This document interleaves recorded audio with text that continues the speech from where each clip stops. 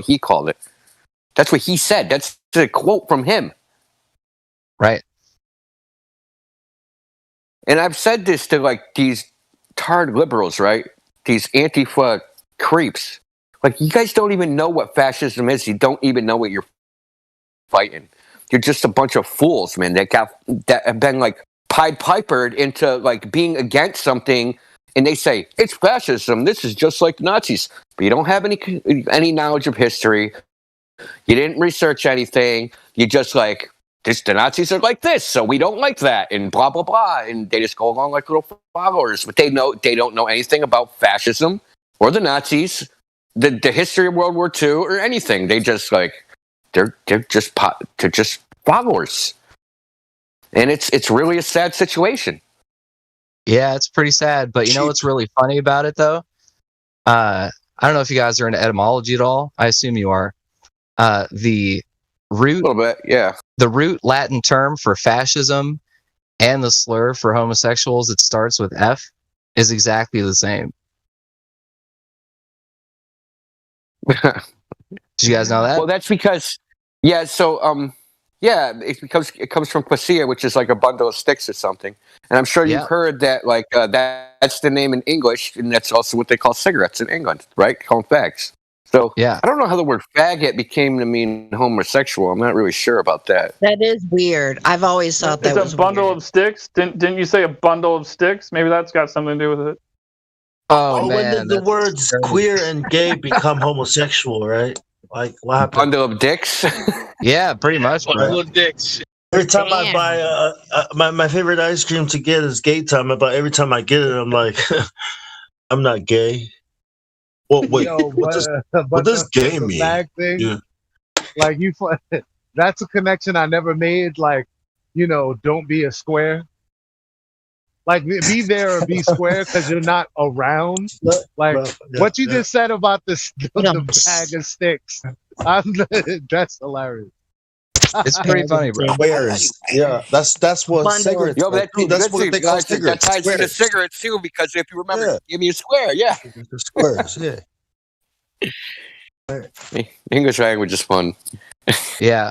I'm pretty sure Mussolini, though, Mussolini actually was thinking of a bundle of spaghetti. It's that propaganda Hey, speak. do people in England use it as a slur against homosexual people? Do they call them faggots over there? Nah, I don't. They might now. They might. Yeah, they do now. No, they do Started now. out.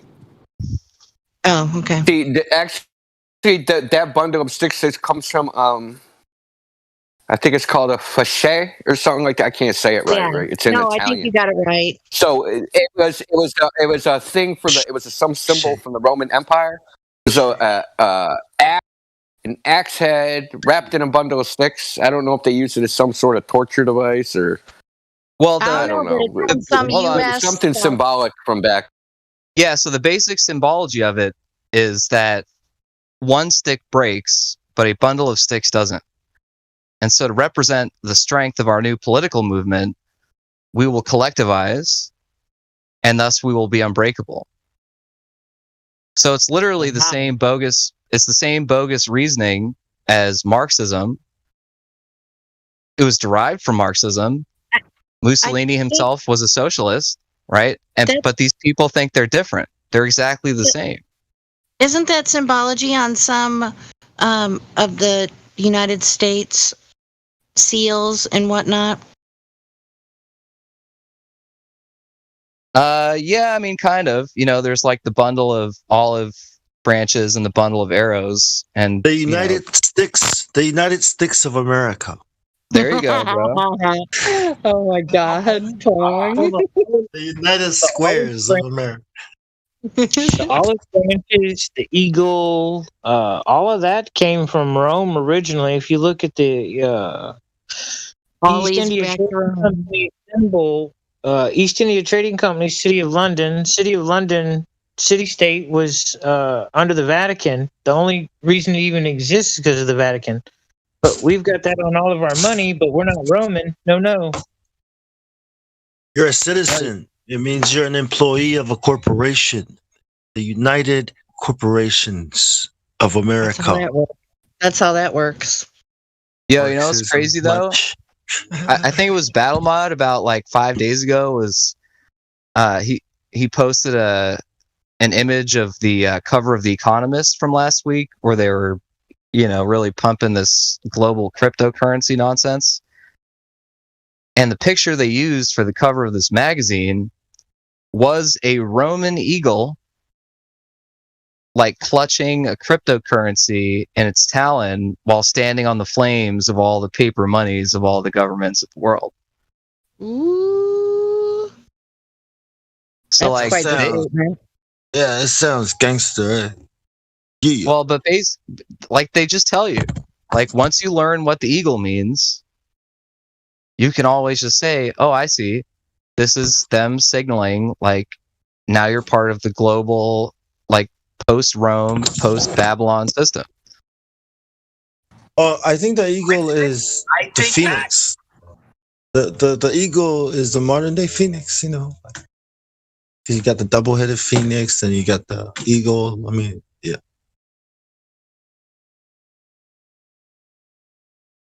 Yeah, I've always been kind of curious, like, how did the Aztecs conceive of the eagle, right?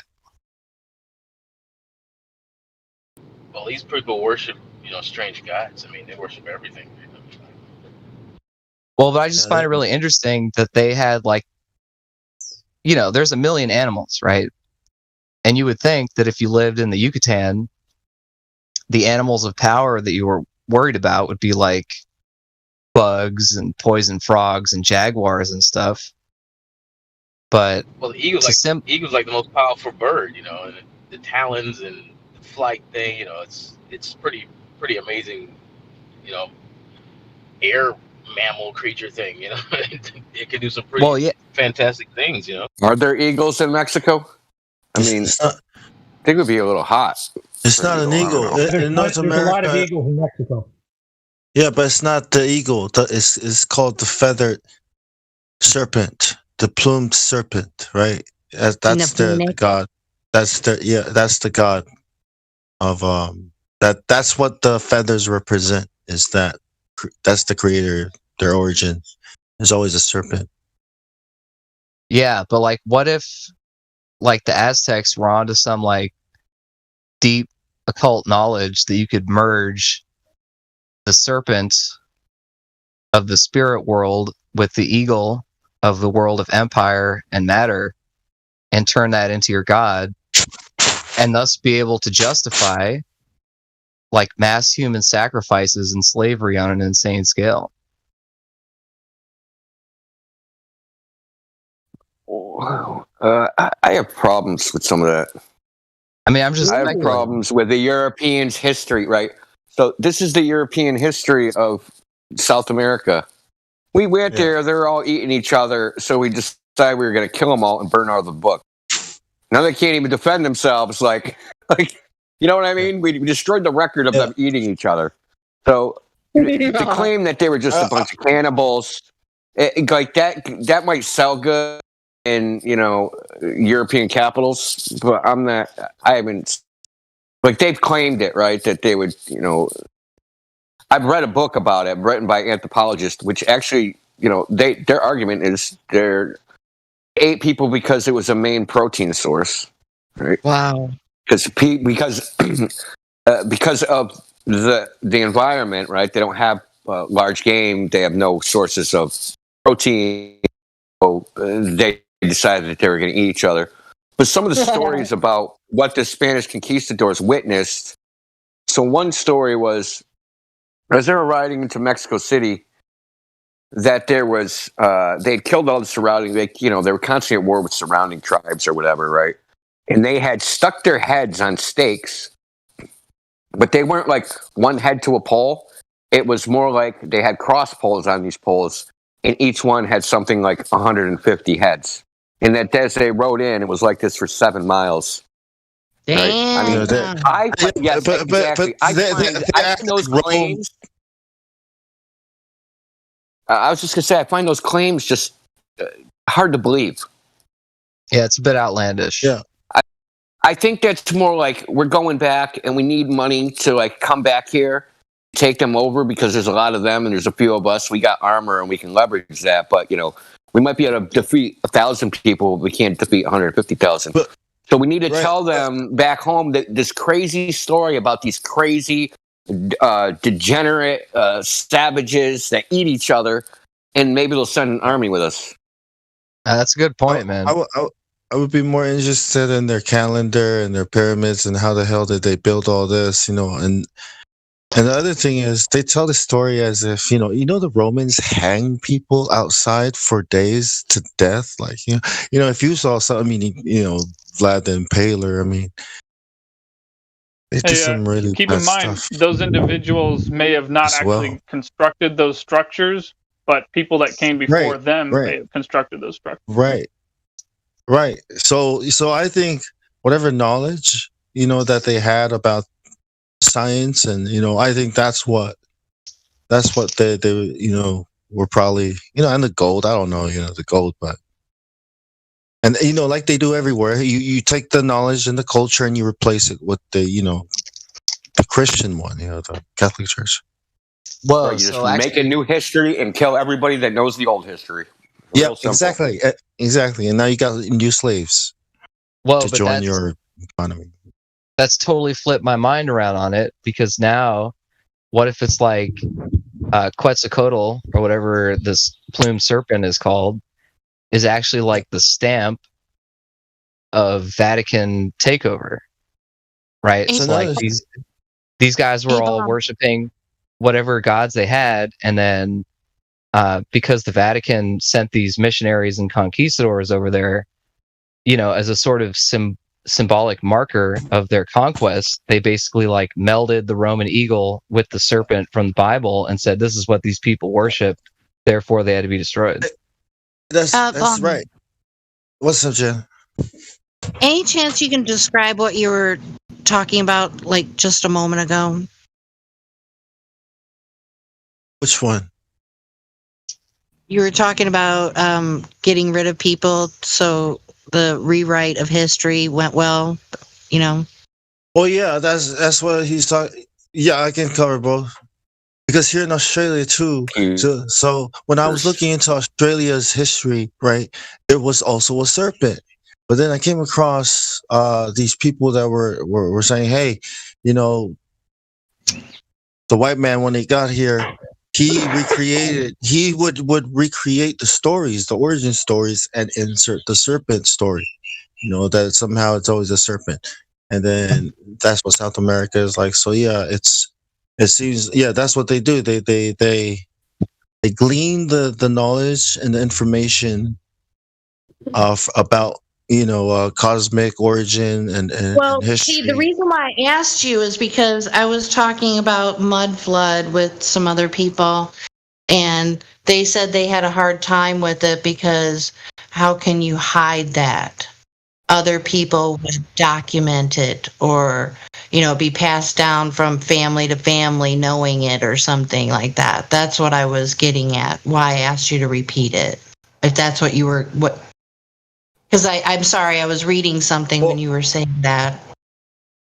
Well, simply, and Bong, like, go into more depth. I only got a short intermission here, but when someone comes to you with a counterclaim like that, ask them if their great grandmother knew how to churn butter and if they still possess that knowledge. Yeah, that works. Because that's what I was going to say. That's what I was going to say. Their answer comes from their programming, what they think they know, because they think that when we process information, we process it with the knowledge that we've already acquired or have been taught or programmed with. So if they believe the Earth is flat and science and all these things, then their answers are already. So they're not even giving it another, because they don't understand how it could be possible. So, but it only takes a couple generations. Like what happens, it happened to our people as well, Samoans. they removed like 80% of the leaders, marooned some, and made some disappear, sent some to jail in New Zealand, and replaced it with their, they created two parties, and then there was a protest, and then opened fire and killed the one of the last chiefs that were standing up against the New World Order, against the New World Order. That sounds intense. Oh man, yeah. So this is how they, and then who's left? And now when I look at who's left right now, it's like, holy shit, we don't know anything about anything. It's lost, So yeah. Same with the South America. I'm gonna ask you guys a question and blow your mind. Okay. Yay. What if the conquistadors, right? So their excuse was that these are a bunch of heathens, right? Godless heathens. We need to convert them to Christianity. What do you think they would have did if they sailed across the ocean and they were all Christians? Do you think it would have turned out any different? Well, no. Hell no. They would have still said, these guys are a bunch of heathens, man. They're not Roman Catholics. We're going to kill them anyway. They were dead no matter what. As soon as the Europeans got there, they were like, there's stuff here we don't have and we want it and we're killing you and we're going to come up with some excuse. Wow. That makes it pretty simple, Indio. Thank you so much. Well, all about resources. Don't let anybody tell you different. There's no such thing as a religious war. That's just the propaganda.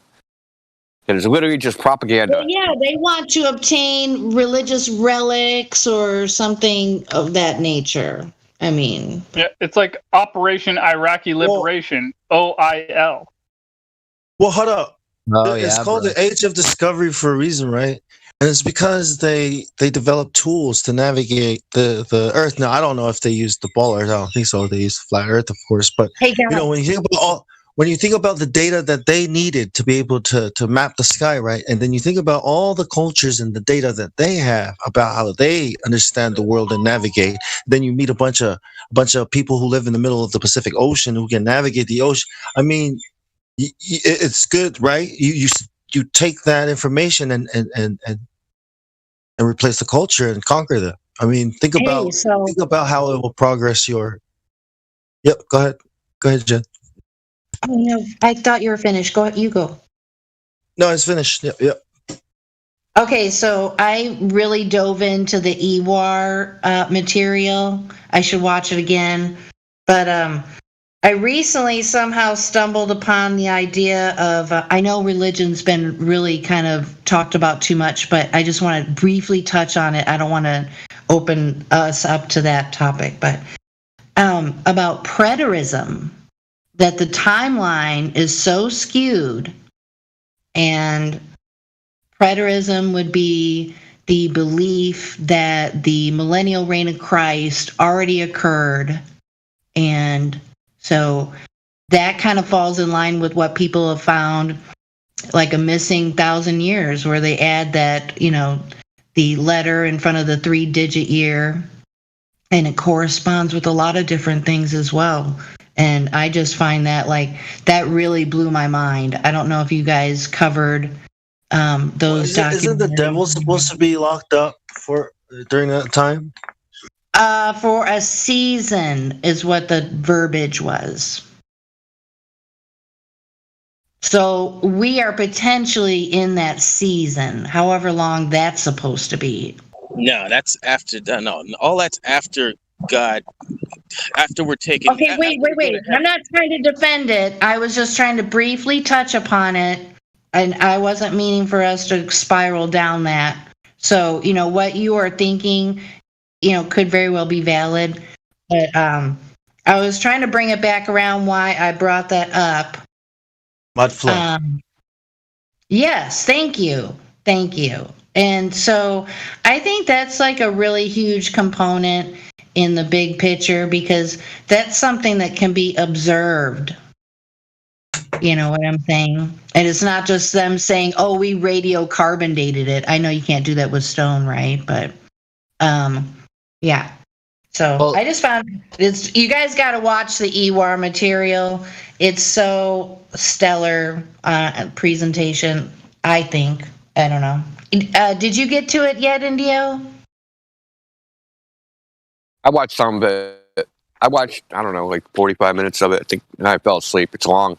Yeah, it's a lot. It's a lot of material, but it's so good. Yeah, it's good. There's a lot of speculation. I mean, well, that's all I can say are about you it. talking about coincidence theory? Yeah, Or- coincidences, right? Coincidence theory. Yes. I wouldn't subscribe to that though, Jen. Yeah, I think it might be dangerous. Yeah, it's one of those things where, like, if you think, like, I see the number 67 everywhere. Yeah, you're going to see the number 67 everywhere because you're going to be looking for it. So, like when you buy like a fucking Dodge Challenger, fucking everybody has one. Same shit. I mean, yeah, we can debunk it, but up to you. Well, so you guys read 1984? I think I saw the I movie. cheated and I saw a movie. Fell asleep definitely- twice. Definitely read it because, most people focus on the way in which the story itself is like sort of an instruction manual for a would-be tyrant as far as like how to gaslight people into self-enslaving.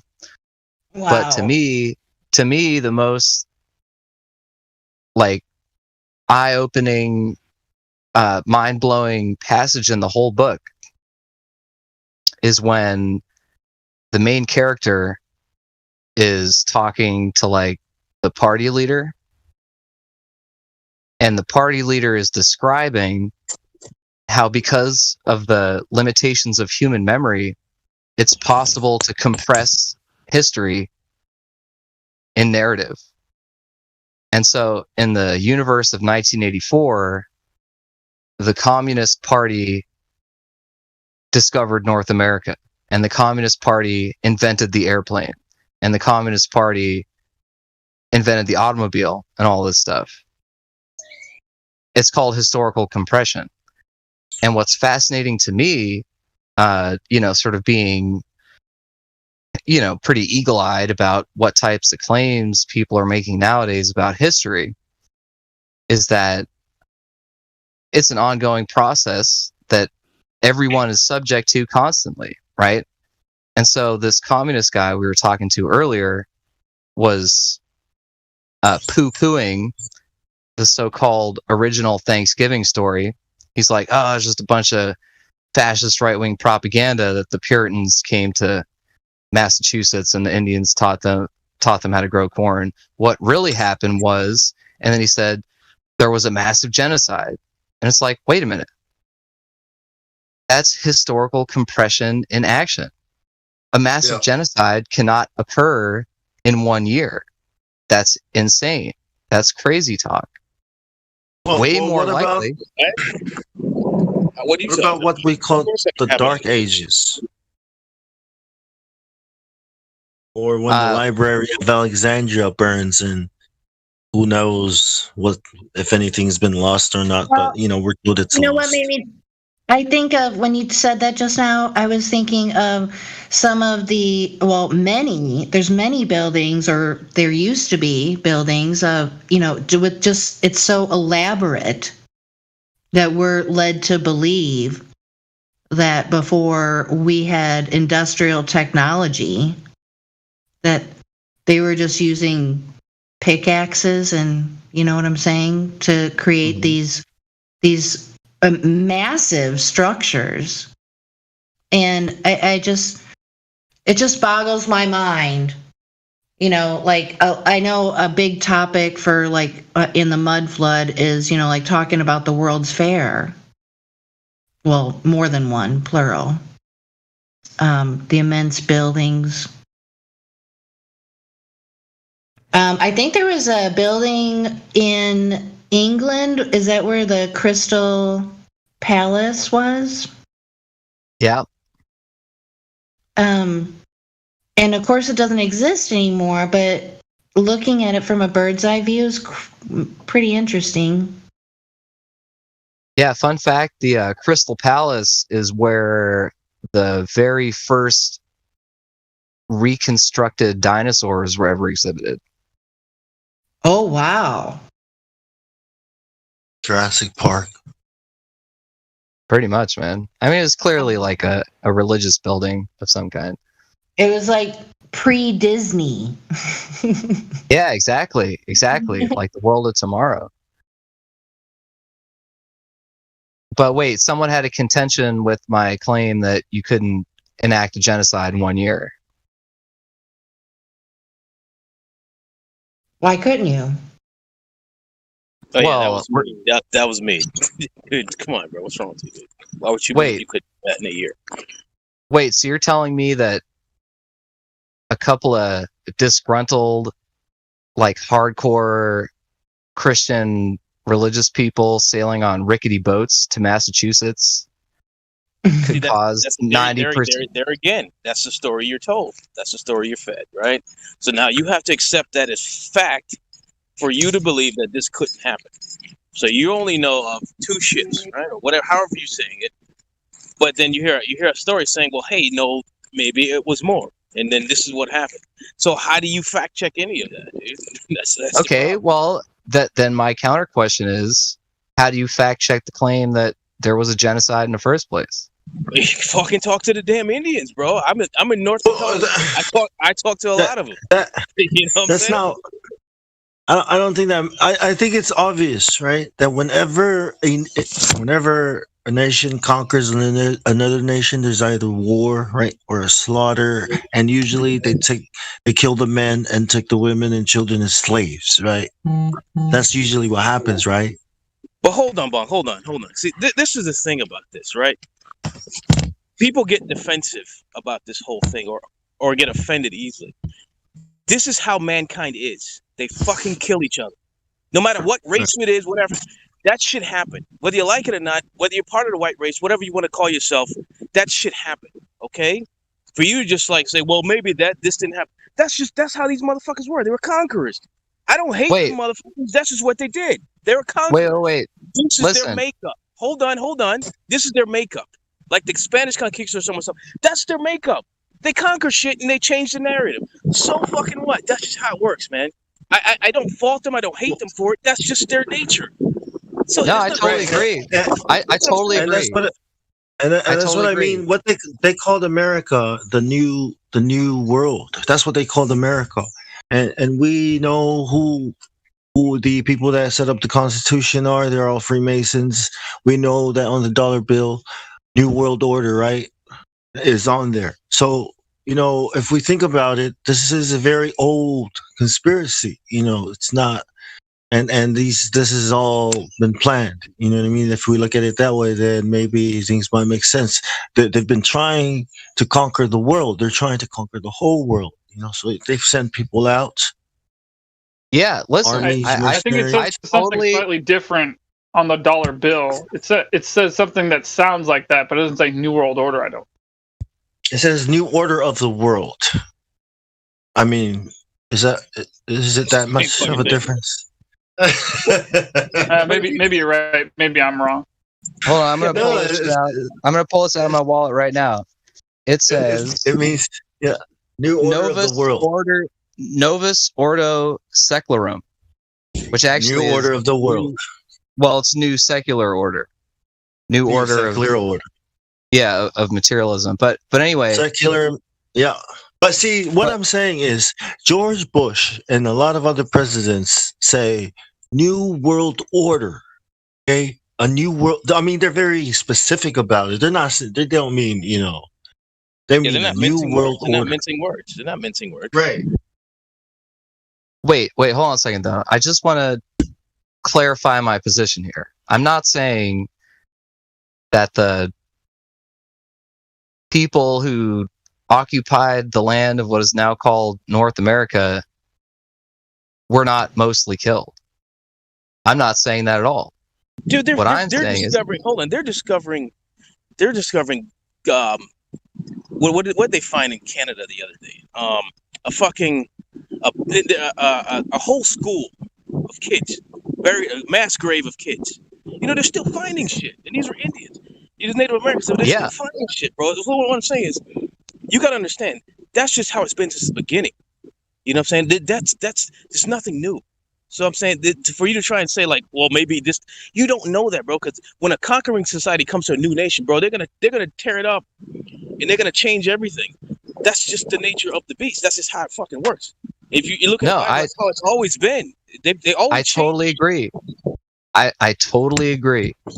What I'm saying is that with the specific, let's call it an anecdote of when English Puritans sailed to Massachusetts, the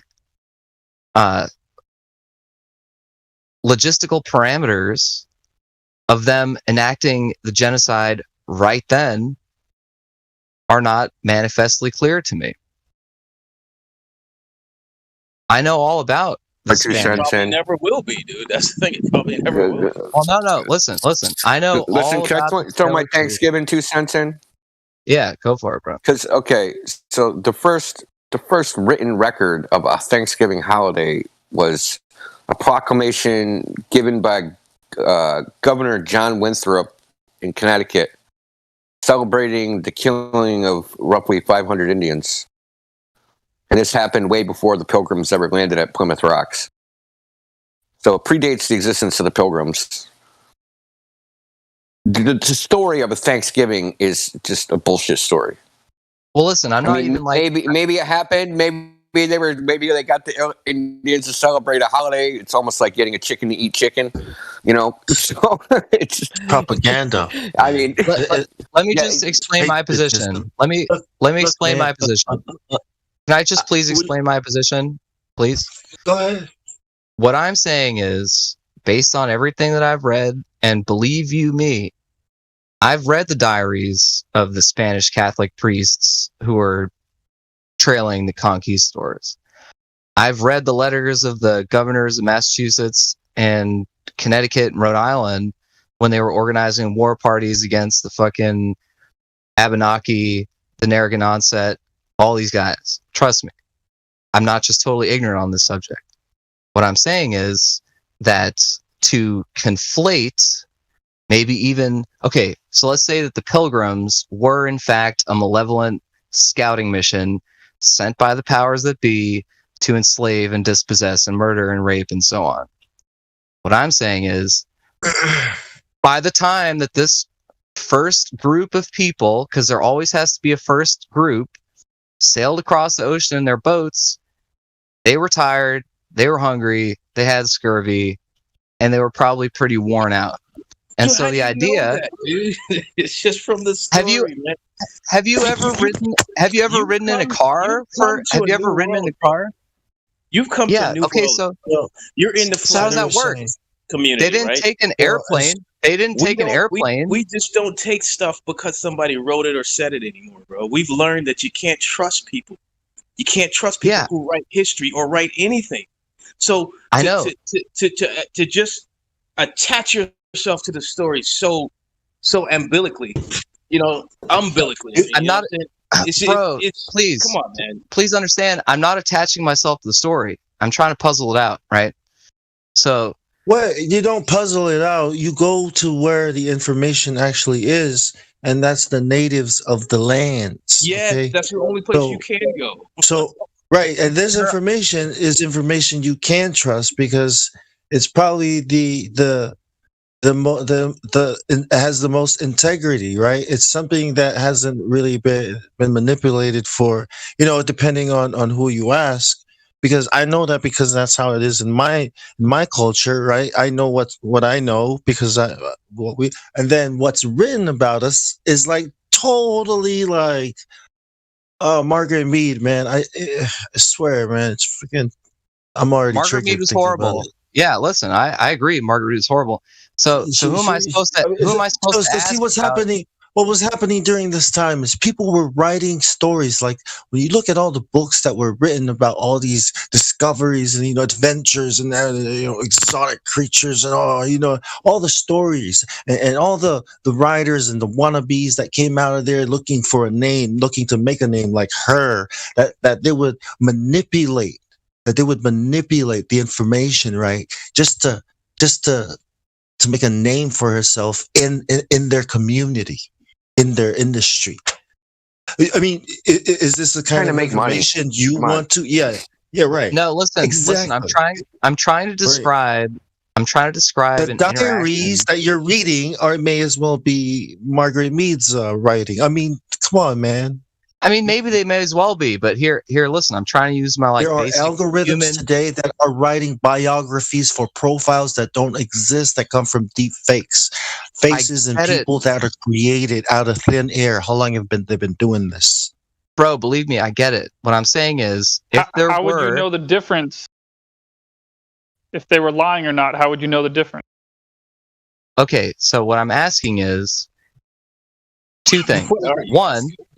What I'm asking is two things. One, is it possible that the vanguard of some raping, pillaging European conquistador army sailed to Massachusetts, and as a result of the duress of crossing an ocean in a wind-powered boat, which is great, and that cannot be denied, landed on the shore in a state of hunger? Margaret Mead came to my island. That's why I'm pissed off. My island. Well, no. Believe me, you're right to be pissed off. Specifically my village, right? No, I'm just saying. I was just like, what pisses me off is like, man, and to think that I read all these other books written by all these other men, right? And I thought it was all good information, and it seems like bullshit. Dinosaurs, man. I don't think I want to. You know what I mean? So it's two questions. One question is, do you think that it's impossible that the natives of what is now called Massachusetts saw these like strung out travelers and didn't try to feed them? Are you saying that's out of the picture? So yes, because in Hawaii, that's where James Cook died, Captain James Cook. You know why? Because when they saw James Cook, they wanted to eat him, and they ate him, and that's where it ended. This story, Hawaii. So you're saying they would have eaten the Pilgrims? Well, I don't know what those Indians are like. It depends on their culture and what their warriors believe. Because these warriors, Polynesians, believe that by eating somebody, you're taking their mana, their spirit. You know, and it doesn't exist on the earth anymore. And so you're saying that the Hawaiians could have. No, I'm not saying anything about the Hawaiians. And shelter, like it's not Greece. If they would have came to Samoa, maybe they would have been fed and. Yeah, I'm saying maybe they were fed in Massachusetts. But what I'm also saying is that regardless of what you believe about the timeline of events of any period of time, there are certain necessary material constraints for the you know what else they brought? Disease. Well, right. It almost disease. 80% of the population in Samoa. The flu. Right. Yeah. And that same thing happened. My ancestor survived by the skin and bones, man. Like his name is the name. What I'm saying is it accurate to describe the events of the first Europeans ever to land a boat in what is now called Massachusetts as the same thing as the genocide of all indigenous Native Americans? Can you call those two things the same thing? Do you know? Here's the thing, bro. You don't know if that event even fucking happened, man. That's what we're trying to get you to understand. You don't know that event even fucking happened, but you do know that the Indians were wiped out. That's what you do know, right? Maybe they all killed Native Americans. I don't know.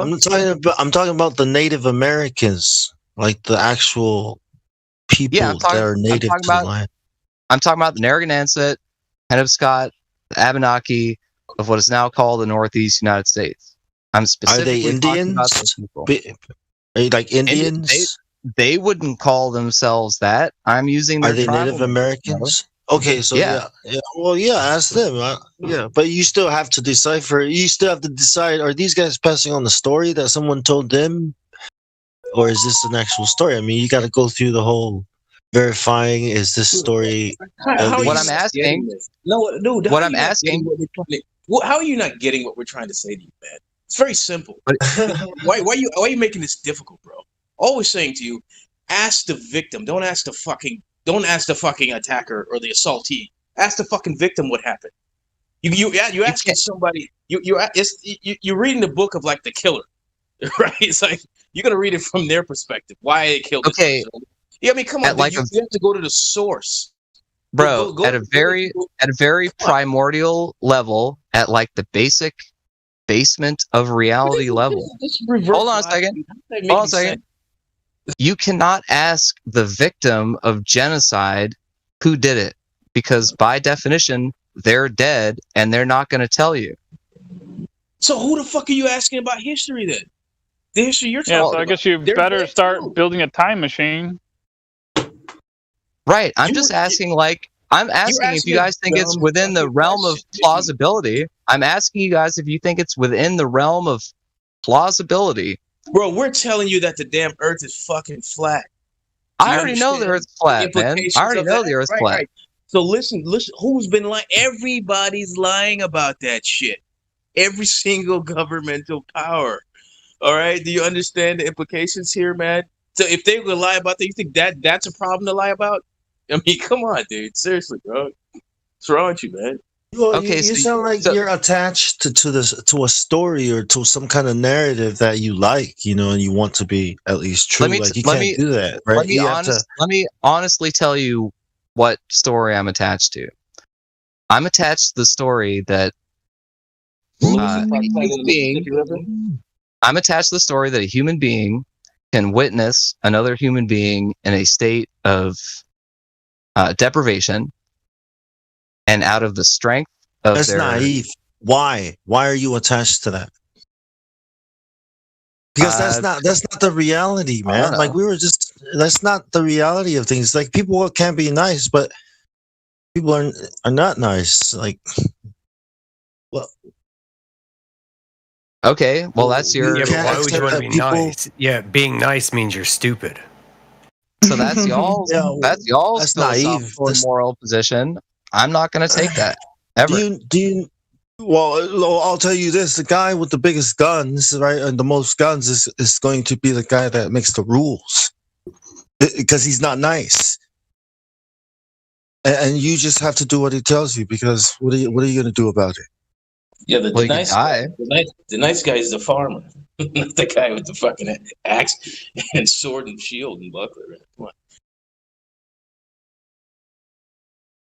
So wait, you guys are seriously telling me that the only? Well, you guys think? So you think they came over with Bibles and a lot of love and and? No, I'm not. To teach the good news of Jesus listening to me. You're so not listening to me. Who have their own culture and their own religions and their own gods and their own beliefs. You're just that's what their intention was. They're not here for the land. They're not here for the resources. They're not here to develop or try to conquer the world. No, no guns, minimal. You're not listening to me. You're not listening to me. We called them sky piercers. You know why? Okay. It sounded like thunder. That's why. Cannons.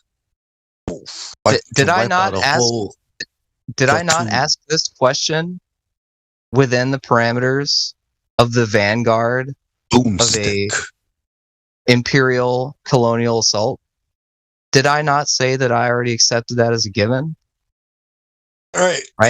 So when the scouts of an army cross terrain to get to another segment of terrain where the enemy's at, are they tired or energized? Are they hungry or are they full? They're going to be worn out. It's compounding that fact. The story that you're told. All we're saying to you, bro, is you don't know if that story is true. What do you think U.S. soldiers are doing in the Middle East, man? You think they're just standing there with the Bible, giving out hugs and money and help? No. I don't think that. I don't think that's what the Puritans were doing either. In fact, if you but what do you think is actually happening there? What do you think they're doing there? If you read the first-hand accounts written by these people, they were under the impression that because of their devotion, right? No, not at all. They were under the impression. Nope, not at all. They were under the impression. Fuck, man. They were under the impression that because of their faithfulness and devotion to God, that God had granted them an infinite expanse that was basically synonymous with the Garden of Eden, that they could do whatever they wanted with, including the extermination of the natives. Is this the same God that's on the dollar bill and God we trust? Is that the same God? No. The original Puritans were not part of that. In fact, how do you know that?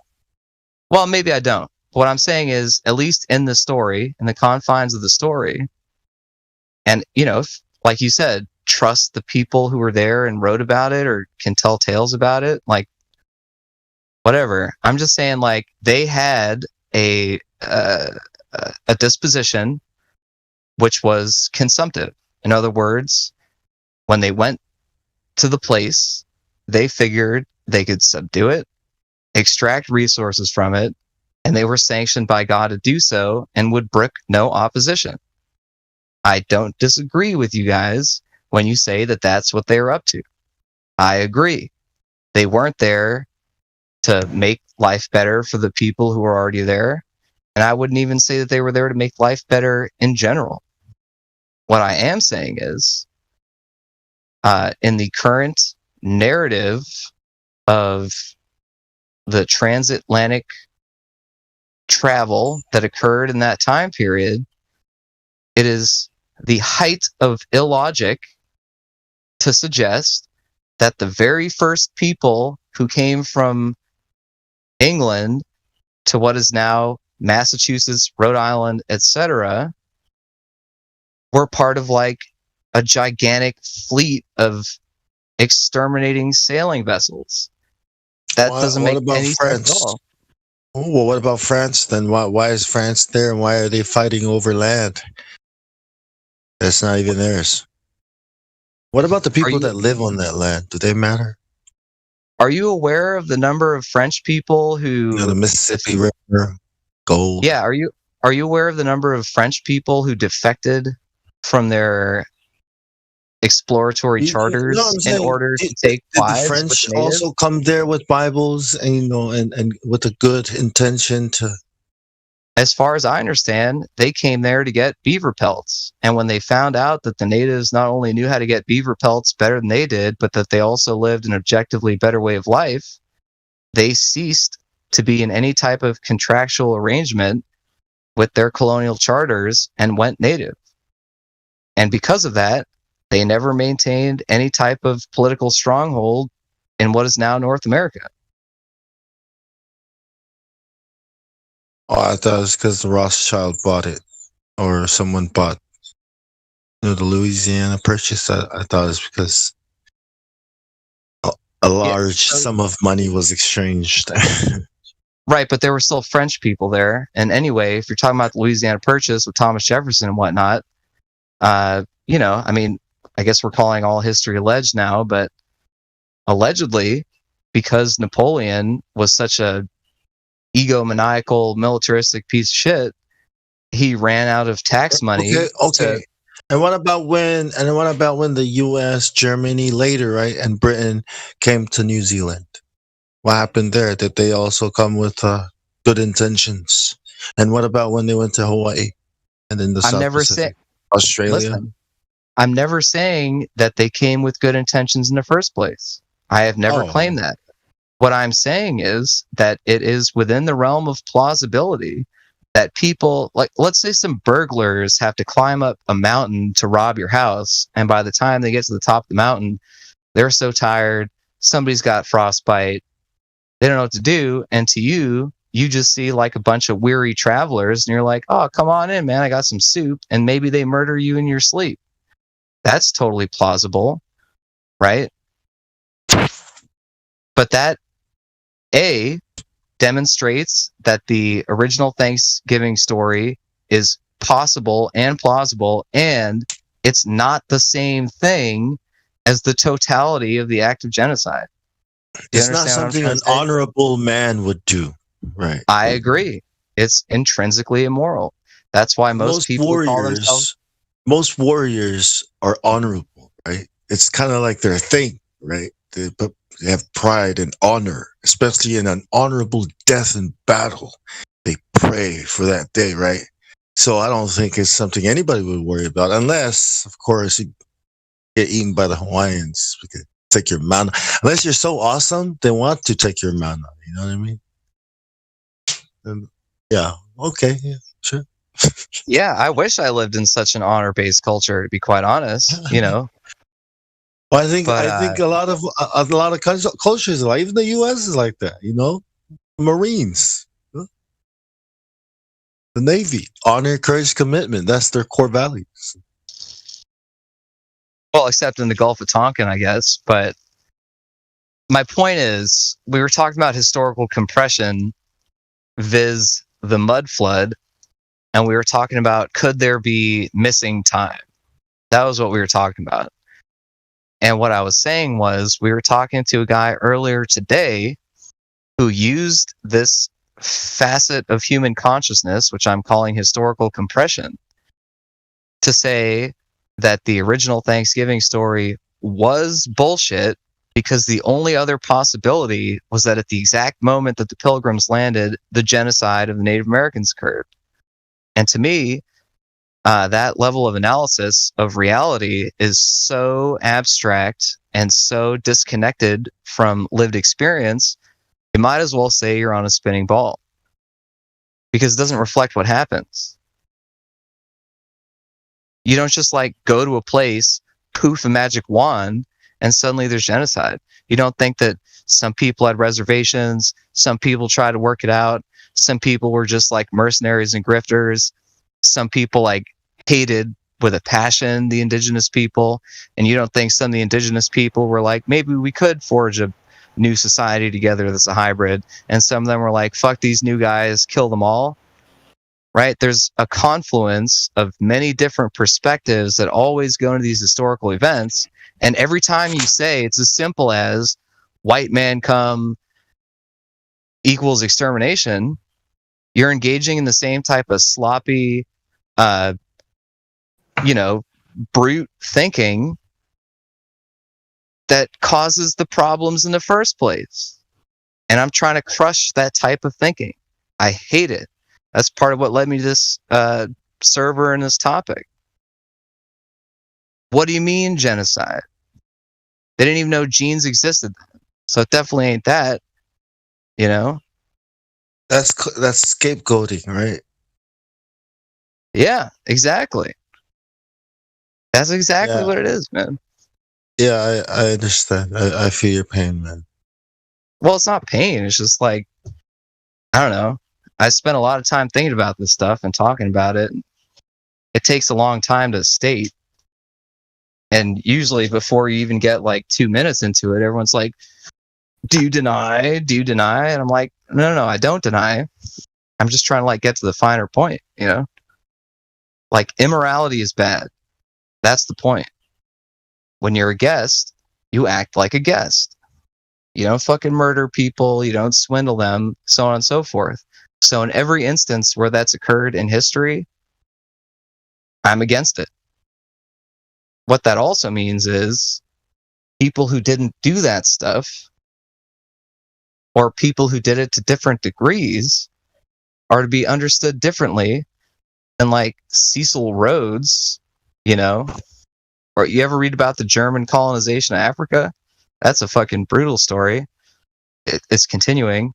The story of the Boers in South Africa and Africa, that's horrific.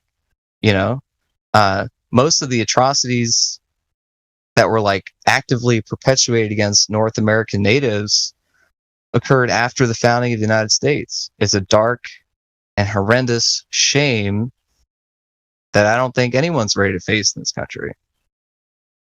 It's just a thing that exists. But the problem is, it's you did it. Well, no, I didn't do it. Right? And that's when the equivocation fallacy occurs.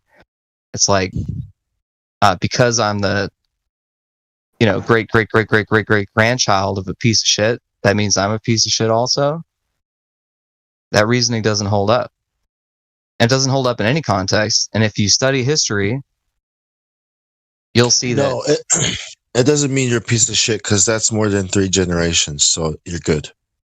Is there a generation? And I am too. That means it's out of the system, out of the tree. Yeah. But I'm just joking, dude. That was a joke. I get what you're saying. I'm just saying, like, for a guy to come in here and say that the only two options are the fairy tale Thanksgiving story and the fairy tale Pilgrim's Land instant genocide story, to me is the same type of like unfocused and uninformed thinking that leads people to all kinds of troublesome nonsense. In fact, it leads the same type of troublesome nonsense that caused the genocide in the first place. Exactly.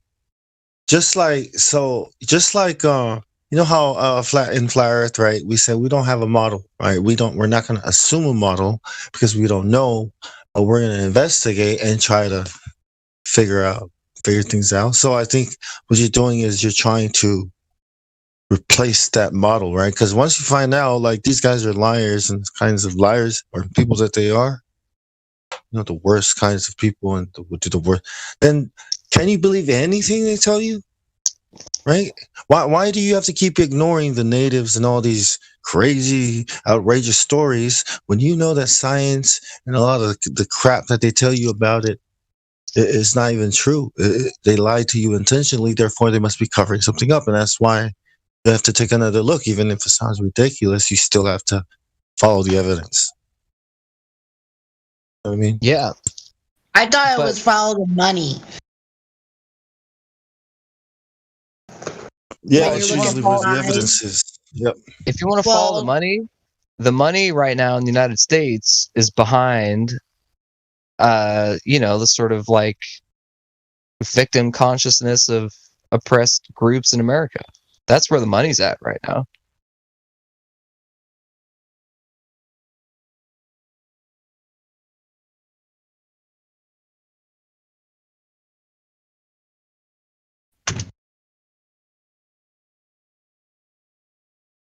Hey, anybody up for a song?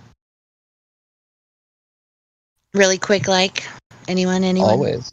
I love music. All right, cool.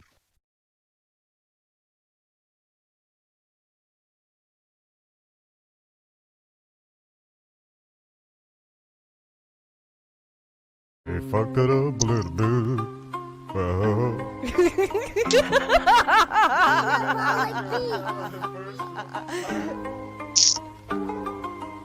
Nice. If you know how they race you in the system, stunt your growth, blunt those hoes, you get the gist then.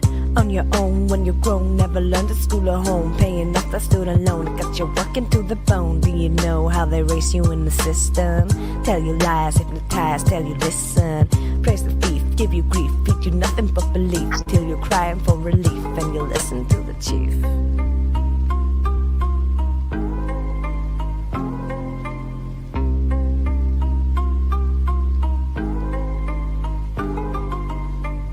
You know how they raise you in the system. Broken men, yo girls, you need to listen. Save your children, turn your boys into good men, and the future will be good then. If you know how they raise you in the system, must conform to the norm, you don't resist them. Be a slave till you cave, cause they dangle what you crave. Make you think that you're unsafe, make you think that you're not brave. If you know how they raise you in the system, got you stressed, never rest, you get the short end. Working hard, pay with card, becks I've gotten through our God. Young children being scarred, fat cats packing lard. Do you know how to even tell the difference? Live a lie till you die with indifference. Bound by chains cannot see, still you miss them. Take the reins, it's your life or be their bitch, man. If you know how they keep you in the system, flashing pictures, glow past scriptures. Take your money, oh you're funny, it's a reset. Pay their debt, that's a threat, don't forget you're a pet.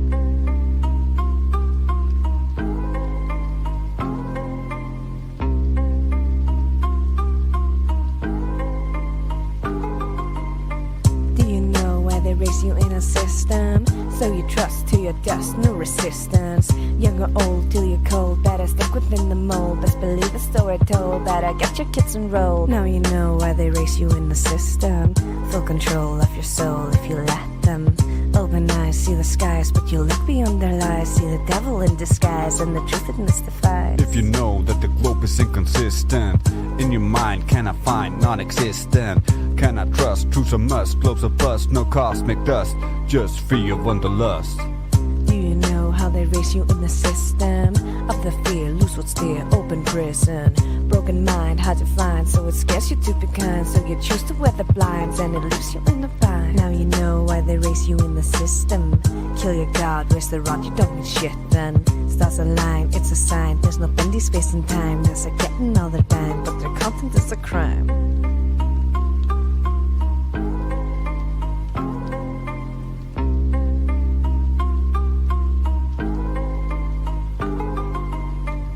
You know the truths, you can list them. Draw the line, genuine, every baseline. Grow a spine, get online, and meet me and mine in the new paradigm. If you know about the rulers of the system, it's a bloodline, foul, clandestine. World decline, not divine. Makers of the storyline from long before Byzantine. Do you know how they keep you in the system? Kept in debt, under threat, so hard to leave them. Stand up strong, you belong. That's the purpose of the song. Doesn't hurt you to be wrong. Now you know why we should change the system. Free your mind, meet your kind, flat at disco. Ocha Choco, cracking crypto, Bambi, Lulu, QA, Mickey, Sonny. Such a wig if you acting funny. Now you know why you should join the disco. Get informed, break the norm, it's time to let it go.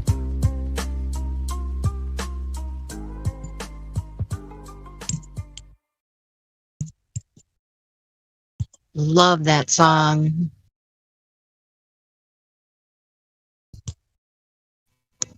Yay, yay.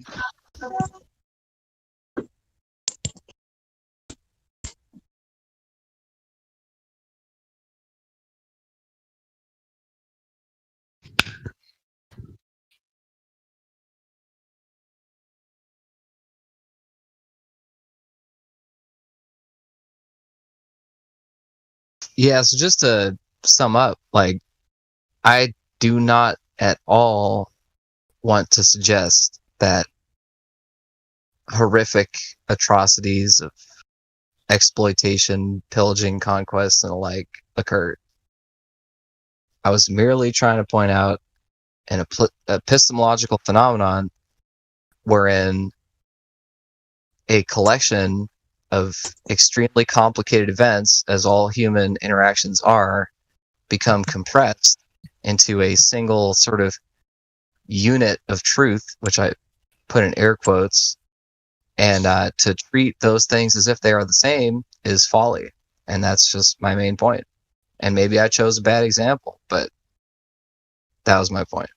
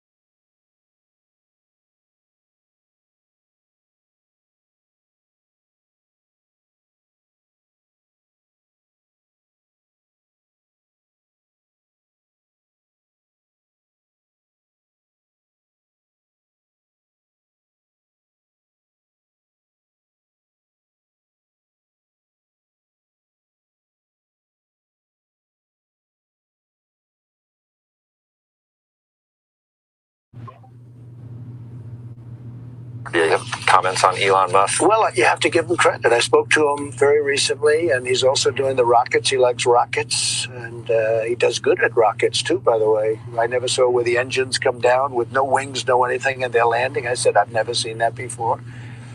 And I was worried about him.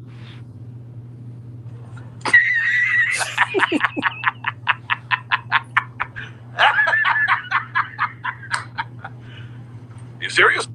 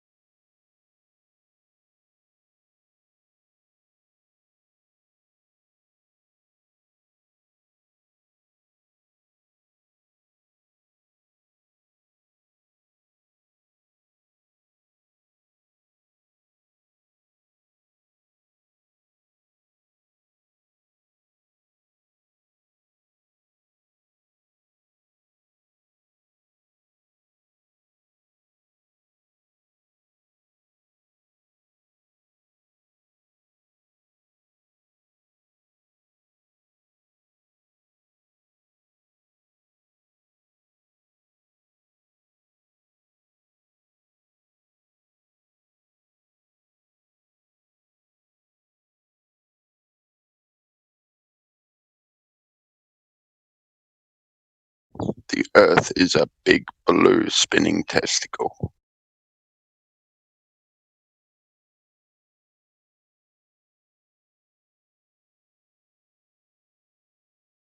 Is that right? Why are you gay? Prove me wrong.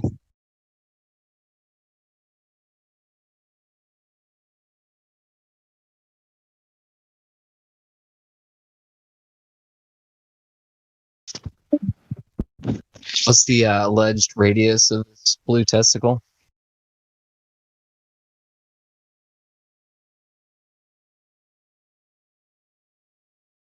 Is it about 25,000 miles in circumference, I believe? So, where would the geometric horizon necessarily be if you were looking at it 1 foot above sea level? It's about 3 miles or something, isn't it? I believe something like that. It's not very far. 1.225. What's the square root of 1? 1.2. Yeah. So, if anyone ever showed you proof that that's not where it was, would you be willing to concede that your calculations were off? No. Why? Why would I? Don't the alleged geometric constraints of a sphere have to be subject to its observable real nature?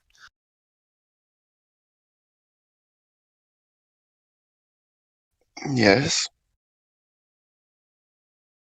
So, therefore, it's logically necessary that the geometric horizon prescribed by a sphere of this alleged circumference would be at a fixed geometric position, would it not? No, the horizon is not fixed. That's where you're wrong. Shows the globe like inflating and deflating. Yeah, I told you it's a testicle. So, like, you get blue balls and it inflates a bit, and then, you know, you get one off, it goes down a touch, you know. Rick, Oh my! be nice, Rick. I am being nice. I'm talking about God's testicle.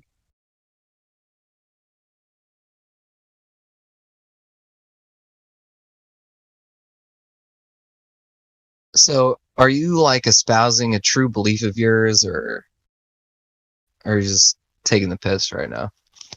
I'm sort of taking the piss because I come in here, it was quiet, so. Yeah, we just had a very heavy conversation about geopolitics, which we won't get into, but back to the main topic. Do you believe that you are standing on a sphere, or oblate spheroid, or pear-shaped thing right now? Yes, I do. Of course I do. Okay. Well, you say of course you do. Of course I do. Now, one interesting way to tackle this problem would be to survey the historical opinion of peoples across times and spaces. Now, if it is the case, as is asserted by Wikipedia and others, that throughout the vast majority of recorded human time, the Earth was conceived of as being flat, what they also didn't have mobile phones back then either, dude. They didn't have what? They also didn't have mobile phones back then either, dude. We evolve, you know, things get better. We make second renditions of things. We forget the other things that we didn't know out. Hey, evolution. Yeah. Did you say evolve? Yeah. I knew that was going to trigger some ears. Yeah, evolve. Do you know what evolution is? Do you believe in that fairy tale? Oh, yeah, I do believe in that. You do believe in it, so you're religious, right? Oh, is this QE? What's going on, buddy? Yeah, I don't know about buddies. Oh, you want to bail on that? That's all right. Fine. I want to bail on it. There's nothing to bail from. Do you believe in that fairy tale evolution? Yeah, I do. You do. So you're religious. Yeah. Let's get back on topic. So you're religious then, right? Because you believe it. I'm not religious. No. Yeah, you are. You believe it. No, don't straw man. You believe it. He just doesn't like to. He just doesn't like to think of himself as religious. I'm not religious. Yeah, yes, you are. Yes, you are. Yes, you are. You just said no, I'm not, QA. Yeah, you are. No, I'm not. Are you just going to come at me and belligerent me and just go, no, deny, right? Shut the fuck up, clown. Clown fuck. Another dumbass ball-tard. Right? He's a ball-tard, isn't he? Yeah. Yeah.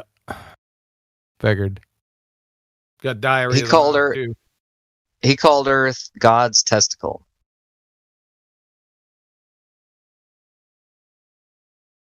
With an alleged circumference of 24,901 miles. Yeah, who cares what he says? He's just a dumbass ball-tard. Doesn't know the difference between level and friggin' curve. Right? Just another one. Now it's time for ridicule. Let's give him a test. Let's test him. Yeah, let's test him. I don't know if I can take him off mute, though. It's like I need to take a shower.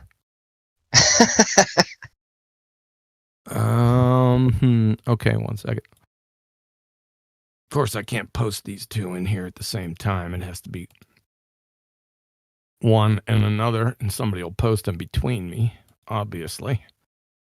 All right. But Carl's, hold up. Told you.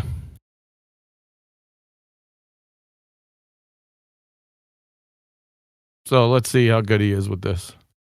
So, Knuckle Dragger.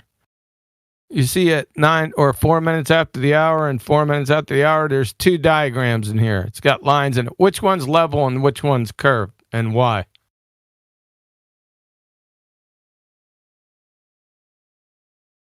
Since you don't got anything to say on evolution, we might as well just roll past that because you're a clown. Oh, no, you muted me. You muted me. Yeah. That's why I had nothing to say, QA. You muted me. Yeah. Oh, do you want to go back to evolution? I don't really want to engage with your bullshit. Yeah, that's right. So let's have a good conversation with the other guy, to be honest. Let's go. You want to have a conversation, huh? Well, go talk to a preschool. And they'll laugh at a dumbass. Right? We got a simple question here. Which line is level and which line is curved? Why? That's it. Simple question. Can you handle that?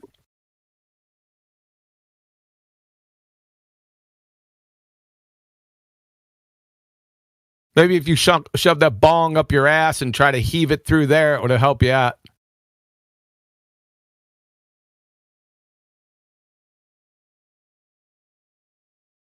So, ball-tards. Any ball-tard in here? Somebody want to tell me which line is level and which one's curve and why? What would... Go ahead. But QE, they're the same because level is curved. Yeah, that's what I'm getting to. That's what I'm getting. If somebody wants to impress me a whole lot, can somebody define curvature for me? Please.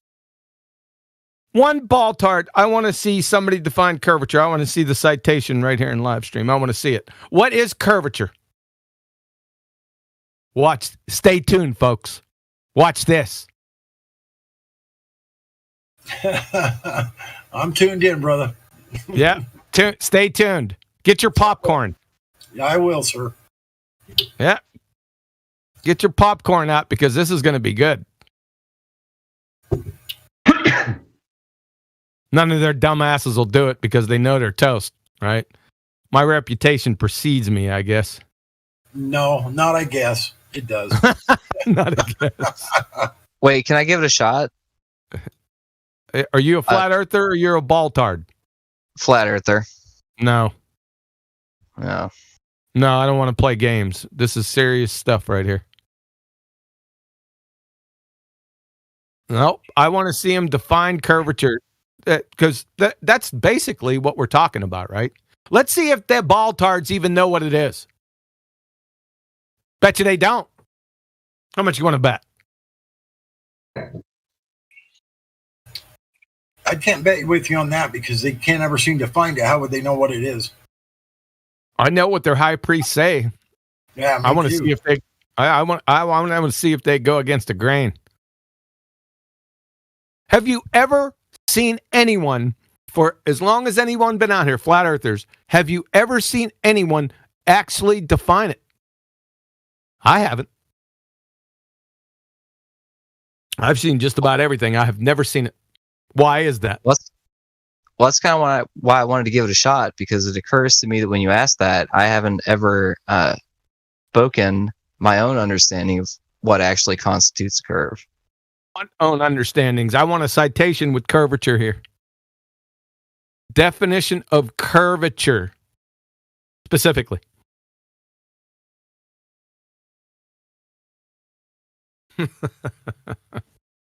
Because I wasn't in a hangout. I was listening to a flat earther say that curvature and level are essentially the same thing.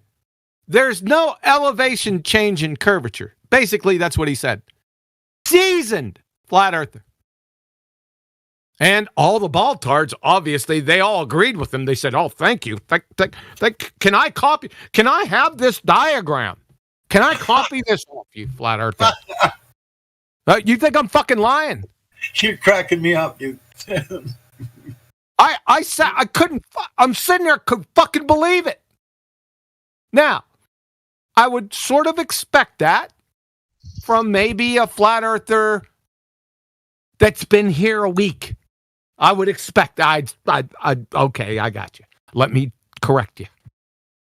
But a seasoned flat earther? Are you fucking kidding me?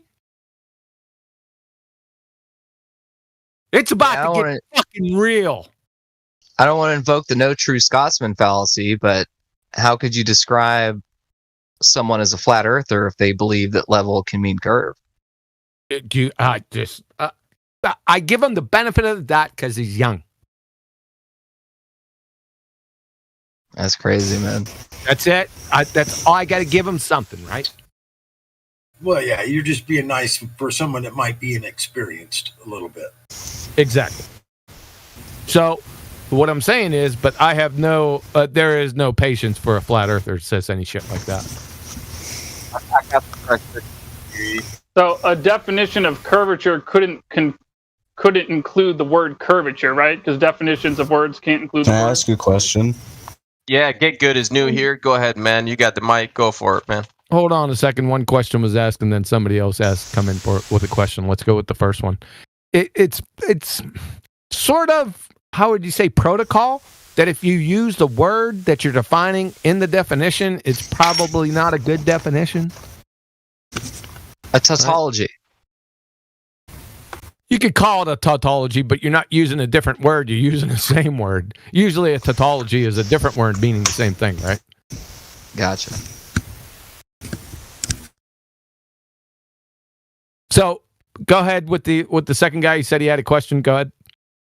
Okay, so if the Earth is a flat plane and the Earth, or not the Earth, the Sun and the Moon are rotating, or of the plane, and why wouldn't? Well, the Sun has to be above the flat plane, right? Why doesn't that? I didn't really want to move off. I didn't really want to move off. I really didn't want to move off. Can I finish my sentence, please? Hello? Yo. I'll give you fucking hello. Who is this? Hey, thank you. Let me finish my sentence, please. I'm going to give you a fucking hello. There's your hello. Fuck off. Okay, so why doesn't sorry, that wasn't you. Sorry, Curly. Who was that? Is it Get Good? Yeah, there it is. There, you got it. Thanks. Get to you in a second. We wanted the definition of curvature, not your train wreck of an incoherent dumpster fire question. If the Earth is flat and the Sun is rotating and the Moon it's above the Earth, then fuck off. So is it? Would the Sun be rotating? Yeah, or right. in transit above our head? Yeah, exactly. That's why I wasn't going down that road just yet, because it's too stupid to do it. I just wanted to stay on curve. I think this is very important. Does anyone disagree? If you disagree, I'll drop it. No, I agree. I want to. Can I offer an answer? No, It's I don't want. I don't want a personal answer. I want the citation for curvature defined. Is this too hard to understand? No, I don't want anybody's feelings on it. I don't want what they think about it. I want somebody to define curvature coherently. Is that too much to ask? I didn't think so.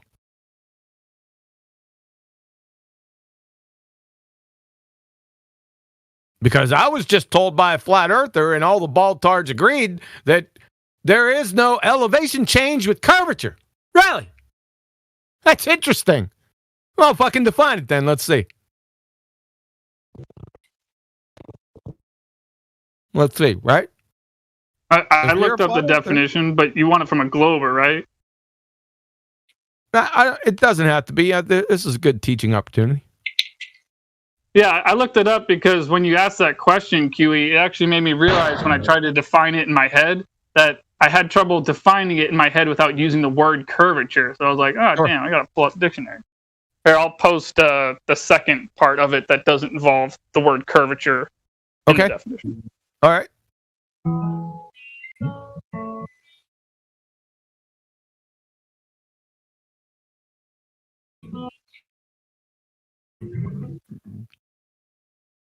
The ratio of change in the angle of a tangent. It's got to be something simpler than that, man. I want something that everyone can understand. Who's playing a guitar? You trying to serenade me or some shit?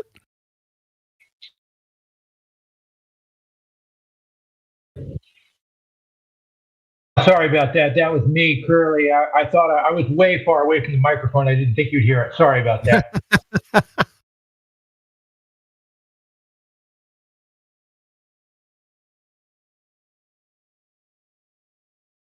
I mean, I guess you could say that that's correct. The ratio of change in the angle of a tangent that moves over a given arc to the length. Yeah, it's correct. But I would like, something that, your average everyday Joe would understand. Not straight. Yeah, but you can't define something as to what it's not. I mean, the definition I wanted to offer was any way of adjoining 2 points wherein no section of that adjoinment is a straight line segment. I guess that's the same thing. All right, never mind. Anything that deviates from level or straight. Yeah, I got you, Carl's. Yeah. It's not what I'm really looking for. I guess no one's going to do it, and I'm holding up. What's up, Cyrus? Haven't seen you in a coon's age, man. Where you been?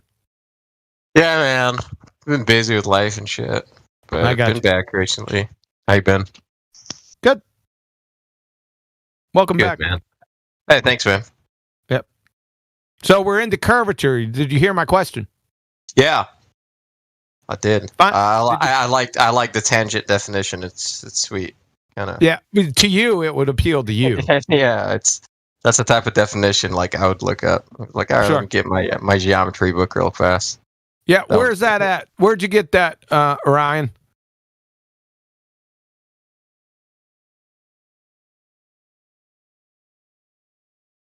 Where'd you get the ratio of change in the angle of tangent? Where'd you get that? I typed it into duckduckgo.com curvature definition. But wait a minute. I hate to be pedantic here, but doesn't that beg the question that you already know what a curve is before you start drawing tangent lines? Yeah, you'd have to know what a tangent is. Right, which means you'd already have to know what a curve was. You can't define a curve in terms of what a tangent does.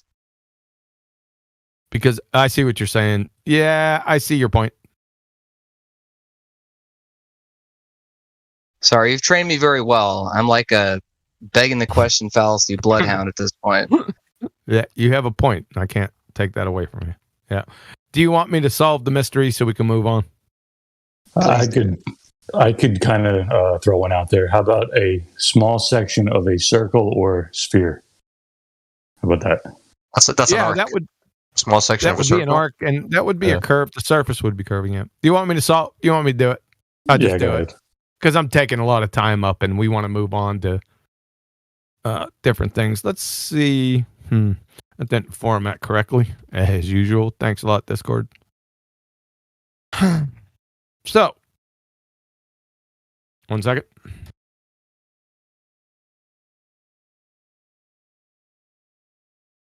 What about this?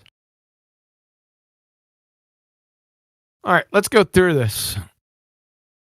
From the United States Naval Academy.edu. Curvature is the rate of change of slope. So it is the you like that, don't you? I figured you would. I liked it too. So it is the second derivative of the elevation surface. Uh-oh. From pennstate.edu. Slope is a measure of a change in elevation. Uh-oh. That's a big fucking uh-oh. So, booger eater baltards, if curvature is the rate of change of a slope, and a slope is the measure of change in elevation, then curvature must necessarily involve a change in elevation. Next block of instruction, how to point at a fucking house. I bet it's horizontal from your location, too. Bada boom. Well, no, the problem is, you see, the imaginary line moving from the tip of my finger to the house is also curved. Then it's not a tangent. So, does everyone understand this? You can. I posted this so you could steal it. You could have a sloped straight line. That's for sure. Yep. Yes, you so can. It's the rate that. Yep. The slope has to change. You see. So. Slope has to change in elevation, doesn't it? To be a slope. Yes. Yeah. But for a slope to become a curve, the rate of sloping has to change at every point. Yes. Correct. Yes. That's why, like, the ratio of the what was it? The angle of the tangent line. That's sweet. That's like, yep. You could imagine like a tangent, just draw it, as you're following the curve. I can imagine it. I don't know. I like kind of goes along the lines of level. I'm just so saying. Basically, you need as a logical concept, as an axiom, if you will, a straight line by which you measure the fact that a slope has occurred, and then further by which a rate of slope has occurred. Yep. And that's a drop in elevation, which we would ordinarily base on sea level. My point was that they claim that curvature and elevation are separate. I'm telling you what they're crazy. I'm telling you what they said. It's wild. I'm just saying. I don't know. Did they forget 8 inches per mile squared? Drop. What is drop if not elevation change? Can you get a horizontal drop? Can you have drop without changing elevation? That's the question. Well, no, a drop is a change in the magnitude of a y-axis value. Yeah. Or elevation, correct? Correct. Yeah. There you go. That was hard. A y-axis value. Algebra. Darn that sea level getting in the way of everything, of all those curves. Like, damn it, that sea level again is right there, right where we don't want it. We can't have that. Don't you understand? Has to be relative to a curve. There can't be any relative that's just fundamental and horizontal. You got friggin' ballers going around saying curvature has nothing to do with elevation because the Earth's flat. That's why. Mm-hmm. Because. Yeah, that's why. I know that's why. Exactly. You know why that's so crazy, though? Is because you actually have to, defy the very Euclidean geometry that is the basis of all gravitational calculations, of all celestial modeling, in order to assert that water is curved. You have to throw out the foundations of measurement itself in order to assert that water is curved. It's crazy. No, they throw out coherency. All right. Go ahead, be good. I'm finished with the curvature thing for right now. Go ahead. What's your question?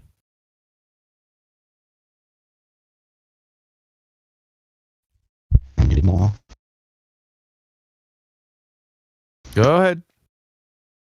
Oh, okay, so if you take a picture at sea level, why can you see the top of your building, mic but is not the bottom? Your mic's a train wreck. Drop out and come back in again.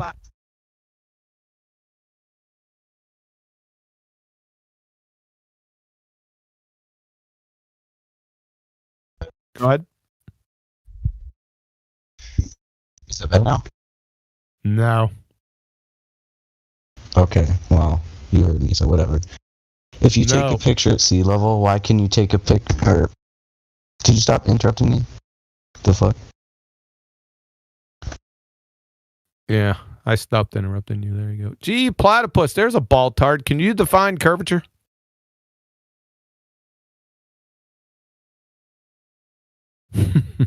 Wonder how they define a straight line, man. What's a straight line to them? No, not a straight line. I said define curvature. Oh, yeah. I wonder, do they understand what a straight line is? No. No, and you better be careful because most flat earthers don't. Oh, hey.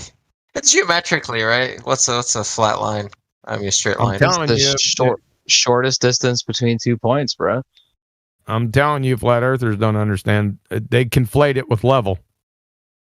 Oh, yeah. It's just the definition I know. It's just, it's the shortest distance between 2 points.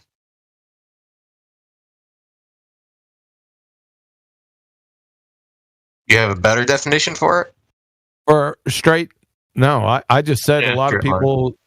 I'm just saying a lot of flat earthers conflate straight and level. Okay. That's a problem. Now, a level line is straight, but not all straight lines are level. How about that? That is correct. I mean, basically, level is parallel to or collinear with the x-axis. Yeah, that's a little bit wishy-washy. Level is merely every point on the level is not higher or lower in elevation. Essentially. So every point is at the same level. How about that? I can't use that because level's in the definition. Yeah. There is no change in elevation along a level line. How about I use level again? So DY over DX for a level line should be 0, right? Yeah, exactly. Right? Exactly. Yeah. No point higher than another. Yeah. How about that? Zero slope. Change in Y over change in X must equal 0. Or 1. Oops. No I found this sentence. Hold on a second. I found this sentence in your first link. As to reduce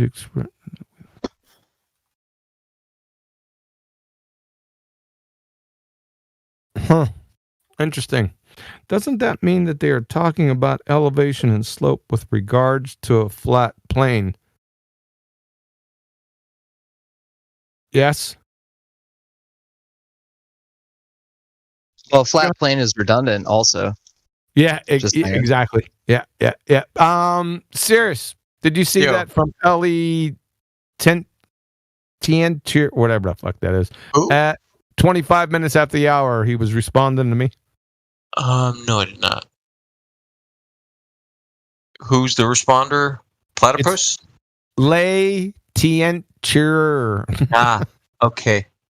Found this science in your first link. Okay.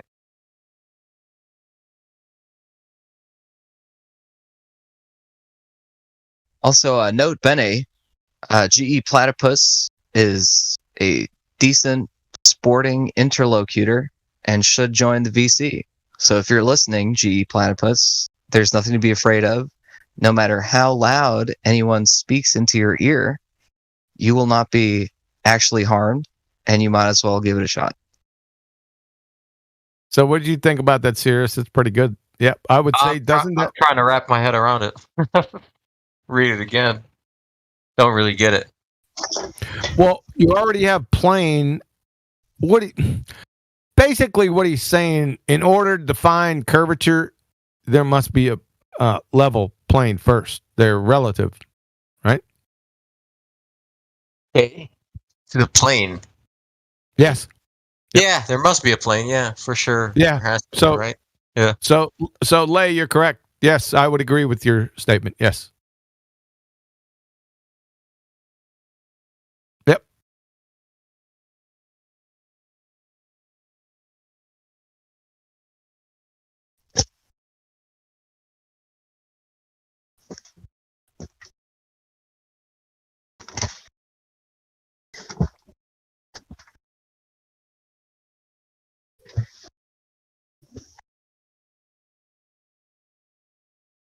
But that's chasing down the rabbit hole too much. I just wanted to go with curvature and see if Baltards knew what it exactly was.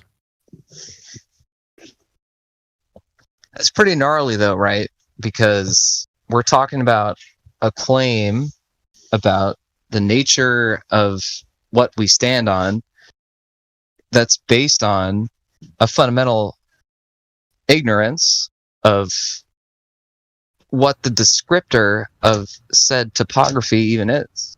And that's pretty intense. No, it's scary. No, it's going back to like kindergarten basic shapes. Yes, that's what we have to go down to. I'm sorry that you have to do that. I apologize for them that they're numpty dipshits, right? But yeah, you do. Get used to it. Right. Do you know what a circle is? Is there a difference between a circle and a sphere? Serious, you checking out my numpty clips? Oh, where are you posting them at? I'm posting them on my channel in a playlist. Numpty. YouTube? Yes. I am subscribed to, if I'm not mistaken. Ooh, I had to step away from it. Hold on, Wait, hold on a second. I heard a question. Legit answer. Oh, go ahead. That somebody said something about what's the difference between a circle and a sphere. No, there is a difference. Yes, big difference. If that was question, I'll duck back out. Only if you have a necessity. Only if you have a need personally to go back to basic shapes that we learned in kindergarten. No, other than that, no. Well, QE, the problem is that none of hold this on a second, Craze. Hold on a second, Craze. Sirius was going to talk. Hey, listen. Make sure you get those numpty clips, man. They're in a playlist. Just go to my playlist and hit the numpty clip. You need to be listening to those. All right, man. I'll check it out. I like your work, man, for sure. Thanks. All right, go ahead, Craze Commando. Yeah, I was just going to say, none of this sounds very mechanical.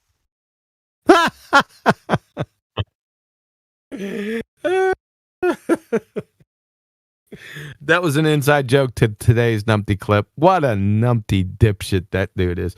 Stay tuned because you ain't going to believe what you're going to hear next. Well, maybe you will if you've been out here for more than 2 weeks. You'll believe the numpty dipshits. I mean, this is... I'm going at... Hey, serious, I'm going at this point that the numpty clips they're slowly becoming my number one flat earth proof. All right. You're going to see, just take that statement, all right? I'm just going to leave it. All right. I'm not going to try to impact your outlook on the numpty clips. I just going to throw that out there without any background, and you tell me yay or nay. I got the playlist right here, man. It's open, and I will definitely go through it. It's pretty hard to believe that at this point, they still never cease to amaze. Yep. Yeah, so strictly speaking, though. So take your time. You don't have to listen to them all at once and shit, but it's good. You know, if you're working, just throw them on. It'll play right through. Exactly, man. That's what I was thinking. Later on, I got some body work to do on my fucking truck, so...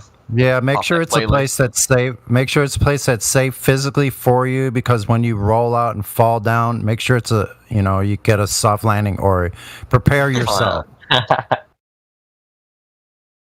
You got any Kosho clips in there? I like. Oh yeah.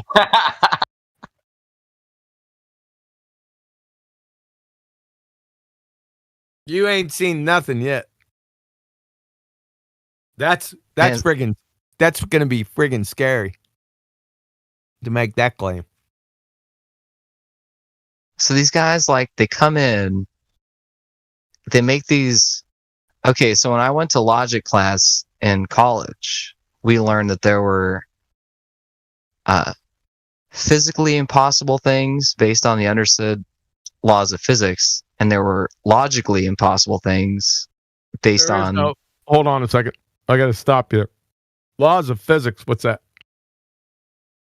The laws of physics are the sort of overriding descriptions that humans place upon observations that are consistently described. We got a problem. Because you got a citation for that? Well, no, that sounds good.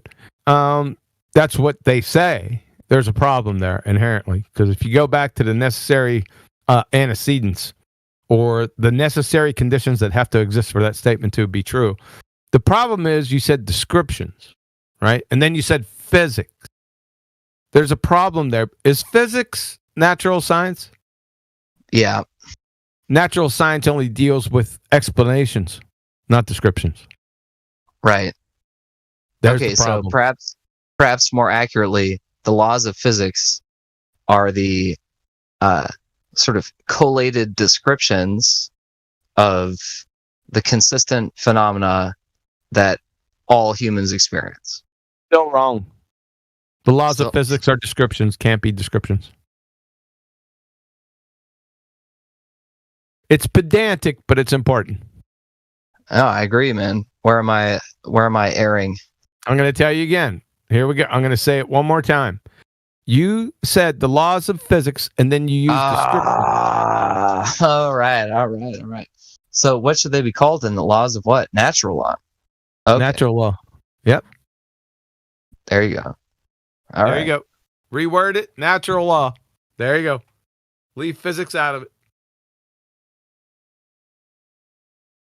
That was very edifying. Thank you very much. Sounds pedantic, but it's not.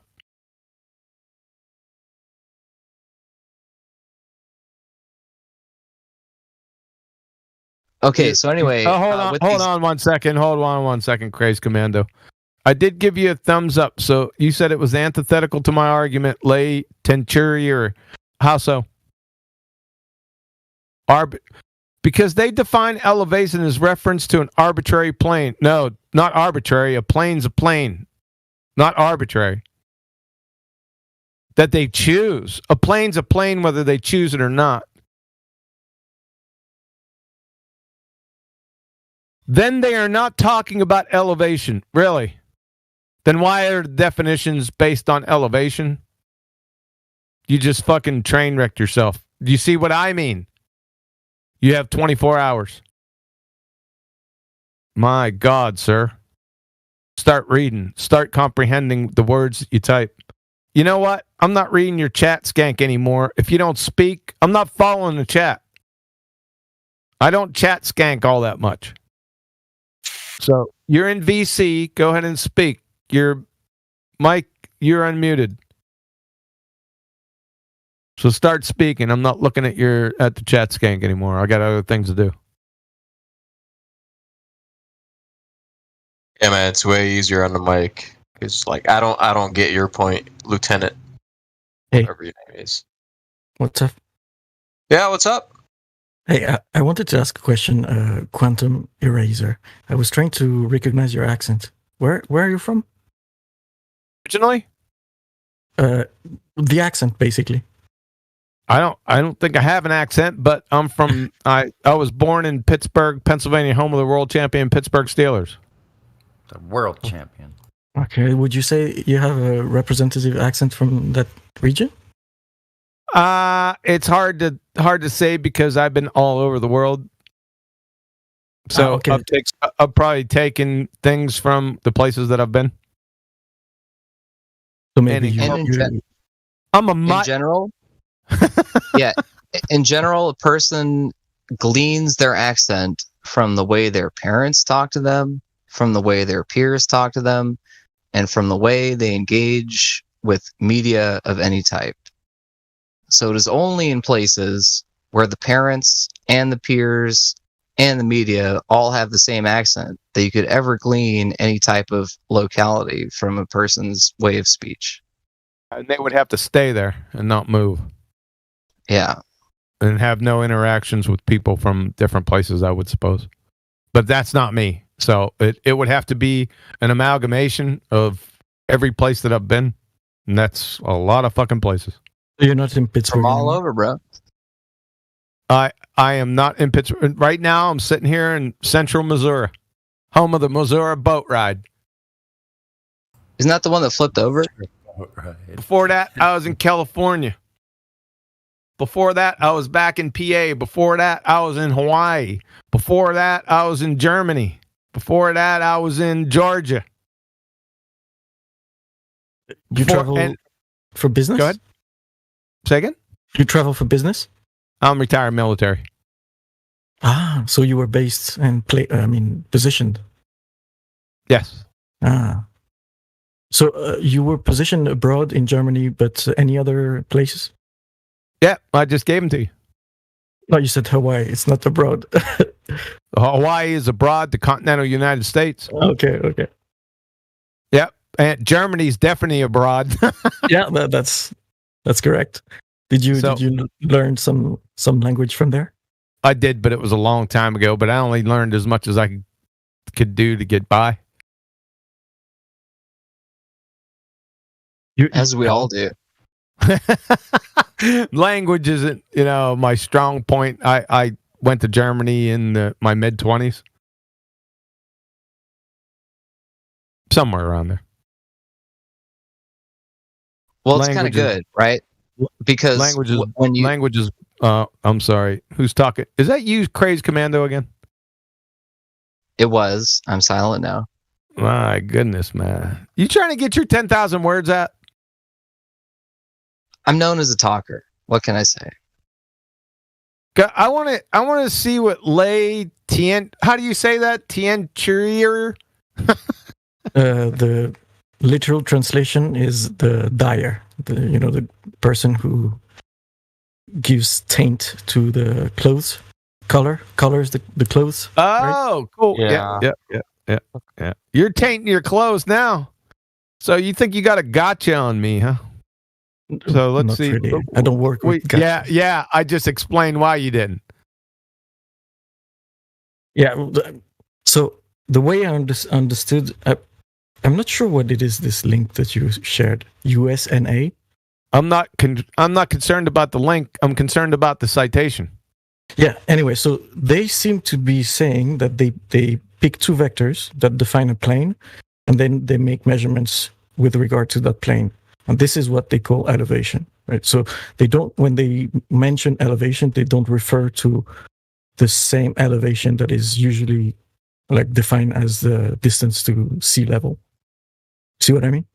They don't have to, as long as they invoke a plane. As soon as you say plane, everyone knows what that is. That's no point higher than the other, right? That's not even my point. The point was the definition of curvature. Yes. You said if they use elevation in the definition of curvature. They do. Yeah. So if they don't use the same definition of elevation, then your point doesn't hold. Wait a second. The definition of elevation. So you want to define fucking elevation, man? Yeah. Well, as far as I know, elevation usually it refers to, you draw a line orthogonal to the sea level, and you measure the distance, right? So when you say that this lighthouse is 50 meters high or elevation, you try to draw a vertical line from the sea level to the lighthouse, and you say vertical. I was waiting for that. Vertical. Yeah, right? along the radius of the Earth, right? No, it's not the radius of the Earth. We're just talking elevate. We're just talking curvature, not in any reference to anything else. What is curvature? Yes, there was a funny question. So, I think really. Here, let me try this. That was pretty funny, right? Let me try this on you. Just wait 1 second. It'll be in live chat. We're not talking about the Earth just yet. We got to get this shit defined. Which one's level and which one's curved and why? Level? I'm not sure I understand the word in English, level. That's what I'm talking about. Okay, I'm sorry. There might be a language barrier. Yeah. Which one of these diagrams is level and which one is curved and why? So the second one is curved. Yeah. It's a curved line. Yep. Right. The first one, I would say this it's a straight line, right? That's level based on the definition of level. Right. So curvature has somebody said earlier, like there's a difference between a sphere and a circle, right? So the difference is basically the number of dimensions. So a circle is 2-dimensional and sphere is... I'm not concerned about that. That's a red herring. Stay with the... Sorry, yes, I'm making my point. So the two diagrams that you're giving are 2-dimensional, right? So if we're trying to talk about geomorphic curvature... We're not. I'm not talking about that yet. You're anticipating. Don't anticipate. I just want the definition of level and curved. Or curvature. No, I'm not familiar with the word in English, so I'm not sure what you mean by level. Level. Yeah, having no part higher than another. Level or flat. Higher with regards to what? Yeah. The x-axis. In regards to itself. Say again? Shut up, platypus. With regards inherently to itself. That doesn't work. Yeah, it does. A point cannot be level, right? A point doesn't have any... What are we talking about? I'm not talking... This is what we have to go through with baltards. Right? A line is multiple points, right? Or whatever. Yeah, this does... Yeah, exactly. So, did I fucking have a point in one of my diagrams? No. I had a fucking line, didn't I? Yes. Okay. Yes. So if you say a line is higher, and you define higher with respect to itself. Yes. Any point on itself, right? That's how you make something level too. If you're a machinist, you make it level, so no part is higher than the next. So you see your first diagram with the straight line. So on my screen, no, my first diagram is it's a straight line, yes. Yeah. But it's also level. But not all straight lines are level. Yeah. Okay, but that was the point I wanted to go, because on my screen it's horizontal, right? But we can imagine a diagram with the same straight line but pointing. Yeah, horizontal is level and flat. Do I got to go get these? I guess I have to go get these definitions for you then, right? Okay, not a problem. One second. And while he's getting the definitions, hold on a second. Consider for a second what the portion of the word horizontal is as it applies to the experienced physical world. Just think about that. The etymology. Yeah, think about that while he's getting the definition. So you use level as a synonym to flat or to straight. No. You did not do what I asked. Not the straight. Hold on a second, Crazed. 1 second, dude. Let's go to the definitions. So, this is from dictionary.com. Level. Funny, it has the same thing I said. Having no part higher than another. Having a flat or even surface. Level. Being in a plane parallel to the plane of the horizon. Horizontal. Yes. Okay. Horizontal. Right? So level... Hold on, it's not fucking done yet. Relax. Sorry. Level, flat, and horizontal, they're synonymous. So, Cambridge, level, not rising or falling or higher on one side. See, it's talking about inherently with itself, not in relation to anything else, but even in all directions. Horizontal or flat. See the synonymous nature of the term? Yeah, I see. Yeah. Go ahead. Okay. So the first thing I noticed on the first one, from dictionary.com. Mm-hmm. They're referring to a plane, a surface, right? They're not talking about a line like you have in your graphics. Oh, for fuck's sake. You're not going to Omer Fudd so. No, it's just it's like you said earlier, it's pedantic, but that was it's the important distinction to understand my point about your earlier thing with the curvature definition, right? If you talk about the curvature, it's not my earlier thing. It's the Naval Academy in Penn State. It's not mine. Yeah. Sorry, yes. You shared anyway. So earlier you gave these two diagrams of the graphics, and then you said which one is curved. But as I understand, of course, a line can be curved. But when we talk about a surface, then the curvature of a surface has a different meaning. It doesn't. Yes. So no, it doesn't. No, it doesn't. How so? Well, I see in the definition of a level that they talk about a surface. So can you say that a line is level? You say it's flat, maybe, or it's straight. You don't say that it's level, or it's level if it's horizontal. Say it's level. Yes. Okay. So horizontal is not a geometrical category, right? It's the fact that is opposite of vertical. Not sorry. Let me go back. It's the fact that it's defined by gravity, basically, right? So no.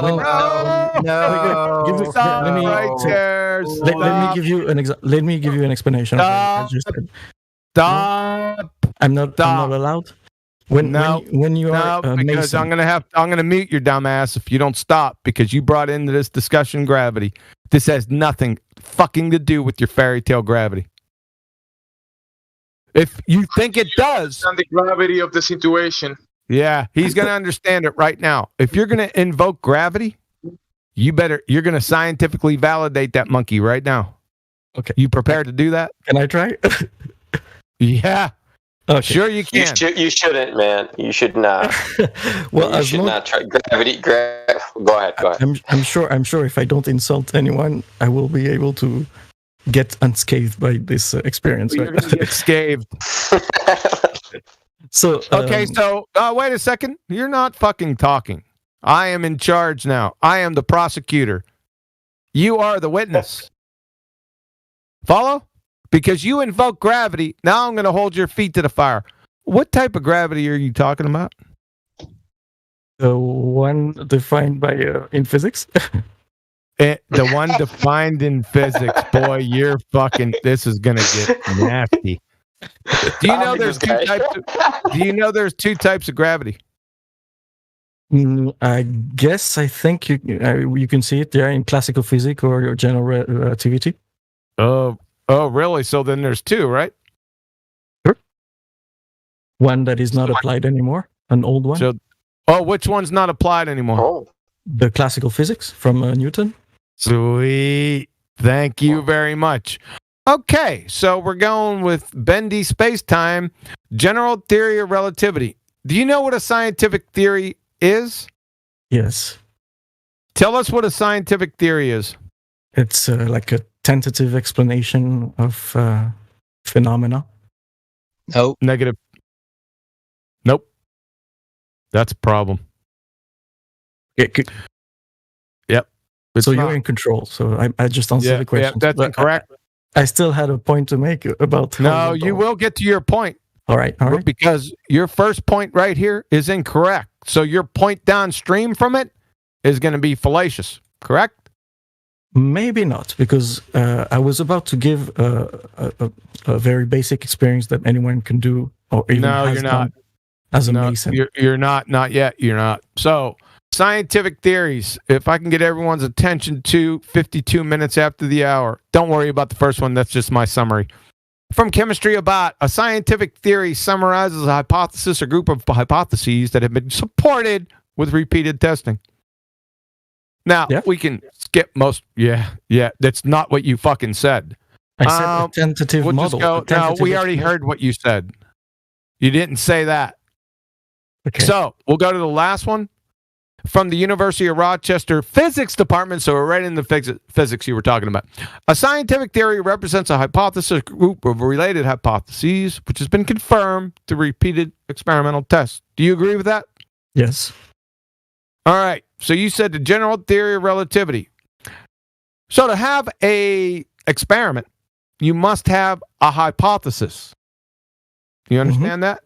Yeah. Sure. So in 1915, Albert Einstein proposed a general theory of relativity right around November 25th. What we're going to need you to do, we don't have to have you define it, since it's an actual scientific theory, then Al Baby had to already have done it in that paper. So what I need you to do, I need you to go back to that paper, and I want you to pull out the experiment. I'm going to need the hypothesis, right? 29? Do you know what makes up a hypothesis? Sure. A scientific hypothesis is two parts, correct? What? Oh shit! You're in a world of fucking pain, man. You don't even know it yet. Scientific hypothesis contains two distinct parts. Okay. What the prerequisite? No, assumptions and the proposition. I'm not sure. That's a little squirrely. Here, let me give it to you. See if that makes sense to you. Prediction, right? No. Prediction from the nature of science and the scientific method, the hypothesis should also contain a prediction about its verifiability. For example, if the hypothesis is true, then 1 should happen when 2 is manipulated. The first blank is the dependent variable. It depends on what you're doing in the second blank. The second blank is the independent variable. You manipulate it to get a reaction. There should be no other variables in the experiment that may affect the dependent variable. That's what I was talking about, that you didn't know. This is from the geosociety.org. Yeah. The nature of science and the scientific method. Yeah. Do you want 30 others that say the same fucking thing? Well, I would say that it's there's a more general, because you don't always have variables. Wrong. Wrong. All right. Well, we'll fucking go for it, man. We'll do it one at a time. How about that? Anyway, so okay. No, it's not fucking anyway. From Penn State, the scientist applies his or her present knowledge to predict. Sounds like an echo. The effect of the independent variable on the fucking dependent variable, Mr. General. The prediction is a statement of the expected results of the experiment based on the hypothesis. Yeah. You need any more? I could do this all fucking night and expose your dumbass. Is it the prediction the important part that you want to emphasize? The prediction is the hypothesis. Right. I have no issue with this. Einstein's hypothesis was accompanied with predictions. Oh, really? Go ahead, and I want it right from the fucking paper. Yes, I think already in 15 in his original paper. Go ahead. Go get it. I want you to identify the independent variable and the dependent variable, and I want you to write the hypothesis for everyone to see in live stream right here. Well, that's the thing. The dependent variable is actually, I don't agree with this definition. No, he doesn't agree with the definition. Who gives a fuck whether you agree or disagree? We're not in the agree-disagree genre, Holmes. As soon as you say agree-disagree, you're in the subjective genre. That's time to go back to the cake decorating threads, or whose favorite color is the best threads, where you came from. You tracking with me, Sunshine? I would need to give you an example of you ain't giving me a fucking example. You ain't give me an example of hypothesis. You don't even know what one is. How the fuck can you give me an example of something when you don't even know what it is? Let's go to California State University. Let's see if it's different. Formalized hypothesis.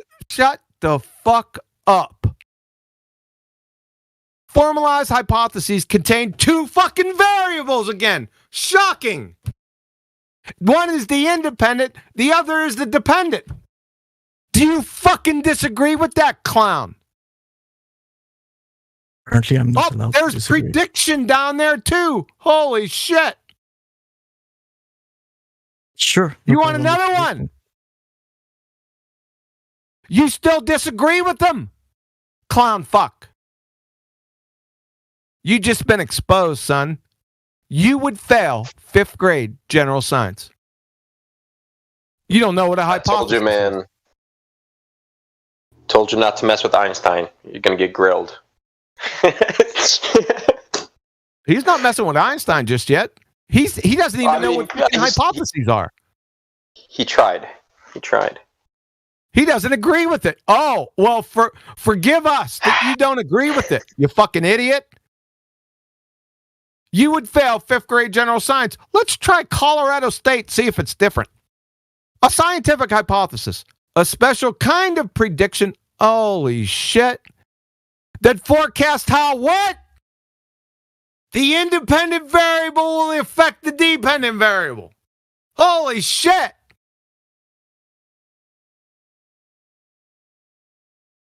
Hey, tainted garments. You just tainted your garments. You're a clown.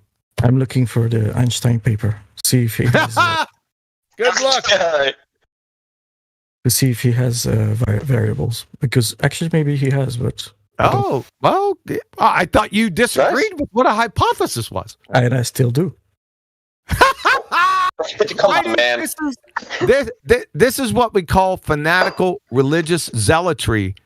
No science acumen whatsoever. So any University of citations, any man. subjectivity is fanatic. You're religious. Yeah, you have no science acumen. Yeah. You'd fail 5th grade general science, sir. It's over for you. What does acumen 100%. mean?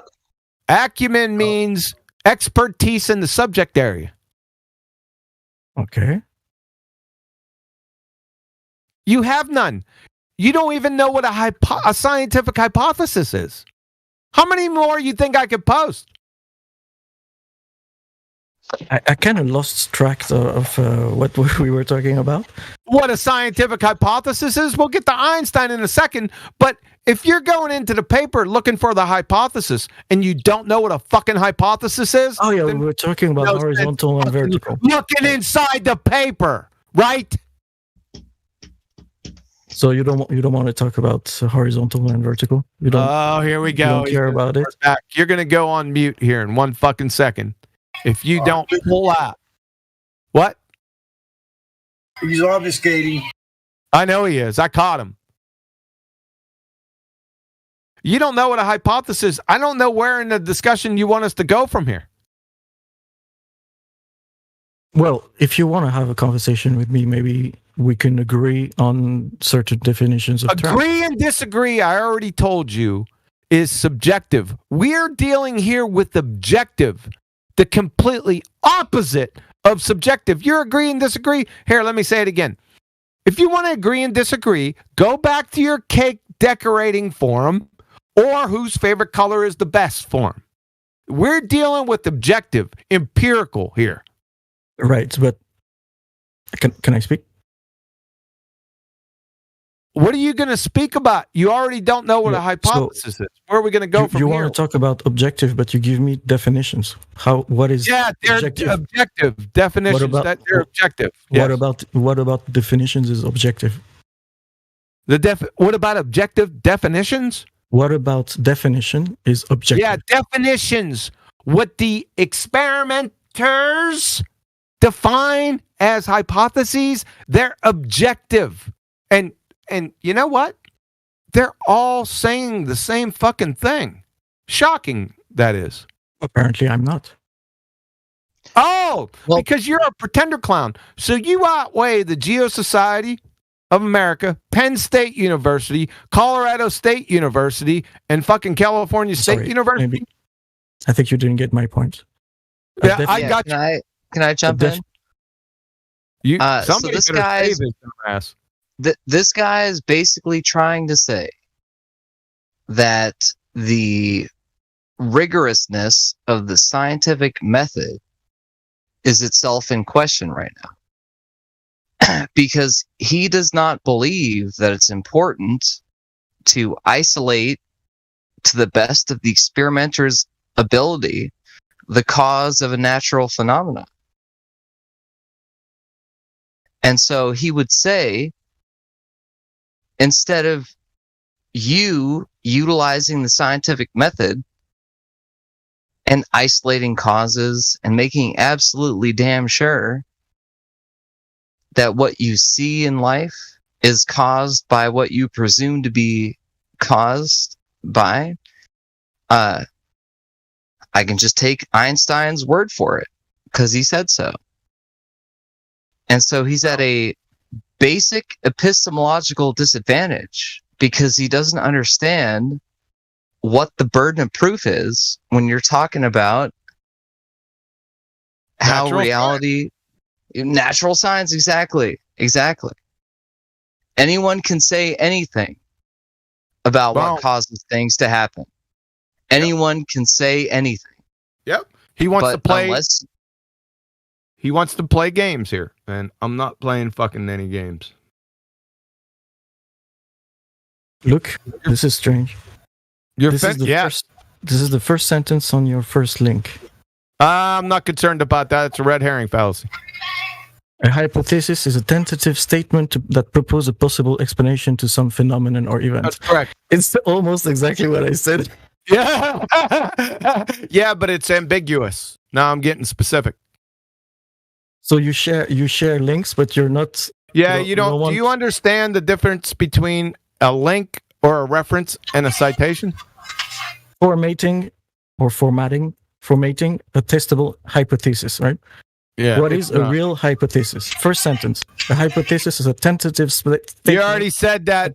Yes. We already fucking heard you. It's correct. This is your own link. This is your own link. I told you, you fucking idiot. Hey, idiot. You don't understand the difference between citations and references, number one. Number two, I just answered that question. God rockin', you got a hot mic.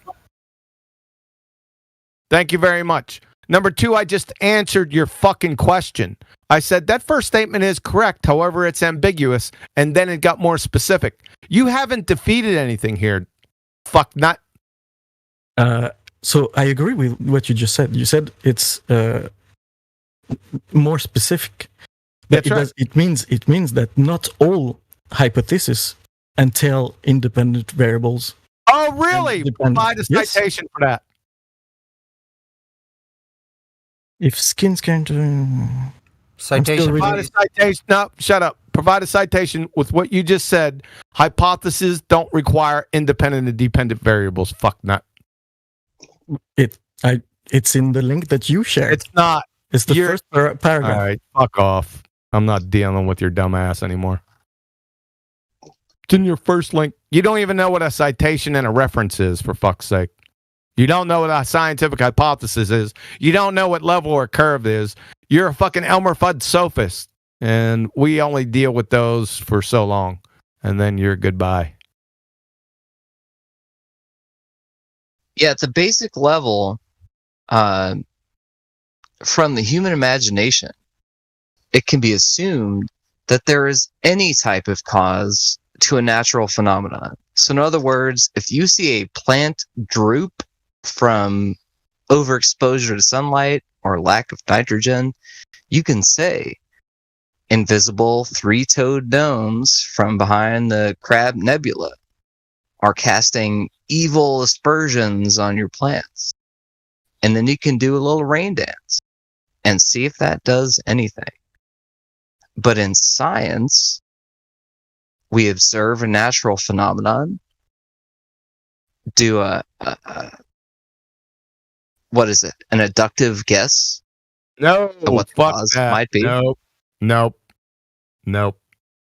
There is no induction in the scientific. No, not induction. Adduction. What's the one that starts with an A? Abduction.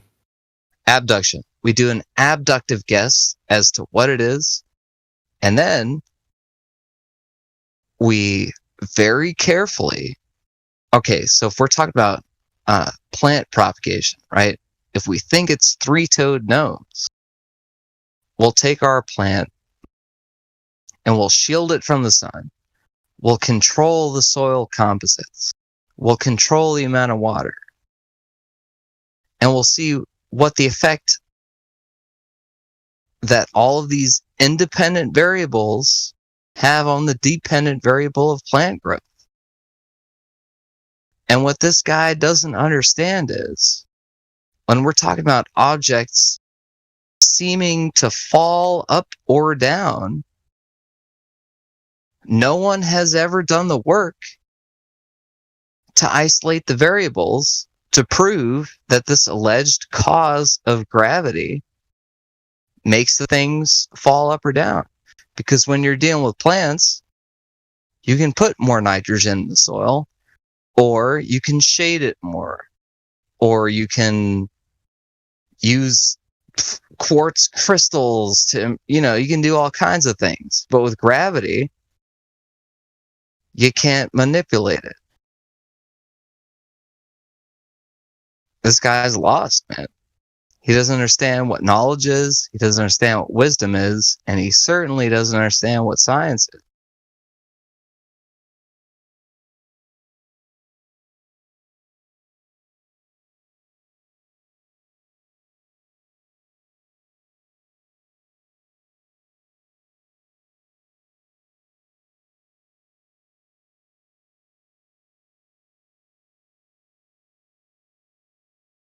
Mic check. This fucking idiot. Look what he just wrote. Okay, this is hypothesis from California State. The hypothesis should also contain a prediction about its verifiability. For example, if the hypothesis is that the California State one, he said there is no mention of hypothesis in the link. You just posted hypothesis just in that sentence twice. Are you fucking delusional? What a fucking idiot. Are we going to let him try again? No, he's fucking idiot, man.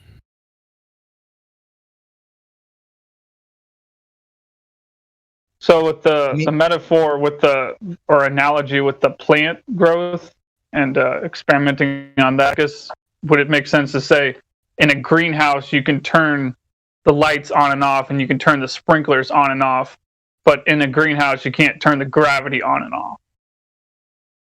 Exactly. And until you can figure out how to turn gravity on and off, you can't assert it as a cause of anything doing anything. It's literally as simple as that. I mean, you can assert it in like a cosmological sort of metaphysical fairy tale. But in terms of science, you're only doing science at the exact time that you have identified a thing that you can manipulate to cause or not cause a thing to happen. It's literally as simple as that. I got a break, guys. Serious, have a good one, brother. Check out those Numpty clips, dude. See you, QE. Yeah, later on, guys, ladies and gentlemen. Gotta go. Yeah, man. Later, bro. See you, man. Yep, later. Thanks for more citations. Later.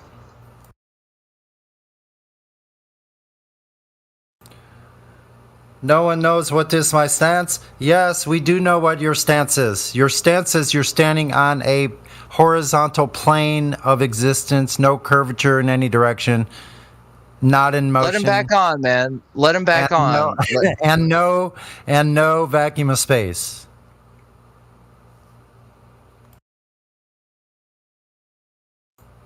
So that is what your stance is. I'm telling you right now. This dude's science acumen was crushed, and that's fine. But now we can deal in like the logical and the mathematical, because it's fundamentally not a scientific question. We're talking about measuring things. We're talking about geometry. So let him come here and defend his geometry and his math. Right, but I wanted to contradict. Was it me, or did you say that level is curved because of gravity? No. So you said something like that, didn't you? Yeah, there was a reference like he gave, but now that he's gone, like I don't know if we want to. He gave definitions of level. He cited or quoted definitions of dictionaries of level, and in the definition there is horizontal, and horizontal has another. It's not just flat or straight or level is horizontal. Yeah, but so that was my point. Like Mason, they use these tools where you have a little encapsulated liquid with a bubble. You have a bubble level. Yeah, spirit level. Oh, right. So bubble level gives you the horizontal and the vertical, right?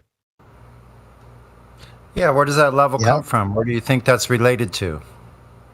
Well, I think it's related to gravity, but if you don't disagree with that, like maybe we can talk about that. But anyway, sea level.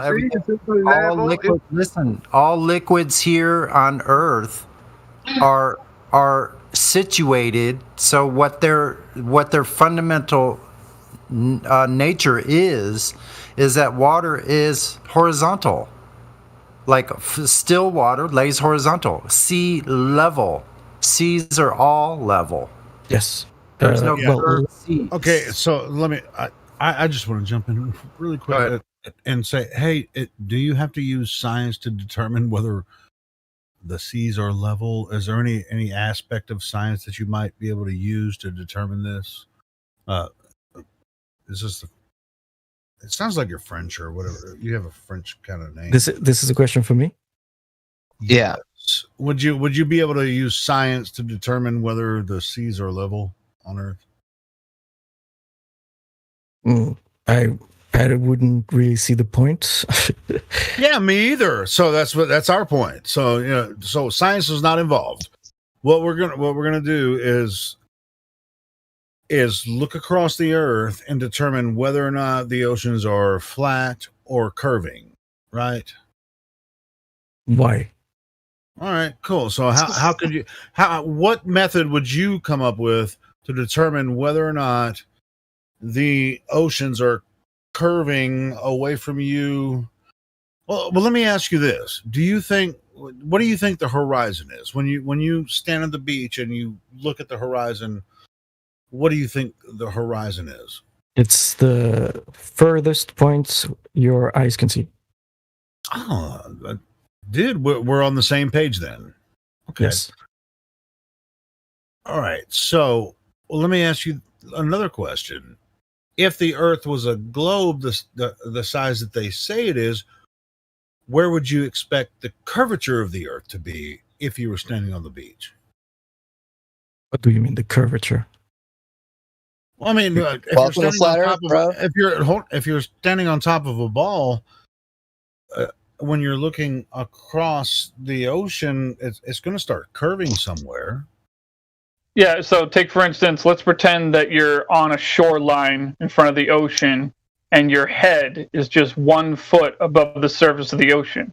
How far do you think the geometric horizon to the alleged globe Earth would be? Well, the furthest you can see doesn't mean that you can see as far as where the curvature starts. I mean, you see what I mean? Like there are obstacles to your vision. No, you got to start over with that one, man. That did not make any sense. It does. Hold on. I want to make sure, since we're all of us flat earthers know the said radius of Earth. Do you know it?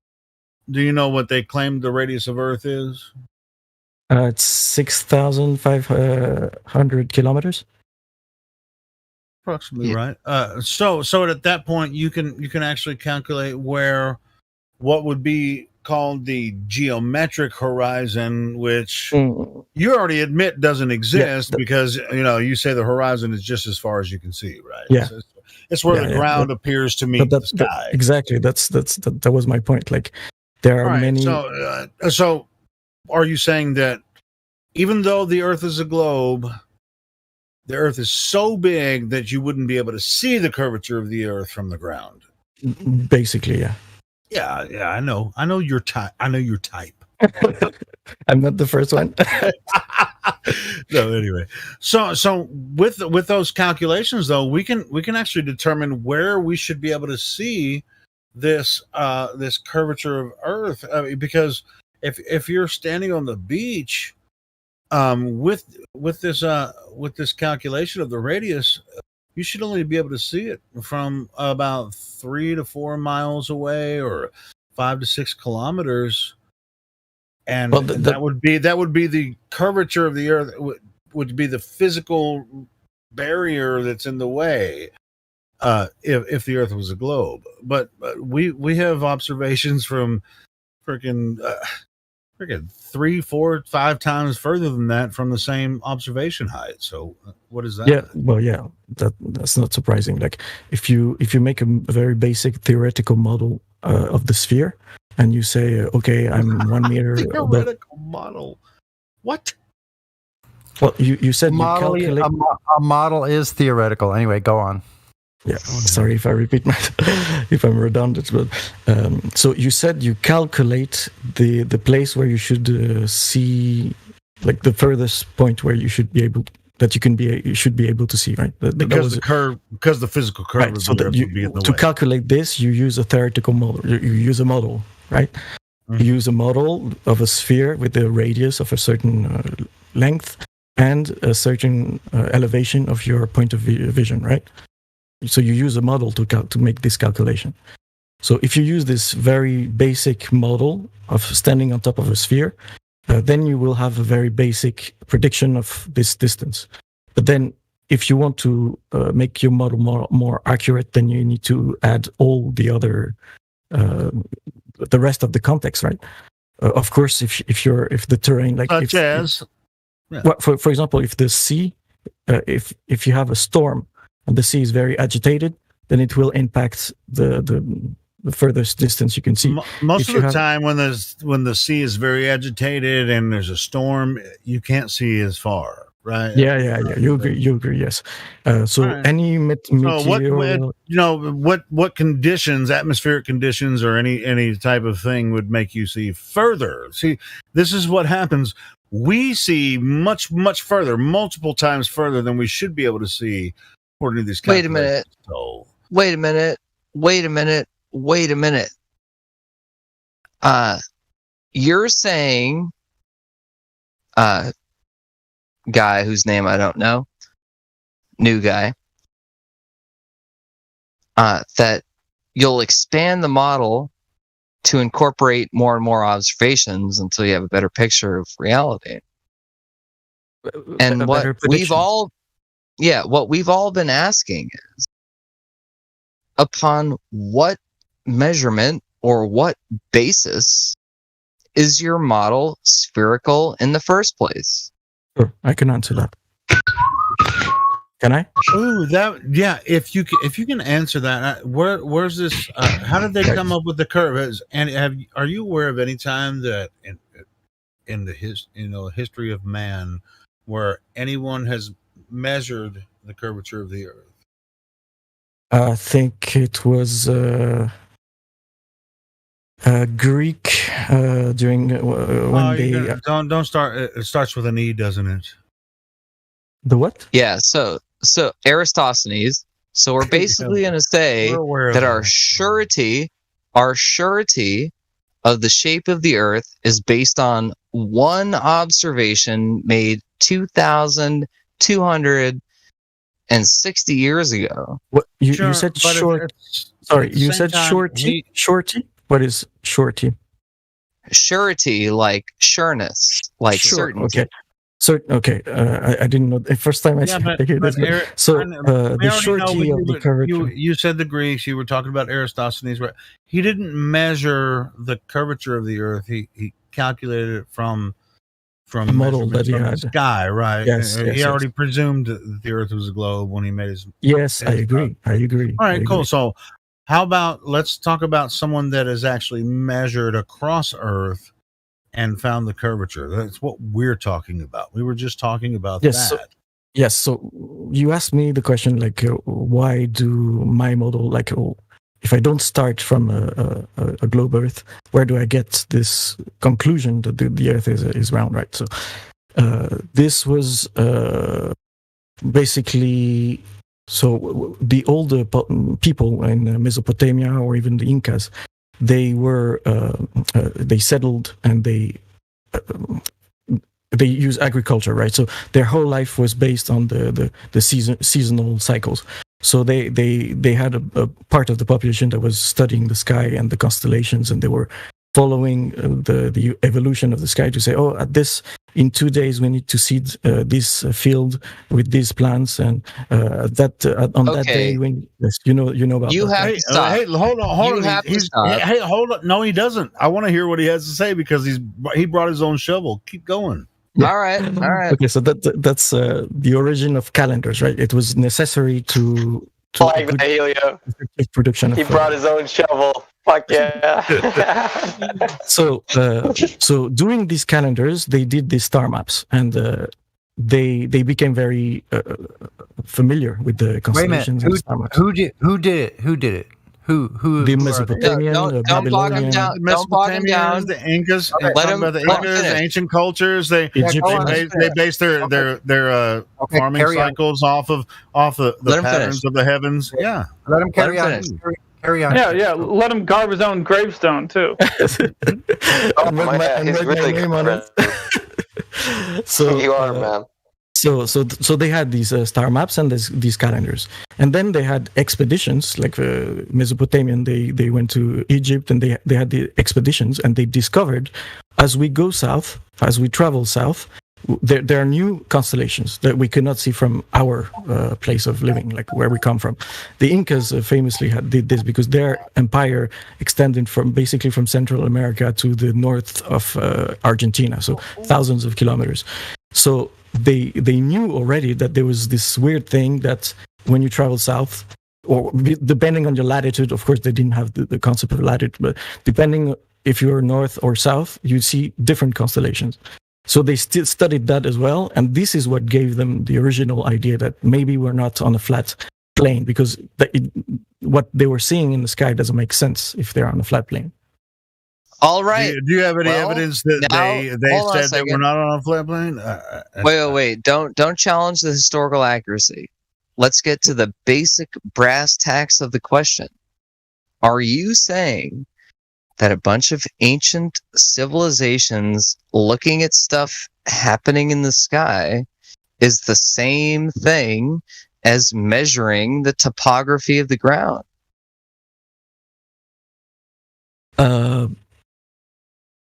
Kind of, if I can bring some caveats.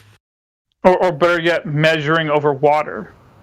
How was looking up at the sky? Yeah, I'm sorry. Yes, so how was looking up at the sky equal to measuring the earth, the ground you stand on?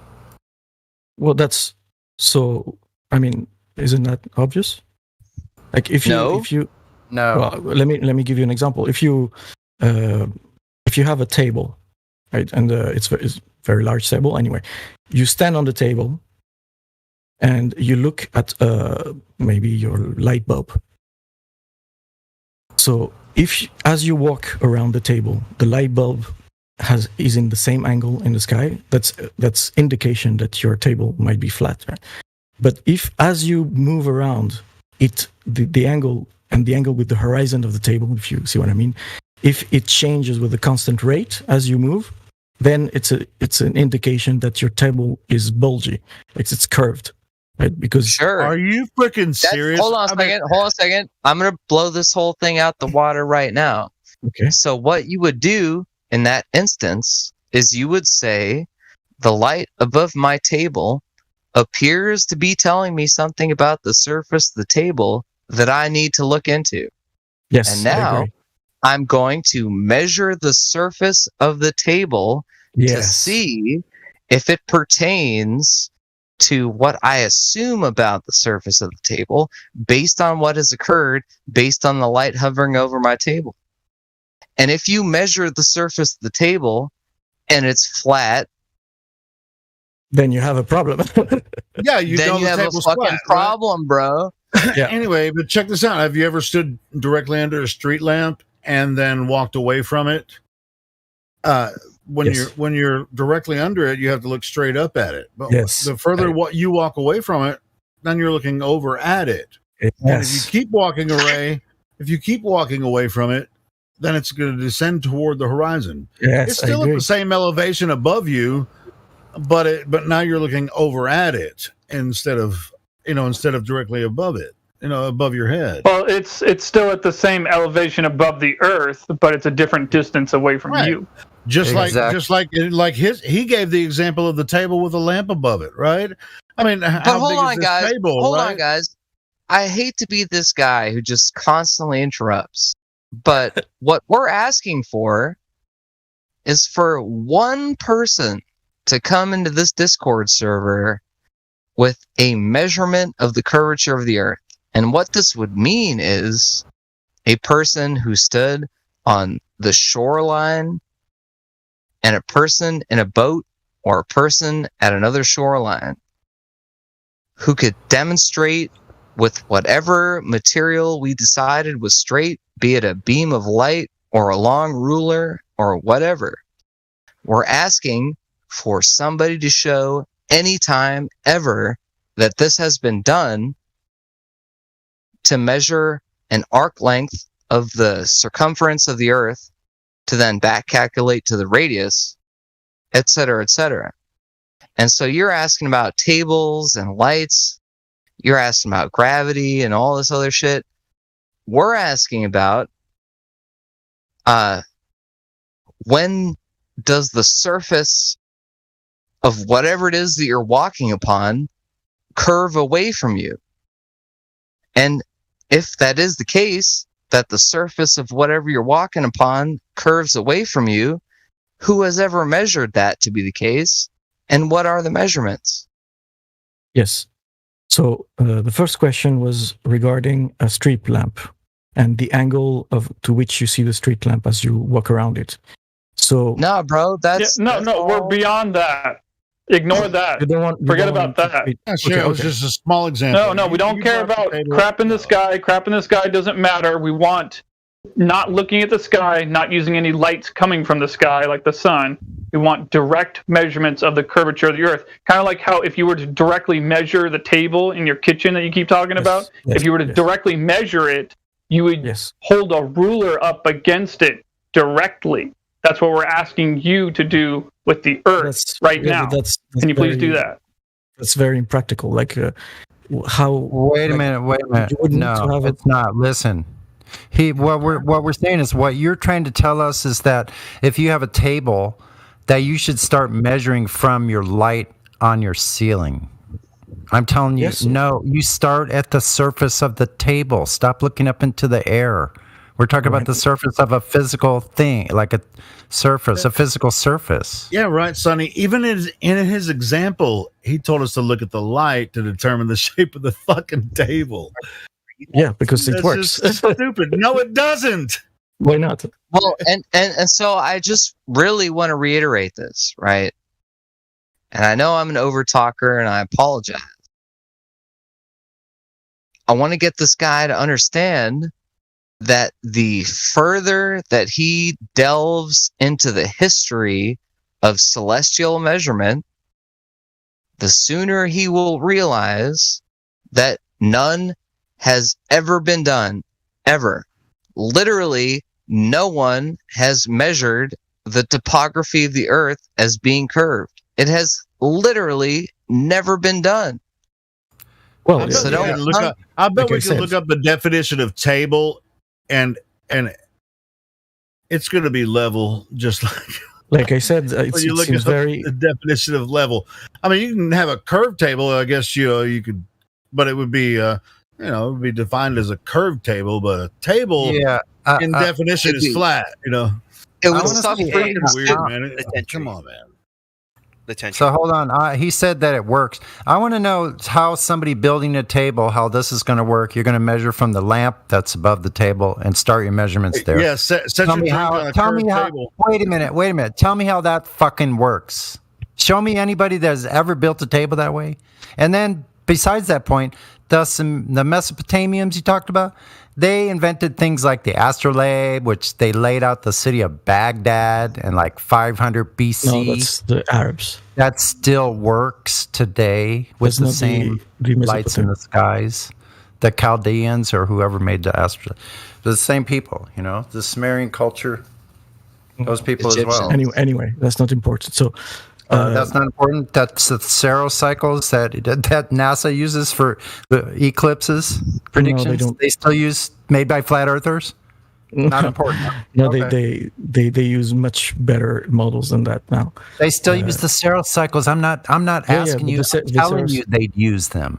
They do use Wait, them. hold on a second. Hold on a second. We need to enter into a brief interlude wherein we discuss how models are formed in the first place. Yes. Oh, No this is problem. good. Models do not emerge out of nothing. They agree. emerge solely. They emerge solely out of the type of data that is accrued based on the physical interactions of objects consistently and exclusively. Do you include imagination, like basic human? Never. Imagination. Why not? That was good. Well, Do you because we're imagine not that your making the car globe. could run on sunshine? No, but if you want to build a model, Listen, it takes I'm kind of amazed imagination. he even asked that. to Like have the globe. he just asked that. Do you include imagination? I mean, I'm just blown away that he even just asked that. because I know. it's basic. when they made the first observations in quantum physics, they had to use their imagination to build a proper model because it was completely unintuitive. They didn't have to. They how come chose your- to. Listen, so how come your globe model doesn't match anything in reality when we go out and test it with reality? It doesn't match up in any way. What about that? An argument Well, brought to you by people who have no model. Keep that in mind at all times. I would say it corroborates the star maps, and looking at the sky is completely corroborated by the globe model. Really? Are you aware? Hold on a second. Are you aware of where the stellar data has been corroborated from to provide the bare data to even conjure the heliocentric model? You mean the Mesopotamian or my first person observations? What I am saying is that the stars act in a predictable way. Mm-hmm. And human beings throughout the ages have noticed that. Right. What someone does to conceptualize them as being at a certain distance or a certain position Yes. is an intrinsically unprovable assertion until they go up to that place with a tape measure of some kind. Doesn't have to be literal tape. And prove Wait, Craze. What's your non-literal tape? I'm not following. I don't understand why you say that. Okay, so basically, things happen periodically, and you can predict that they happen periodically, right? So let's say I live in 8000 BC, and I have no conception of the heliocentric model. Yes. But I can still count on the fact that at a certain time of the day, which is a begging the question fallacy, but anyway, I digress. At a certain time, the sun's going to come up and it's going to go down. Does my explanation of why it goes up and goes down prove that that is reality? Well, only if you make predictions, but for the sun, it's not. No, that's wrong, bro. Well, it depends on your epistemology, but in the theory of science, I mean the philosophy of science, then the prediction is the one thing that is but listen, evidence. in a model, listen. wrong. And with a model, your predictions are based on presuppositions Yes, from I the agree. get-go. I agree. That's fine So because they have to be thrown out. You have to be thrown out. If they're using presupposition, they have to be thrown out. Disregard it and look for new information. Something completely different has to be looked at because if you reason like this, you're cutting yourself from any hypothetical reasoning. Like, why would you do that? Because we're talking about the empirical, repeatable, observable, So measurable, and falsifiable. I can try to answer. So when I because I've been looking at the sky, and especially the night sky, when you look at the night sky and you have your first person basic data from the positions of the stars and constellations throughout the year and throughout different position on the earth and everything. So from these data you can make predictions. Like, for example, if you think, oh, maybe the stars are not far away, if they're not far away, data, wait a minute, what data? You just whistle right by, you say there's data, but what data are you gleaning from first person observation of the sky? That's what I'm asking. What data are you gleaning from your first person experience? What data? What's the foundational data? What are you able to find out just by looking at something? I'm not familiar with the verb gleaning. Okay, so technically gleaning means to feed oneself off of the official harvest, right? So in your culture, you harvest wheat in October, and then in November, if there's any wheat, you eat from that, and that's gleaning. But exactly. Sonny, So what are you harvesting? What are you harvesting from this data you're talking about? Because I haven't heard one foundational thing about what you can verify. And yes, I was getting to that. That would equal to any thing that you could provide as far as a prediction goes. So you need a basis. Right. So what are you measuring with your eyes? This is what am I measuring? I'm measuring the angles, right, with the difference between the different stars and with the horizon and with the place where they rotate around which they rotate. All of this is measurable, right? It's just angles. The star maps, basically, right? I just have to observe the sky and I can draw a star map, right? Then I travel to the south and I see new constellations that I don't see in the northern or where I come from, wherever I come from.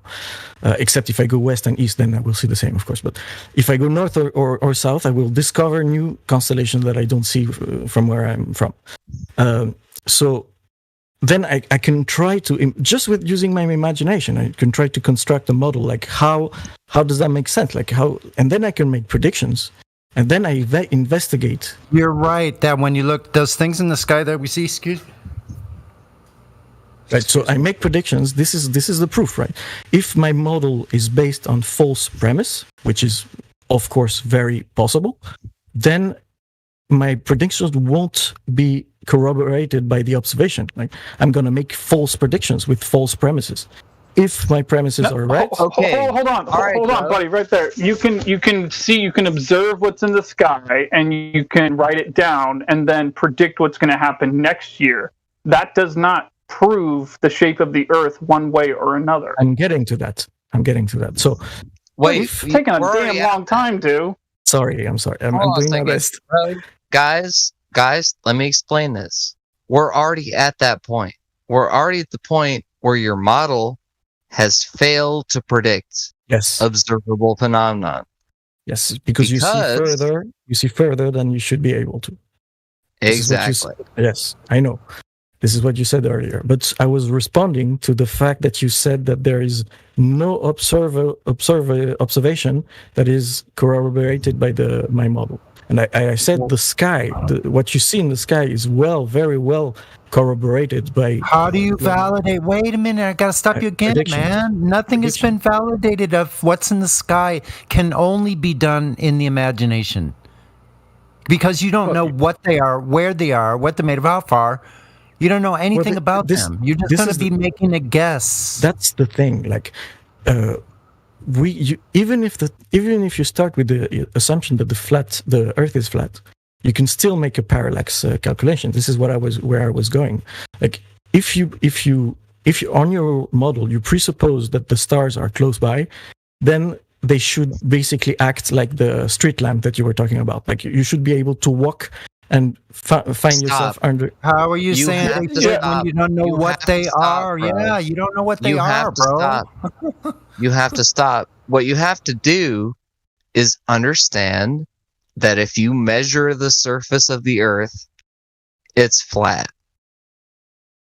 And then you have to brutally, sadly, perhaps, in your case, rebuild your understanding of the cosmos. based on the fact that if you measure the surface of the Earth, it's flat. It doesn't matter what you've been told for 100 years. That's fine. So if then I would ask you the question, like, if the Earth is flat, how do you explain that we see different constellations? If we go south? No, it doesn't we're matter. Not going there. It we want literally the doesn't measurement. matter. Listen. We didn't make the claim. We're not the one here to provide a claim. You're making all this claim of these bold statements of that Earth is a sphere spinning around. Well, we need the measurement of curvature first before you get to go out into outer space. We're not going there. We need to validate Earth's curvature, which requires a certain amount of drop over distance. This would be easy to do. I could do it tomorrow. I could go to the coast and look with binoculars or a zoom camera 5 miles away and film 1 and 2 foot waves where there should be a 20-foot drop. No, that's not practical. So, 5 miles, 16 feet, bro. 5 miles and 5 miles distance. Wait a minute, shut up. I have just a 5 general miles and 5 miles distance. There should be 16.6 feet of drop. I have just a general questions for you. Like, how do you for yourself explain what you see in the sky? Then the night sky. I'm not talking about sky anymore. Unverified. How I can see 2 foot waves. Wait, I want to know how I can see two. I want to know how I can see 2 foot waves. Hold on. I want to know how I can see 2 foot waves where they should be under 16 feet of drop. How am I able to see those 2 foot waves? Go. What is your model for the night sky? Like, how do you explain the star maps that covers? I don't have a model. Models are valuable.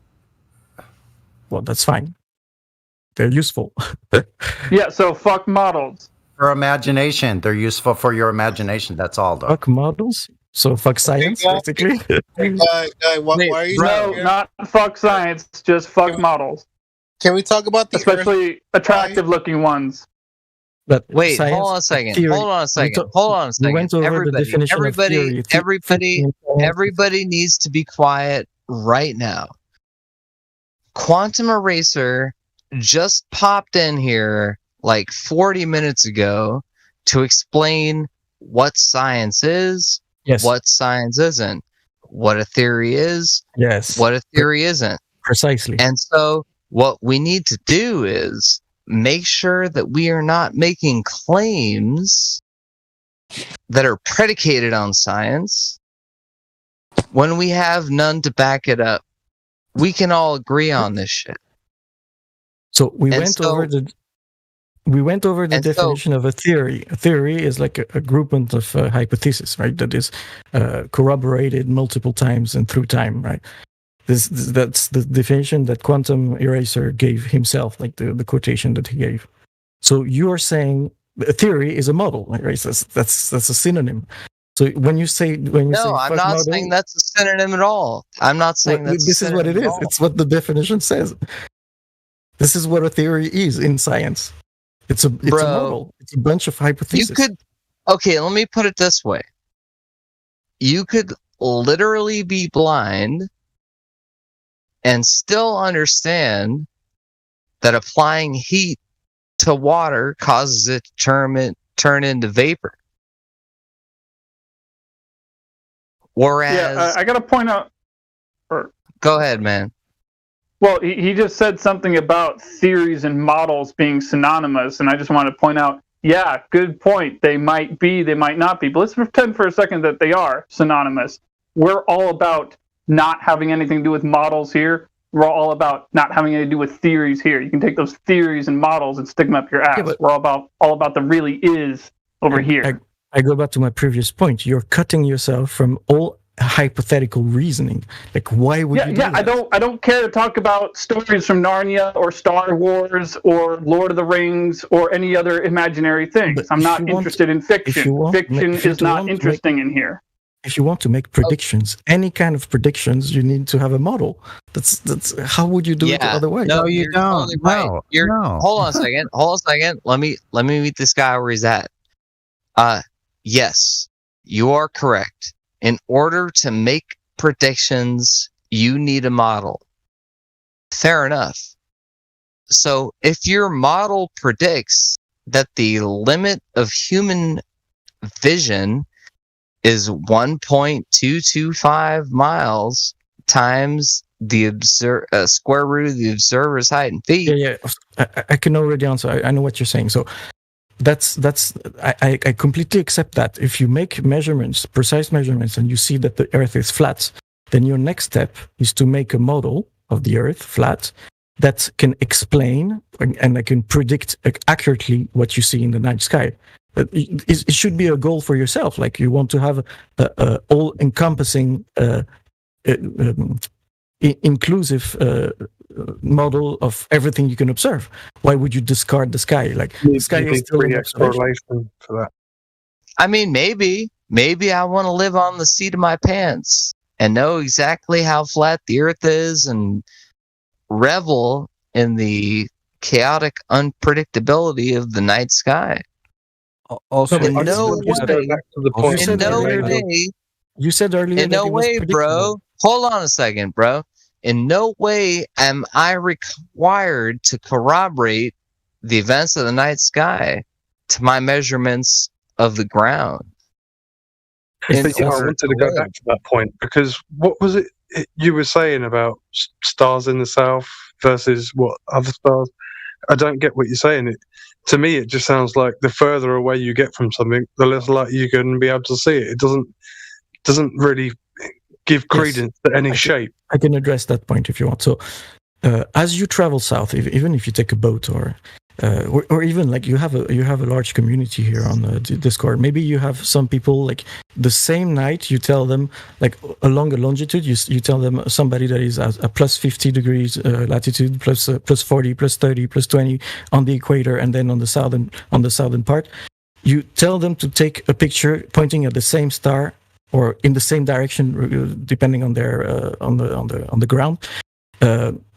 All along all these latitudes, and what will you see? Like then you make a little montage and you put all the pictures. What will you see? You will see that the sky seems to be rotating around an axis that is perpendicular to your direction of vision. Like so, this is completely like I don't even understand how you can make sense of that on a flat Earth. Like so. This is why I'm asking. Like if you measure the flat being if you measure the Earth being flat. I'm ready to accept that's all right, but you have to provide me with some explanation of why then the sky is spherical, basically. Like I'm moving in a straight line to the south, and the sky is rotating around me. How does that work? It doesn't work like the sky is rotating around you. You don't feel any motion, do you? No, but if I'm walking, I'm moving on the Earth.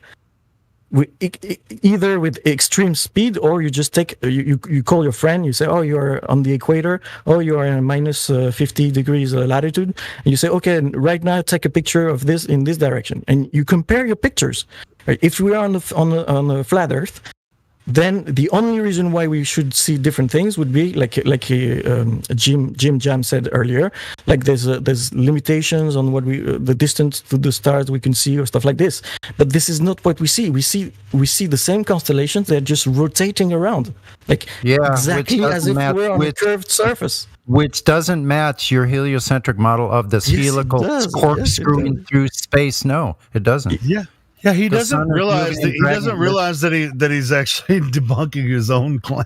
Yeah, you totally are. You're saying exactly what we perceive here is that we're not moving, but the sky above us is rotating around us. That doesn't match the heliocentric model at all.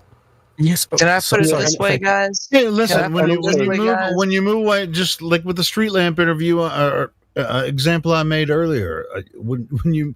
It means that the light sources are much closer than you think they are, based on your heliocentric idea. Yes. They claim they're millions and billions and millions and millions and millions. Yes, thank you.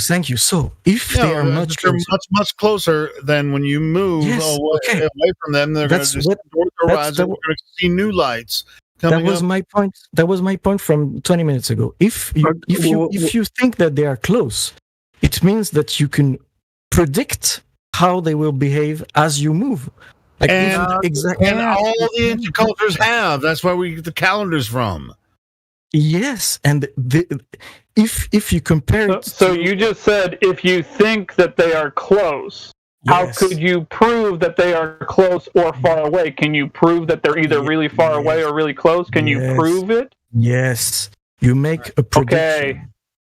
You predict. You say, if it is at this distance, then I predict. With a prediction? No. I just asked you how you would prove it.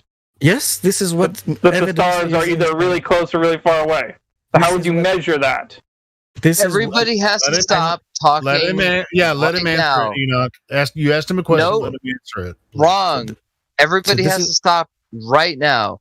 The predictability of celestial objects is solely predicated on data collection by people who are paying attention to the sky. That's called astronomers. Ancient astronomers, modern astronomers, it doesn't fucking matter. The point is, no one has ever just out of nothing, sui generis, predicted how the stars should move. It has always been the case that people look to the skies and pass their data, carefully written down, to their subsequent generations. That is exactly how it is that the things that happen in the sky are predictable.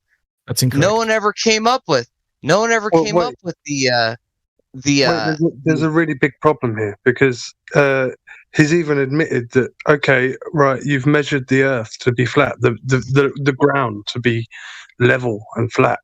So how do any stars and any lights in the sky change the fact that you've measured the ground to be flat? You don't measure a car to be something and then look up in the sky and go, no, actually, it can't be what I just measured it to be. I can address this is easy to address. Yeah, his kitchen table might be a little different, though. I can address that. So, as I said earlier, I'm asking for your model. If you can provide me with a model that accounts for a flat Earth and the observation that I made with my bare eyes of the night sky. Then, if we don't provide you one, does that mean it's not flat? No, but you. Isn't there any curious person in the flat Earth community that actually wants to provide a unified model? Listen, bro. I am very curious. Wouldn't you need Everybody, please stop getting into the metaphysics. I want to ask this motherfucker what his actual observations are. What did you observe, bro? The night sky from different points on the Earth. Yes, and what happened? I don't see the same constellations. I depending on the season, I see the constellations that I'm accustomed to and that I can predict based on the calendar and stuff like this. But then when I go south, I don't recognize. When I go to Ushuaia, I don't recognize the constellation because they're different. They're not the same. So what you're saying is, every time you look up in the sky, you see things that are different and confusing. They're not really confusing because, of course, this has been done by astronomers for centuries. So I'm just leveling with you. Bro, forget about astronomers for centuries. So, it could be confusing or it could not be confusing, but whether it's confusing to him what he sees in the sky or it's not confusing to him what he sees in the sky, it still has nothing to do with the shape of the ground and water that make up the Earth. Well, no, but that was the answer. Like I will be inclined to give much more value and much more credit to your endeavor, the Flat Earth Discord server. Yeah, we don't care about whether or not you think we're right or any model is correct or not. It's just all about what you can prove to be true or not. Yes, but that's what we're talking about. Yeah, but this is the same topic. Like proving for me would be if you can make predictions that the globe Earth model cannot make, then everyone will look at you and they will, because this is in the philosophy of science. Yeah. This is why the hell would we want to do that? That doesn't make any sense. Why would we want to do that? Everyone shut the goddamn hell up. Because nobody would believe the Earth is a globe anymore. Silence. Are you? Yeah, the reason why is because flat earthers don't talk to Globers enough in person. That's why. Hold on. I do though. Are you trying to tell me that the history of natural science is the same thing as the collection of people's predictions of what'll happen? In a sense, yes. The pantheon, because the pantheon of science is filled with people that make predictions that are novel. Stop. Hold on a second. You have to start being way more precise with the words that you use. Do you know what the word pantheon means? Yes, that's why I laughed when I was saying it, because it's funny. Yeah, it's real fucking funny, bro. My you have to make sure. You have to make sure that your predictions are based on the understanding that you yourself, as the scientist, are the causative agent. In other words, you are the person who has access to the independent variable. And the dependent variable has to be something that you observe in nature. Right? We can get all lost in the weeds about what a phenomenon is. Let's not do that right now. What I'm saying is, if you're trying to say the nature of the world is such and such and such based on science, I want to hear what you have done to manipulate the independent variable in order to cause a dependent variable. And if you can't do that, you might as well shut up, sit down and listen, bro. I already did. You did? Yes. The variable that I can change is my position on the Earth. No, that's not causative. Yes, so I fly to Sri Lanka and suddenly water boils at fucking 180 degrees Fahrenheit. You maybe it wasn't you, but somebody said it's with the example of the street lamp. If you move your position under a street lamp, you will not see it at the same angle. Right? It will be in a different position in your field of vision and with regards to the horizon. So this is yes, but the stars are in the same place. You've moved your position, but the stars are in the same place. And what you got to remember, stop talking about predictions, okay? Because your heliocentric model is not predicting anything. Yes, we are making observations for thousands of years. Yes. So that's not prediction. Reverse engineering, that's what that is. Okay? Yes, you are post-diction. Nothing. No. Post-diction, right, bro. So I can address that. So I will agree that most of the knowledge that astronomers are using is not something that they predicting themselves. They're using a baggage. Like exactly. So I agree with that. Then. But so you're I not agree with that. predicting anything. I'm not finished. Everything you are talking about is happening on the planet I'm not Earth. finished. It's been happening for eons. I was coming to the interesting part. The interesting part is that this knowledge was built on original novel predictions in the past. Like the first parallax calculation. I don't remember. No. Yeah, that's a great story. Let's go back to the flat Earth. There was no novel predictions in the past. You can't predict things that are already happening for thousands of years. No predictions. If I can address this point, if you don't shut up, I'm going to mute you, mate. Sorry. You can't be honest. You'll get muted here, man. Okay? No predictions. Predictions are not being made on this flat Earth. Okay? They're called shut up about the predictions. Post-diction. Yeah, and for that matter, shut up about the sky. For God's sakes. Yeah. Measure the ground under your foot. The ground under your foot is what you measure. You don't look at the stars and then say the Earth is curved. You measure it curved. Okay? Do that. Bring me the evidence of your measurements why do you on have the such, ground. what do you have such reticence against the sky? Like, what's wrong with the sky? Because it is wrong. I don't look at the sky. I do not look at the sky to know what size my foot is. It's very interesting. Hey, buddy, listen to me. Listen to me. My name. Yeah. Go ahead. I was going to say, my name comes from the sky. I don't have any problem with the sky, but nonetheless, you can't use the sky to measure the ground. Impossible. Sorry. Yeah, you can. I thought I just demonstrated that. No, you can't. You cannot do that. What the hell is wrong with this guy? You cannot do that. That's bullshit, pseudoscience, dribble. That's what Hold that on a is. second. If you want Everybody, we need to just calm down and listen to how this guy thinks. Listen to how this guy thinks.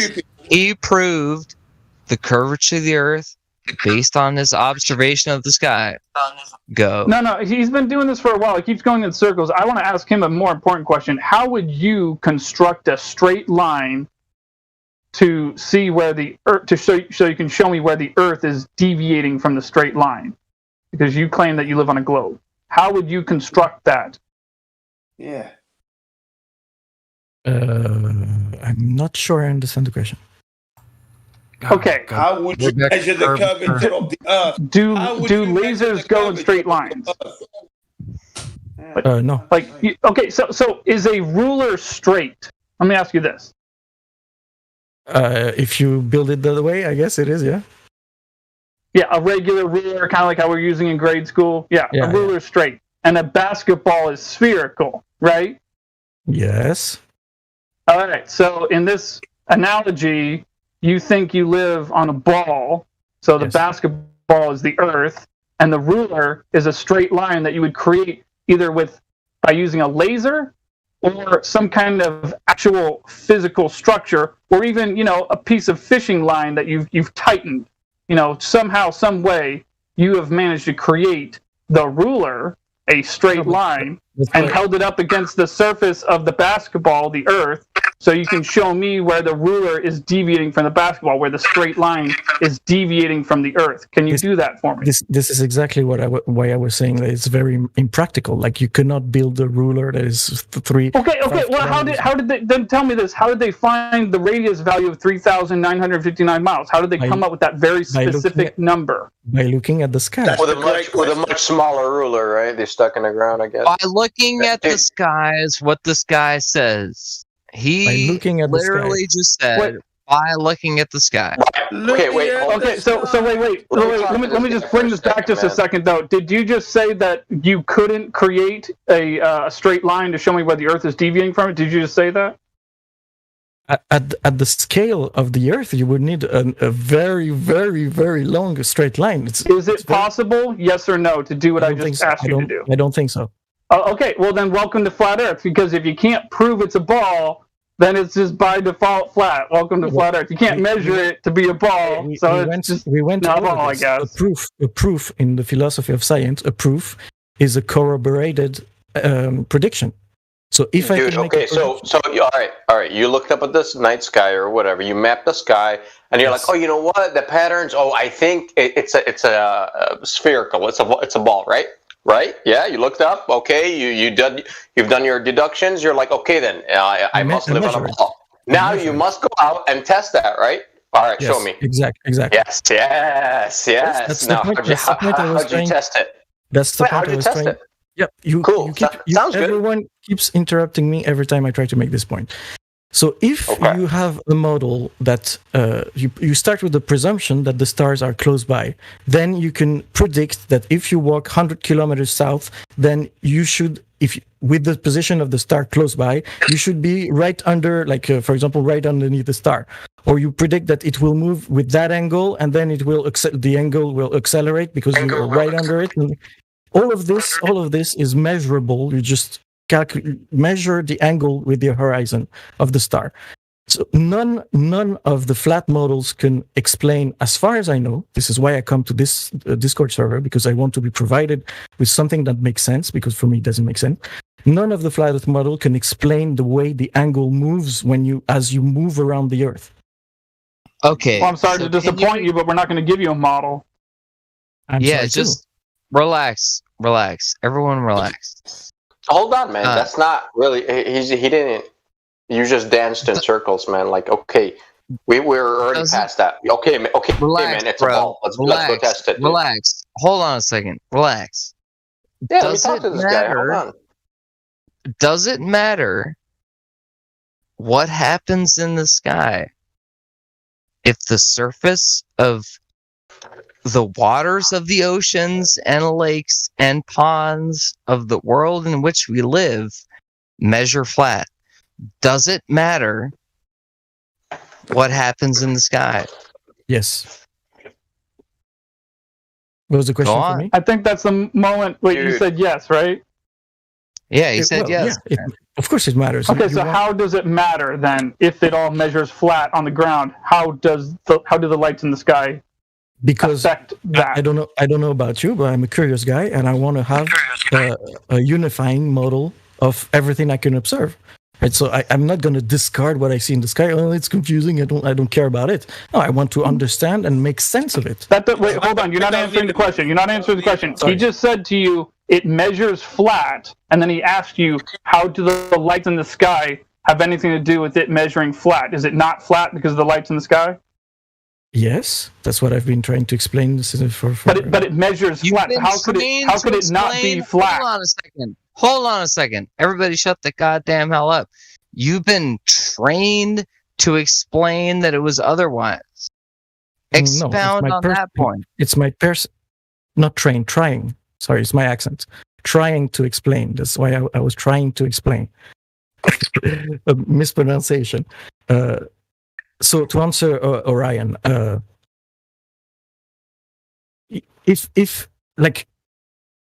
if you can, this is my question to you guys. This is my question to you guys. Stop right now. What we're asking from you is a measurement. Can you measure the curve of the Earth, or can you not? I already answered that. You measure. Yeah, he said no. He said it's not possible. So why should we believe that it's a ball if it's not possible to measure the Earth? I said you measure the angles of the stars and you move around the Earth. Diameter or what? That's not the same thing. Hold on a second, everyone, please. That's not the same thing as measuring the topography of the Earth. Why would it not be the same?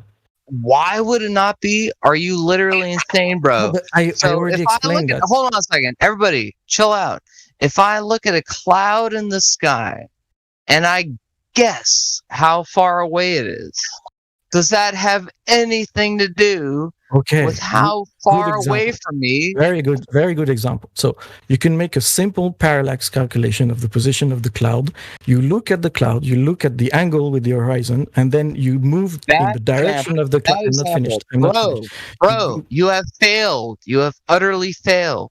Right? You just don't understand at this point. I don't know what to say. No, you don't understand. You don't understand. Do you know what the parallax measurement is? Please. You have failed. You have failed to provide a measurement of the curvaceous topography of the Earth. And so, like all who have come here before you, instead of saying, no, wait, I did go out and measure, you say, look up to the sky and there's an eclipse. Bro, you have to chill the fuck out and understand that at no point has anyone ever gone out with a ruler or a laser or any other type of measurement device until the last decade to figure out what the topography of Earth is. And guess what? When you go out with the ruler or you go out with a laser, it's flat. Yeah, that's fine. We're going now. You have to explain how it was that the sphericity of the Earth was ever determined in the first place. And instead of saying, answered that. I already shut answered that. Silence, bro. Instead of saying there, I can't hear you. I already answered that. The initial reason why people thought the Earth wasn't flat is hold on, bro. Hold on, listen, dude. When you're in our live stream trying to run it like you're a moderator, Crazy Commando, you represent us, and I get put in the same basket with you. So I would appreciate it if you chill out a little bit and have a civil conversation. Stop acting like you've been doing for the last 20 minutes. Okay.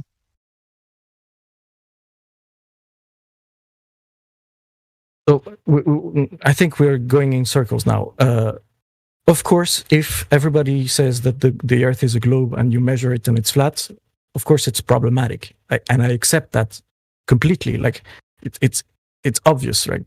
So, but still, your next logical step is to build a model. Like now, you need to explain why you. It's hard when you don't have the measurements that we can get when we're limited to the aspects that we're limited to. Because can you go out to Antarctica and navigate around? Yes. No, you cannot. Stop lying. First of all, you can't lie about that because you cannot. You cannot go out there and navigate all over. Stop. I'm not sure. Because you cannot navigate all over the place in Antarctica. I'm sorry. They have a pathway for you to navigate. Yeah, and if you deviate, you get shut down. That's fine. You don't really need to go as far as Antarctica. Like, yes, you do to get a model.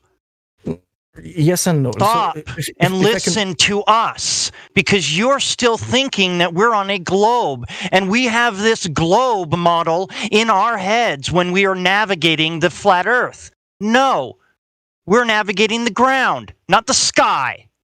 That's fine. No, it's not fine. You just keep saying it's fine. No, it's not. When we can't find measurements of the Earth, then we cannot provide you a model. Okay, so stop talking about a flat Earth model. Okay, I presented you with an idea that you can do in your community. No, you didn't, because I just demolished it with that Antarctica. Okay, you cannot go navigate there.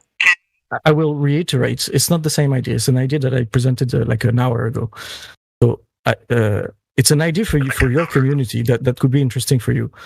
I hate it when people say that, though. You just say it out your ass. Because I can even include myself. I would be interested in the result. I would be myself interested in the result of this experiment. Right? You just have like, do you agree? You agree that people that are on the same longitude experience the darkness of night all at the same time, right? So if it's nighttime, I don't. No. No, I don't. If it's the nighttime, sometimes when it's 10 o'clock here, it's still bright. Yes, but do you see what I mean? Yes, but. Yeah, you see. Do you see what I mean? Like if you draw, what is at the same longitude? You don't know anything about a flat Earth. That's the whole thing. New York and still daylight. Caracas, like New York and Caracas. I don't know if they're aligned, or New York and Bahamas. Like if it's nighttime in New York, it's nighttime in Bahamas. You can't prove a shape. You can't prove a shape. No, but you with can call light. You can call somebody. No, you can't. No, you can't. Nighttime now at my place. No, you can't, because you're still thinking that it's a globe Earth model. No, even if it's not, and let's really get down to brass tacks here, right? Brass tacks. Like, what did I just get admonished for asking you? I got admonished for asking you when it was ever that a person went out with some kind of measurement technique and saw that the Earth was curved, right? So you're asking us, how do seasons work? Why is the moon in the sky?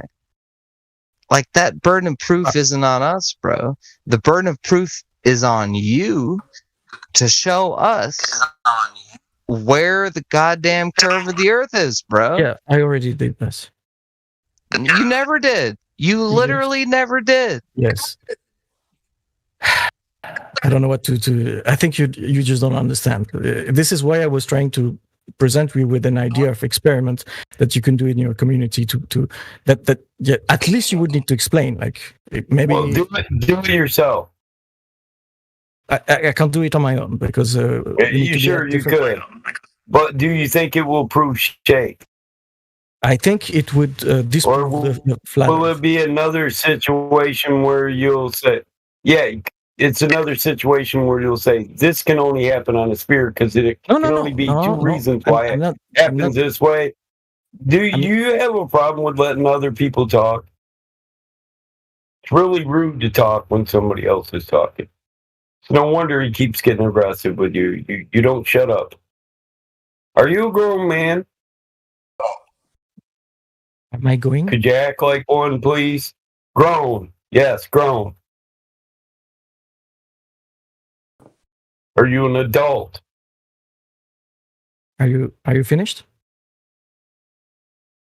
Is that an answer? I don't divulge personal information, if you don't mind.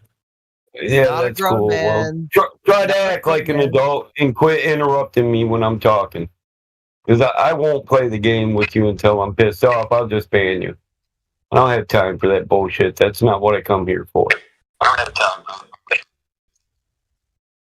Okay, so what you have to do, Mr. Globe proponent, is find the scientific or other type of paper wherein somebody went out and measured the curvature of the Earth.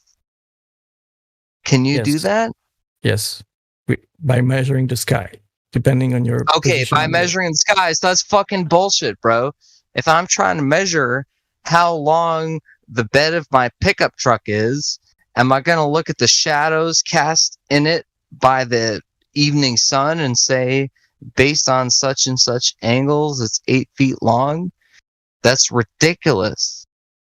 So I guess you If didn't the Earth understand. is a sphere, if the Earth is a sphere, it should be measurably so, which means that given a radius of 3959 miles, the geometric horizon should be no more than 1.22. Did you understand my analogy with the table and the light bulb?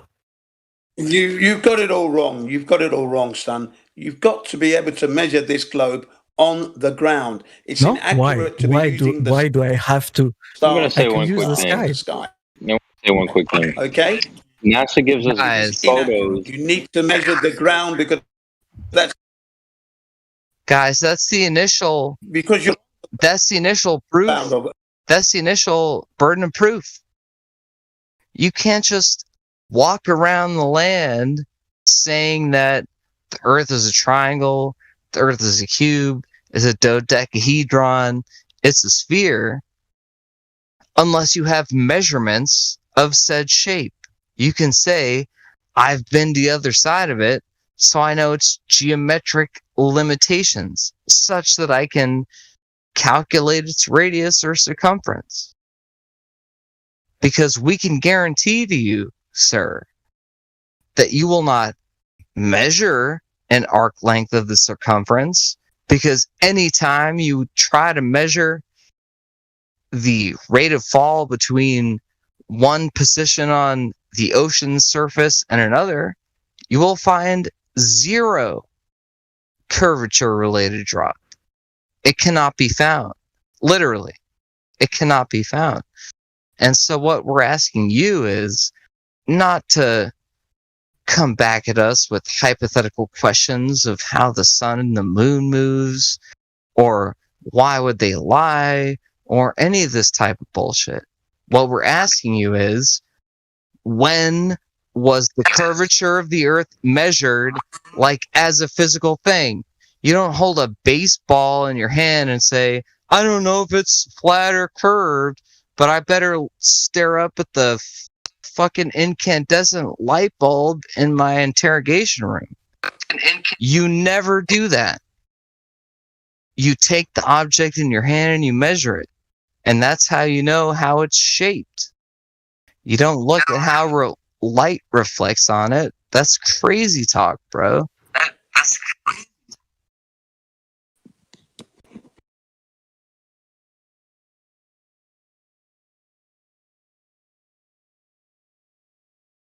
That's right. He doesn't know. He doesn't know how the Earth was measured. He doesn't even know that. Also, you asked for a He hasn't measurement, got a clue. not a calculation. Yeah, no shit. I asked for a measurement. I don't care about calculations.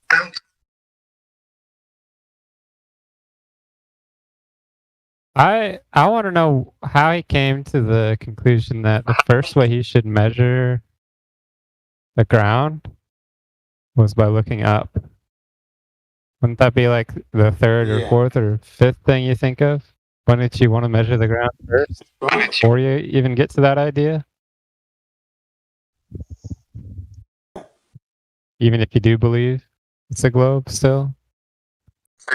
That's what I don't understand.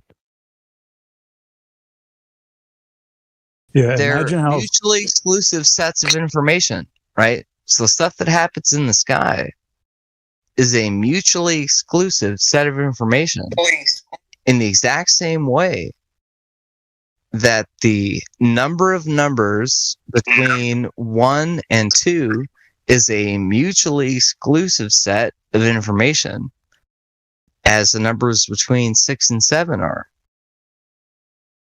In other words, nothing about how many decimal points or fractions you can drive between 1 and 2 pertain at all to how many numbers there are between 7 and 8. In the exact same way, that stuff that happens in the sky has zero to do with how the surface of the Earth is perceived, how it's perceivable, and blow me down. You know, God forbid we could actually measure it. And it is measurable, and it's measurably flat, bro. Don't come at us with this whole like, well, the sun and the moon are spinning around. Why don't they fall down? Seasons, day and night. I don't understand. It's like, bro, the surface is flat. Whatever story you want to come up with for what else happens is your own purview. Unless you can debunk the measurements, we don't give a fuck.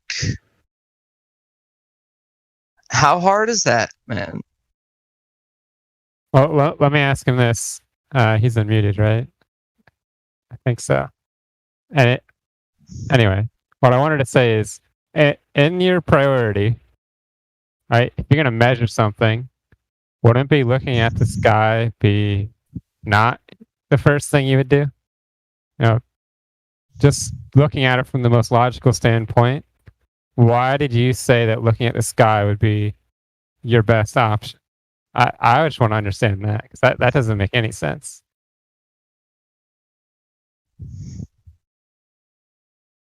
He's unmuted, right? Just doesn't want to speak now. He's gone mute from Cog Disc, bro. He's not server muted anymore. You're right. He's good. Mr. Tincture. Wrenching it. So your parallax measurement, you said it gave you the radius of Earth. Oh.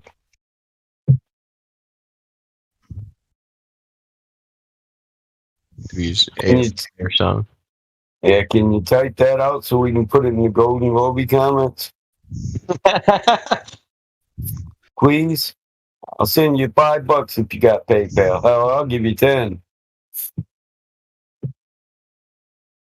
But that shit's funny as hell. Yo, it's like as simple as this, man. We ask these guys, if you set a 2x4 across a pond, would the middle of the 2x4 be higher than the butt and other butt ends? It's a big fucking 2x4, bro. Well, for sure, but a laser beam is longer than a 2x4, is it not? You gotta make sure the 2x4 is straight, man. Okay, so nothing's straight. Oh, no. Well, okay, to achieve a flat surface, how do we do that, actually? and like we use water. Well, there's many ways to demonstrate it. Listen, there's many ways to demonstrate it. Water isn't the only one. You say water is flat, but the truth is it's turbulent. It's got waves, wakes, eddies, swells. The surface of water has topography also. Oh. So long distance observation is a better evidence than that, in my opinion.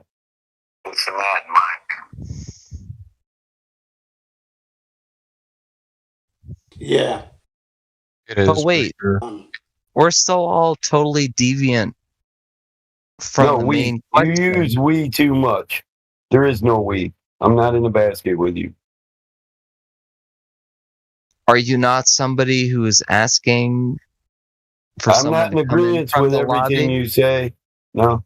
Listen, You better clarify what you're saying, though, Crazy, please, because you can't talk for everyone in the room. That's what I'm saying. I'll Don't do talk. it. Don't I'll say do it. we because you don't talk for me. You most definitely do not speak for me. Would I be safe in saying that we are all fools of hope, in that we foolishly hope that one day one of these guys... I don't believe hope is foolish. Okay, so we're not even foolish. Fair enough. I believe hope is foolish. Whatever.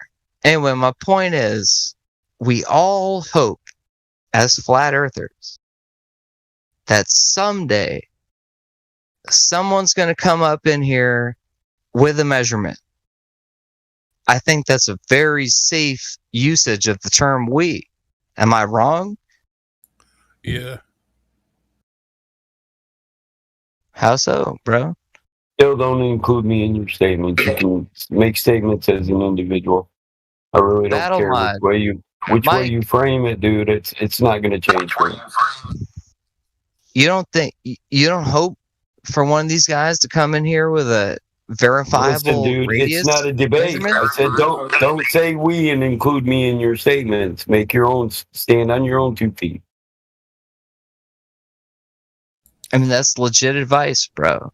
You're the only thing we all are unified in is the fact that we do not believe it's a globe. Yep. In stationary, yeah. I would say that too. I wouldn't insult everybody else by telling them they have to agree with everything I say. I would appreciate it if people don't do that to me. Some I'm shit not I doing say that. might be stupid. Hell, I might be stoned at the time. Bro, listen, what I'm asking you is, would you not be excited if someone in here came in with actual proof of the curvature of the Earth? But that is what we've been looking for, yes. But I would be happy just if people would recognize that what they bring is not empirical scientific proof and it can't be demonstrated. That would be sufficient for me. I'm totally with you, bro. What I'm saying is, and the only reason I invoked we is because I knew that we can would move be on, excited. It's all We'd gravy. be excited if we heard this shit, man. All he was saying is we don't all believe the same thing. We're not all, from the same cookie cutter sort of thing. That's it. Oh wow, really? Flat earthers don't all believe the same things? I'm totally shocked, bro. I'm for a flat ceiling sort of thing. Are you pro dome? I'm just saying, and that's absolute speculation. I have no evidence, no proof to this. This is just speculation on my behalf, and it's okay. I'm open-minded to everything because I do not have measurements. I'm joking, man. What I'm trying to say is, I think I can speak accurately in saying, hey, is this guy still in here anyway? Where's this glober at?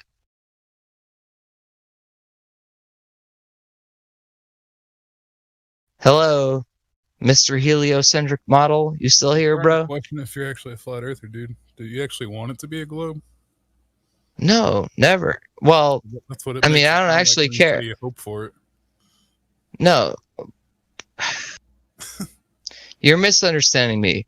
Hey, is the guy I who hope sounded for like people that come in here is for them to open their eyes and their mind, and ears and fucking heart, and look at life. is the guy who was arguing the globe still here?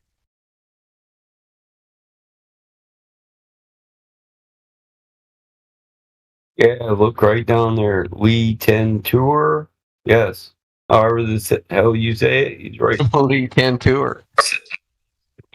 Yeah, so I Yeah. just want him to know, right, that the people in this server are primed and ready to shoot down the baseless assertions of their colleagues and cohorts, because the reason why we're all here is not because we're in a cult that believes that the earth is flat and shooting up like a pizza at approximately 10 meters per second squared. It's because we are very interested in the proof of claims asserted. And so if you're going to say the earth is a sphere of a given dimension, we're going to say, okay, we're going to go out, check the math, check reality, and see if that's the case. And it ain't, bro. That's what we're trying to tell you. It is not the case that the visible dimensions of a sphere of a radius of 3959 miles are manifest in our reality. And you can point at the moon. We don't you have can any value point at the communists sun. here, man. No communists. Yeah, you can point at all that shit and say whatever you want. All we're asking for is a measurement of curve, and you're talking about what's happening in the sky, bro. Do you understand why that's a problem?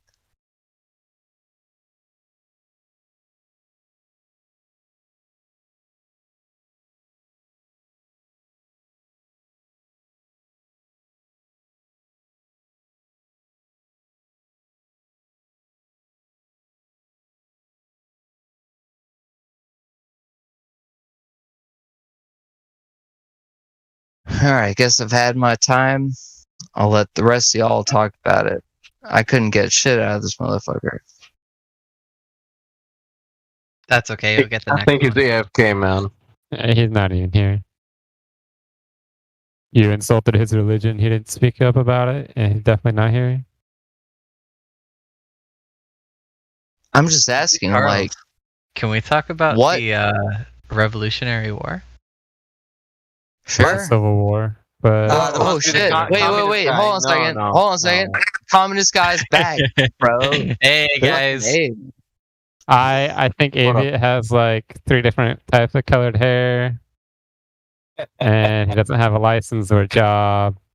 A dildo and a And he beaker wants. in his back pocket just waiting to protest, huh?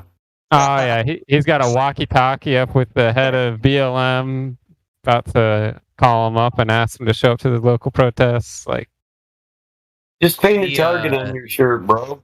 The last protest. Well, I guess the last Listen, protest. there's only two things that are going to happen here, right? One thing is there's going to be a bunch of shouting, and you ain't going to hear a damn thing. And the second thing is you're just going to listen to Battle Mod, and he's going to tell you exactly what's wrong, and he's going to be 100% right. Listen, I've run through this routine a million times. I'm not a robot, so I know how to I've been learn. doing this for years, bro, but I generally try to stay quiet unless somebody's fucking up my live stream. Battle Mod set this motherfucker up, bro. He knows what's up. History isn't 100% exact, so... And plus, we're not the History Channel. Okay, that's fine. If you don't want to talk about history, I'll wait for someone else to talk about whatever they want. well, why don't you talk about your the government that you trust so much? I mean, I'm a communist, so I don't trust them that much. You said you trust NASA.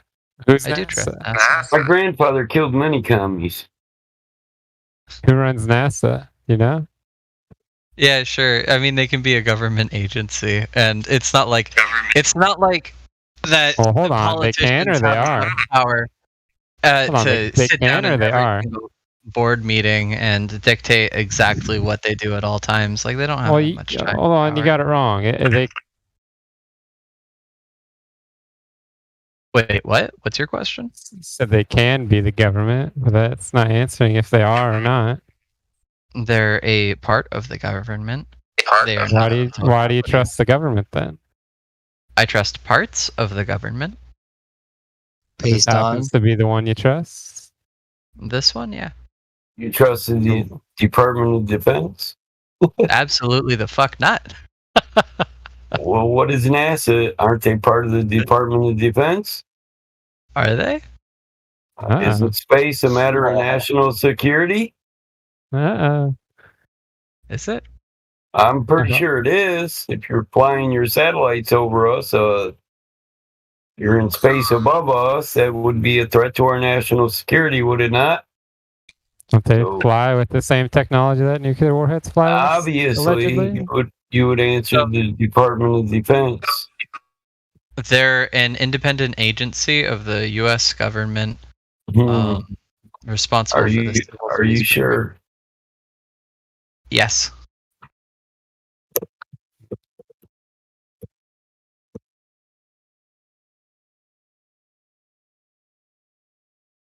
I think you have too much confidence in what you're saying without actually knowing. I mean, I never thought of them as defense. I googled it. You know what? Oh, Turns don't out you know we hear They from SpaceX fans all the trust time? Google. Nice. SpaceX fans tell us how they don't, they're not NASA, they're separate. But when all of a sudden SpaceX wants to launch a rocket, they have to talk to the government because getting a hold of ICBM, you have to go through all of the processes that Battle Mod was talking about. Yeah, they have to answer to the Department of Defense. You can be independent all you want, but as a government agency, you can't do anything the Department of Defense would deem to be a threat to our national security. And at one time, they were. But that doesn't mean you're ran by the Department of Defense. Those two things are completely different. Well, they were built by the Department of Defense. Rockets are of a military concern. Even know who the supposed astronauts were? Where do they come from? I don't care. They were Who did they Nazis, recruit? but who brought them over here? The government or the Department of Defense? The military? Who? Which one? Does anyone know? Mr. Let's Talk History.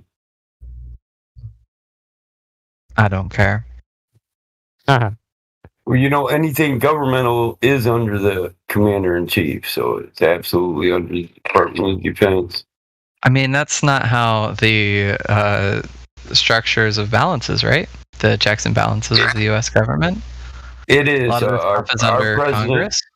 Our president is the Commander-in-Chief. Yeah. Of the military.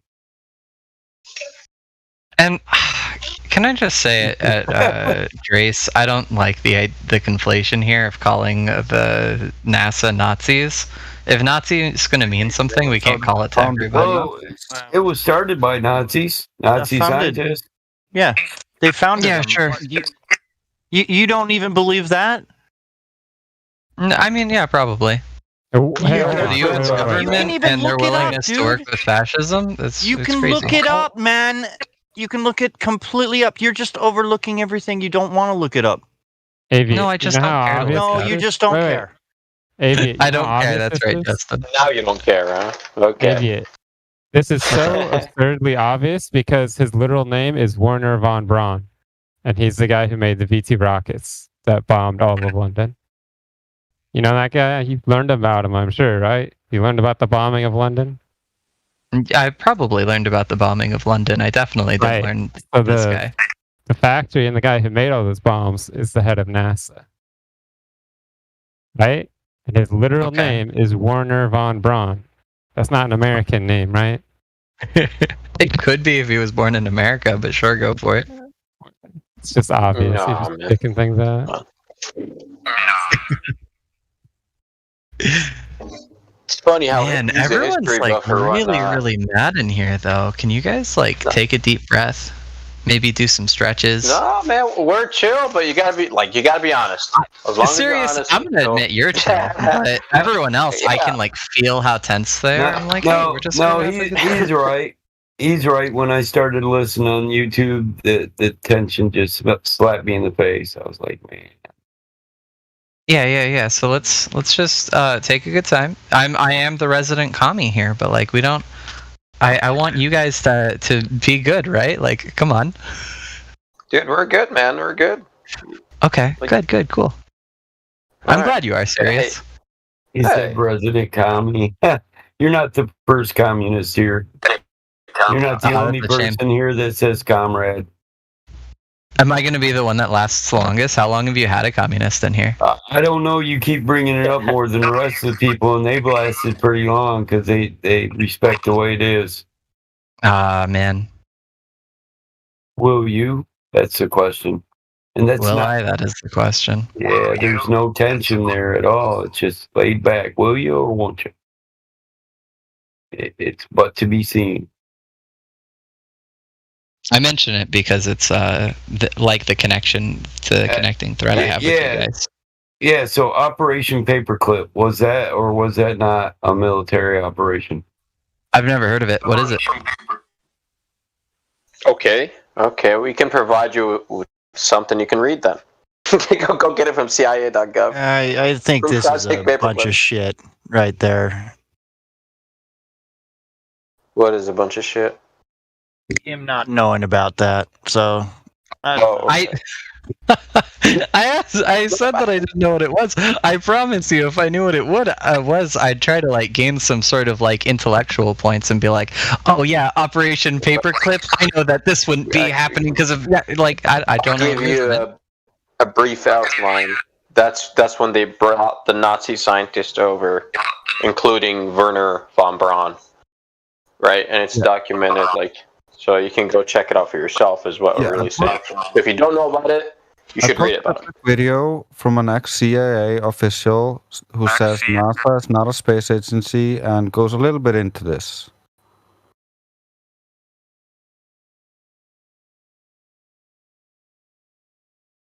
If we're going to talk about the part of the government I don't trust, definitely number one is the CIA. I don't know why you trust any part of the government. But I know they've been caught lying throughout history so many times. It's not a question of why would they lie. Are they or are they not this time? That's the question. I think generally when we try to determine is the government lying to us, we try to determine who's benefiting from this lie being true or false.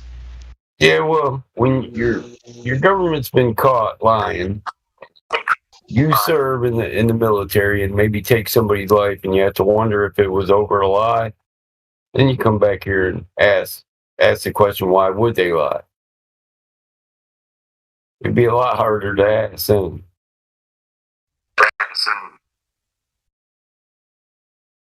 Sure. Battle Mod, I'm sorry, man. Oh, it's all good. But the truth, it needs to be known.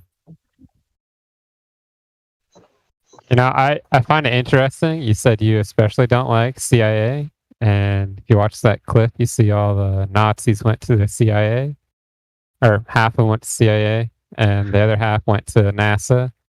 Do you think NASA got the good Nazis and the CIA got the bad Nazis? I like that. If we can...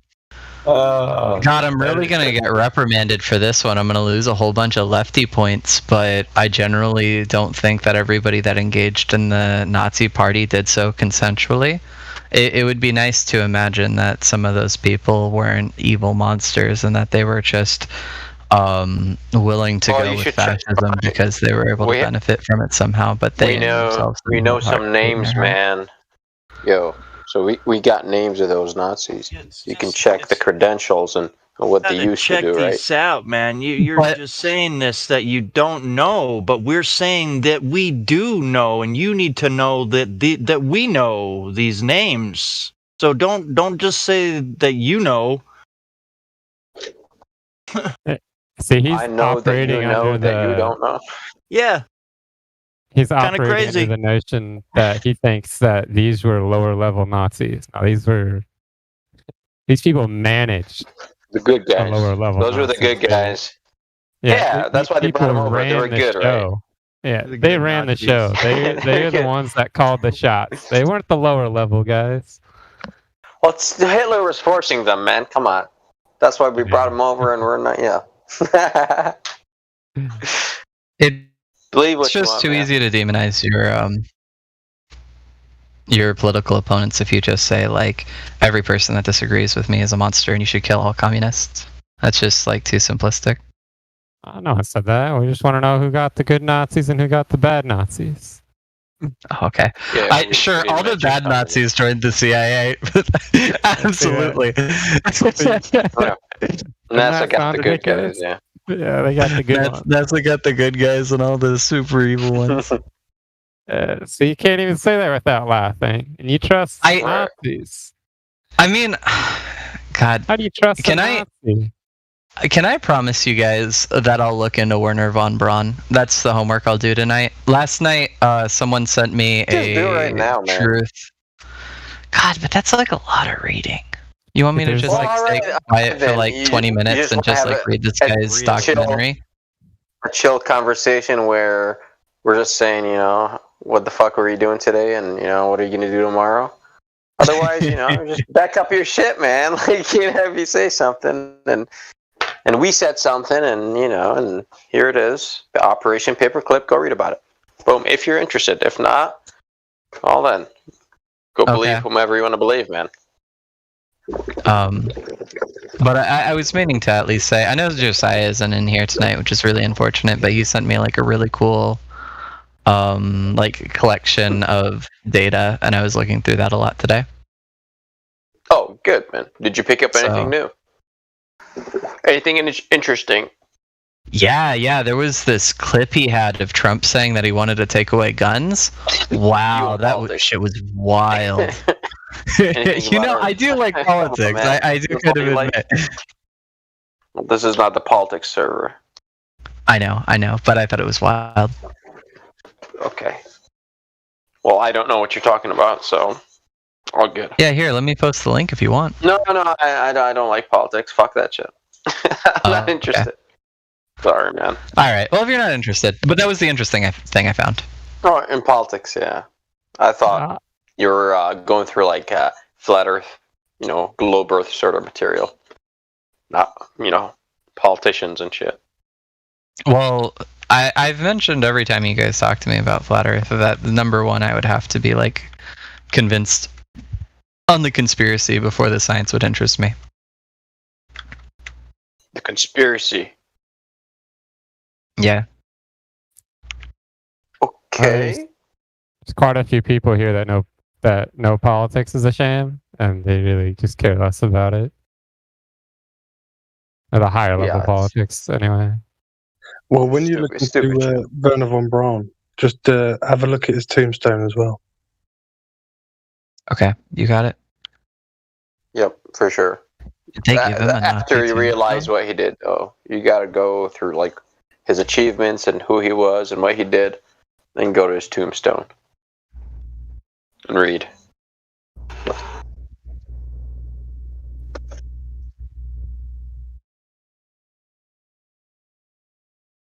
Oh, they gave him a Bible quote?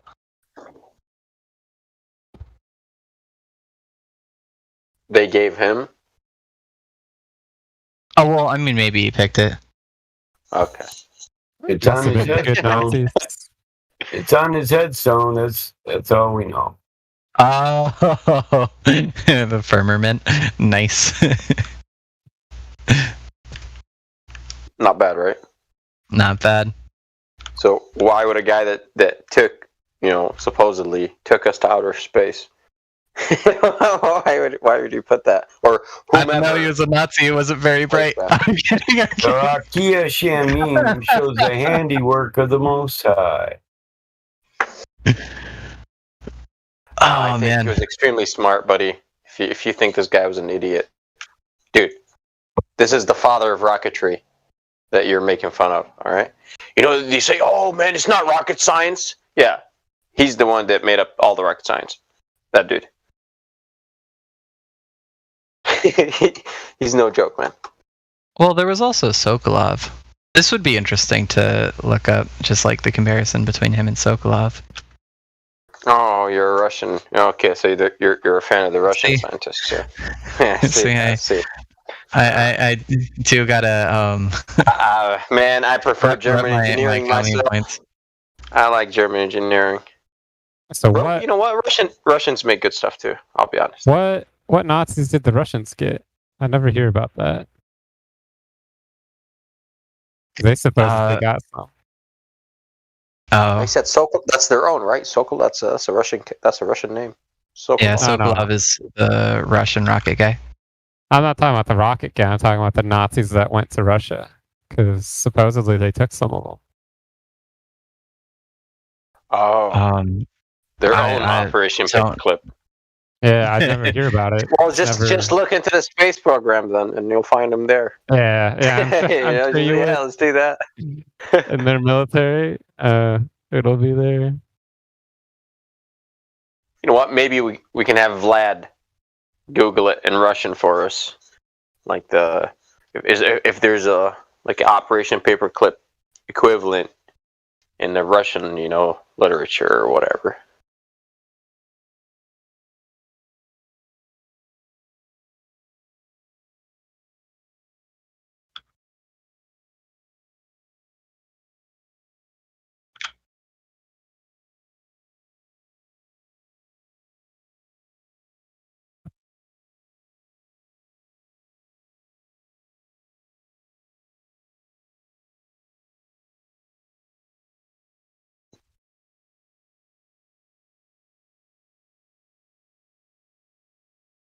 Funny thing is, Jet Propulsion Laboratories was started October 30th, 1936 by Theodore von Karman.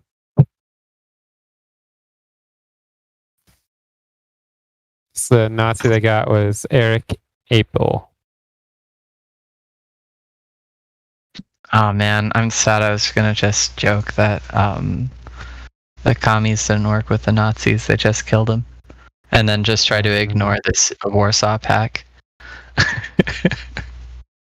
And Helmut Grottrop worked with Werner von Braun. Says he also made the VT rockets. Must have been his buddy.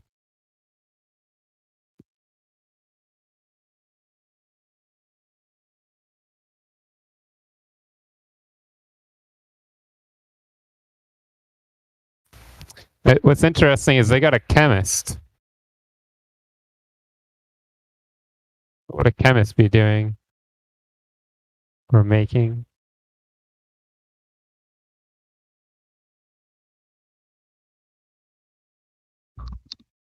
I think it's interesting that they arrested him for false charges of being a communist. God, I would love to see what evidence they had for that.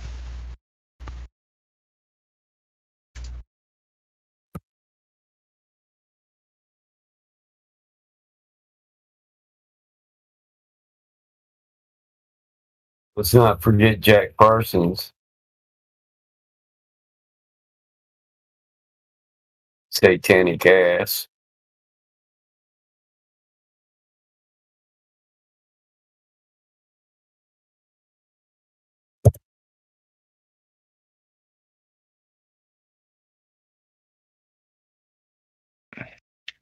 You guys do know about that, right?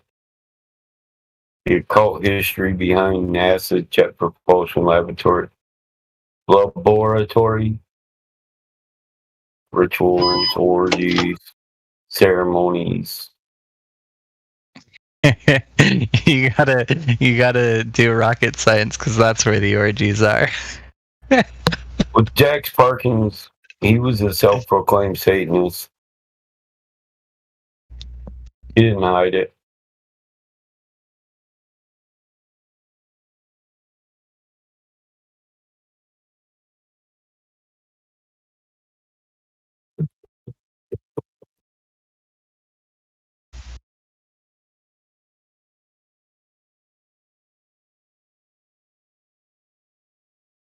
Damn it.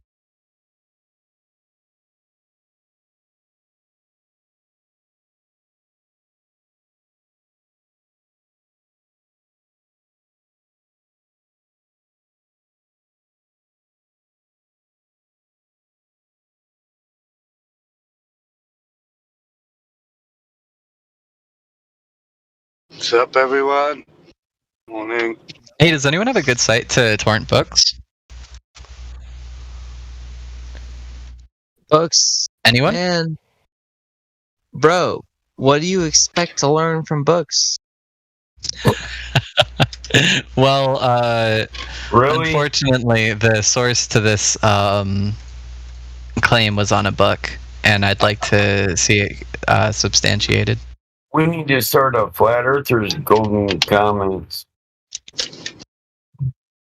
Well, the reason I ask that, yeah, man, because people write all kinds of books.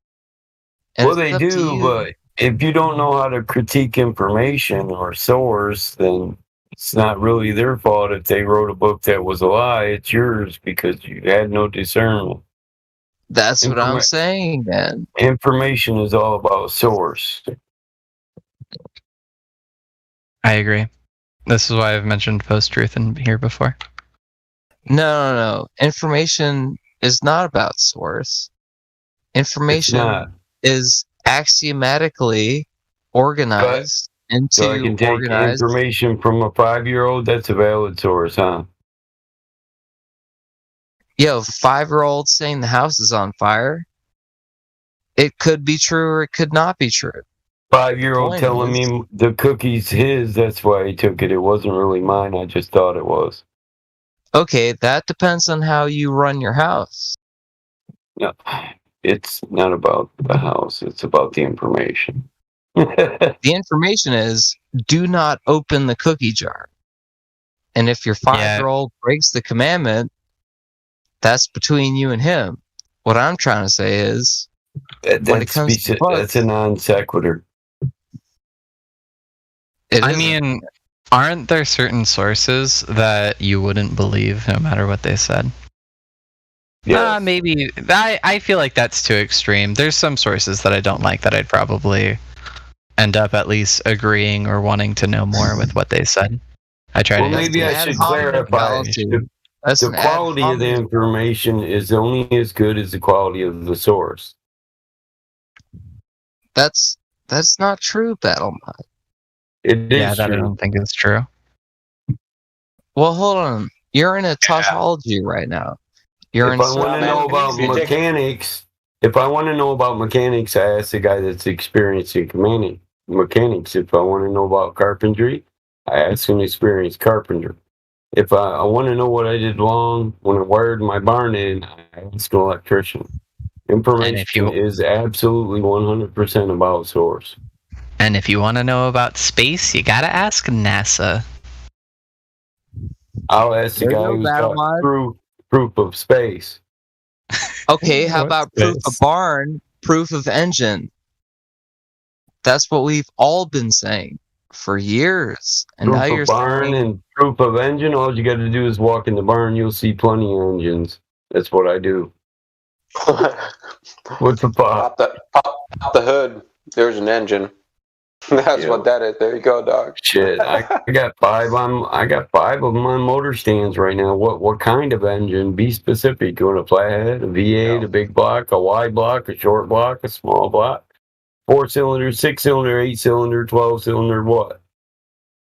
Super diesel. one for gas. I want a 3-cylinder. Yeah. I want Spark a ignition, 3-cylinder. compression ignition. Let's go. What? Got a what's the rotary best- engine?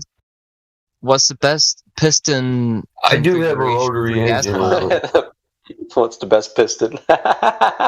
No, best Commando. Can I go back to your metaphor? Piston configuration. So is there a choice between configuration, or would that be block? A choice of block style. Well, it's the same thing, ain't it?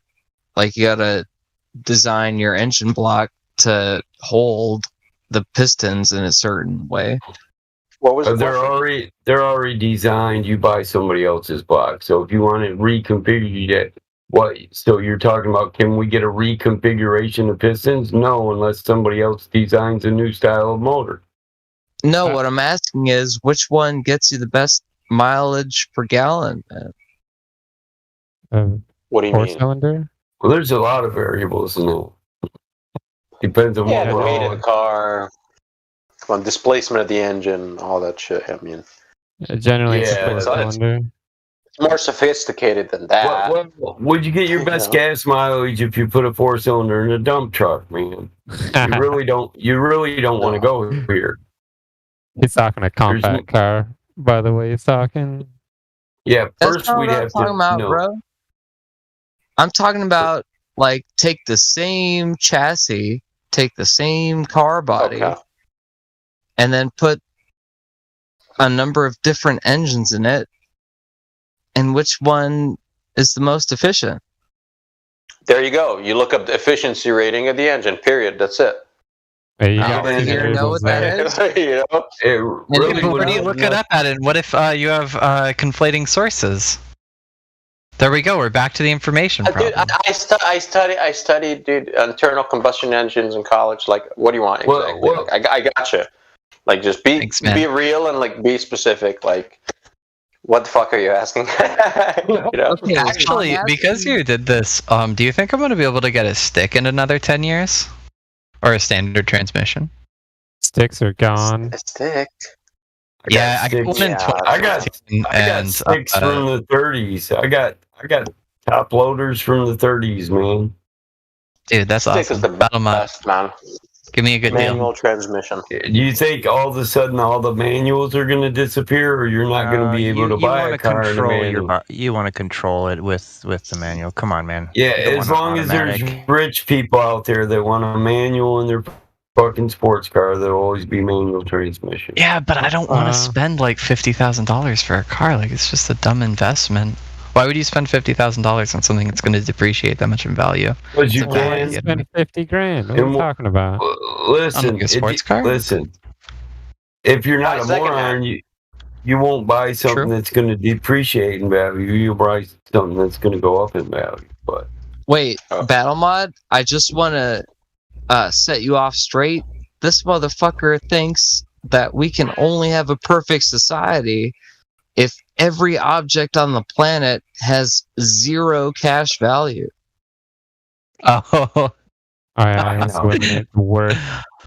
Oh man, ideally that would be like the ideal society, but why are you dreaming about a We're not car gonna then? see it You wouldn't have pistons, man.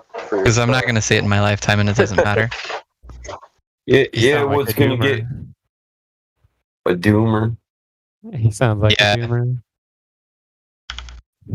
Other I try leftists to- have criticized me for being a post-leftist. Not that I think that matters in this conversation. Post leftist. I don't know what that means, man.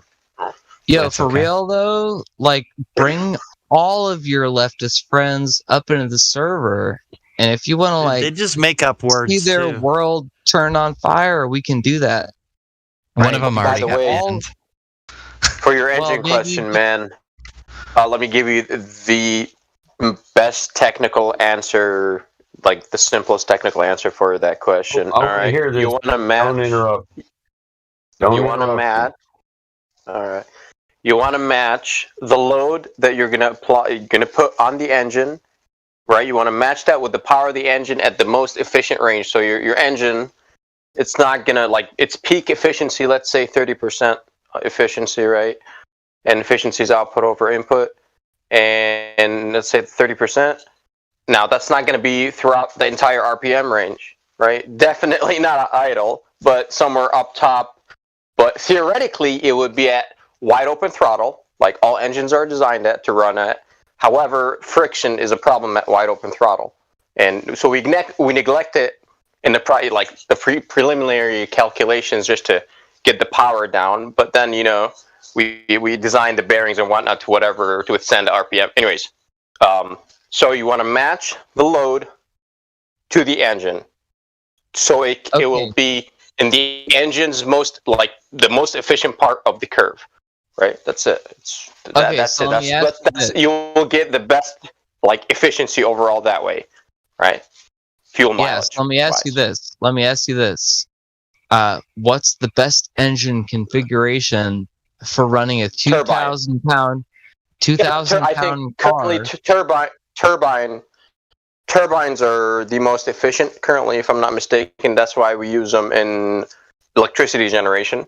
because it's the same thing. We're rotating a shaft, and we have a load at the other end. It's a generator, however many megawatts it is, and the engine is obviously capable of running that shaft. However many megawatts it's rated at, horsepower wise, and that's it. And it runs at 3,600 RPM. I think in the States, that's why you got 60 hertz in the wall. 60 hertz in the wall is actually directly linked to the rotation of the shaft. That's how fast the turbine is running, and you can measure it. If it slows down, you'll know. If you have an oscilloscope, you can hook it up to your wall, and you can see the 60 hertz signal coming out your AC. The hot and the neutral wire, and that's actually the RPM of the shaft at the generation point, because 60 hertz is 60 rotations per second, which is, you multiply it out, it's 3,600 revolutions per minute. So just in seconds. Anyways, turbines and diesels. Turbo diesels, that's why. Yeah, go ahead, Mike. Yeah, it's external load versus throttle position and speed of the engine, power output. You're right. You gotta match all those to get the perfect sweet spot. Then you have an ideal system, running at peak efficiency. Yeah, otherwise it's considered an overloaded engine. Right, and you'll have to run the RPMs higher, so you got more friction, you have less efficiency, you got more wear and tear on your parts. That's what happens if you put that 4-cylinder in a big ass dump truck. That's what happens. You don't have enough power, so you gotta rev the shit out of it, and anyways, not enough juice. Less efficiency. But who has done the study to show that cruising highway speed is like the optimal engine condition? Like most people stop and start. Well, that's okay. Highway, when your vehicle is moving, the friction between the airs is significant, especially above 50 miles an hour, and the faster you go, the more significant it becomes. Yeah, and that's where we come into gear ratio versus load and power. That's why we have a transmission box. Yes. Or the difference is stop, go, and constant pull.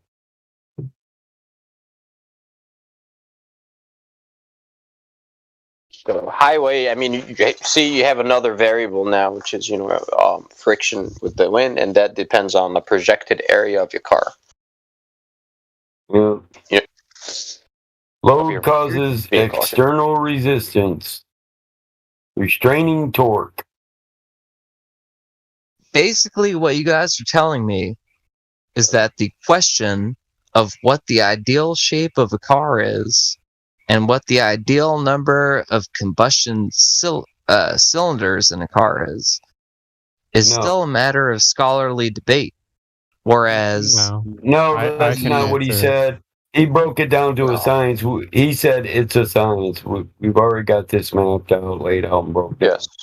Yeah, if you want to see a demonstration of it. Listen, otherwise we wouldn't pull hundreds of tons state to state with, powered turbine diesels.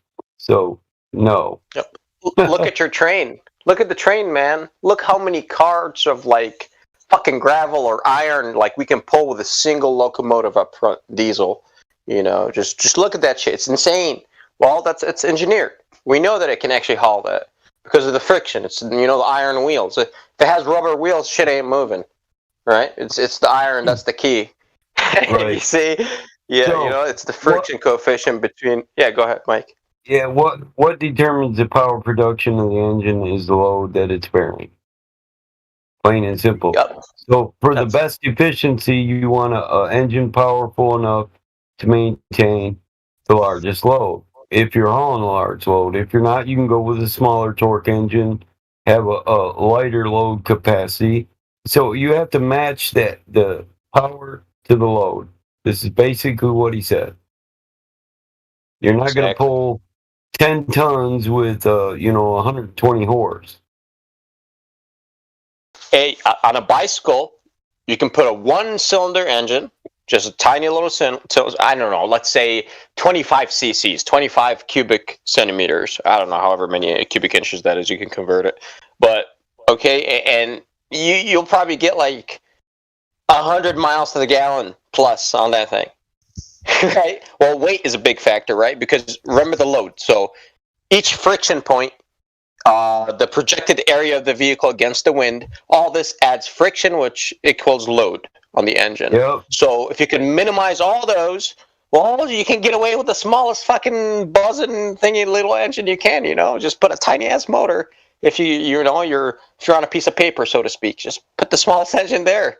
Like a little fly wings or something, and it's probably enough. Like wings. Yep. On a fly. They have enough power for their body weight to overcome that. Yeah, most people don't know that. Aerodynamics in automobiles is to reduce load. Yeah. Most people Or to don't know increase that. it. Or to increase it, like when you put a wing on the car to increase the downforce. You want more friction on those tires to handle to go faster into the corners, so you want to actually increase it, and it so anyways, you can increase or decrease it based on rear aerodynamics. Presses down on the rear tires, giving you greater traction at higher speeds. Yep. But any resistance the automobile incurs equals load on the motor, whether it's terrain or the medium it's driving through, air. Uphill, downhill.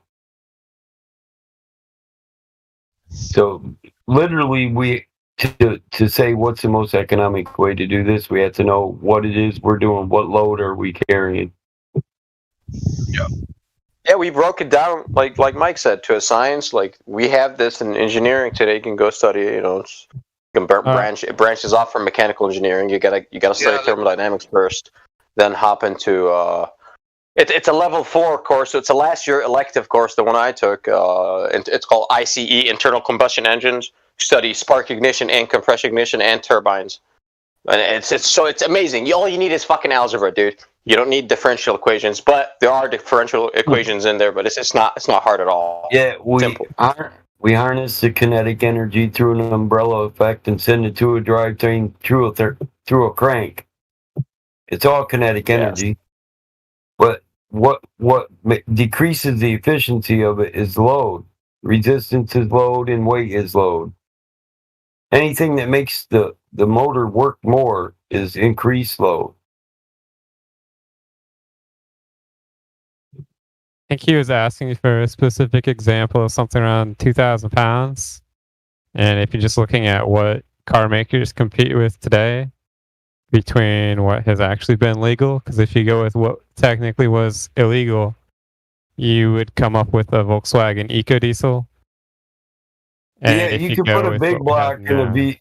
You can put a big block in a VW and get the same effect. You can get great mileage because the motor's not working at all. If you can balance out like the extra weight of the motor, so you don't go too fucking huge with the motor, or like a cast iron motor, go with something aluminum block V8. As long as you compensate, like in your calculations, you can get phenomenal mileage with a V8 in a tiny little car. Yeah. Yeah, unless you put down the pedal. Oh, yes. I did. I want to know if there's a rotary diesel engine. Where's that?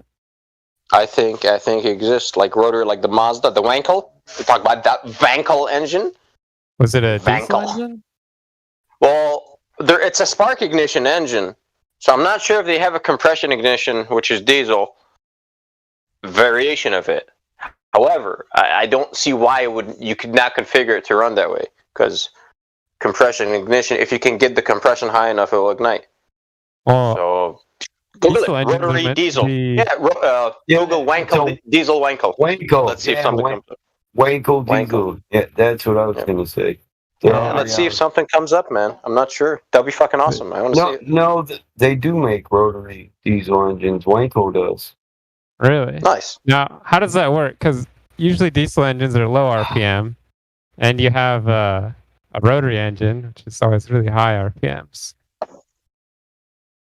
That's true, but you can. I'm assuming that they got the lobes configured properly, right? The geometry of the lobes, so it's enough compression to ignite. I'm sure they got it down. And I'm pretty sure these are diesel aircraft engines. Oh, what aircraft? That's interesting. Most rotary are. Man, you know what? I'm on my phone. However, I shall Google this. I'm so interested. I love engines. So there's your link right there. Wankel diesel engine describes the ideal using diesel principles in a Wankel rotary engine. Hell yeah! Oh, so are these like prop airplanes then? Huh? It sounds like these are in prop planes. Yeah, propellers. Yeah, prop. Yeah, prop. Let's go fly the Wankel. You know, Rolls-Royce had the diesel in it. Is that all they use them for? It's just prop planes? They didn't use Do you them know for... essentially, like mathematically and like in reality, do you know why diesels are more efficient? Because of the longer stroke, because of the higher compression. So basically, it's like this. When you study internal combustion engines, you'll understand. It comes down to something that's called brake mean effective pressure. Okay. We'll get into that later, okay? And efficiency depends on, 1 RPM if you can get it really high. However, in engines, if you can get the compression to be extremely high, then because it will expand a lot and you'll have lower exhaust temperatures, so you would have had like you have a bigger expansion volume too, like the stroke, right? And you have a higher compression, so you're going to have higher efficiencies. All right. However, when you do that with gasoline, you get knocking, or it's called pre-ignition, right? You cannot compress 40 to 1 with a gas engine. Shit is not going to happen. It's going to pre-ignite before. Yeah, it's called spark knock. Spark knock. Yeah. Yep. Before you complete the compression stroke, it's going to ignite, so it's going to try to push the piston backwards before it reaches top dead center, and you know the crank goes over vertical, you know, if you know how the engine works, and you know it goes the other way. But anyways, I'm pretty sure you just lost them all. yeah, fuck. Sorry, guys. Sorry. Oops. Do they put Anyways, this it thing in a boat? pre-ignites. Most of these guys, listen here. Let's test. So, do you guys believe that an engine fires every time it hits the number 1 cylinder? Uh-huh. Every time the number 1 cylinder comes up, does it fire and then go through the firing order? That's what a misfire is, right? No. It's not what a misfire is. And the answer is no. They have a free rev.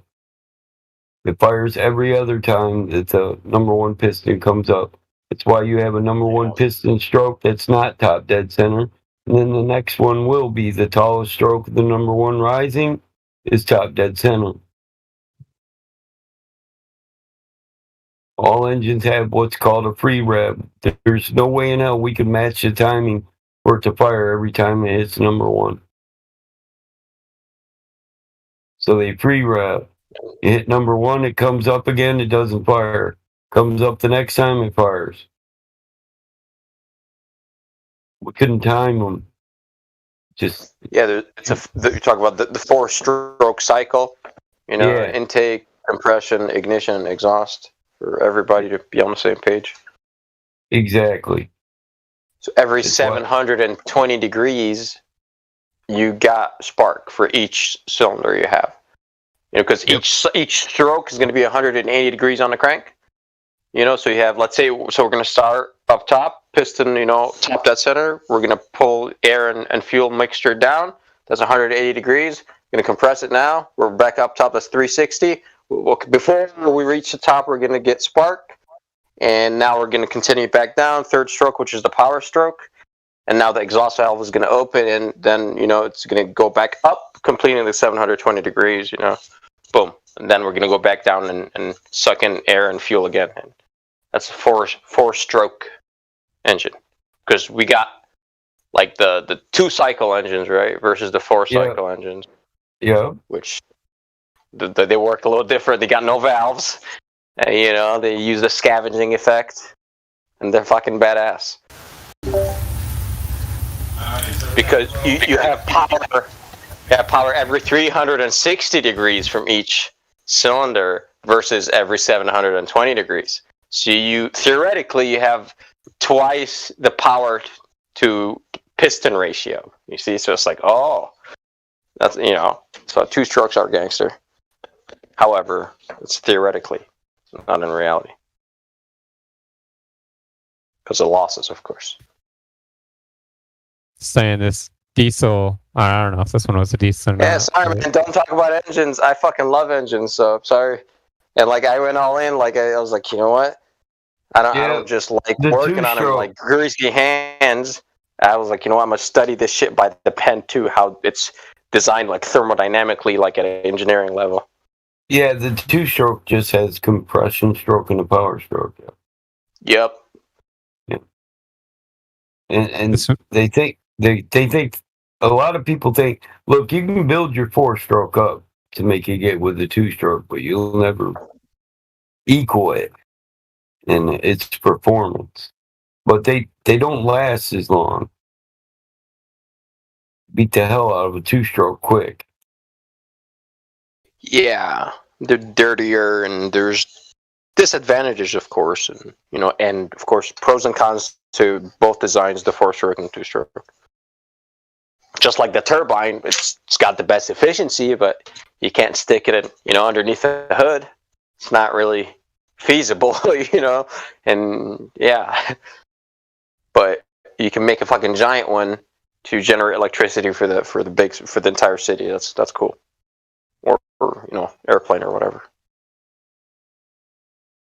Whoever put this, I think it was Battle Mod, put this guy turned a rotary engine, put it on a boat. It's getting 1,000 horsepower, 3,600 RPMs. Oh, it's crazy. 1,500 feet of torque. That's ridiculous. So much power. But the problem with the rotaries is, right? If you're a big rotary fan. I only looked into the ones with the flaws in the RX-8s or RX-7s. The apex seal.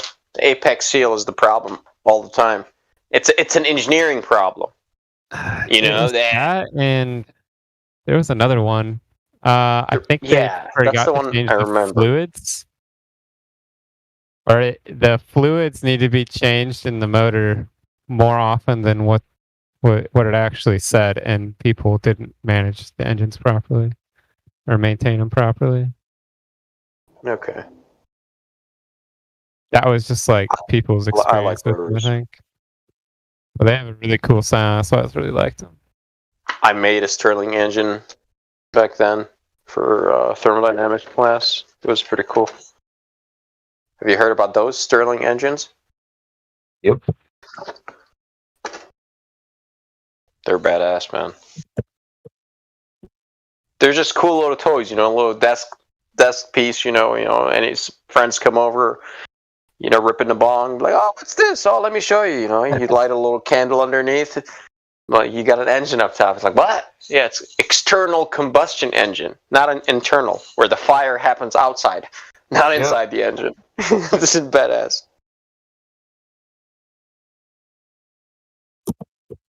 We have ones that can operate off of the heat of your hand. YouTube LTD, low temperature differential Stirling, they'll come up. You can put it on top of it like a cup of coffee, and just from the heat difference, because you need a temperature differential between like the ambient and your piston 1 and piston 2, or cylinder 1 and cylinder 2. You need a temperature differential in order for it to operate. Also called a hot air engine. Same thing. Yeah, you can make them electric too. But it looks something like this. Depending on who's designing it, you can make it more. I think that's the. That's it's not the alpha. That's the gamma configuration, I think, of Stirling engine. Yeah, that's badass. Yeah, that's a kit. You can buy the kit of them, but you can make them with copper pipes and wheels, and you can make them real rudimentary. You can spin a fan with them, power a fan. Exactly. Something basic, you know. Fuck, you can make 4 and 5 cylinder ones. Yeah, dude, I've seen them with like junk shit. Like, I want to make a decent one for for off grid type of shit where I could run it just off of a little fire pit, or you know what I'm saying. But something decent with like, I want to get a kilowatt out of it. 1,000 watts. Hook it up to a 1,000-watt generator. And if I could get 1,000, that's dope, man. You can charge a battery bank pretty quick. It's nice, and you just toss in, you just fire logs, man. So like feed up firewood. Well, yeah, a log fire, or even a solar power, just like you use the solar oven. I was wondering one day if we could use the solar oven to power a Stirling. Yeah, dude. You'll find them on YouTube. Oh yeah. Yeah. Oh yeah, solar Stirling. Fuck yeah.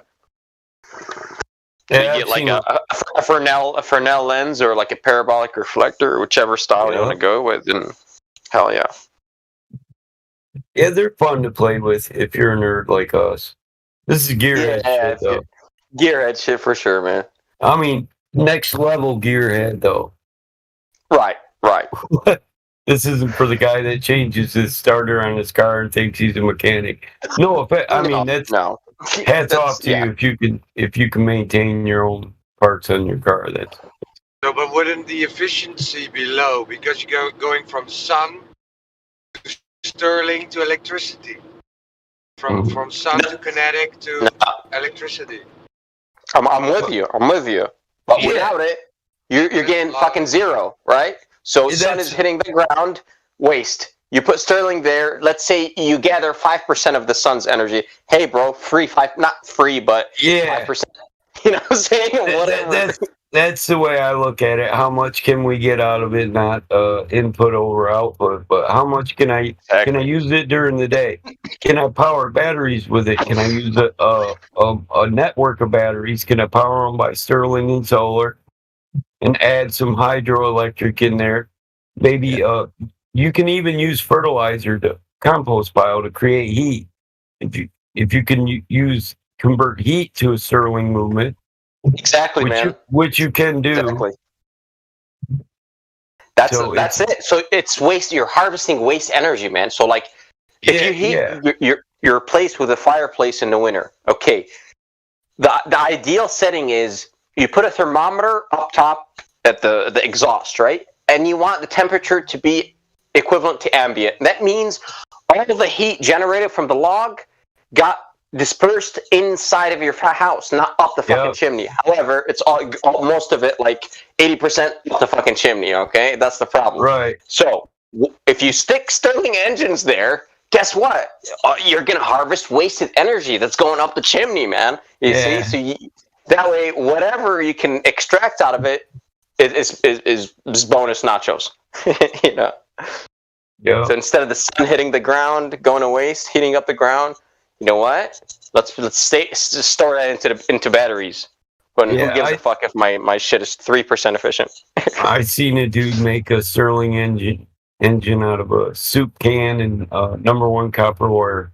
I thought that was like he used like a balloon or something, or like a rubber diaphragm, or I've seen some shit like that too, man. Yeah, I just thought it was real ingenuitive that he used only what he had around the house. He didn't go out and get special shit. He used shit he found right there at the house, and he got a good grade for it too. I was impressed. I'll make another and post it here for you guys. I'll machine like Flat Earth into it or something. I'll see. Flat Earth Stirling, and I'll start a little company and sell it to you guys. I'll make one out of a candle, a tuna can, a disc, and some toothpicks. Yup. All right, man. Let's have a competition. Gearhead competition between you and I. Let's go. Well, like you said, you gotta conserve the energy you get from the candle, so you want to contain the heat. You put a cap over it, and you make the loss will be what goes out the sides once it cools down.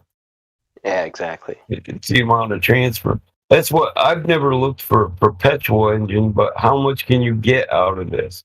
That's what it comes down to. And what do you actually need? See, his goal, he said, to go to kilowatt. Yep. Exactly. So I would experiment with, like, let's say I design an engine, whatever alpha configuration, pistons, whatever, arbitrary 2 inches in diameter. Okay, and I'll just test it because I really don't know, and it's so variable. If you actually look into the literature, dude, everything is variable. So your connecting rod, everything, you better have adjustments that you can run while it's running would be great.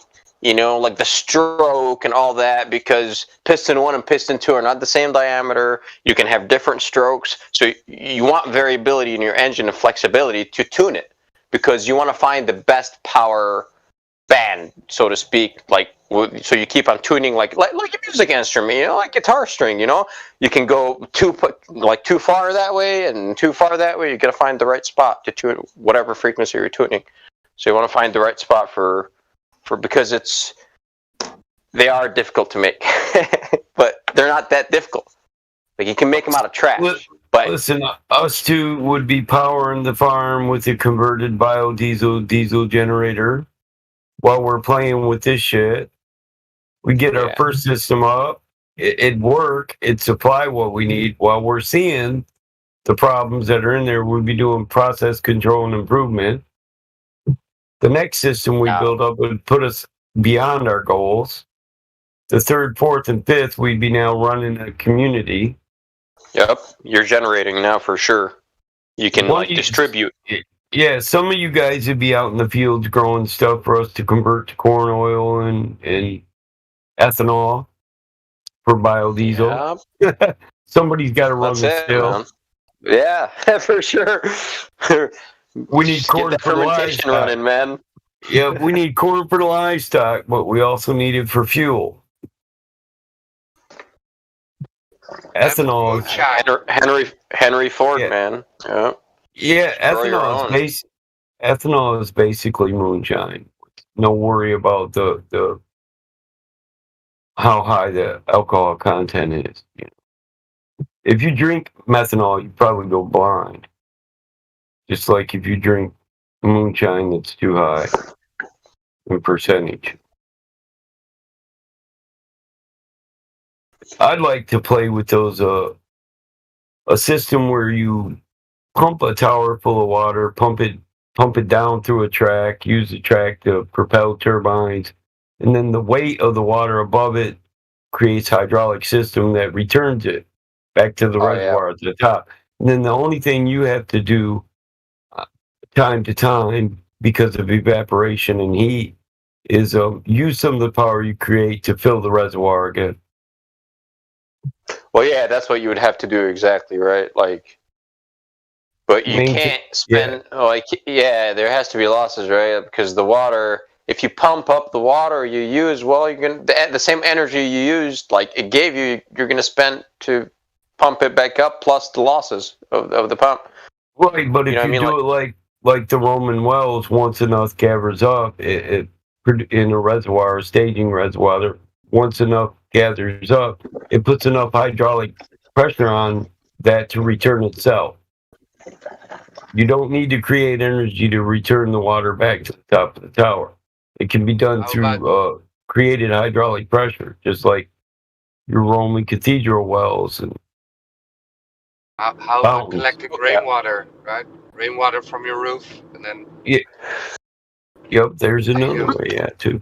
If you have the reservoir set up properly, it'd collect all the rainwater it needs every time it rains. But in the chance it didn't rain and you're low, you have to have a backup system to keep it continuing. If you have a stream and a slope property, dude, you're in good business. Hydroelectric right away, little pond, you're set. Boom. Yeah, so the more vertical height you have, the more hydraulic pressure you got. The more energy you can create.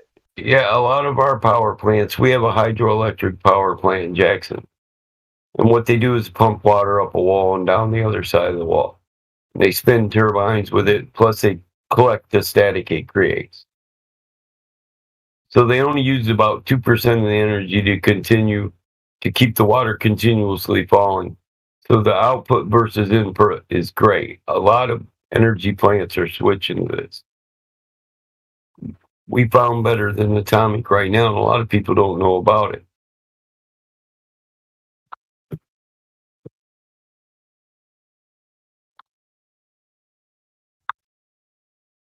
Hydroelectric is badass, but it's too free, man.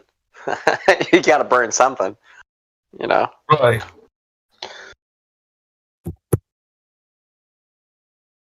If you live by a waterfall, shit. Yeah, you're set up. Or a river. You can just spin a paddle wheel. Right, so it's that. Yeah, you're harvesting the kinetic energy, like the motion of the water. Like, yeah, for sure, it's a different concept than like creating delta H, right? Change in height, you know, elevation in a pond. Yeah, that's another method where you're harvesting the flow. So the faster the river flows, well, the more power you can generate, obviously. Yep. But if it's really slow one day or whatever, that's yeah, man. I would say like biodiesel is the way to go because we have already the engines ready to go. Yeah. Corn, squeeze it, you know, or whatever oil, whatever seed, sunflower seed, squeeze it. There you go. Get the glycerin out. Put it in your diesel engine. Works just fine. Perfect. You don't got to do shit. Biodiesel would be the way to go in a farm setting. Yeah. You can project your needed amount of fuel and then grow enough to get that amount of fuel plus food. You can add it to the food core, you know. But it smells a lot. It smells a lot, like you're driving a. Not if you use peanut oil. It smells like peanuts. Yeah. Yeah. They did that. Like they ran cars on peanut oil back in the day. And it was great. It smelled like peanuts. If you have an old Mercedes, you can refit it with new tubes and you can put sunflower oil in it because sunflower oil is thicker, so you need exactly. Your tubes needs to be bigger, but it smells like a driving frying pan, so it doesn't really. The funny thing about the diesel engine that we're talking about, that Rudolf Diesel, the inventor, never called it a diesel engine. We call it a diesel engine. He called it a multi-fuel engine on the patent, right? And it's a compression ignition engine. It is not a diesel engine. The dude, his name is Diesel, but it's a multi-fuel. It can use any oil fuel you got, you know. So that's the beauty about it. When you actually look at the patent, it's like, oh shit. So it doesn't have to run on diesel. No, the inventors, you know, said you can run it on any fucking oil. So it's like, oh, okay, cool. Why don't they tell us that? Well, they just don't tell you about it. You have to discover it on your own, and, you know, which sucks. But yeah, just toss some oil in there and it works. Yeah, that's illegal in the Netherlands because because the diesel is taxed, right? You have special fuel tax, and then you don't have fuel tax on sunflower oil. So if they catch you driving on sunflower oil, you get it's called an environmental offense. So you get a big ass fine, really big ass. Really? There is one like that here in the States, man. It's the heating fuel, which is diesel fuel, that's made for your home. It's the same fucking diesel, man. However, it's dyed. They add a dye in there, right? Because it's cheaper and it's not taxed, man. Because it's not. So if you use that in your car or in your vehicle and they discover it, you're fucked. You know, because it's not taxed. Yeah, they call it red diesel in the Netherlands, and it's used for agriculture. So tractors. Okay. Yeah. But if they catch you with red diesel, man. Oh man. Yeah, it's the same thing here. It's funny. No, it's not funny. Oh, I mean, it's funny that we allowed shit like this to be accepted. But however, it's you know, we're kind of born into the system the way it is, which is weird. You know, or go vote on the diesel committee or the EPA or whatever it is. It's just like, oh shit, because that's kind of bullshit. But you know what? What's better than that? Yeah, just get your own farm, and this is my own diesel. Like this is my farm diesel. That's the best way to go, I think. Yeah, but that would be illegal in the Netherlands because you're even if you make it. Yeah, you're using public roads, right? Which is taxed, and and everybody else pays tax on their fuel, but you don't. So then it's an offense. Yeah, the government needs to earn their money. Yeah, but that's it, right? Come on, man! Wow. So what if? Okay, you have an electric vehicle and you charge it from your solar panel farm. That's not illegal. It's the same thing, though. It's just you're harvesting. It's in plant format, right? So like the plant uses photosynthesis to harvest the energy of the sun into solid carbon fuel, right? It takes carbon from the atmosphere, and actually solidifies it, in oil or whatever, and then we use it to, again, to burn it for energy that's harvested from the sun. So it's like if you harvest it electrically, you're fine in solar panel, yeah? Right. But if it's an oil, you're fucked. So we covered thermal engines and combustion engines, but what about reaction engines? Reaction? Yeah, like a rocket engine. Oh yeah, that's out of my realm of information. They don't teach us that in college. Right, the Stirling is a thermal engine, and whether it's compression, ignition, or internal combustion, it's external. It's external combustion. Right. So you got thermal engines, internal combustion engines, external engines, external combustion engines, and reaction. Okay. Reaction, yeah, it's from a chemical reaction. The oxidation of the fuel, yeah, creates thrust or whatnot. I know basics, you can go on NASA and sure, but I've never actually played with them. I know people do play with them, like model rockets and shit like that, so I know it's not actually that difficult. Yeah, like rocket science. Well, actually, amateurs do it. Amateur like rocket. It's not like the rocket you pump full of water. Keep pumping. Yeah, man. That's badass. Yep. Seen those. Yeah, but the Stirling, that's called a heat or a thermal engine. Right. The Stirling motor, it's a thermal engine. Well, the rocket, you just put the energy in via the pump. Yeah. Pump, that's your energy right there. Then it stored it for you and boom, gave it kind of like a capacitor sort of thing, so to speak. Yeah, a reaction engine produces thrust by expelling reaction mass. Yeah. In accordance with Newton's third law, this is what they tell us works in space. Right. Correct. That is what they taught us. I mean, it works. That works down here, for sure. Right here, under law. But those laws were all found under atmospheric pressure, so really there's no logical reason to think those laws apply throughout the entirety of what we see. That's the problem. Just because we see a light in the sky doesn't mean there's going to be action and reaction up there. Because there is here, under atmospheric pressure. I know that is crazy, but you can't handle red diesel. What the fuck is that? Red diesel, man. Heating fuel, right? It's not taxed. It's cheap. Shit, my niece come out today, dude. They charge her $300 to register, get a plate for fucking her Durango. I couldn't believe that. Wow. $300. Wow. Yeah, I just did mine in April, and my registrations weren't. That's like double the price of what it normally is. It must have.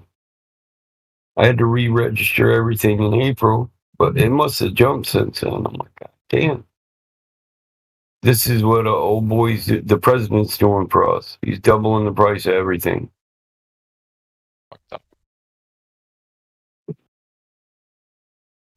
Yeah, they're milking us bad, man. Bad. Yeah.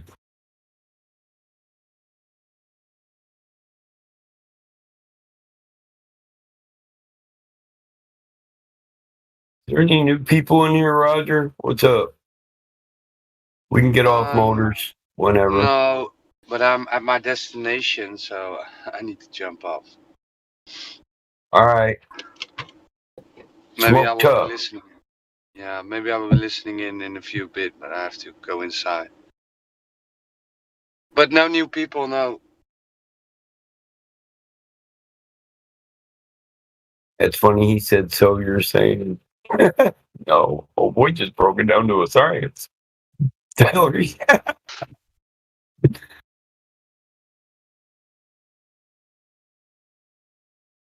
I can make it a harmonic symphony too. That's my love, you know. I love the symphony of 8 unified cylinders. Oh yes, yes. 8 cylinders. Best symphony, in my opinion. It just, I don't know. My dad built me a I appreciate it. When I was 14, my dad said, pick a car. So, we had a salvage yard out back. So I picked a 69 Yankel. And he built it. And I loved it so much I didn't want to drive it. I said, I'm going to go buy this piece of shit out of Mr. Johnson's field, Dad. Can we build that for me to drive now that I got my driver's license? He said, you mean you want to park your Nova and make it a cruiser? I said, yeah. He said, I'll pitch in. Come on. Like a boy after my own heart. My dad was happy as hell. I said, I don't want to drive that every day, Dad. I want to own that in 30 years, you know? Yeah. I still own it. Nice. I recently got the original motor for it, though. We had a 355 5-speed in it, but now it's back to a 427 4-speed. So. Okay. But I bought a 76 Pontiac Grand Prix, the biggest, longest boat I guess I could have picked in a 2-door, man. Big piece of shit, but I drove that motherfucker with a smile. But yeah. They'd laugh at, like I was a pizza delivery boy for a minute. They'd laugh at my car. I'd say, bitch, see me on the weekend. Be in the Nova, motherfucker. Drove it to school. My shop teacher was like drooling. He's like, what?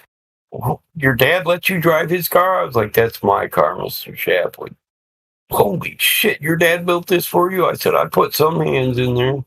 He said, you're going to pass my class for these, boy. Yeah, I already knew that. I'll show you how to rebuild a 750 Holly carburetor. You do it wrong.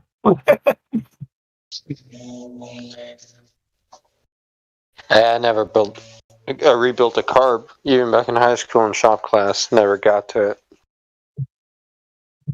I like fuel injected. Yeah. It's nice. I like to put fuel injection on classics. Unless, of course, I'm going to keep it stock classic, you know. Yeah. Collector sort of thing, yeah. But I do love the Resto mod, I'm not going to lie. Everybody's got a regular old 65 Mustang, you know what I mean? How many people got a 65 Mustang with an SVT motor and air, cruise, till, power? Oh, SVT back then? Huh? Four-link sway bar suspensions. Yeah, no, they didn't have them back then. They didn't have an SVT back then. I'm saying you take a wreck. Oh. I buy insurance cars. Buy a wreck. Like I bought a 2016 Vet for the 6.6 in it. Okay. Oh, nice. Yeah, and I put That's it in the old. That's the LS7. No, wait. Is that? Hold on. Which engine is that? Yeah, it is the LS7. But yeah, I put that in the older Vet. Okay. I like to do that. Yeah. No, I like modern engines. They're, they just run better for sure. More power, you know. First time I watched Gas Monkey Garage, I was like, them boys ain't shit. We do that shit on the farm every day. Get out of here. Like, listen, he's supposed to be a master mechanic, but he took a Hellcat motor out with keyless start. and he didn't know he had to take the ECM and all the computer systems and put them in there with it, or it wasn't going to run. How the fuck is he a master mechanic? Oh wow! What shows? That's damn. Gas Monkey Garage. Okay, what is it on Amazon or what is it? I think so, right? No, or YouTube or where is it? No, Gas Monkey Garage is on TV. I think History Channel. On TV. Okay. Some shit like that. I might find it online. I used to watch the one back in the day with Jesse James. Was it Monster Garage? I like that one. Yeah. That one was badass. They did wild shit. It's pretty cool. But that's stupid, man. Do the keyless start from Hellcat? Wow. I mean, fuck. Dude. Yeah, you can't put that. You got to have that computer system to run it.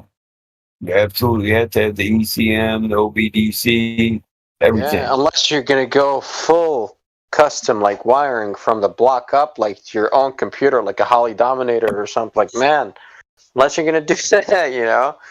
Yeah, you have to have an ignition. Dyno it. You have to have an ignition control system because it just has a start button. So the keyless entry tells the ECM when you're close enough to the car, it says, okay, turn on the ignition system. But if you don't have the ECM, nothing's telling it to fire. Okay. But yeah, you can find their videos on. Let's see. Here, I'll give you one. I'll give you one of their videos. You can find them on YouTube, but they're fucking can't. I'm not. I mean, that's doesn't sound like he's a master mechanic or someone worthy of watching. Well, Richard Rollins isn't supposed to be the guy that works for him. Okay. But yeah, he damn well should have known that. Being a master mechanic. I think most of the stuff he cut up was classics. Fast and Loud. It's Fast and Loud, Gas Monkey Garage. What the hell is it? Showtime, I think.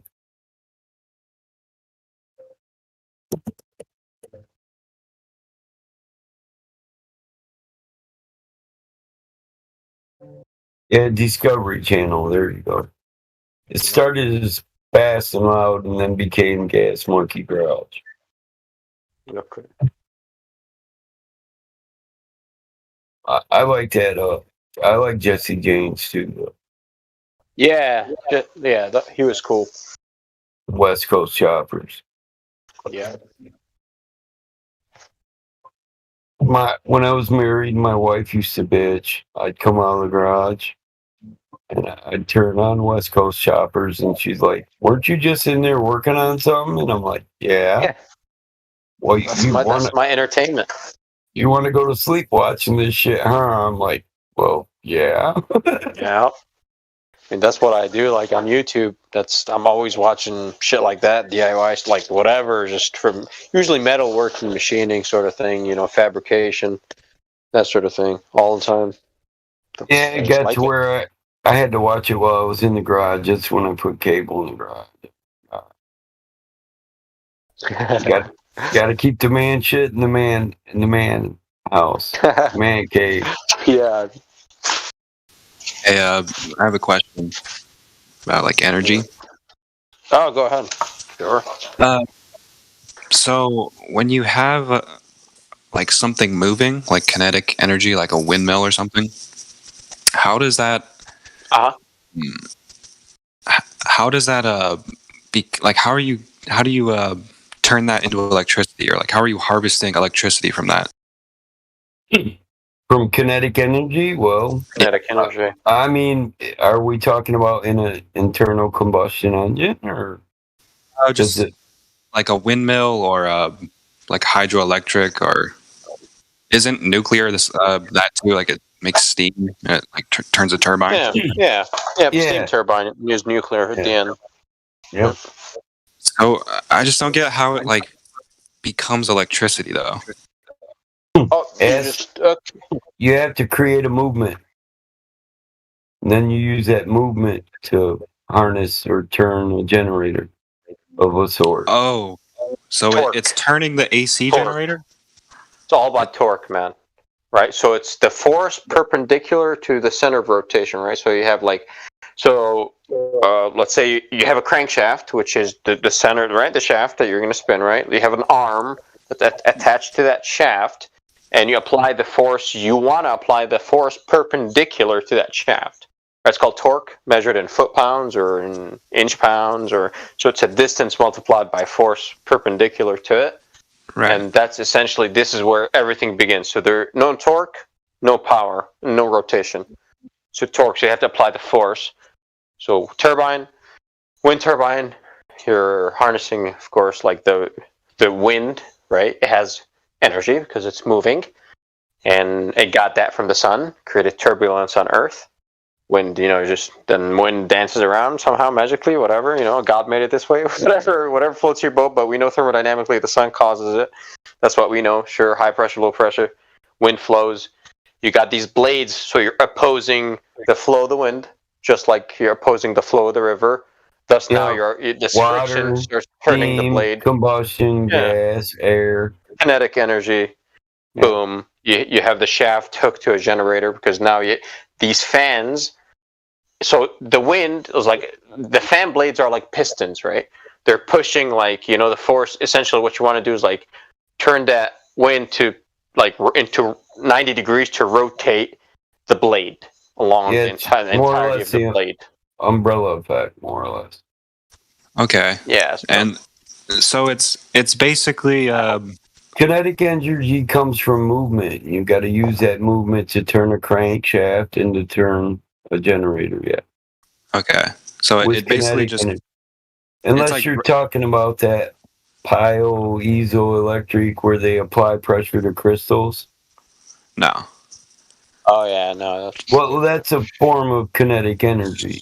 Piezoelectric crystal. Yeah.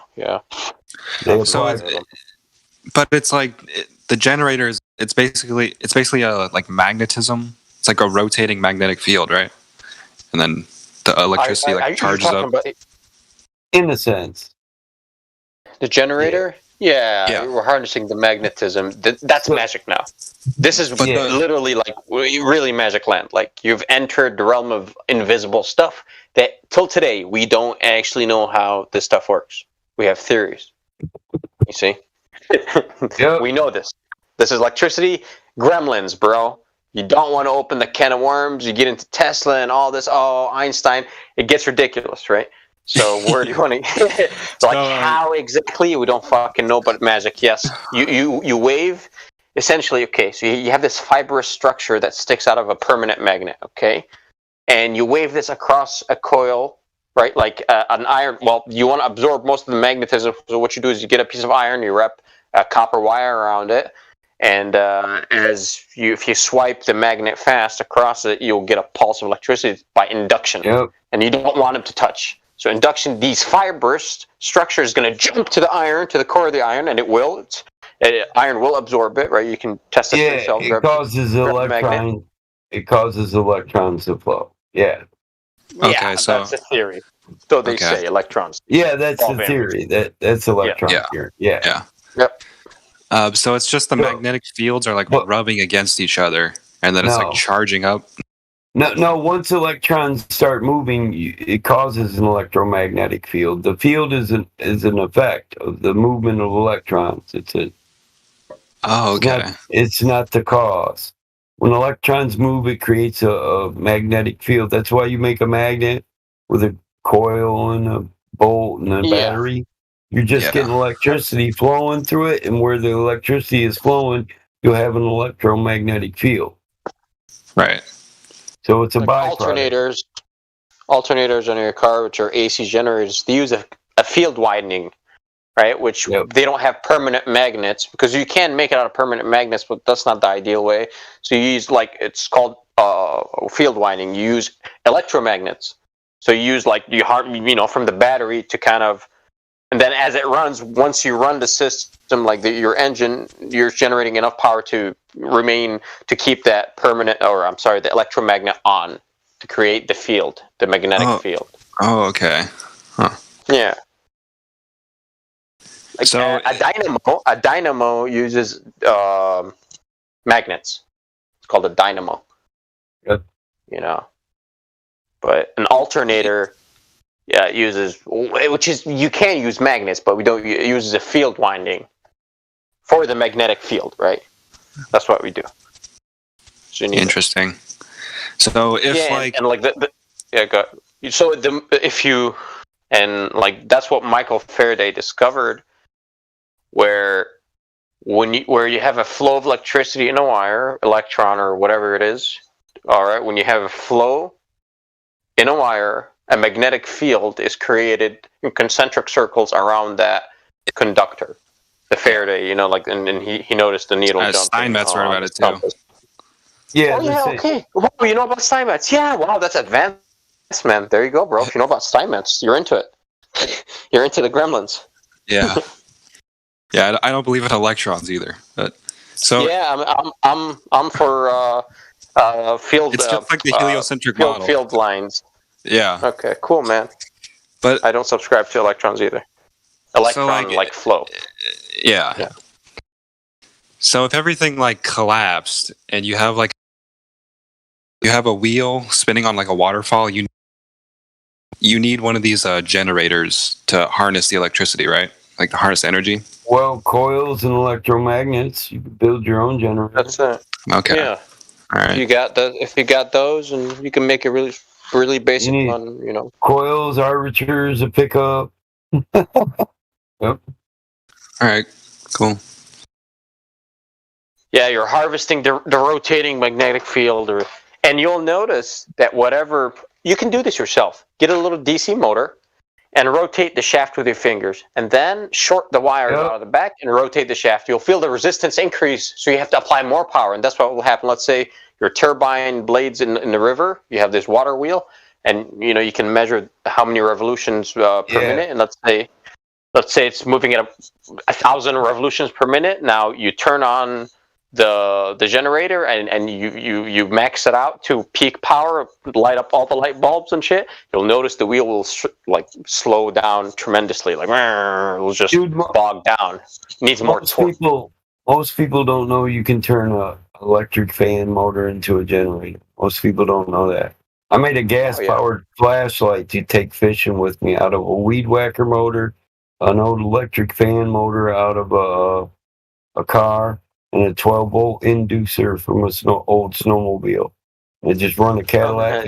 Wow. I run a Cadillac high beam, set of high beams on there, and to get rid of the mosquitoes, I just mix it with a little bit too much 2-cycle oil, and I can go right out on the river at night, fire up the weed whacker headlight, just. That's a powerful headlight, man. Weed whacker powered one, damn. Yeah, I got a high beam switch on it too, and I now got a lighter hookup so I can run a 110 inverter off of it and run my jam box. Nice. My brother laughs at it, but dude, the smoke from that 2-cycle, when I mix it heavy, you'd never get bit by mosquitoes, dude. You can sit out there all night catfishing. He laughs at it, but I'm like, fuck you. You're charging your phone, aren't you, punk? I mean, dude, you could put a nice muffler and put it in a little isolated box, like a heavy MDF box, and you won't hear shit, and you can still get this thick smoke out of the back, and that way it's all quiet and nice. I'll tell you what, if I get high and I get an idea to build something, I'm going to build it. Dope. Hell yeah. It's just all there is to it. Then you can sell it on eBay for $99.95. No, I think I actually got more than that into my flashlight, but yeah, for sure. Fuck, it was a $70 weed whacker. I had to go buy a new one because I had a littler one, but I wanted that fucking Craftsman I wanted that motor. It was newer. I was tired of the batteries going dead on my flashlight and my fucking jam box. Fish for an hour and then you gotta head back to the house. So man, I need a gas-powered flashlight. And if you lug a generator out there, you gotta lug 5 fucking things out there. This thing's so small I can carry it in my hand with my jam box over my shoulder. It's got a strap and a fishing pole in one hand, and I'm out. I got 2 rivers that flow by my house. The Grand River, and goes north to south and east to west, is the west branch of the Kalamazoo River, flows through the back of my house. So I can catch catfish north or south, or I can go get walleye or perch or rock bass east to west. Nice. Sounds like fun. Good eating. Hey, I wanted to ask. I caught the end of Travis's discussion there. What was the original question? Like, where did the conversation start with that? I was just asking, like, how do you harness electricity out of kinetic energy? Nice. Are you doing like a special project for yourself, like a homestead thing, or? No, I'm just trying to figure it out. What's the application? What's the application? Nothing yet, but eventually I want to be able to have my own like self-sustaining energy, like off grid.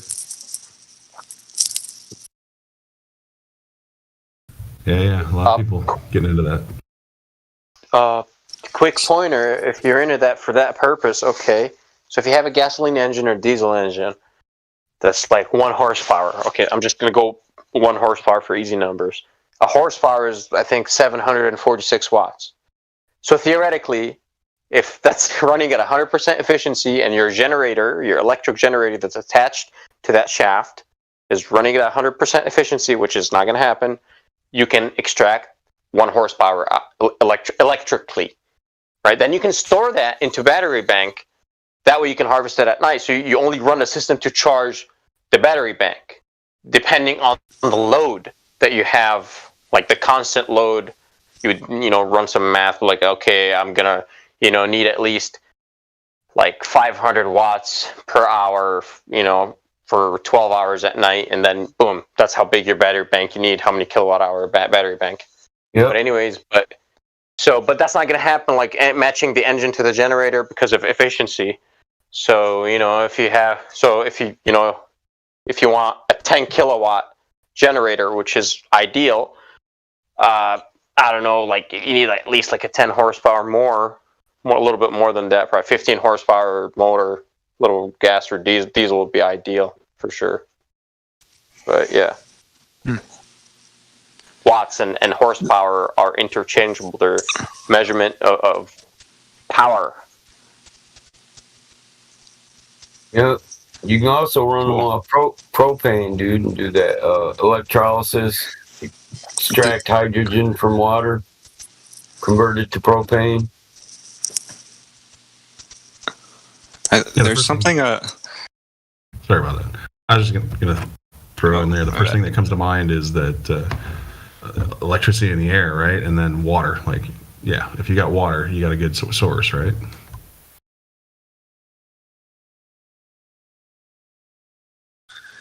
You need electricity to split it, though. So, I mean, if you have solar panels and you can get electricity this way and you want actual fuel for, let's say, running at nighttime, then yeah, that's to store it, because I think it would be more efficient to just harvest it in like batteries if it's electrically.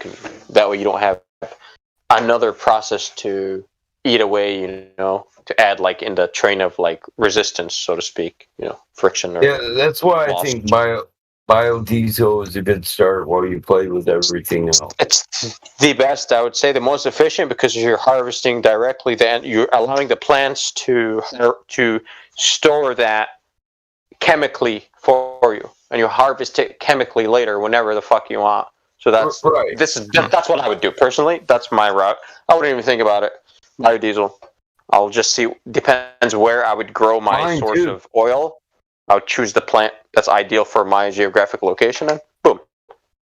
Yeah, Mike. Yeah. Well, that's my first choice too, because I have 4-cylinder diesel job site generators, for asphalt. We power big lighting systems. So we got them tow behind Ambersaw 4-cylinder. Those are bad. They're badass, man. Diesel generators. So I already got 10 of them. I put them in the barn. The only problem I got is fuel. So I start with one, man. There's one right here. Right. I'm sure I'll swing back to scoop it up. I'm sure you could maintain it. Oh yeah. I'm sure you could. Hell Most people can't get this in maintain all depth my into shit. it. That's why I was I'm just quiet underneath for a my minute. truck earlier, man. I like to know what other people know about auto mechanics. It's a competition, bro. You know, automatically we're gearheads. We're in a competition. You know that. Yeah, man. For sure. I will outrent you any day. One day we'll race, dude. No problem. That's what you go, do, man. That's what you do. Listen, you just grow a bunch of food, and then the world comes, and you found two gearheads that are hungry as fuck, and you start feeding them, and you ask them which one of them could build you the most efficient, easily ran and maintained generator. And you just get them two motherfuckers competing. You give them access to all your fucking tools. And you just sit back and keep frying your burgers and catching your fish. Hey, buddy, you hungry? Oh, hell yeah. Toss me a burger, man. I'll keep wrenching. For a true gearhead, this is a lifelong. I will go out happy if I won the last one before I died. Here, I'll show you my latest acquisition.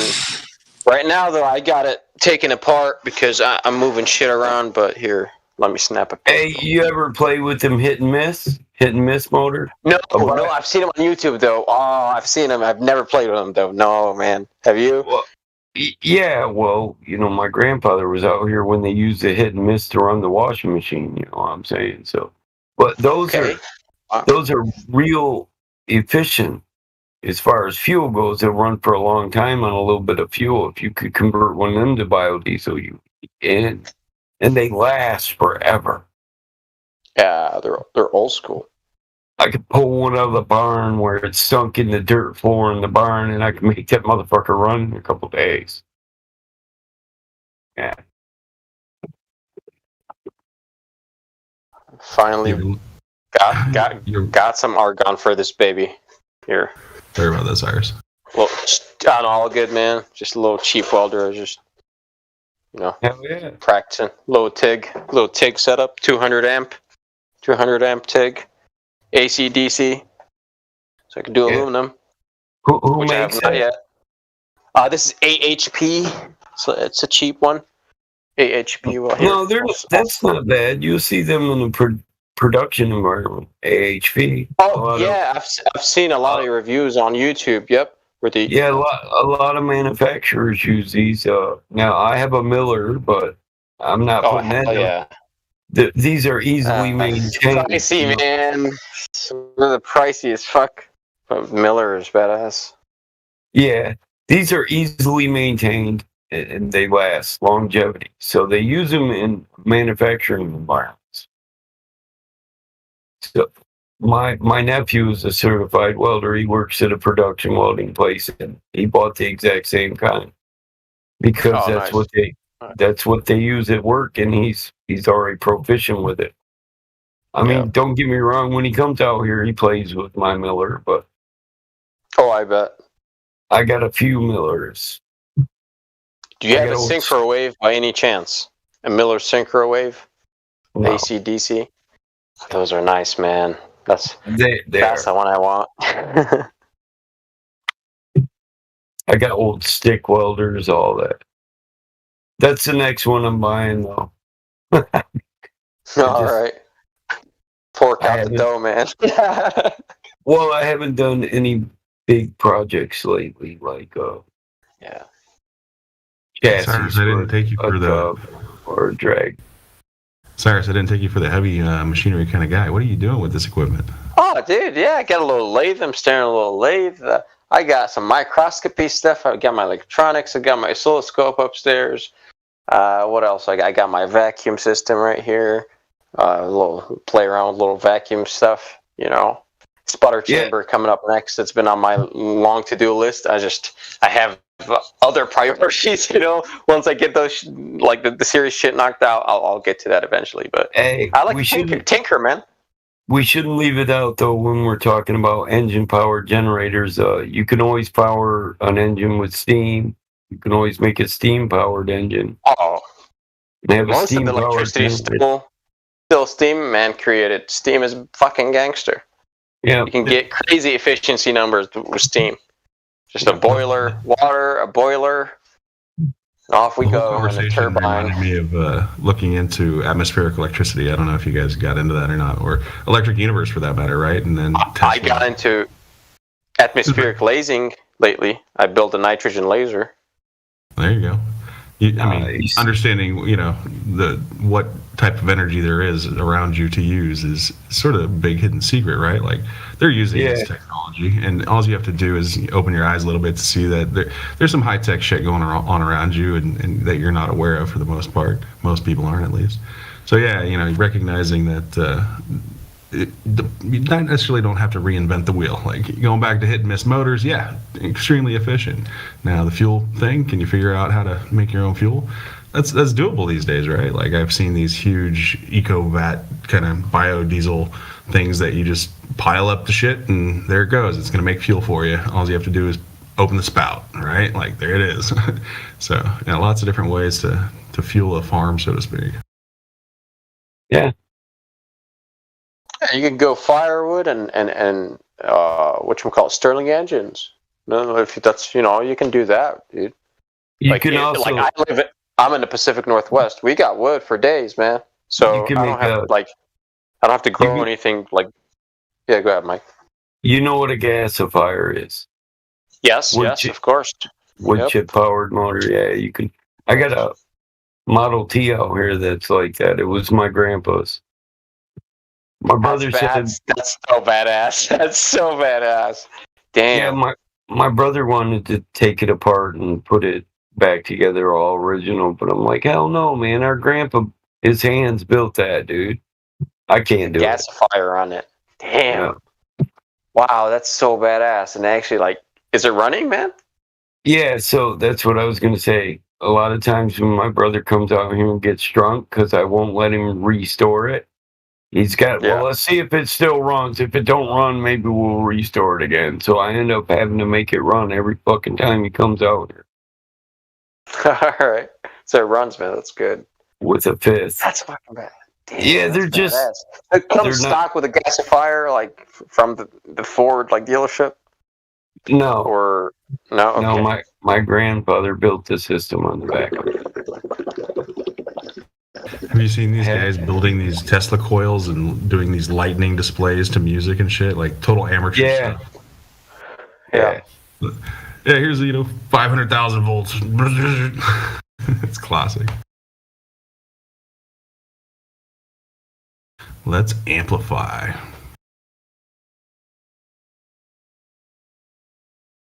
Oh yeah, if the shit hits the fan, Mike, I'm swinging by, bro. You already know it's good. I don't even know what that term means anymore. Every time I look up, shit's hitting the fan. Is it COVID hitting the fan? What are we talking about? It's stuck on the ceiling now. Yeah. I mean, if you're not gonna go biodiesel, just make a moonshine on an engine. Double gasket that bitch up. Make you alcohol burning. Ethanol, yeah. Just makes them out. Everyone is racing today with E85, man. It's 85% ethanol. That's the way to go. It's all right. High compression. Yeah. Fuck, my mud truck, that 460 mud truck, that's 10-to-1 compression ratio. It runs on E80. Yeah, what do you need? A bag of oranges? Whatever sugar. You need sugar for whatever's making alcohol. Corn. Some apples from crab apples. Whatever. Apples. Corn is the most ideal, but you can get better consistency out of corn, but you can get what you need. Isn't it just because it grows the fastest, really? I mean, yeah. There's a and it's easy to store, bro.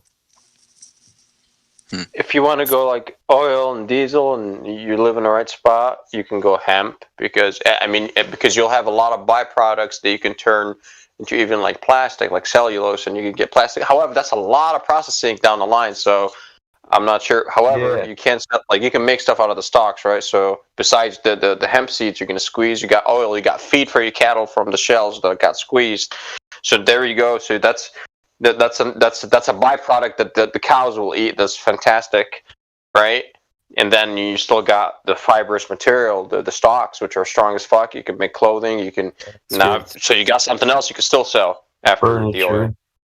Right. Yeah. And then you get cow shit, and then you get mushrooms, and it's just one big fucking kumbaya. Hemp is gangster. We can heat the house with cow shit too, though. There you go. Make a compost. Yeah, compost heater. You ever heard of that? You just run a bunch of tubes through it, pump a fluid through it. Circle the water. Yeah. Yeah, make badass, man. Make a compost box, because you know a compost pile can spontaneously combust. There's chemical reactions going on in there that create heat. So you just pump a fluid through it and heat the fluid with the compost, and then pump it through the walls of your house. Heat your house. Heat your pool. Whatever you want. Heat your whatever. Chemical reaction. Wrap it around your hot water heater. Keep your water at a certain temperature. Run your air conditioner. Yeah, there's people who use this. Here, I get a leak on it. Yeah, it pays to know some shit once you realize the simplicity of, actually doing things for yourself. They want you to buy something for every task.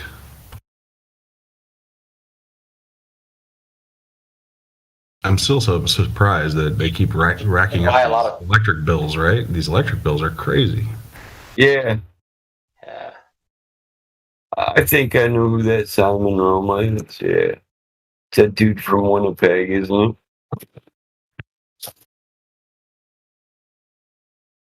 I think the more tools you got, like the more money you have invested in tools, like the more you can make for sure.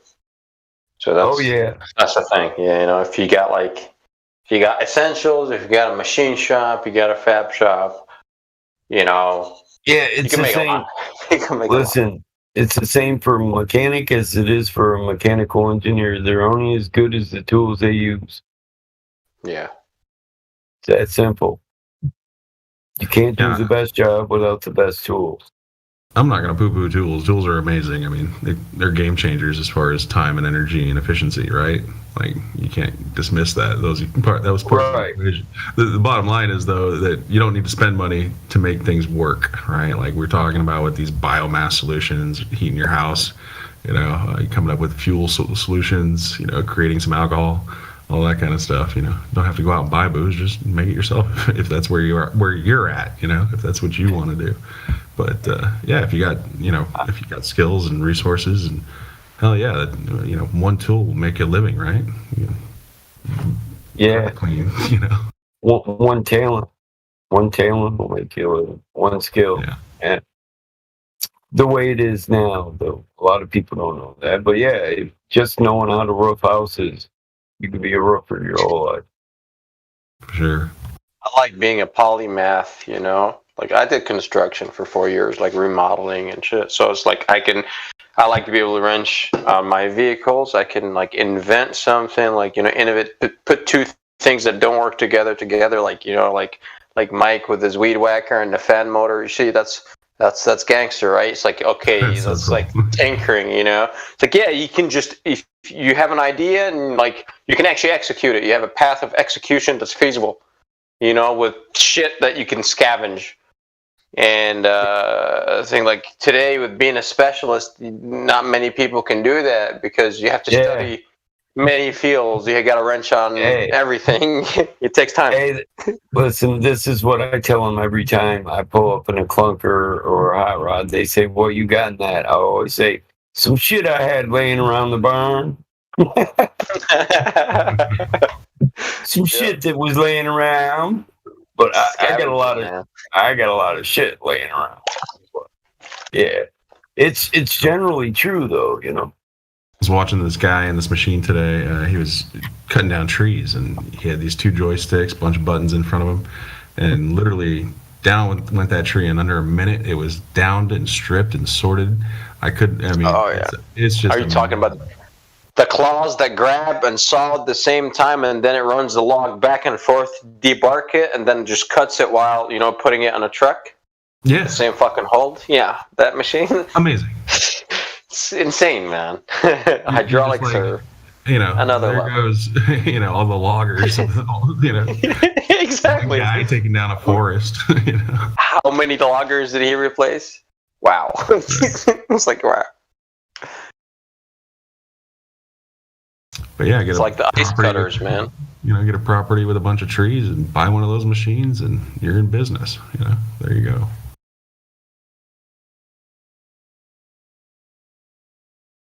Oh yeah, they're expensive. Yeah, most people aren't hip to wood gas. The smoke that comes off most wood is flammable. Oh yeah. You can turn it into diesel and gas. You can refine it. You can capture it and oil. You can refine it. You can do that from plastics too. You can gasify plastics into gasoline and diesel and shit. Yeah, easy. Well, all these things are so much like flat Earth in the sense that, it's not taught to you in school, right? You're not learning about the real electricity or the real, fuels. Oh yeah, that's a fossil fuel, right? Dinosaurs, yes. Yeah, dinosaurs. Yeah, that's it. They have to dig and all that kind of stuff. So squeeze them. It's rare. Earth squeeze dinosaur. But yeah, you dig down in any of these topics and you recognize, well, the truth is there. You just have to look for it, and you have to know what the questions are to get the information, right, and to be able to discern what you're reading is reality, and that takes application and some time. But yeah, it's cool to talk about this stuff. I know it's a big part of Flat Earth too, just learning how the Earth works and figuring all this stuff out. I had a lot of questions too. Yeah, we definitely have the technology. Self-sustaining, all of us on our own land. There's enough land to do that, but they want you to believe the exact opposite. We're overpopulated. There's not enough. Well, if they weren't out there paying farmers to not grow wheat, not grow corn, not grow grain, like literally, I got 325 acres, and I get a payment every year from the government for not growing corn for sale. I can grow anything else except for corn that's going to go on the market that can be used for cereals, Kellogg's, stuff like that. I can grow livestock feed, corn for myself, and grow a big garden. But as long as I'm not they want to control the amount of corn on the market. Well, that's really about big oil, right? I mean, be real. The biodiesel market started taking off there. We started seeing stations pop up, and we're not going to have that. We'll go electricity. That we can control that a little bit better, right? But yeah, times are changing. It's kind of interesting to follow how this stuff is being introduced into the market, the technology especially, right? Jet engines. You see these kids the military strapping these jets to their backs, their feet, and flying around like fucking superheroes and shit. And you're like, I want one of those. Hook me up. I want my flyboard. Where do I get it? What's the price? Oh no, that's under military contract. Sorry. All right. I think I could build one. Baby? How do I make one, baby? Let's go. Nice machine shop, man. A nice machine shop. It depends. So if you got the money, knowledge, then you can purchase resources like materials and machinery. Oh yeah, this isn't a lot of material. You look at these things. They're small. Dude. Listen. You can get jet engines that are hobbycraft jet engines for hobbycraft planes that you can make this shit out of. Modify it to your use. Yeah, 4 or 5 of them. Shit, they'll lift a small jet. Well, you got 5 of them strapped on you. They'll lift you. You guys want to make some news? Let's get a bunch of flat earthers strapped to fucking jetpacks flying over the earth, baby. Let's go. All right, we'll strap you first, man. You go first. I'll build the thing. You drive it. Me and Mike will work on it, man. We'll test that shit over water. I'll get a good helmet. I promise. Processing control and improvement. Oh, that guy blew up after 5 foot. Next. No, I think I got the bugs out. I think. Come on, we'll get it right one of these times. Someone figured it out. We'll make you. Somebody figured it out. People are out there doing it. Yeah. Yeah, man. Well, it's always nice to talk to the guy that did it first before you make your attempt. Yeah, we got to get our hands on one, is what you're saying. I got you. We got to break that shit down. Or at least go talk to the guy that's flying around on his own farm right now with jet engines. I do a heliolite, and you got alcohol burning 5-horse on there that runs a propeller. It's like a glider with a go-kart under it, you know. I've often wondered what I could do if I put some of them Hobbycraft jet engines on the frame. Just a couple of them, you know. The fear that stops, though, is what if you crash or you go uncontrollable? If it's not even thrust from two separate motors, you know. What's the craft that you're propelling? I didn't catch that. The human body. A heliolite. Oh. A heliolite. What is that? Some are like helicopters, some are like gliders with propellers on them and a little go-kart. Okay. He's like, I made a jetpack. Nice video there. I like it. They're doing it, and people are out there fucking doing this shit. No doubt about it.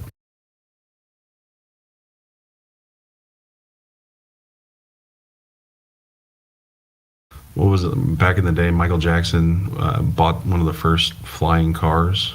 Wasn't that a thing for a while? They were doing all kinds of fun stuff with turning cars into planes, cars into boats. What happened to that trend? Let's go. Right. Too much freedom. That's a little bit too much, man. No, what do you mean? You can just drive and press a button and fly? What the fuck, dude? Right. Plus, like, the accidents, honestly, I don't think it's really feasible with like the amount of like driver density on the road. If we're all gonna just randomly start flying all over, we're gonna crash a lot, you know. So because no air traffic control, so it's gonna be shitty. The way they talking about it is more like multiple passenger vehicles, and it's gonna be designed with that kind of thing like air highways. Yeah, and it's not gonna be you having your own drone that you're gonna fly around whatever you want, like that, or flying people. Like it's gonna be more like a private public section of the commerce side, and they're gonna provide the service for some people. It's not gonna be allowed for everybody doing it all, like whatever, like freedom side of things. No, it's not gonna be like that. Yeah, I mean, if you live on a farm like Mike, about like a service type of thing. You can make your own little heli if you're crafty enough, I guess, and fly only super low altitude and freedom. There you go.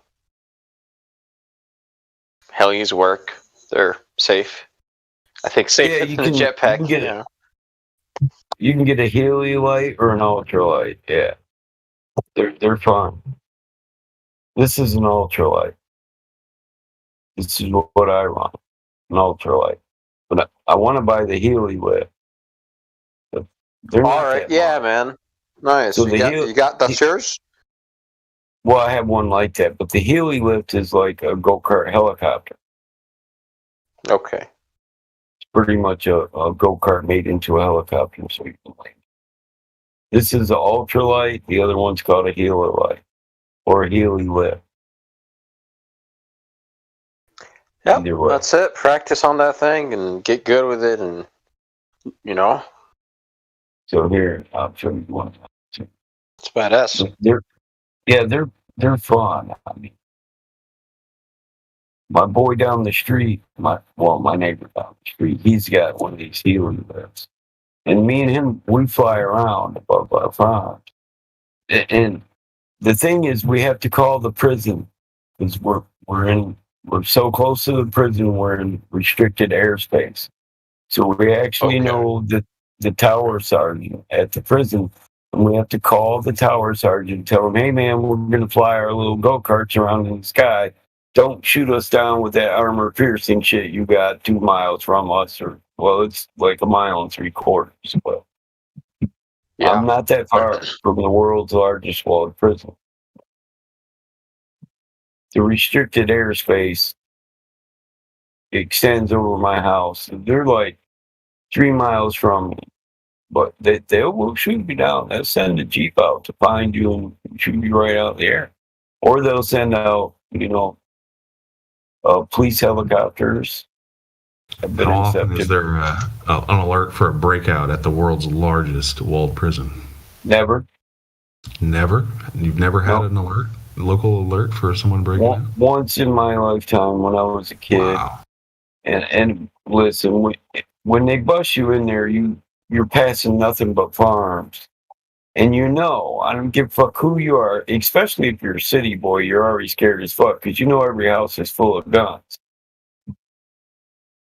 We're country boys. You don't want to get caught tromping around in the back 40 in a prison outfit, not on my property. If you get past the dog, you're just going to get shot. I won't kill you though. I'll just wing you. You can go back and finish your time. So do you know what they have the what? Do they make like refrigerators or washing machines? Oh, Michigan State Industries. Is that what they're called? No. What do you mean the prison has shops? I didn't hear all of what you said. Well, yeah, the United States prison system produces a lot of materials, right? A lot of appliances and things like this, license plates people know about. Yeah. Yeah, so what we have is MSI, Michigan State Industries. They make clothing, license plates. So I think they do make a dishwasher. They also run cattle farms. The prison system owns a cattle farm. They raise beef and sell beef. They run a fleet truck repair service. Michigan, but they here in Jackson, we manufacture all the clothing for all of Michigan State Industries or prison systems. So we make all their clothes. Wow, that's cool. Interesting. It reminds me of the slavery conversation the other night. And, yeah, that's slavery. Indentured servitude. These dudes make like 35 cents an hour. Yeah. They make the orange jumpsuits for the county jail and all that. 35 cents an hour, damn. Yeah. You're talking about 18, 21 bucks a month. I think I watched a flick called Prison is Big Business or something like that. I was pretty blown away by the magnitude of their production capabilities and what they actually produce. I was like, wow.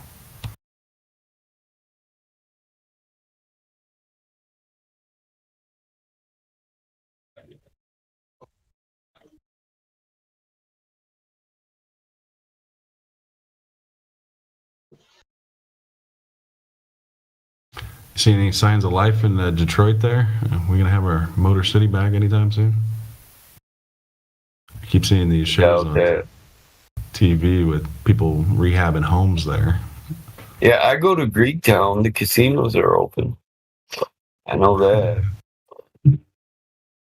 That'll keep the economy going. Oh, look, I was trying to look up something on the prison, and it says prisoners can get COVID stimulus check, but they need to act fast. Wow. Yeah. So what exactly would this stimulus check be for them? Like, did they miss out on work opportunities, or did they need to pay some bills or something? I don't know. Here's the link. It's just the first thing that popped up. I was like, get the fuck out. That's a fascinating decision. Am I surprised? Come on. No. Is anybody surprised?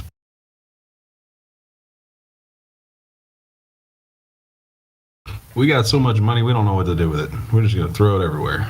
What is it? 35% of all the money in circulation was printed within the last year? Whoa. Right. That's a big number, Federal Reserve. I hope you know what you're doing. It's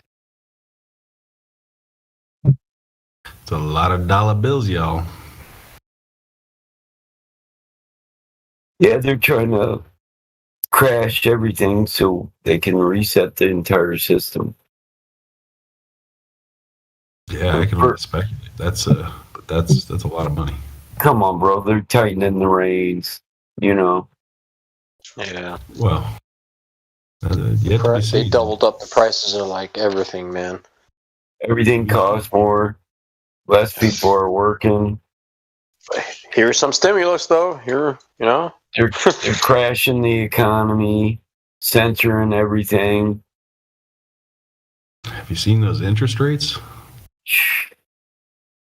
No, actually, I don't pay attention to them. I've never used credit, so no. Yeah, well, free money. Let's go. Oh shit! There's no such thing, man. There's no such thing. Yeah, free it's money. Not your money. It's not your money. To the Rothschild banking dynasty, for sure. Yeah. Making them richer. Remember when I was a kid, I heard about Zimbabwe or some shit in Africa, and their currency went from like $1 being $1 to 5 billion being $1 in like overnight. And I was like, what? Like, how's that possible? like what happened? What did they do? And currency manipulation, fascinating thing to just look at what's happened in the past. 25%. Damn.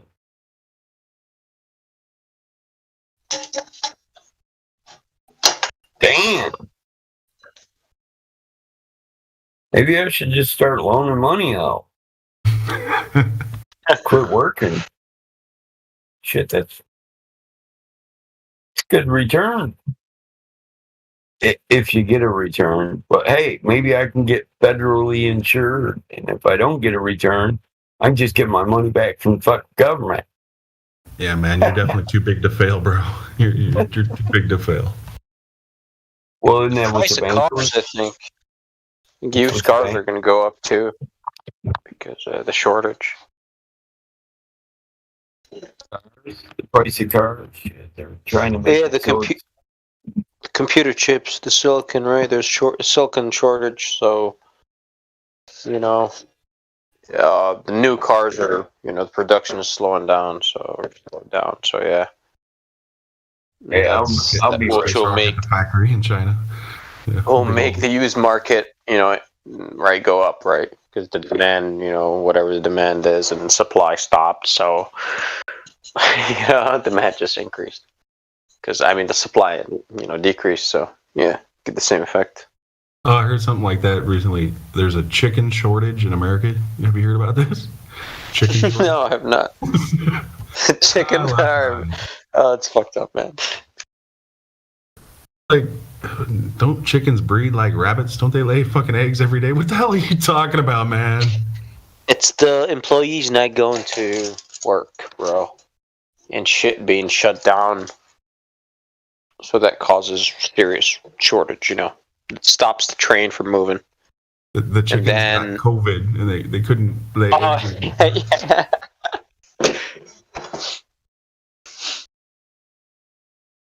COVID chickens, man.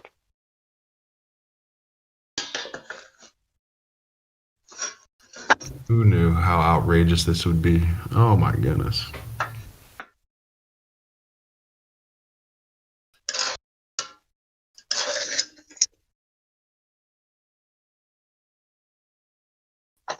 People still not coming out of their houses, still on COVID lockdown for the rest of their lives.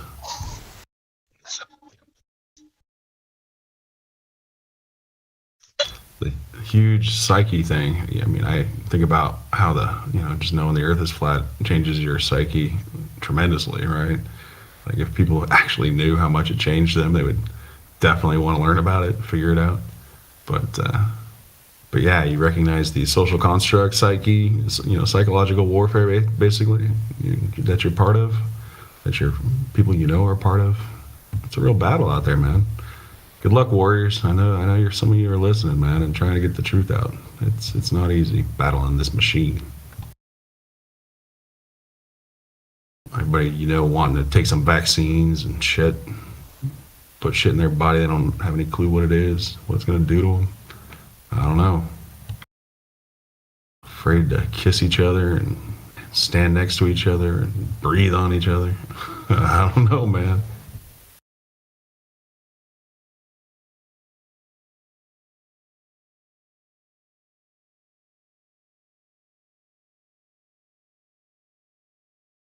How about you, Cyrus? You run into any brick walls lately?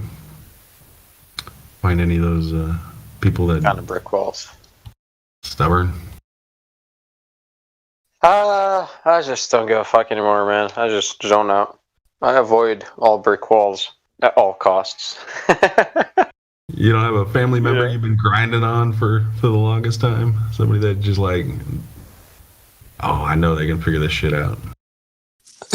Yeah. Nah, man. That's cool. I love bringing up Flat Earth, man. I'm just watching reactions. People's heads blow off. You're like, what the fuck did he just say?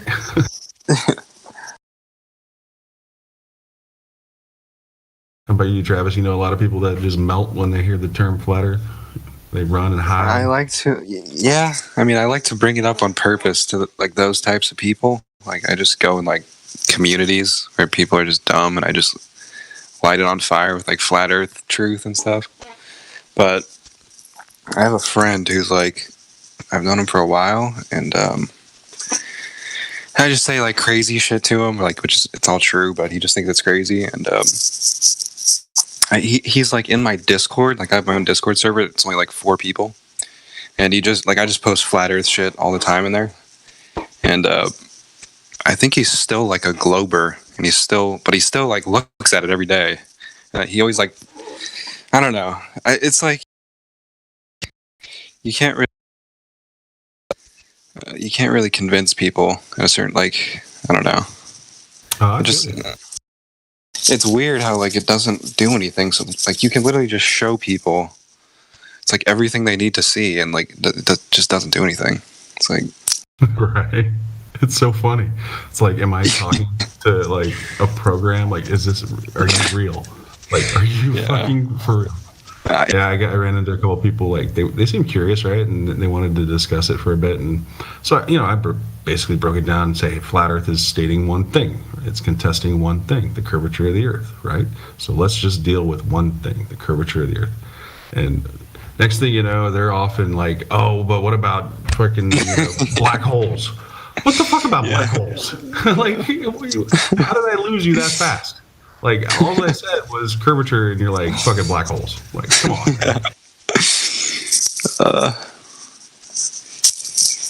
Yeah, I don't know. I love it though. I love just battling, just showing obvious truth, and people just lose their mind. Yeah, it's almost like you're on the hunt for somebody that, will bite and will chew on it. You're like, whoa, they exist. It's like a unicorn, right? You're like, oh, I know they're out there. There's some fucker out there that knows exactly what I'm talking about, and I'm spitting truth. I'm gonna find him.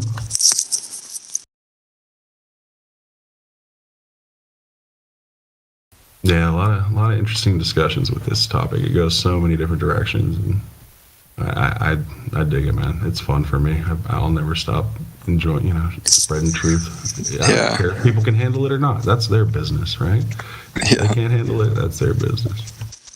Yeah, I love just laughing at like ball earthers. Like when you just are like, I don't know, when you do it properly, and ball earthers just say dumb shit. I don't know. It just makes me laugh so much, and just in like the perfect way. Like I feel like Like, it's just, like, I don't know. I feel like it's perfect comedy. Like, the whole ball Earth and this whole thing we got going on. It's just amazing. Well, I find it to be just so unexpected. You never know what's going to happen with somebody you bring it up to. It can be like a completely emotional thing to you too, right? Like, I brought it up with my dad, and my dad just like cracked, like he broke. I'm like, oh shit, I just broke my dad. This isn't good. Yeah. How do I fix it? Yeah, I'm super careful about that. Like, I don't talk about it. Like, I don't talk about flat Earth really with my family. I've shown like my mom like some Dave Weiss videos. I'm just like, hey, check this out. And I just don't really talk about it. I just don't say anything. I'm just like, hey, look at this video. And I just leave it alone because I don't know. It's kind of it's super could be a problem, flat Earth. Well, you recognize that there's different levels of learning about this too, right? Like you were asking questions earlier. There's still a lot of questions, more questions than answers in most cases, right? Like, you have to figure this stuff on your own. Yeah. There's no go-to on anything. Like, totally. It takes work, man. And when you actually know some shit, you want to share that. You care about people, right? And when you spit facts and you're caring about people, because it's so foreign to them that everything is opinion in their world. Everything is just like pseudoscience opinion, and it's fantasy, and they don't recognize it, and you're trying to get them back to reality. You're like, all right, how do I get them back to Earth? Right? Yeah. Like that. Yeah, that's such a good. That's like what it's all about. Like breaking the nonsense and making people realize like reality isn't what you've seen on screens and stuff, and making people like. There's this comedian Patrice O'Neill, and I think he said the most genius shit. He's talking about Bin Laden and the whole Bin Laden story. Because like he's just talking about how they killed like one of the most dangerous dudes ever, and they threw his body in the ocean. And all he said was like with that, he's just like, he's like, in any of your own scenarios, do you fucking throw Bin Laden in the ocean? It's like in any of your own scenarios, like in any of your own, like if that's you fucking throw this dude's body in the ocean. It's like, it's so hard to like make people just think about reality, and as opposed to like cartoons and like all this information they're seeing off screens. I don't know. Yeah, when you do your research and you're into what science really means, right? What is proof? What is actual proof? And you go, all right, does this meet the standard, right? Am I making an observation, a measurement, and a test? And is it passing or failing based on it, right? You recognize the things that you can prove are so simple. It's just so fucking simple. Yeah. Like, there's no curve to the Earth. That's simple. Like, come on, just look, right? Yeah. That's it, just look. Yeah, know the measurement and look. But, and I think about 9/11 too, right? This was a topic that got me into truth, so to speak. And, look, man, buildings can't fall in 8 seconds due to a fire. Not steel buildings, not ever. Like, come on. Yeah. They just don't. It doesn't happen. It's not possible. This is science. And if you know anything about science, then you know that buildings do not fall made of steel in 8 seconds. It's literally so, like, it's on video. Like, right. Like, poof, okay. That was as fast as if you dropped a bowling ball from the top of it. Like, gone. Come on. It's not that hard. We can talk about all the other shit if you want to, but that just doesn't happen in reality, people. It's like, show me one other time that's happened. It's like, it doesn't exist. Right. We have a few new people. If you guys want to speak to them, let's see. Jan MC, welcome to the server. If you're there. Himi.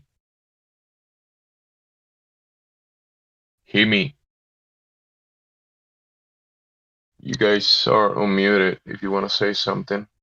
Have any questions? I have a question. About the flat Earth. Can you handle the truth? Fresh meat.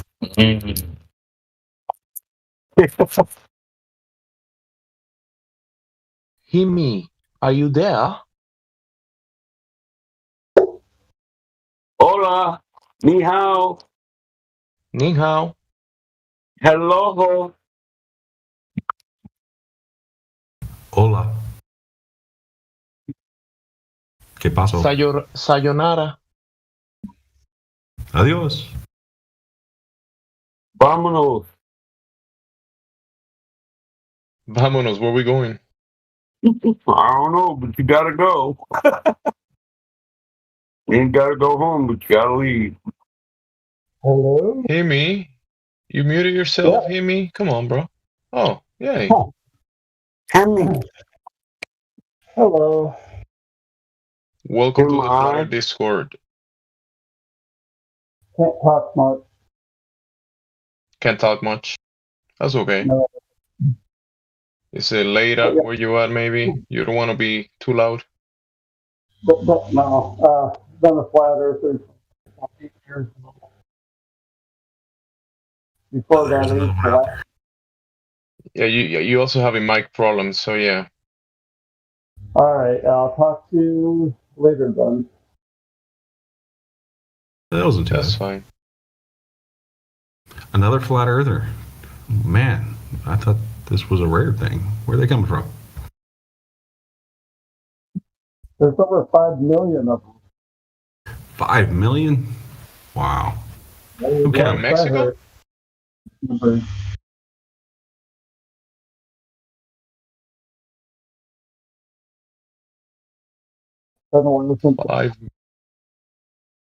That's an interesting estimate. I do wonder sometimes, just going out in public, how many people actually know, or to some degree know something about it. Interesting. Yeah. I think about that because I wear a NASA shirt sometimes because I don't try to, but when I just don't have any other clean clothes, I just wear it. And I'm just like, I want to explain to everyone I see, or everyone who sees me in the NASA shirt, like, no, I'm not a Glober. Like, I'm just wearing this because I don't have any clothes. I just feel like I feel embarrassed that people actually see me in public with a fucking NASA shirt on. I want to explain, no. Just get a nice big piece of duct tape and put it right across there. Yeah. Across. You can even just draw I could just with a Sharpie draw the rest of that serpent, like that serpent tongue. Just draw the serpent connecting to it.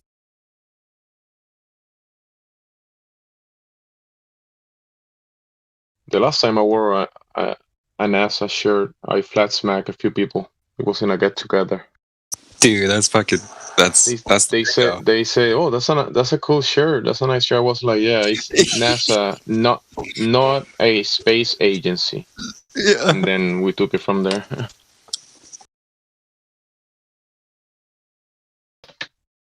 Maybe I should approach more people wearing NASA shirts. Is it really an invitation? That's so strategic. That's perfect. I mean, I might have to start it's not doing something that I do all the time, but I did. It was like a neon get together. Everybody had like neon colors, and this NASA shirt had a bunch of neon colors. So I put it on, and everybody was like, "Cool shirt," and I was like, "Yeah, space is fake." I see way too many people with NASA shirts, and I got to tell you, I want to talk to all of them now. I think this is a good idea. I'm going to do this. Oh my God, that's awesome. You're asking for it. What do you know about NASA, bro?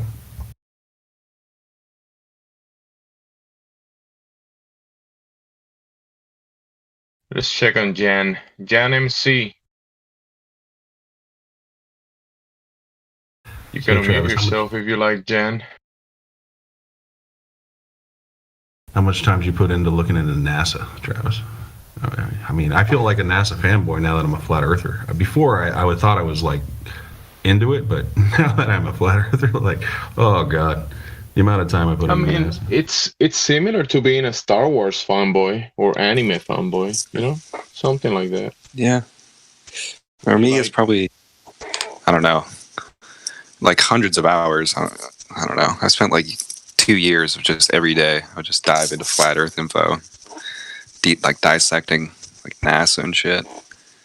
I used to think it was cool because like I know somebody who like works for NASA and shit, and I have like all these NASA stickers. I thought it was like, I don't know. Now it's just like, oh come on, you know it's even better now. Now that you know the truth and you watch it, it is fucking hysterical. It's so funny, man. It's like You're a right. cartoon. It's so bad. Like the ISS is fucking hilarious. Like, oh my god. Like I wonder. The moon landing. Just everything about it. But it's like, I wonder what type of people are in the ISS. Like, are they like, do they like, are they told like, oh, we have to lie about the shape of the Earth in order to like hold society together? So they actually think they're like doing a good thing, or are they totally just like satanic and like sacrifice babies or whatever? I don't know. Yeah, right. Speculation. That's Absolutely. a big speculation. I mean, If it's we got to be only one or the knew. other. It's got to be one or the other. Well, you know. I mean, I will say they definitely lying. I mean, look at the guy that says that we don't have the technology anymore. Like, if he's not lying right there, come on, like. Yeah, they're totally like everything they say is bullshit. But I just don't know if they're doing it. Like, they might think they're doing the right thing. You know, they might be told a lie, like, oh, you have to lie about this for the good of the world. They might just believe some horseshit that's a part of like whatever cult there they're might in. be a monetary incentive. Yeah, And totally. if you're doing the job, getting paid well, I mean, that it wouldn't be the first job that someone lies about what they're doing at work. That's true. Have you seen that Anybody on the interview TV? that big YouTube guy had an interview with him inside the what was it? It was like a cupola of the ISS or something. And he asked him so many questions, and the YouTube guy was like, "I don't believe your answers." Like, he was questioning him about the mechanisms of how it worked inside. Oh yeah, and he's like, And this he's guy like was real so good engineer. surprised because this guy he kind of knows about things, logical stuff. But the questions he was getting about his questions, he was like, "What's going on here?" You know, he was really surprised by the Yeah. answers. And he's not a flat earther, but it wasn't making too much sense to him. But you know, he's a YouTuber, so yeah. I love speculating about these government agencies, right? Like, let's speculate about what the CIA does, or the FBI, you know, or the NSA. You know, like, what are they doing? Is that They honorable? monitor this. Yeah. Are you being honorable? You out What are they there doing? listening? They're doing none of your business. That's what they say. They say it's national security. It's Is it worth classified. the paycheck? For your protection. We're going to space for you. Yes, protection. classified information, absolutely.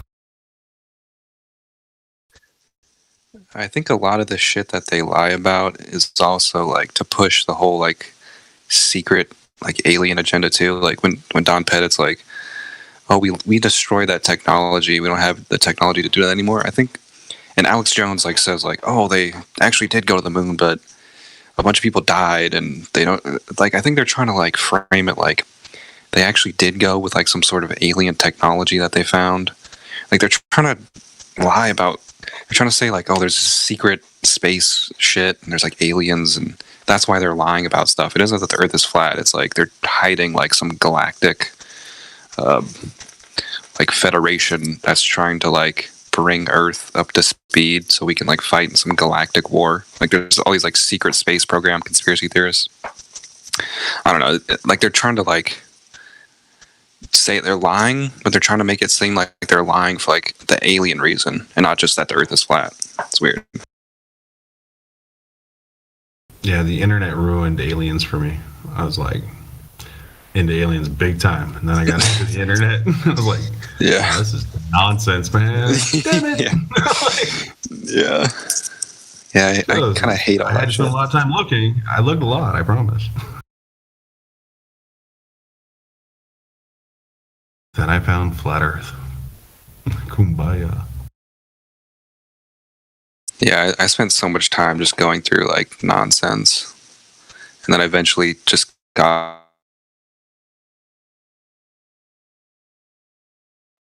like before I learned about like flat Earth and the real shit. Yeah, I felt like that dude in Shawshank Redemption too, just climbing through miles of shit to get to the other side. Yeah. But then I realized, damn, dude, someone really does need to drain the swamp. Like that was a great fucking term, bro. Like drain the swamp. Oh, what a genius marketing tactic that was. Speaking of people, I had all kinds of people, Alex Jones fans, talking to me about Trump.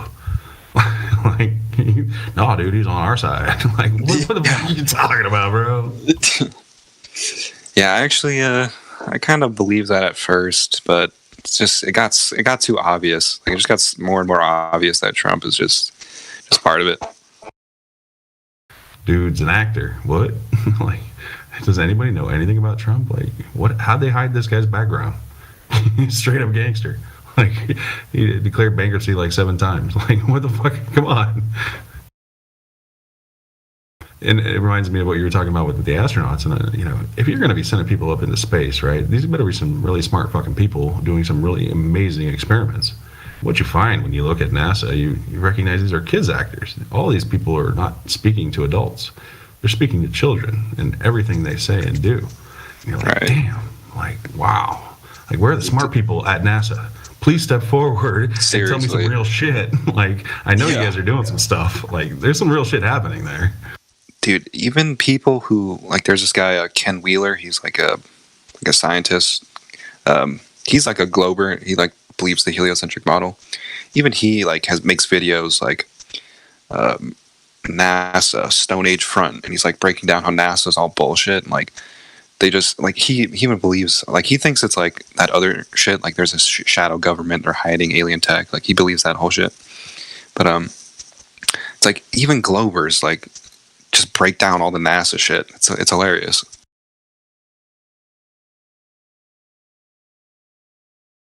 Yeah, there's lots of levels to conspiracy, right? That loaded term that we love. It's like, where are you at? You know, how woke are you? This term woke is going around, and like, oh man, they ruined that term so fast. It used to be really cool to use not too long ago. Now everybody's fucking using it like they're woke because they figure out Santa Claus is fake. Like, damn, you guys think he's woke? Like, shit. And you wonder, like, if you're believing in all these alien stuff, how come you can't figure out the Earth is flat? Like, dude, look. I know. It's hilarious. Like, sounds like you're really passionate about it. But yeah, you know, it's a process for everyone, and you know, a little thing, one bite at a time. I guess it takes some time to get through whatever you're trying to figure out for yourself. Yeah, it takes a lot of fucking time. It takes. Like, I've spent a lot of time like looking into like everything, just the truth about everything. And it's like I'm like not even like that good. And I've spent so much time. Like, there's still so much more for me to learn. Like, it's crazy. Yeah, when you realize the system is a foundation of lies, and people regurgitating those lies, and people being, you know, sponsored to perpetuate lies, who are you gonna really listen to, right? Like, you honestly have to figure it out yourself, and it's just so amazing that that's the way it is, you know. But that's the beauty of it, right? Like, it's just not meant for everyone. No way, no how. Like, this system has got people stuck without question.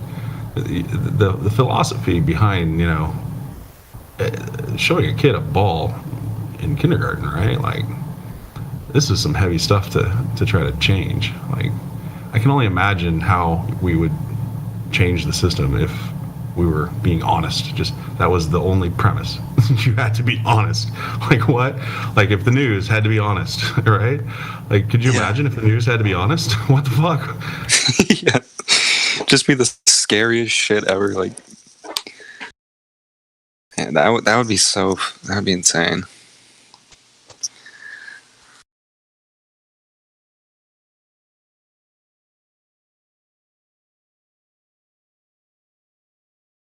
Yeah, I laughed so hard when I heard the line that Yoda speaks in Star Wars. He goes, "You must unlearn everything you have learned." I'm like, oh, I feel your pain right there, man. It's so hard. Like, you gotta be kidding me. Everything? Really?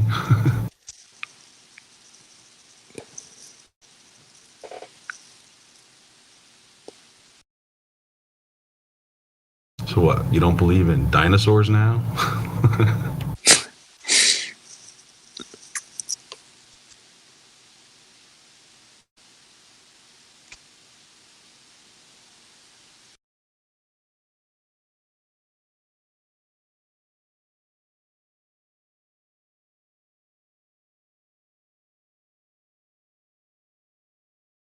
It's really easy to identify with so many of these stories too. You find a lot of people not being able to let go of, Sasquatch or, crop circles or, something that they came across that they just put the time into and they felt like they came to a decision about it, right? Yeah. With the aliens thing, I know a lot of people that, it doesn't matter if the earth is flat, we got aliens, bro. Yeah. That's real. Like, whoa, okay. Yeah. Yeah, I spent time looking into Nibiru and the fallen angels and all that shit. There you go. They're interdimensional. They're not extraterrestrial, but it's just crazy that all that shit. If you spend all this time looking into Nibiru or whatever, it's all of that is just some bullshit.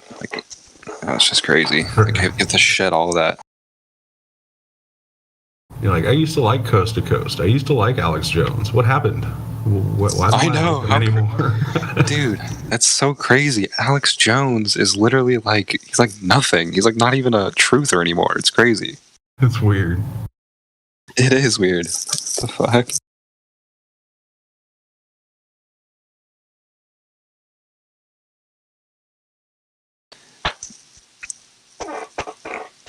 It seems like people have been the real truthers have been learning a lot of the same stuff in the past couple years. Flat Earth, I feel has grown a lot. The whole virus model thing, people are looking into that, and the whole particles thing too. I feel people are looking into that too. I feel those three are very similar because it's the heliocentric model and particles and viruses are kind of the same thing. I feel where it's it's interesting to see where they are with their plan, right? Because if you look around the world, there's some amazing cities that have some amazing structures that celebrate life so tremendously, and a lot of America doesn't have that, right? Our cities were cool in the 70s, right?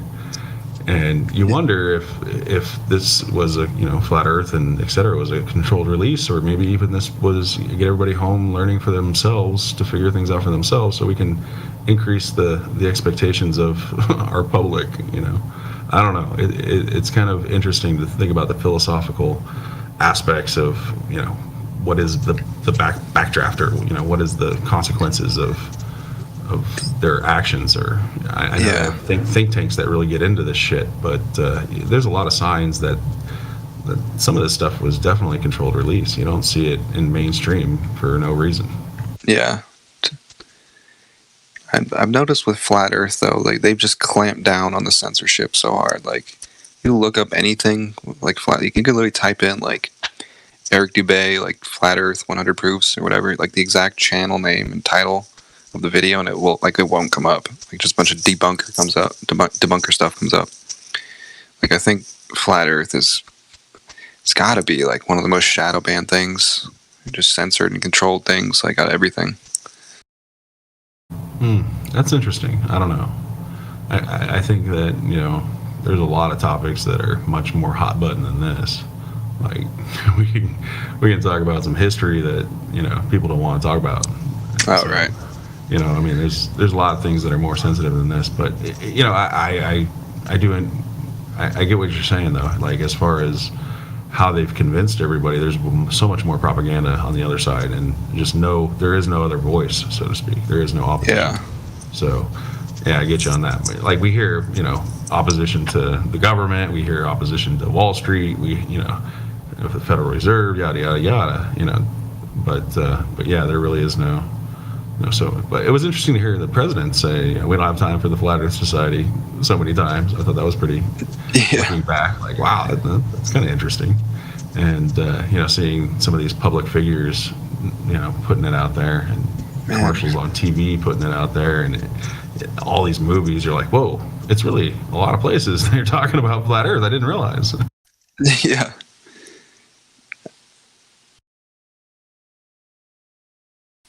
Have you seen that clip of Alex Jones when he was like, there's like George Bush is giving like a speech, and Alex Jones, he says like, you're in the CFR, and that's what you guys don't talk about. And he's like, he just like says some shit and everyone just goes silent. Have you seen that? I might have. We need a flat Earth version of that, where like there's like some NASA or some convention, and just a flat earther just comes in, just does some Alex Jones shit, and just like, it's just, I don't know what you would say or do, but to actually have I don't know, dude. I want to confront these globers, like the liars, not just the people who believe it, but like what would they do if you just said the right thing to them in like the right amount of time to convey that? I don't know. It's just, you're looking for the knockout punch. Yeah. I remember getting lost in that question. Like, what do I do now that I know? What do I do about it? Like, what, do I start pointing fingers? They're to blame. They're to blame. They're to blame. What do I do with this information? And, how do I try to make a difference with it? I mean, you don't want to actually confront people. I mean, obviously there's globers that come in here and they want to argue and say the Earth is a globe because reasons. And we do get a lot of that people.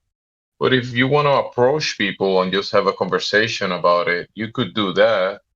But it's not going to be that case with everyone, Some people are thinking about other things. And even if you bring the information and you present it correctly, it's on them to listen and to take the information in.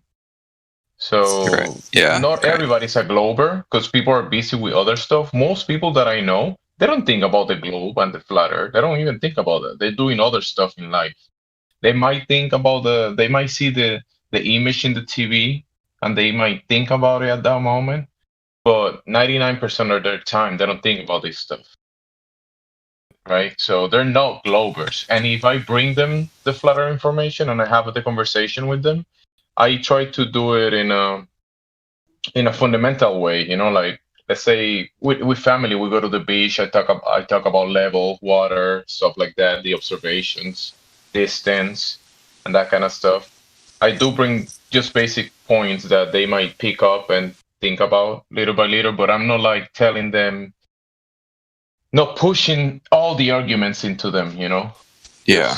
Small things. And later on, if they have a question or I want to bring something else, I'll do it the same way and just, respectfully, and just bring the conversation and engage with them. But if we're very pushy, because here we're gonna debate, and they bring their side. That's why some globers join the server, because they want to argue, and that's what we do in here.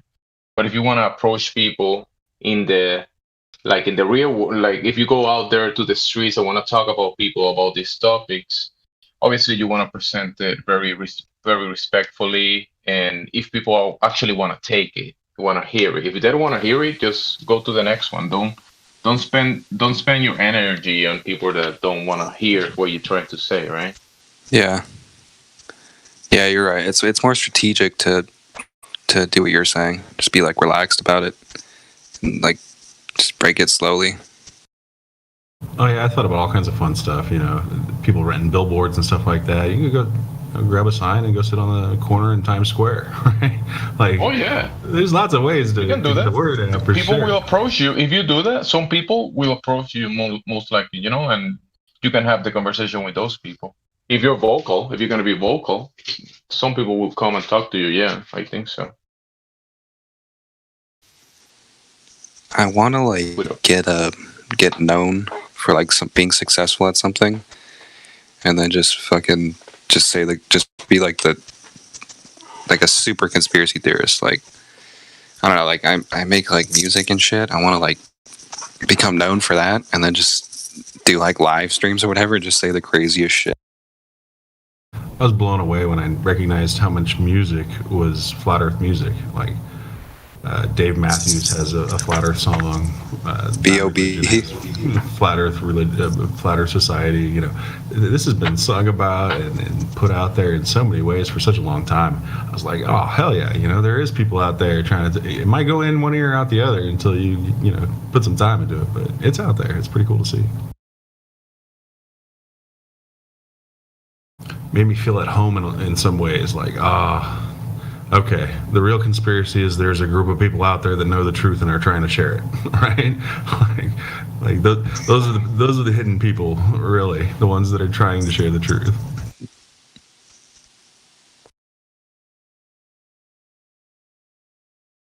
Because the liars are everywhere.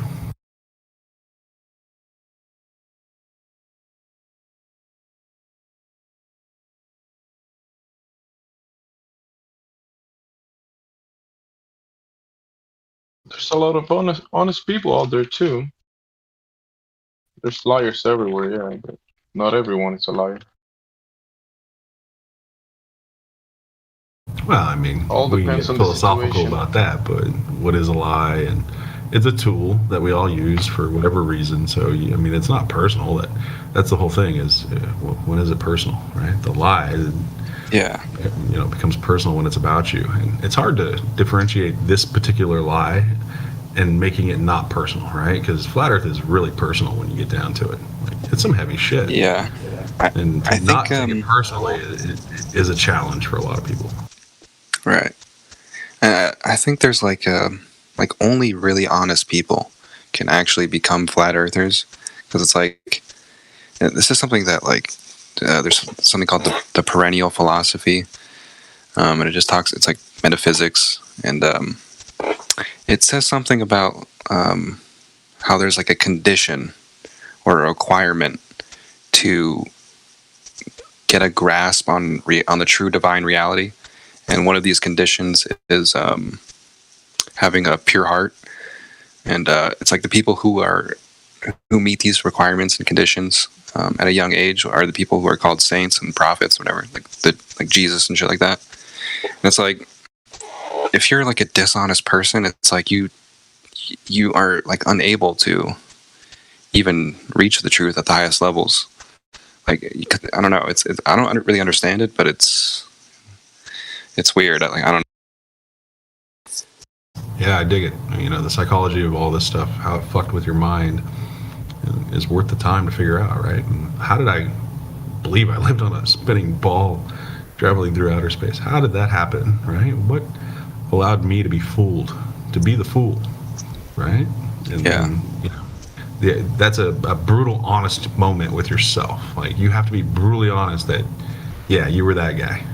You were the guy that got, just part of the system. Like, no matter how woke you thought you were, like this one, just changes the game. Yeah.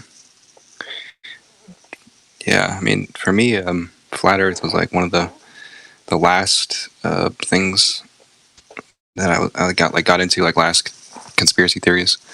And it's like I just knew about so much corruption in government and like all this shit that I just it was easy for me, because like I just realized like all the information about space and everything is coming from a government agency. And it's like that alone, I was just like, oh yeah, this is probably all just bullshit. Yeah, Flat Earth closes the door on a lot of conspiracies, like you were talking about earlier with aliens. Like, yeah, gone, dismissed. Just no more time put into that. Yeah. And so-called conspiracies that you hear about, you're like, they're not talking about truth when they're talking about conspiracy. That's not. Yeah. That's not the same thing. Yeah, there's just so many things you can instantly just like dismiss once you know about like the real stuff. It's like for me now, since I've spent so much time going through all the bullshit. It's like I don't have to keep going through all the bullshit, because like where I'm at now, it's so easy. Yeah, exactly. It's so easy to discern like the truth and everything because it's like you just know. I don't know. It's just so simple. It's like getting good at poker, reading the tells. Yeah, exactly. Understanding, when someone's bluffing, when someone's bullshitting you, when they got the nuts. People get good at poker by doing this, just like you can do with shit you watch on TV, like things you hear on the radio. Like, what are the words exactly? Decipher it. It's like code. It's actually seriously why the Matrix is so brilliant, right? Because it puts that into that context into a visual representation. You are decoding the Matrix right before your eyes. It's brilliant.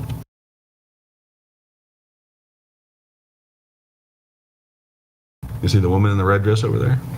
Hey, how'd you like that jump program? What you think about gravity? Can I say something about the Matrix? Yeah, man. Free platform. Let's go. Free speech. So, like, I know the guy that created the Matrix. I know it sounds like stupid. The girl, the twin girls. Yeah, her. Yeah, they're frauds. So, like, the real creator of the Matrix, his name is Tom Althouse. Oh, let me get my pad of paper one more time. Sorry, it's just like, yeah, I know him. Like, I've been talking to him for like the past 2 years. And like, does he have any workout that I can check out? Because this guy is in the know. Seriously. What do you mean? Go ahead and say about that. I mean, he's got a YouTube channel, TikTok.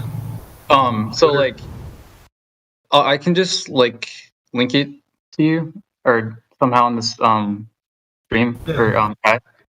That's cool. But anyways, if you go to redpillrising.org, I mean, I think it's .org. I'll have to check. But it just has all the evidence that shows like that they set him up since like 1997 or something, and they just like totally stole they stole a script and like killed 2 of his sons. It's all this crazy shit, and Jesus. So like even the Matrix is not true. It's based on this story, but well, that's real. They remixed it, right? They like added different shit. Yeah, like Matrix Reloaded 2 and 3 are just like everyone was confused by it because like it doesn't make sense because they were just guessing. They were just like kind of just literally made it up out of mostly for like explosions and guns and stuff. Entertainment, Yeah. Something that's weird about that. I always would. Like, it's weird how the red pill is the one you take for truth. I think they like flip that around because blue is actually high frequency and red is low frequency. So it's like reversed, I think, in that movie. Like, I feel like the truth. I don't know yet. I mean, yeah. You can ask the actual Tom Althouse because I can talk to him like anytime, and he can tell you. He can like I could bring him in this chat right now, and I bet you would like just totally, bring like a huge insight to everything. Yeah. Fuck, that guy's a beast. Yeah, because he's been making these like documentaries, and he's been asking me to do it, but I just have like a really tough time breathing, for like just talking and stuff. So it's just like I haven't done it yet. And so yeah, I can like he might join the server in a public site, or maybe he want to stay anonymous when he joins. I don't know yet. He'd probably be open. Just is he a flat earther? I don't know, but I mean, like, what? Like, bro? I asked him a question and he didn't finish answering, and you ask him another question. Come on, bro. Sorry. I was saying that he might join the server, but you're asking him to speak for the other guy. He already said he didn't know.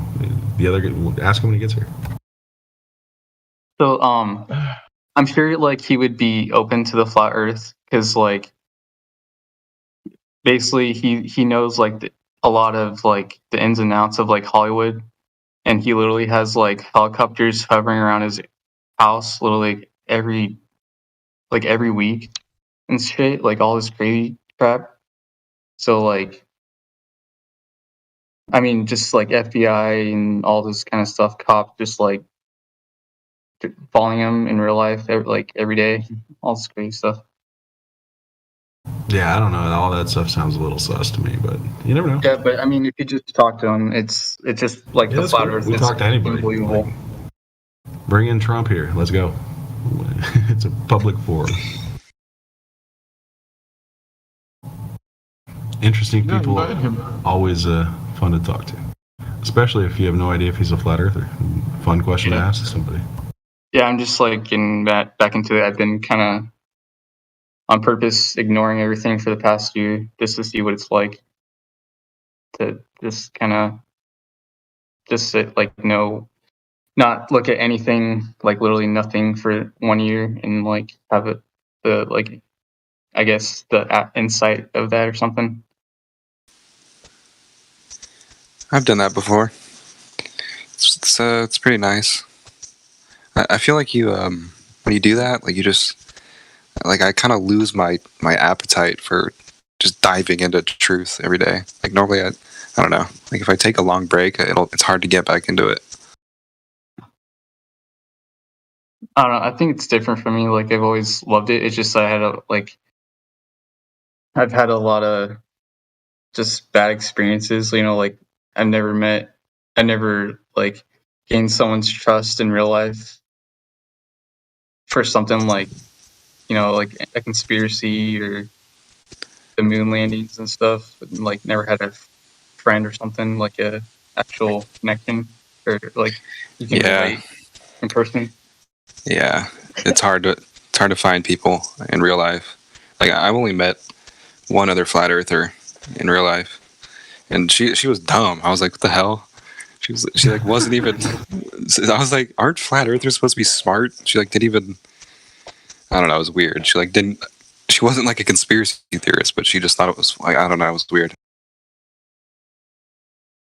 Just because it is, dude. I don't know. Maybe she just like. Maybe she's just higher level. Yeah, maybe she's like maybe even smarter than us. Or something. I don't know. But yeah, that's all I gotta say about the Matrix. That would be sweet talking to that dude, though. Yeah, I'm sure I can have him talking here because he's been asking me like for the past year, and I've been kind of basically ignoring him. And I didn't like doing that, but I mean, I have a really sensitive,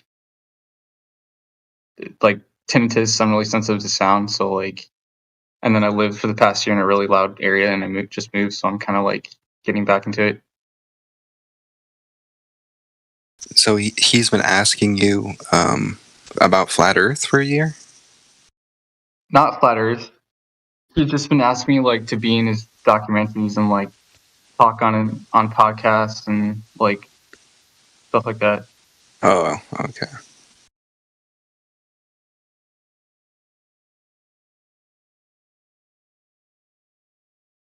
Yeah, a lot of shit in Hollywood's stolen. That's for sure. There's no doubt about that. But how whoever's monitoring and enforcing the conspiracy related topics or, you know, corporations, what they do, I have no idea, right? Like we've seen movies about this stuff. What's the one with the law firm and the guy's the devil, the Pacino's the devil, and Keanu is the lawyer. Devil's advocate. You know, there you go. Or The Firm, right?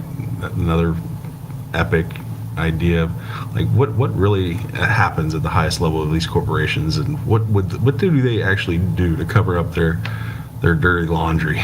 You know, one can only wonder. Do they send in Tom Cruise and Mission Impossible? I don't know. I'm sure like Tom knows a lot because like he told me like a month before that Disney's Bob whatever Iger got fired, and then he told me like he's gonna get fired soon, and then on mainstream media he got fired. So like maybe he can help with that. Yeah, all I know is the dude that wrote the fucking Matrix, whoever the hell he is, whether it's this guy or some other guy or whatever, he knows about flat Earth. It's all over that fucking film. It is everywhere. Have you looked at it as a flat earther? I mean, it's just genius. Yeah. It's the opening. He actually opening said scene. that. Sorry, he said that the Matrix is it's mainly inspired by child like abductions and pedophilia in the government that he was a part, like he saw and like witnessed. Yeah, it sounds like some QAnon shit to me. Yeah, I don't know. It's just like a lot of bad stuff.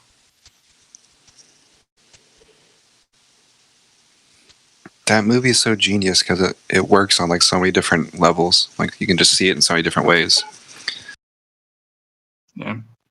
Yeah, I think Neo's still, when he got out and they were fighting the machines outside, I think they're still in the Matrix. It's just another layer.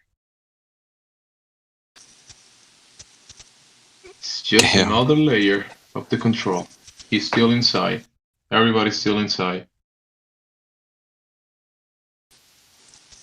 Damn, Yeah, that would be. How many times have you done this before? Right. What makes you think you can get out this time?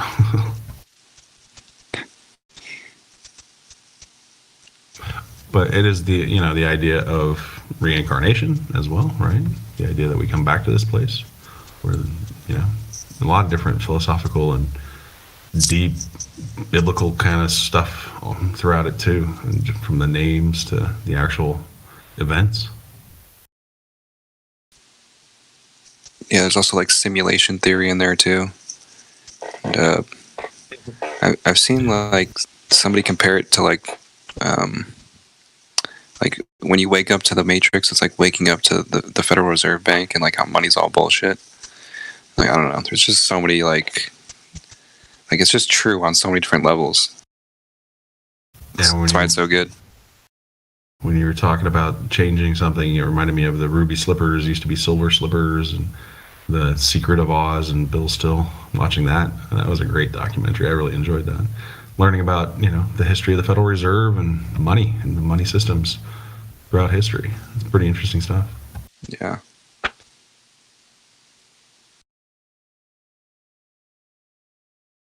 Yeah, we've lived through some big events the last 20 years. The 2008 crash. This marks the 20th anniversary of 9/11. Anybody gonna go out and talk about that this year? Does that make your priority list? I know a lot of shit about 9/11. I put my time in. Been talking about that one for years. How deep did you go into 9/11, Travis? Was that a big thing for you? Not very deep, but I mean, I know a decent amount. Like, I know about the. Or what do you think about the whole theory of the planes being holograms?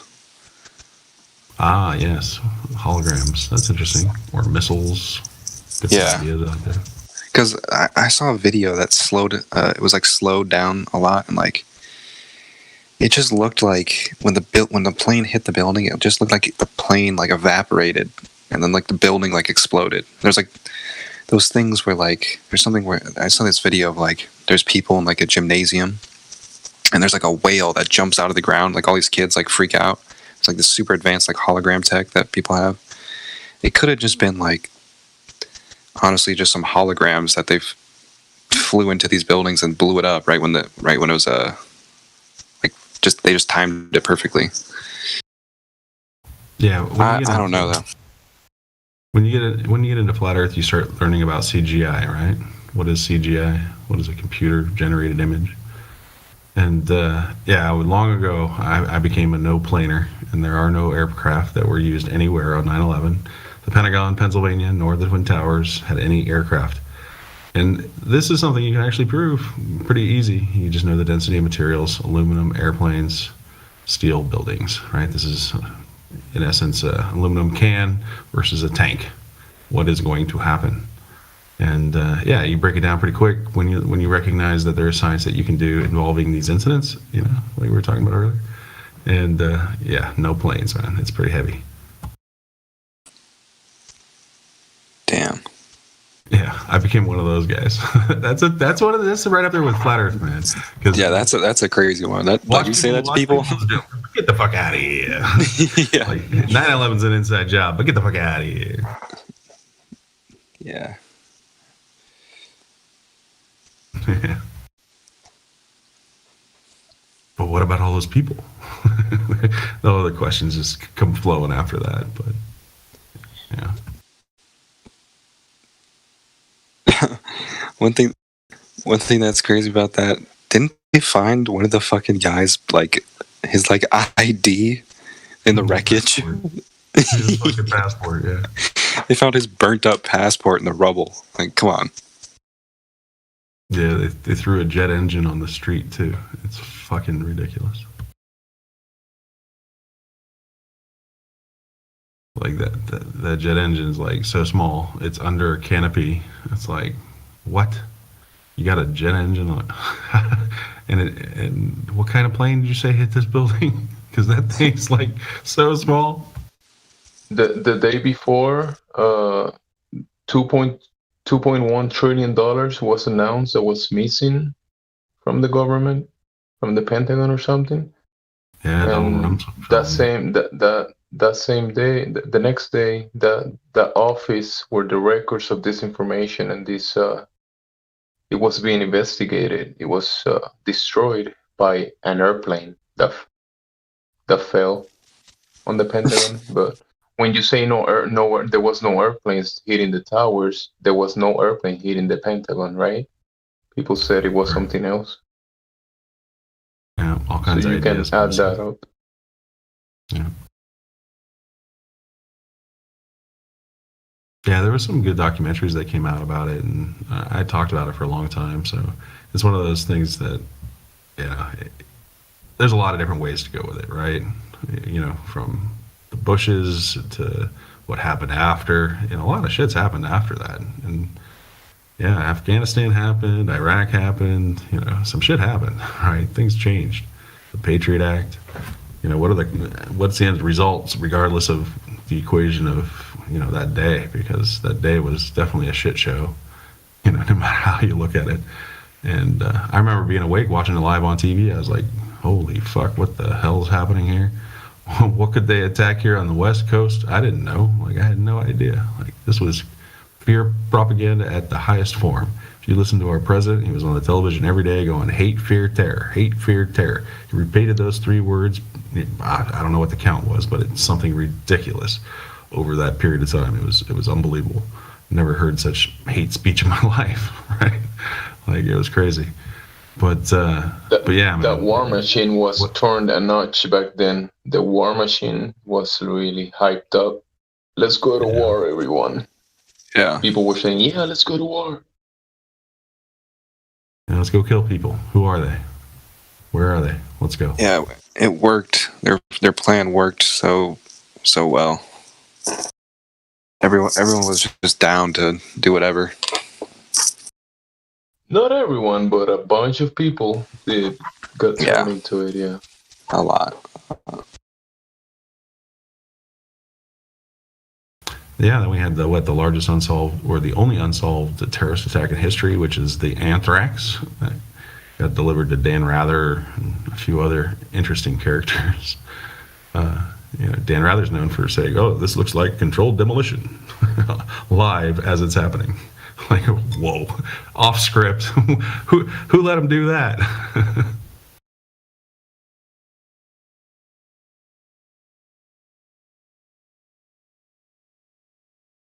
Because you got everybody else on TV saying they saw an airplane. Everyone. The 9/11 September clues. There's your no planes. Long time ago it came out. Really interesting stuff if you want to get into 9/11 no planes. September clues.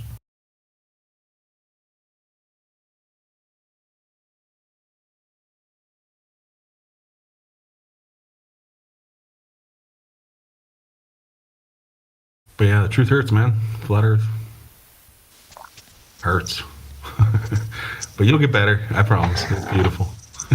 For me, I didn't I just had so much fun learning about Flat Earth. Like, I would, dude, if I could go back to when I first was learning about it, like, oh my God, I would literally just like smoke weed and go on hikes and just listen to like Flat Earth, like podcasts and shit. And I would just like trip out at, I'd be like, wait a minute, like, dude, I just had so much, like, oh man, It's one of my favorite things ever. Well, yeah, for some of us, it inspires us, right? It's like, oh, now it's getting good. Like, oh, all this work paid off, baby. Like, I found it. I fucking found it. That's what this whole journey was all about. You know, it's like, wow.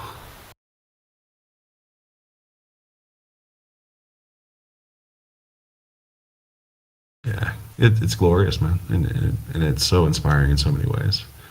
Definitely a moment you'll never forget. Like, yeah, it's good stuff. When your jaw actually dropped and you might have even come to tears, recognizing that, yeah, it's flat.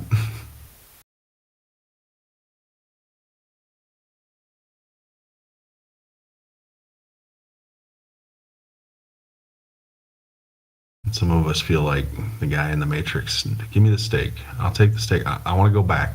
Take me back. Please take me back. I want my outer space. I want my Star Wars. I didn't I just noticed the themes like in the Lies of Science, where it's like you just see that they're trying to hide God and stuff.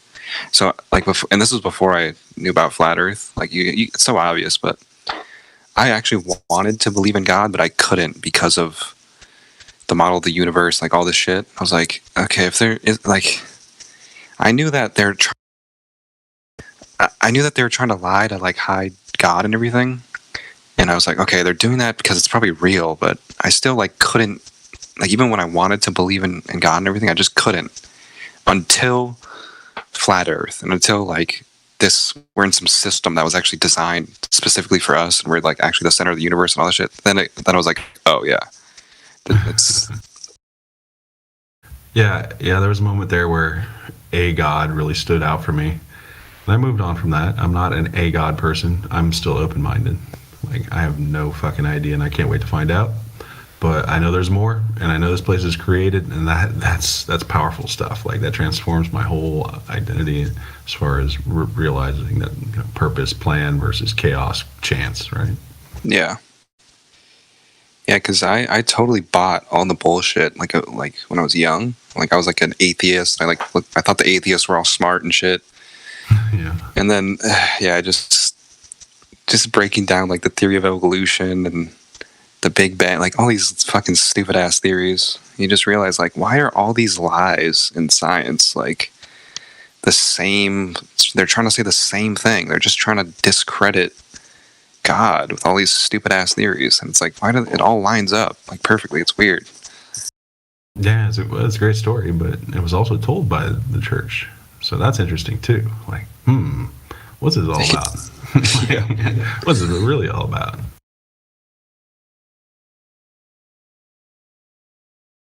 Yeah, control systems, hierarchies, monarchies, definitely interesting stuff when you try to take in the big picture of what all this stuff really is about, and dismiss yourself from, try to separate yourself from the system. What does that mean? Like a lot of people saying they want to get off the grid. What does that mean? Like, who's grid? Why aren't you taking responsibility for being part of it and saying, okay, I'm a part of this, let's make it work? Like, right? Like, and to some extent, running from the problem isn't a solution, is it? Like, I don't know. But as far as recognizing it and saying, what is this? How do I deal with it? How do I interact with it? What do I know about it? Learning about the beast is really an interesting study, right? Like going down the dark side and asking those hard questions, like, is Pizzagate real? Like, am I gonna put my time into looking into the dark side of this? The cult, what does the occult mean? Like, they're flashing signs and symbols. Do I know what this shit means? Like, it's interesting when you look at the big picture and religion and how it plays a part in it. Yeah, it's almost like, I don't know. It's almost like it's either that Satanism is strategy for the empire, so they spawn this satanic movement and then control it, because that would be super easy to control, or there actually is like some sort of like Lucifer's like straight up real, and he's like a dude walking around, and he's like the one trying to humiliate God's creation with like all these bullshit ass agendas and stuff. It's like what is this like? What is it all from? It's weird. Yeah. Well, even that word Lucifer, like I know some people around here, like they know their shit when it comes to what these words that get tossed around. What is Satan? What is Lucifer? What's the difference? Like it gets some technical stuff when you're talking about who these characters are in these stories that we're told, and where they come from, what their story really is, and all that kind of stuff. What is the real scripture and all that kind of stuff. So when it comes to the Bible stuff, I'm definitely a novice, but definitely recognize that the good and evil is something you question, right? Like, is Gaddafi a bad guy? I don't know. Was he? Are the bad guys made up? Like, is that part of the plan? Is Bin Laden the bad guy? Was Saddam Hussein the bad guy? I don't know. Like, were they part of the team? They part of the group of that's running the show? I think they were for sure. It's like I saw something that was saying like from 1999. It was saying like, oh, in the next 5 years, these are the next nations we're going to go to war with, like Iraq, Iran, Syria, Afghanistan, Lebanon. And it was like saying it's because these are the nations that don't have they're not connected to like the centralized banking system. They're like independent. So there's gonna be like terrorists there, like conspiracy theorists were saying that. And then it's just like you just look at all this shit with 9/11 and all the reason, like I just feel like it's so just story and so obvious, like it's all just a part of their plan. Yeah, what is the plan? A lot of people look for the plan too. Agenda 21, right? You brought up the Council for Relations earlier, the Bilderberg Group, right? All these ideas that there's the power structure is out there planning. It's like, whoa. When you saw the document prepared about aircraft striking the towers, like, oh, the CIA bombed it a few years earlier. That's interesting. Like, what? Like, so yeah, who's the bad guy? And you just have to question that for sure. Everybody likes to point the finger, though. Come to judgment.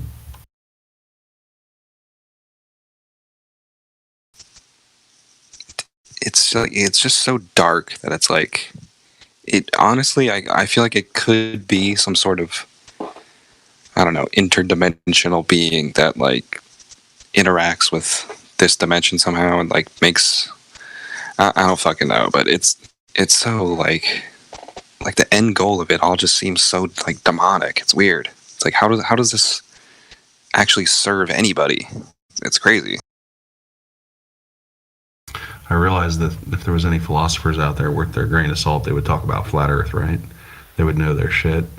And so I started looking for some philosophers that talk about it, and Alan Watts talks about it a little bit, and definitely interesting to hear, how we see the reality, right? Like, regardless of if it's flat or not, this poses a lot of questions, not all answers, right? We still don't know what the sun and the moon are, how they work, like what's outside of this, like who created it, what is it, and so you're looking for a lot of answers, and if a philosopher takes on that challenge of flat Earth, then they're going to talk about some deep shit, because ultimately that's where this goes, right? Is some deep shit.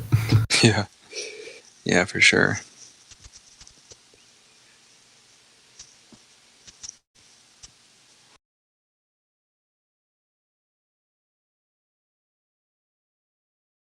Can you handle the supernatural? That's the beauty of it, right? You're looking at all this fakery, and then you realize, well, the truth is almost as hard to believe as, or is harder to believe than the fakery in some senses, right? Like, wow, it's all constructed? No. It's created? No. Like, what does that mean?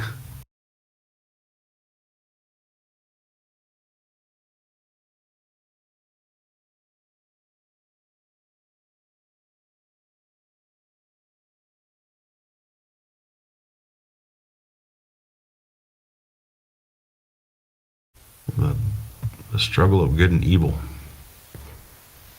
if there is such a thing, right? Yeah, the whole idea of, could happiness exist without sadness? And, isn't life really about that cycle, that on the ups and the downs, and recognizing the highs and lows have equal value? I think there's a lot of that being part of, how the powers that be accept what they're doing and say, the fool's always going to be the fool, right? So why not fool the fool? Because that's what the fool's there for, to be fooled. And I was a fool once before I wasn't a fool. And so it's part of the game that they rationalize morally that this game is going to be played regardless if they participate or not, because that's the nature of human beings, to fool and be fooled. I think what you're saying is like, because I spent a lot of time thinking about like what you just said, basically.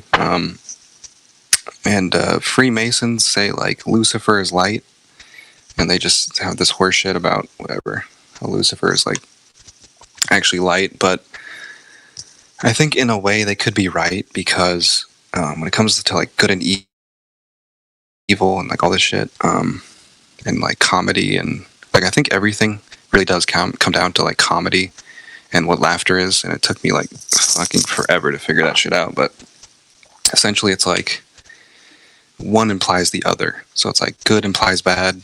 It's the same thing with like funny, the very concept of humor. Like if there's a guy walking and he slips and falls, people like laugh. And it's like that implies something. The fact that you can slip and fall and be laughed at implies like the opposite of that. So they're trying to basically distort the image of humanity, which is what the clown represents. So on one end you have the clown, which is like the exaggeration of like the humiliation of humanity. Like the image of humiliation is the clown. And then on the other end, like, which is the implication, the other end is like the opposite of that, which is like Jesus and stuff, like these prophets, which are like grace and righteousness and self-love and everything. And by lying about fundamental truths of reality, they can distort you without you even realizing it or thinking it, which is part of the joke. It's part of the comedy, because in order to be a joke or have a joke played on you, you need to not be in on it. So the fact that people will actually laugh at flat Earth like it's silly is actually them being the joke. Like it's all a giant.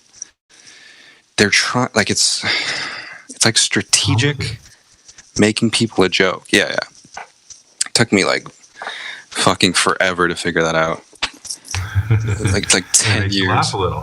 Yeah. You were the fool. You got walked on, and now you see the game. It's funny. Yeah. Well, you can extend that to relationships and families, and even people dying these days.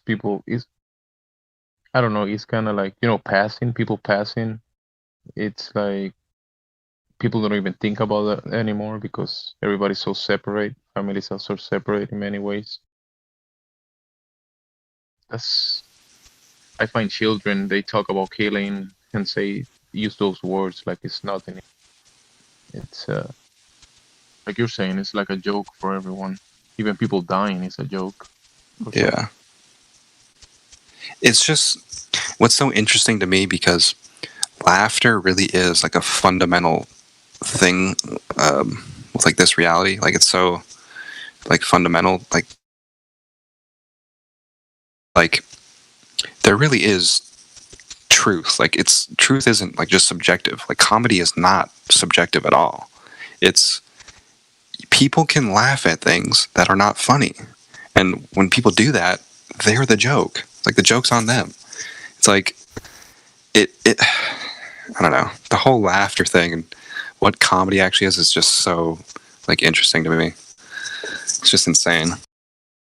The truth in the comedians, right? You recognize they're the ones pushing the line, testing the limits, and trying to see what people are aware of or not. And some of it goes right over people's head. They're laughing, and they don't even know what they're laughing at. Like, it's why do you think it's funny? Like, but the emotional experience, the emotional experience of people, you start to recognize that they don't necessarily correlate, right? Like they're not laughing because of that. They're laughing because of themselves for some other reason, right? Exactly.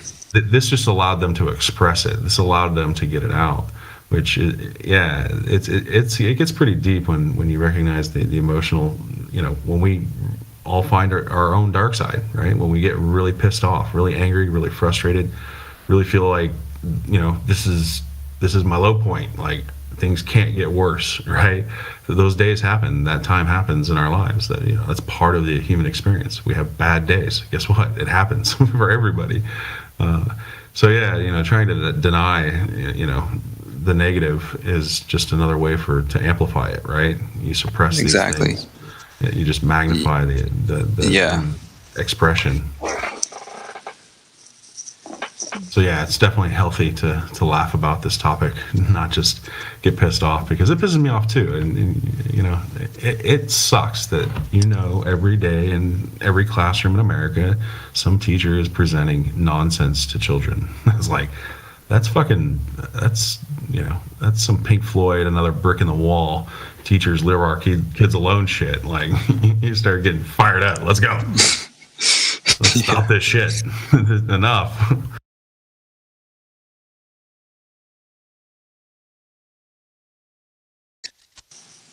Yeah, something about all that is like, there's a lot of stuff that is like a joke, but you just don't laugh at it. Yeah, exactly. Funny, not funny. Like it is comedy, but it's so fucked up that you just don't laugh at it. Like I don't know, like 9/11, for example. Like literally anything that's fucked up. It is like, well, Gravity, it is funny. Right? Gravity was the one that I just laughed so fucking hard. Like, everybody thinks they know what gravity is. Like, they're all fucking morons. Like, what happened? Yeah.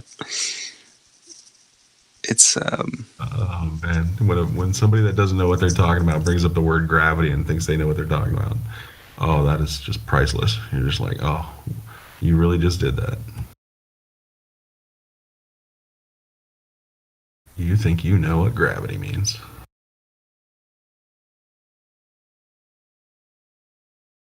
I laugh so hard, man. It's like, gravity's nothing, man. It's an idea. It's some fucking idiot's idea. Damn it.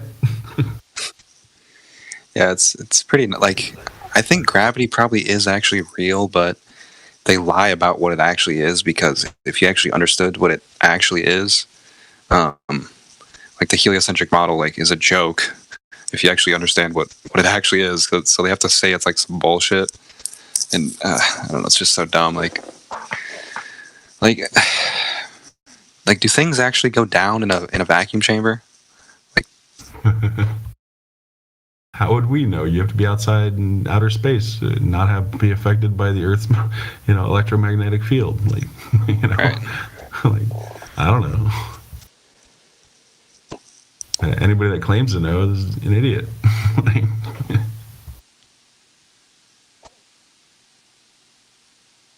Yeah, you know, the gravity mystery, I don't know. Some people never get there. I get it. It's a complicated thing, because basically they're telling you it's a dozen different things, right? It's not just one thing. It's this thing, this thing, this thing, this thing. You know, we know some of the major ones, right? The idea of Newton's ideas, mass attracting mass, and, you know, you go into the deeper ones, right? They use this word for fucking everything. It's like, well, I'm not saying what you're talking about. You know, yeah, okay, there might be a rate of acceleration towards the ground, but we also know about, you know, there is no, you can call that gravity, but it's a rate of acceleration. Like, you know, right? Like, you're not proving anything by calling it that, right? Yeah. Okay. So yeah, there's so many different aspects to it. I get that it takes some time to get through all of them, but yeah, man, they're great ideas. Don't get me wrong. I think they lead to fantastic questions, right? They're trying to answer some really interesting questions when you get down to it, and that's what makes it so funny. You're like, these are ideas trying to answer impossible questions. Got it.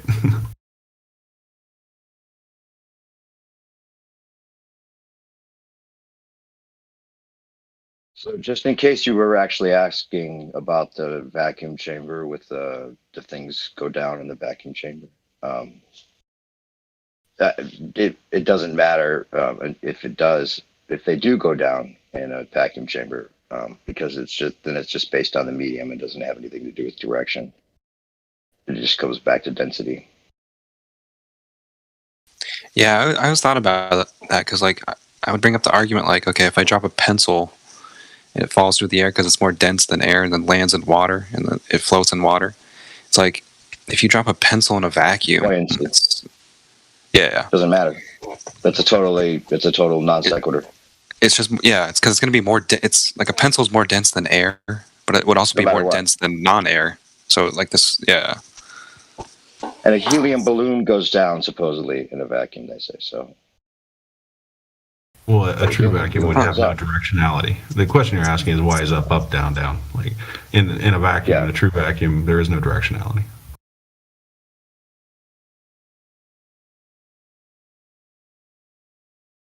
So you wouldn't. Well, that would be the claim, at least. Yeah.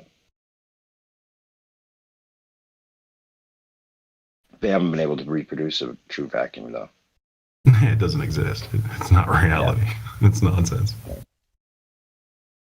But yeah, there could be an electrostatic factor. Maybe a lot of people are the debate right now in flat Earth is between, is there an electrostatic or is there a incoherent dielectric acceleration?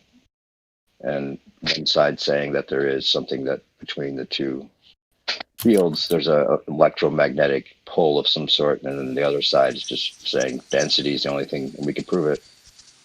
So I think it's like mutual acceleration. Like I think it's the same thing as like how magnets work, but it's not electromagnetic, or it has nothing to do with that. It's similar. They call it the incoherent dielectric acceleration.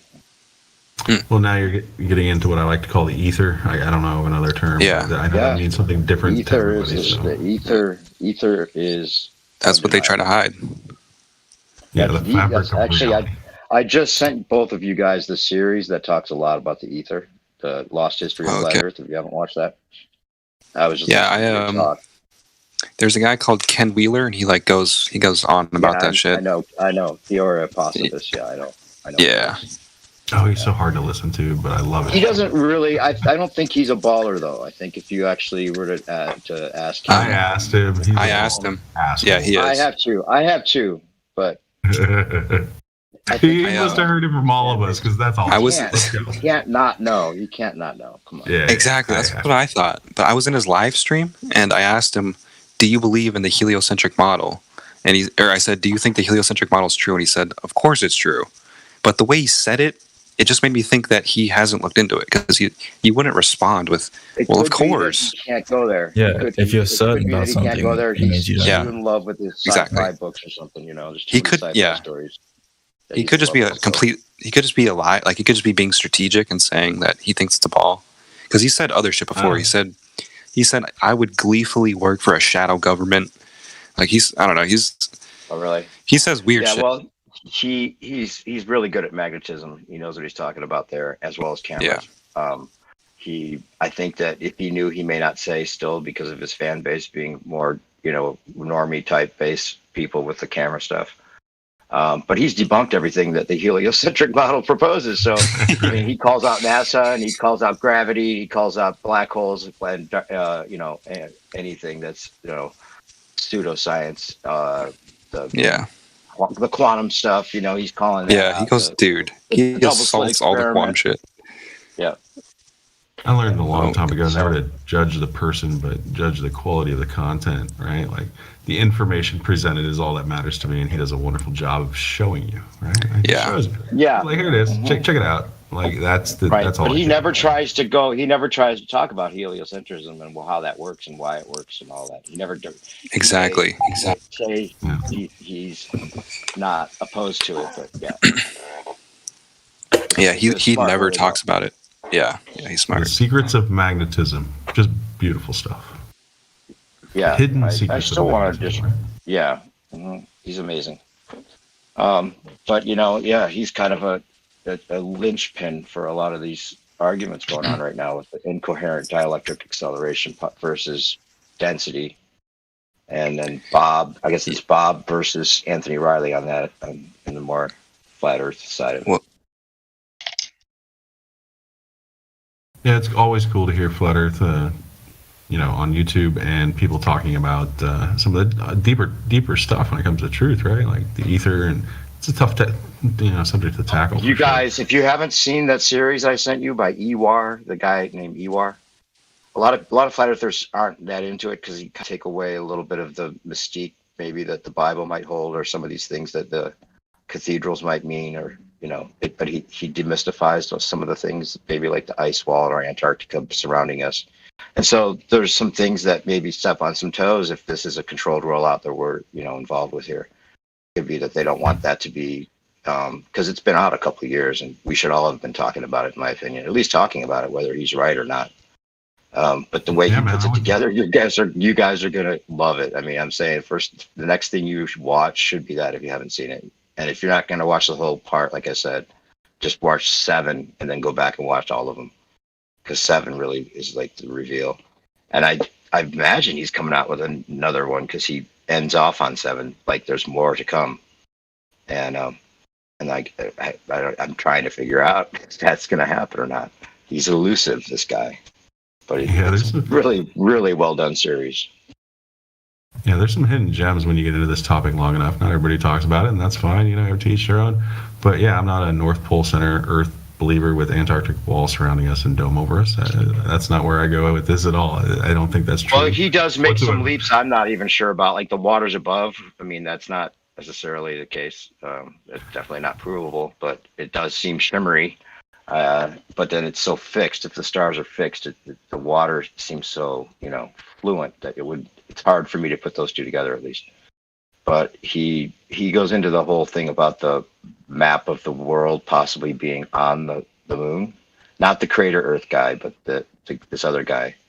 I should send you his video too, because it's hard to figure out who he's referring to. But it's a guy named Sturgis that put like a lot of detailed work into taking the map of the known world that we have, the continents that we're told about, and putting it in certain spots on the moon that fit too perfectly for it to be an accident.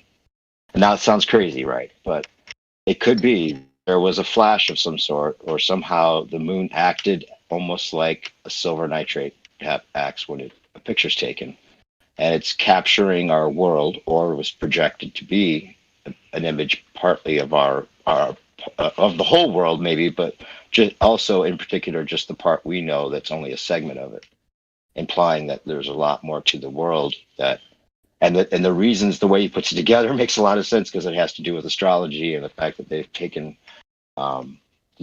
we should have experienced this period where the Tropic of Capricorn and Tropic of Cancer aren't called that any longer.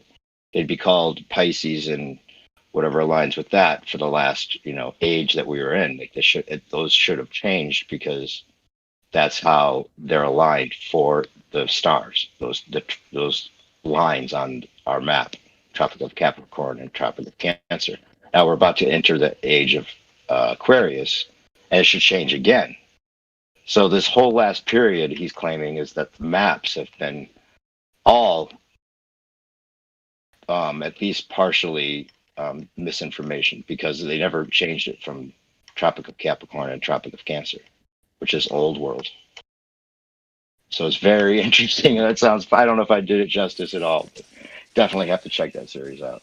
It just I'll check it out. Sounds like you guys would definitely be into it.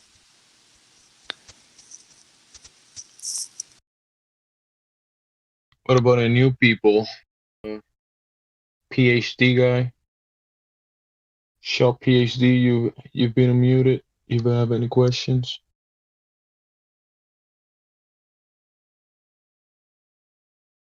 Janitor. The janitor. Yo, what's up? Hey. What's good? Welcome to the Flutter Discord. What brings you by? Thank you. Oh, I'm just looking to learn, bro. Soak it up. Looking for a bro? Sure, maybe. I'm just looking to learn some perspectives from this side of the moon. Feel me?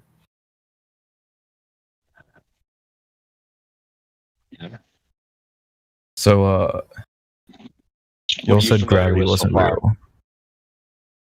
Well, density is all you really need. In fact, Density. On the side of the globe that they admit, or even claim themselves, that gravity is not a real force. It's not an actual force. It just acts like a force. So if you think that people are hanging upside down in Australia relative to where you are right now, do you think something that just acts like a force could do that, or do you think? I don't think it's just like real force. I think the idea. I think the idea is that everything like attracts towards the core. It's not just that's the idea, but that would be a real force, wouldn't it? Then would it be a real force, like not something that just acts like a force that they're claiming?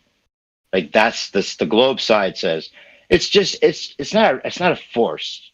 It just acts like a force. What the fuck is that? Explain that, please. It's a pseudo force. Yeah.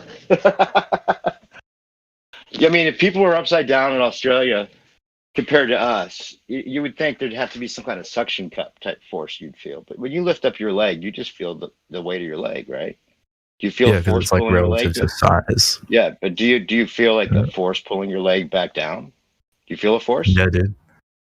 It's like why you can't hold it up for a really long time. Have you ever felt the spin of the Earth? No, it's like really slow compared to my size. You know what I mean? So slow. Do you know how fast they say it is? 1,000 miles per hour. That's literal. Well, yeah, no, I'm saying speed is relative to your size. Relative to the whole is the way they tricked you, bro. They tricked you. No, but like imagine an ant, because it's so big, right? I can imagine all that. I've been through this, dude.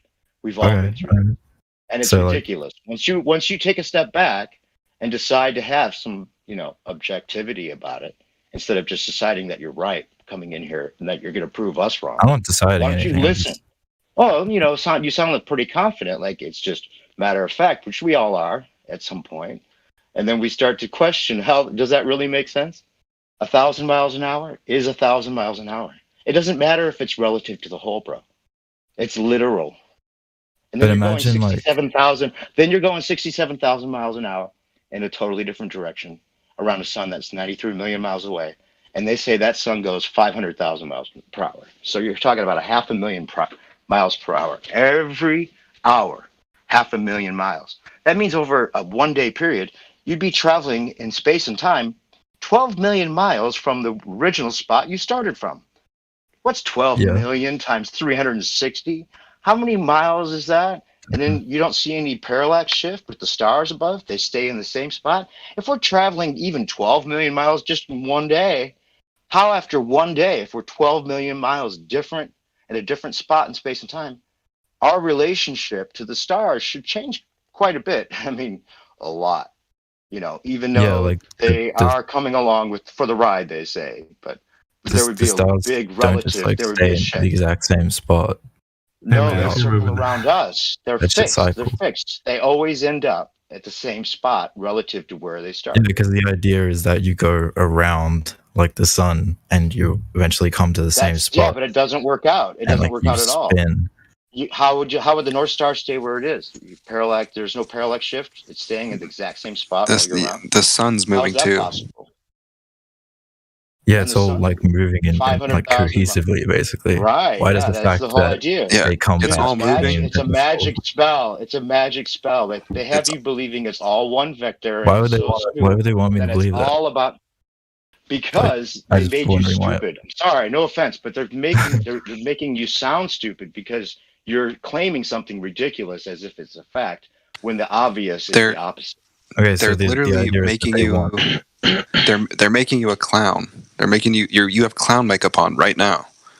But and the whole point is to make you it's to basically hide the creator.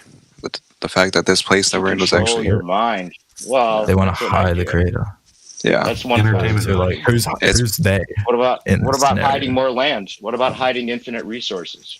What about that? When you look at the what about if there was limitless gold? Your theory doesn't really say that there's more land just because the Earth is flat. Like, does it? Well, do you? We don't know. Never told. Let me ask you this: if you were never told anything about the Earth spinning, right? right? You were never to say that it was like you're a grown man. If You were never yeah, told sure. any of that. If you would just assume that it's a stationary Earth, right? Stationary. Yeah, that's what they plane, thought. right? Because Right, no, that's what it seems like, right?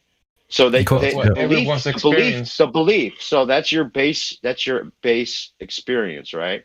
You would have no reason to believe anything other, and it's not even a belief. You don't have to believe that. It's a stationary plane, as far as you can tell. It's not a belief, right? So the belief comes when, oh wait, your reality is actually the opposite of that, but you just can't feel. Not anything's a belief, dude. Like if you study philosophy for like a day, If they'll tell you just somebody's in anything the that you room think is a belief. Yeah, you can go to that If you think extreme. the Earth is You know flat, what? that's a belief. That's what, even if but no one you're told sitting you. in a chair, if you're sitting in a chair, you don't have to believe you're sitting in a chair, right? You can at least say, Of course you don't. as far as Yeah. you can tell, right? You just know you're sitting in a chair, right? Yeah, You don't have sure. to believe that, right? So if you're on a stationary plane, you don't have to believe that. But the belief comes when you're like, oh, I'm spinning all of a sudden and I don't feel it. But, oh, okay, that's the belief because it has nothing to do with your experience. Never has, never will. Why does for anybody. because you haven't experienced something mean it's not true? That doesn't make sense. I'm not saying that. I'm not saying that that makes it not true. Okay, so you need some The reason to it's actually not true believe. is the measurement something. of the Earth, the measurements taken of the Earth don't show curvature, man. There's no curvature. Do you think boats go away when you're seeing them out in front of you? Do you think they're hidden by the curve? Do you think that's true? And you're looking Yeah, at a that's why 25 you mile can't straight see line. boats. Think about it. If 25 you miles of look when you're looking at a horizon, it's 25 miles of straight line horizon, right? Yeah. Straight line. And you think that a boat, there's enough curvature of the Earth to hide a boat 4 miles out in front of you? But you're looking at a straight line with no curvature? No, No. that's why you They see say- boats that are 4 miles in front of you. Yeah. 4 miles in front of you. Yeah, but if it's like 100 miles in front of you, you can't see it. Actually, no, 100 miles you it was could, a- probably. You're not Because you know how supposed to be big the able to Earth see is, right? So hold miles. on, right? Hold on. The Earth is too big, so boats don't go over curvature. What is it? Hold on. I have something No. to like ask you. No, just real So quick. 'cause- the Earth is too big, so boats don't go over curvature. What is it? Yes, why don't they go over curvature? That's Of course why it I'm is. asking you. It takes a very long time. You So from your do perspective, not it doesn't look like anything. Have you? 4 miles? So 1 second. You don't even know the measurements. Yes. So you have 'Cause I no haven't- understanding. why would I have to know Listen, the measurements? the janitor. Listen. Because you think it takes a really long time for a boat Hold to on, I'm disappear. listening They're to this saying guy. 4 No. miles. The janitor, you have Yeah, no so- understanding of your model, right? If the Earth was a globe with the radius of 3959 miles, then every distance to the horizon cannot be further than 1.22. 59 miles? What is that? Yeah. What's that number? 3959, right? 3,000. That's what they say. That's the claim. Almost the radius. That's not how 4,000. long the Earth is. It's a lot No, bigger the than that, dude. radius. Dude, you don't even know what you're The talking radius- about. Do you know what The a radius is? radius. All right, I'll just look it up real quick. Radius of Okay, the so Earth, point from the 6,371 center. kilometers. Yes. Okay, yeah. All right, sorry. 3959 miles, Small. right?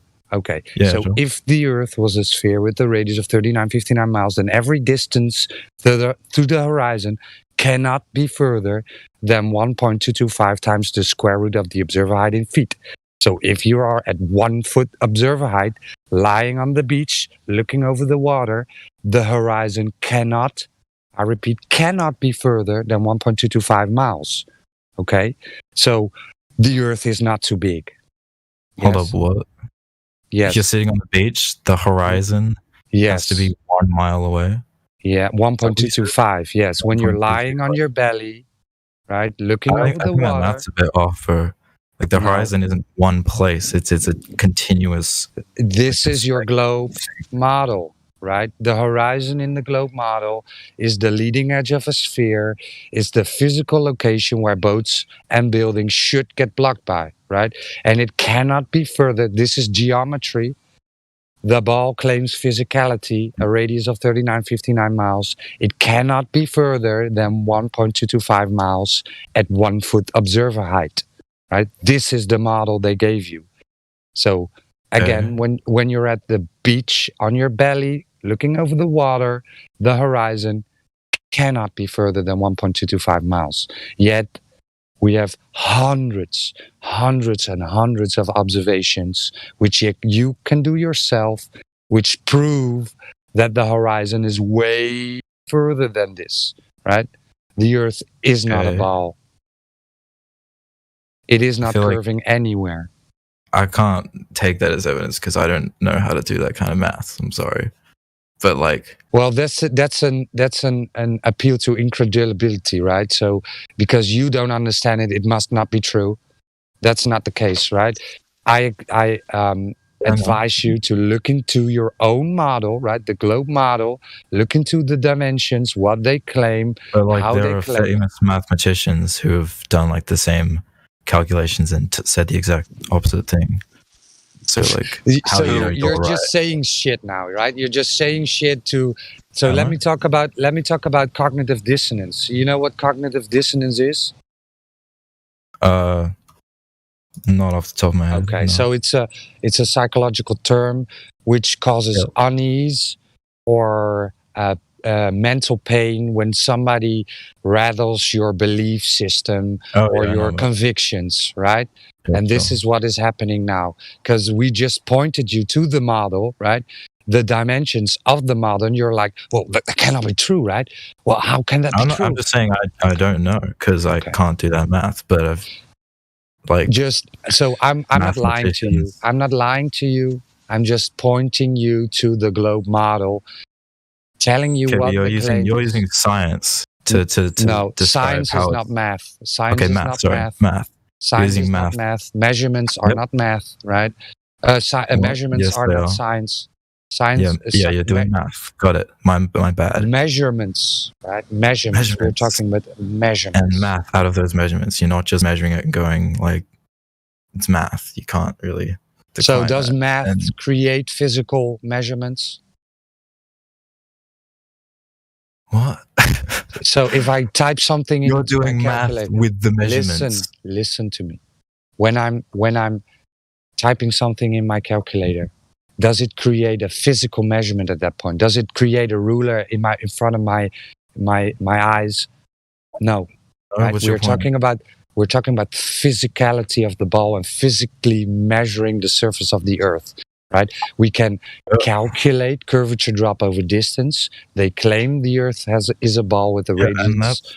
Okay. Then we can calculate what it is supposed to be doing, and then we can go physically measure it. Okay, but why would I trust you over Well, like, other mathematicians? Right? who Don't. So don't trust will me. say the Don't opposite? listen. Don't trust me. Don't trust us. Go do it yourself, right? Go test the model. That's I'm why not a we are. fucking mathematician. Why would I You not don't trust have mathematicians to. that You are don't already there? have to, right? There are tons of Earth curve calculators on the internet. Pick one, right? Go to a Yeah, I'm beach. not going to trust something that's going to like just go, oh, by the way, the Earth is These flat. That's are literally what you're doing. These are globe dimensions and globe maths. These are not our maths, okay? These are not our claims. These are their claims. We tested.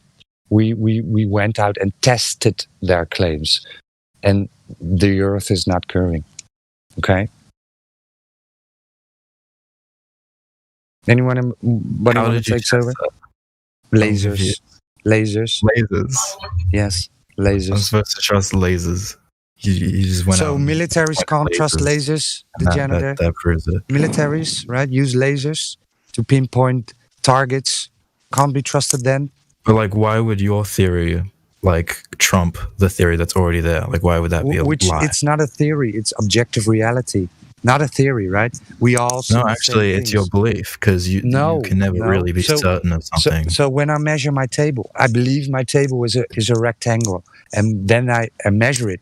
The belief then turns into knowing because now I know it's a rectangle. Okay, yeah, sure. Okay, so measuring the surface of the Earth turns simple as it a is table. simple. The surface of the Why Earth would is everyone be measurable. like fooled? You still haven't answered like why this would be some mass hallucination we've had if the obvious thing. It doesn't matter why. Flat. Doesn't matter why. It's flat, dude. It doesn't matter. Like, Yeah. So we talked about cognitive dissonance, right? You turned Things you went complicated as this, you went you can into make why would they mistakes. lie? Why would they lie? Why would they lie? You wouldn't even look at the measurements Because the I fact don't that know how to fucking do the measurements. I can't just trust that told you've you. done that. I You told don't you. want to look into that. That's all right. You don't need to look into that. You need to stop this conversation, go out and back to your life. That's all right. Yeah, it's all fine, right? I've gave you the I don't tools. know Go why do it you guys yourself. believe it. It's not a belief. It's knowing. When you measure something, you know the Again, dimensions. you don't need. How did you You measure don't it? need. Though? Like you said, Man, laser. again, What did you do with and the again, laser? you don't need to listen. You don't need to look into that. That's your point. You need to stop this conversation, go back to your life, and everything is all right. I told you second time. Bro, it reminded me of that cognitive dissonance thing you were talking about. The point is, you don't want to look into that. You know, if you don't want to look into that, what's the point then? I can look it up. I can say, "Is the Earth round?" in Google, and it will come up. I should. Yeah, but you said I should believe you, and they said to you, you can check it yourself, and you said I don't want to check it. I am not mathematician. I don't. I said I have no idea how, and I doubt that you do either. Any person can check that. Any person in this world. Yeah, like Any person Bro, who so studied how to the do janitor. So you think this is our first tango, right? You think that really? You think this is our first tango? First right? what? You think this is our first day here, right? We've No. studied the globe model. Yeah, and I'm it sure you've does done like not- some studying, but like it does you not can do fit studying reality. wrong. dude. No. You I'm can not study even like things wrong. I'm not even like a really really good flat earther. I debated a physicist who worked on the Mars rover, and I fucking annihilated her. Annihilated. It's like, dude, okay. anybody in here, any flat earther in here, would annihilate anybody in the world. Doesn't matter who they are. Like Just no one I can don't debate believe us. you. Nobody. Because you don't Okay, have go. cogn- I don't believe you. Sorry. cognitive ability doesn't mean that you should project that towards us.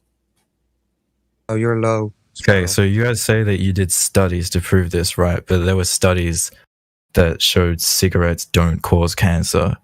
You know, like you can do studies wrong. Why would you Red believe that herring. you did them Red perfectly? Yeah. Red herring, what's that?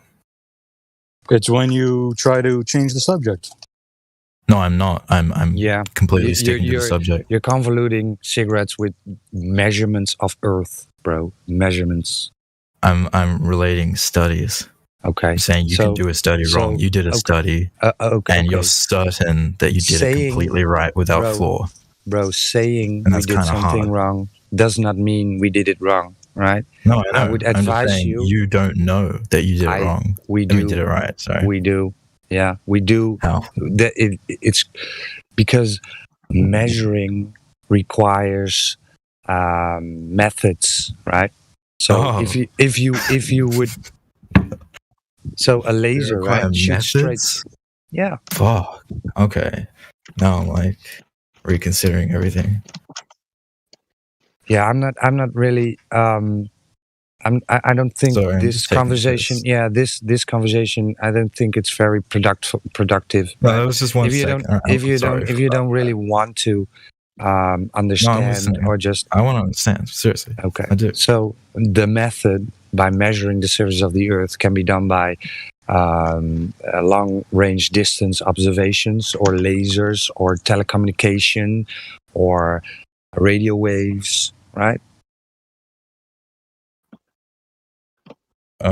Okay. Sure. Okay. Or do you have another method?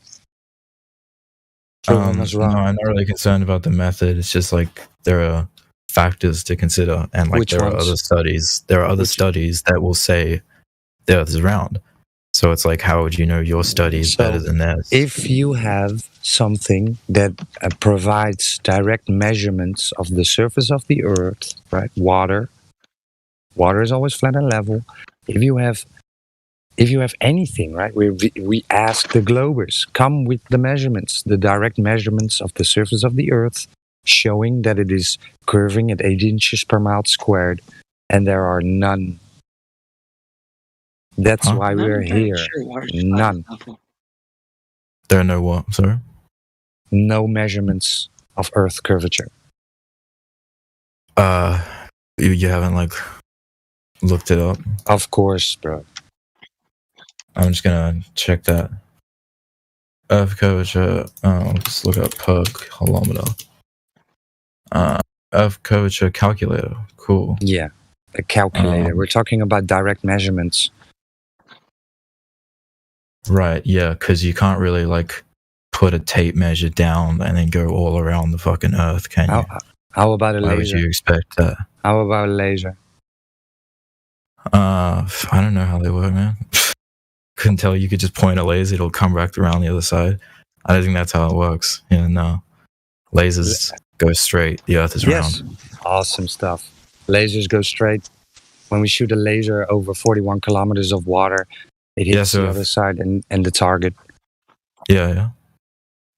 So, like, if you were to point like a laser from one country to the other, you think it would show up there? No, because the light attenuates, right? Light doesn't travel forever in a medium. So 41 kilometers is really pushing it. It was a $30,000 laser, right? So it's pushing the limits of the laser. Yeah. So basically, there's no proof around what lasers. You don't get anything from using lasers. Of course you do. 41 kilometers of water has been measured flat. Because if you think of a really, really big round thing and go real close to it, to the point where it just looks like a dot from and then the you outside, don't understand, it would seem flat, wouldn't it? And then it comes to understanding the model, right? The model dictates that the Earth curves at approximately 8 inches per mile squares, accurate to 1,000 miles, right? So over 41 kilometers, when you have a laser at 3 meters high and the target at 3 meters high, there should be 100 meters between point A and point B. And there was none. Okay, I don't really know what you're talking about, so I don't know. But that's fine. What do you think? What do you think about space then? Like, what's up with that? Is it real? Is it a lie? Earth measures flat, so it's non sequitur.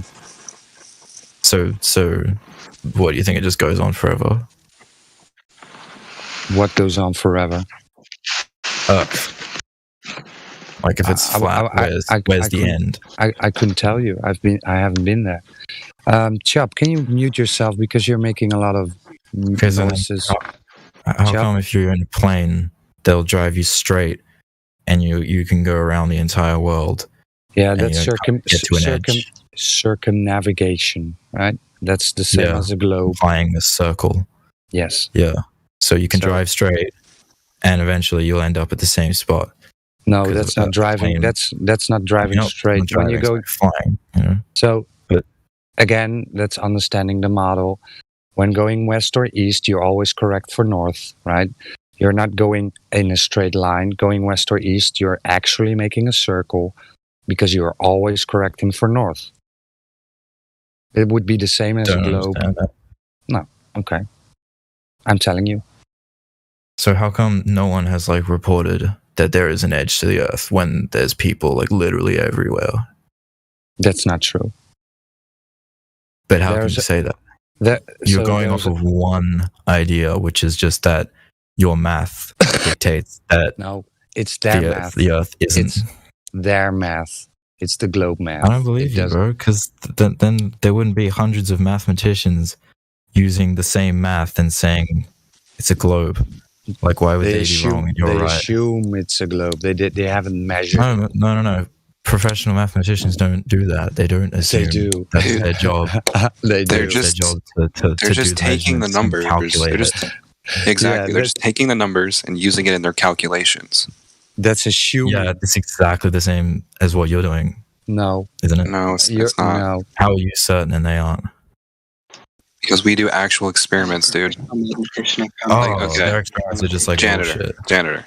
Picture this. Yeah. You're at the beach and you measure 1 foot above sea level. And you take a camera and zoom in and you see something 60 miles away and you see the bottom of it. 1 foot when you're on the ocean, 1 foot above sea level. And you zoom in and see a landmass 60 miles away. That should be, I don't know how many thousand feet around the curvature of the Earth, but it should be so far down that you shouldn't be able to see it at all. But you can bring it right into view, clear view. What do you think about bottom that? of something that's 60 kilometers away. 60 miles. 60 miles, sorry. Because that's not that far compared to. It's extremely far. It should be thousands, dude. It should be thousands of feet down and around curved Earth. So you're And you can bring it right into view, and you can bring it right into view. You can just zoom in and see it. There's hundreds of, dude. There's no curvature anywhere. You can just zoom in and see anything. You're saying it's 60 kilometers away. Why is miles? Sorry. Why would that be? It doesn't, dude. It doesn't matter the distance. You can look at something 10 miles away. You can look at something 90 miles away. It all should be around curved Earth, and it's not at all. It's not around 1 centimeter. The point is, after a certain distance, it is curved around the edge. That's why if you're up in a plane, you can't see the entire. Okay, so you're telling me that at some point, even like you should see, at least 1 centimeter of curved Earth somewhere on the ocean, right? Yeah, you kind of can when you're up in a plane. You know how when you're up in a plane, you can kind of look at it and look at it around. No, literally. So Neil deGrasse Tyson, right? Neil deGrasse Tyson, you know Neil deGrasse Tyson. He will tell you. Wait. Let me double check. Like the astronaut, right? No. Yeah. You don't know Neil deGrasse Tyson? He's very familiar. Oh yeah, Neil deGrasse Tyson. Yeah, the physicist. Yeah, he will tell you would not see curvature at 128,000 feet up. So what's up with that? All right. Shit. Why would he say that if he believes Because it's flat, bro. Even in your model, they will tell you that from that altitude, you wouldn't see like Neil curvature. deGrasse Tyson, who's like a renowned astrophysicist, thinks the Earth is round. No, listen to me. It's called a hostile witness, right? Because of course we get 1,000 people a month, or we get hundreds of people a day saying you would see curvature from an airplane, but you can't, right? Well, it just seems like it. It's not like we're saying it's undeniable, but yeah. So then again, I'm pointing you to your friend Neil, saying you wouldn't see it at 128,000 feet up. Yeah. What about it? He's just telling you, right? He's saying it to you. Well, yeah, there's such thing as an illusion. Like that So shit he's happens wrong, all the time right? with light. You're a no, I'm not saying he's wrong. I'm saying when you see it, when you think you see it. Okay, I love it when they throw him under the I'm bus. saying when people think they can see it, that could be an illusion. If a renowned astrophysicist is saying you can't. That's confirmation bias. Why? Well, when you look through the window of the airplane, I see flat, but you see a globe. What I see is a level plane. Yeah, it looks pretty level. I'm just saying at the very edge of the horizon, it looks like it's a bit of a dip. But when you that see could a always just be globe, it's just an illusion. confirming your bias. That's it. We were literally just talking about how the astrophysicist that says the world is round says that you can't see it. Exactly, but when you claim that you see the globe from an airplane, I'm saying it's it just looks like it. I'm not saying that that's proof. So then that's fine, right? So when you and I sit in this airplane and you and I look at this out this window and you tell me, so look, there's a little bit of curve, and I'm saying, nah, man, you need some glasses. It's straight all the way. It's a flat level line coming to my eye level, right? So how would we then determine who's correct? That would be measuring, right? we go to the ground and we measure the ground. We talk to an astrophysicist. So the waters studies. Yeah. Which is that's an appeal to authority, right? Appeal to authority. No, because he doesn't have any power over me. He just he does. He does studies. Yeah, he does because you believe him straight away. Power of knowledge. Right? Yeah, sure, he has a power because he's earned it through whatever he studies. says. You believe. He wouldn't be able to prove that the Earth is a sphere either. Bring him in here. Yeah, he runs away from debate. He ran away from debating Eric Dubé on JRE. All right, can't say anything on that. Yeah, we know.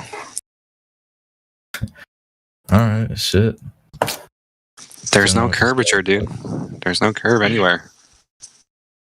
So, janitor, this ball, this geometry, where do you get it from? Have you ever experienced it, or where are you getting this idea from? Honestly, it's that you just live on a like spinning I just globe. consider it common knowledge, and I don't see any reason why it wouldn't be. So, because yeah, Janitor, when you walk out your door, when did you ever experience a globe? I don't have to experience something for it to be true, dude. So never, right? Nobody has ever experienced. Nobody except has for, astronauts. People who go to space. Nobody has ever experienced the globe. No, right? I'm saying someone has experienced the globe. Astronauts. No, so you wouldn't you couldn't validate it. It's just a story they give you, right? So I'm talking about your personal. What would be the difference between me saying I've experienced it? It's just a story, right? Like, how can you believe anything when it's all just a story? Measuring, bro. They're Measuring actual people. Why would they lie? Why would they create this entire illusion? So there are more people claiming that they've been abducted by aliens and put stuff up their ass, right? So this is now reality. That aliens come here and put stuff up their ass. There are like tens of 20,000 people claiming that they put stuff up their butt. So is this now reality? Yeah, no. Okay. No. Right? But that's there's more people being violated by isn't it? aliens than astronauts. That's not a global belief. That's just some people. Right. No, but we're talking probably about experiencing astronauts. delusion. We're talking about 500 people. We're talking about people who spent their life working towards this thing and studying this thing, and then watching them on live television and being able to see the rocket in person. Yeah. So what fly up into space? Like no, you never seen a rocket go into space. Points are no, I haven't, but many people have. And there's no reason to fucking lie about that. It's like everyone's rockets works on a flat. Rockets are designed to go up and come down. They don't go to space. They go up is space, and then parabolic, and then they go away from the view of the observer. And that's it. Yeah, where do you think they go, dude? Away from the observer, far away, where you can't see it anymore, and then down. Yeah. Into the ocean. And so they like what? How is that relevant? That doesn't. Yeah, because you think that you think that space. Just because you can't see something with your own eyes doesn't mean it's not true. It's a globally. The thing is that you are separating reality, a rocket going up and down, and then you're extrapolating that into Narnia, like the cartoons that you see on TV and this place that is been given to you, this cool outer space place, this fantasy land. You think the rocket is going there, but that's Narnia. Why is that Narnia? You think it's real because in your imagination you think it's real, and you say, yeah, it's real. And you see cartoons, you see movies, and you see all this CGI stuff, and you say, hey, there you go. Real space. But the rocket that you saw going up and going down, it didn't go to Narnia. You think it did. In your imagination, you think it went to Narnia, but it didn't. Why do you think it didn't? Why do you think it didn't? Because Narnia is not real. Why do you think space isn't real? Because it goes against natural law. It's a violation of natural law. Except natural law is that everything is inside space.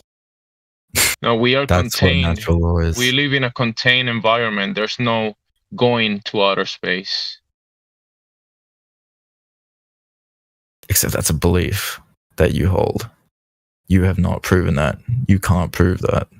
You say natural law is a belief? I'm saying your perspective of what natural law is a belief. No, that's not my perspective. That's natural law. That's not a belief. Natural law is not a belief. All right, buddy, what did you say? Can you breathe fresh air right now? Can you take a deep breath and breathe air? Can you? Yeah. Yeah, right? Why? Why is that? There's pressure around you. Air pressure, right? Probably, I don't know. What do you think when you expand your lungs and the air rushes into your lungs? Contain they use pressure. If there was no pressure, if there was no pressure around you think that will happen? Air going into your lungs? There is pressure. Happen, right? That's how gravity comes about. You're agreeing there is pressure. Yeah. So You are agreeing. Okay, good. So the necessary antecedent to gas pressure is a container, because the gas pressure is the force that the gases exert on the walls of the container. There's no way around it. Yeah, laugh it out. No, It's no, I'm funny, just huh? laughing at what someone sent me. Natural law is funny, huh? No, someone sent me a message. I'm sorry. Yeah, apparently you'll talk about apes being like animatronic. Is that something you'll talk about? What? Apes? Spiraling. He's spiraling. Yeah. No, I was just thinking about this message someone sent me. It's just funny. Like, what's up with vaccines? This is this is a Flat Earth server. The topic is off limit. Okay. Yeah, It's off okay. limit. My bad. Servers have been closed for less. YouTube streams have been terminated. It's ridiculous that we can't talk about it, but it's the way it is, We're right? just going on for ages, but all right. Okay. Yeah, no doubt. Yeah. So Yeah, no doubt. keep it on topic. Cool. So, what were you guys saying about Dude, the point is you can't have our atmosphere touching the vacuum of space with no barrier. There is a barrier. Like, it's not. Oh, welcome thank to you. Flat Earth. Yeah, it's a. No, I mean like not like a Yeah, welcome, touchable bro. barrier. It's like So there's no barrier. I mean, I don't fucking know the details to it, but you know that's what they say. Is there's like this, you know, shit. No, They I'm very say unconvincing because I haven't studied it, you know. But it's like as you get the further idea is that there is a barrier that separates the vacuum No. from us, no, and it They contains all the say- gases and shit. No, they say our air is Oh right, yeah, touching- it's gravity. touching the vacuum gravity of keeps the space. gases on Earth. No, it doesn't. Gravity pulls the gases down. Of course it does. Yeah, so that's like Of how course. it separates So from we the have vacuum. we have a demonstration of gas being pulled down, Chop. Yeah, you relax your arm when it's in midair and it'll No, fall to the ground. I'm That's talking gravity. about gas. Gas. Yeah, gas is the same as No, your arm. It's gas is physical not the matter. same. I mean, No. release The idea of gravity is that No. all physical matter is pulled towards the ground, and gas is physical matter. No. Gas is When you know, unbonded. that is an It's argument. unbonded. How about helium? Bonded? It's unbonded. What about helium? It goes down. You're saying helium goes down, and hydrogen they go down? That has to do with density. But yes, ultimately. Perhaps they are. I think that. Oh yeah. I know what it is. Helium is lighter than like what gravity can pull down. There's gravity is a certain strength, you know. Like that's why feathers Jenner, fall I'm slower than your arm when something is Dude, hold on. that light. It was Hold on, dude. Let me ask you, or just mention could be this wrong really about quick, that. because we're That's talking. It's what not I about would- helium, right? It's not about helium or any kind of gas or relative density. The example you used, where your arm drops, does not apply to a gas, dude. Because gas is a different state of matter, right? The molecules are not tied together. It's all moving randomly in all someone just told directions. me So, but that's the helium- problem, because gas, by definition, is moving in random directions. You can't then go and say that it's pulled down, right? It's actually not random directions. It fills its container. Like learned that in fucking year 6. Yeah, it's moving in random direction. It's called kinetic theory of gases. Hey, why is there a gradient in the atmosphere? Gradient? What's that? What do you mean? Like in more context? Because there's gas Gradient. pressure, and the necessary antecedent to the gradient is the gas pressure. The necessary antecedent to the gas pressure is the container. So you have container, gas pressure, gradient. Well, you forgive me for not there's a understanding what you're saying. Pressure will be uniform. If by your You have a logic there's a container, container, then you have there's a gas physical pressure, then you have a barrier. then you have Right. right. You have a container. So you have a yes, gas if you have a pressure, physical and then you have container- a pressure gradient. There wouldn't be a pressure gradient in Yeah, a physical Dempsey, can I ask him? Yeah. Yeah. Pressure is would there be uniform. Hold on. look, you would have a constant pressure value only if the temperature value was also constant. So then this becomes the question, do we have a constant temperature on Earth? How come less dense everywhere? gases go to the top? What was that? How come less dense gases We're not talking about are in the relative top of density the at atmosphere? the moment. We were talking about pressure. But it's Just wait a second. No, You're you're talking to someone conflating them. else. Hold on, you're You conflating understand? them because pressure My gradient does not apologies. mean that there are different gases at different altitudes. Not like that. It doesn't mean all the No, dense you're gases right. at the bottom and the less dense No, gases at the top. That's not what it means. Yes, you're correct. The gradient is so the caused by pressure the value- force of the Look, gases on top Yeah, of but it. look, the only reason that the pressure would be gravity. constant throughout the entire system is if you have a constant temperature throughout the entire system, and we don't. So why would there be a Which you constant would, pressure, dude? if there was a container. Well, even with a constant temperature, I mean, there's still There a constant isn't. That's the gradient. point. There isn't a constant temperature. There's a changing and variable temperature. But you would if right? there was a container, if there was a physical barrier. There Well, there has would be to no be, way for the because heat to escape. what they claim is an Because there's infinite nowhere volume. for It the heat doesn't to work. escape to. So all the heat would be here. Just it would have to be uniformly arrive at some temperature by equilibrium. Now, are you saying that equilibrium precludes gradients? No. No. Well, It there doesn't you even go. understand Welcome the to gas Flat Earth. laws, so.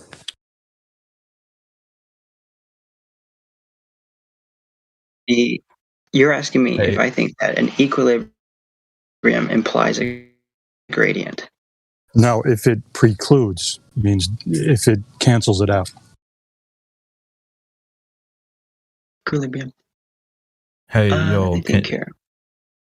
can you unmute UXM? He's got some like discussions he would like to, some points he'd like to make.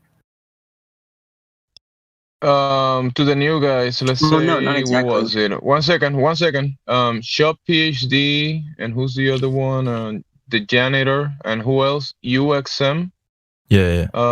There's a live stream voice text here above the voice channel. There's a what? There's Sorry? a text chat. There is a text chat related to the conversation. So I just want but to point like, that out. you could just there it unmute is. him. Yeah, thank you. Might be a bit easier. I appreciate it.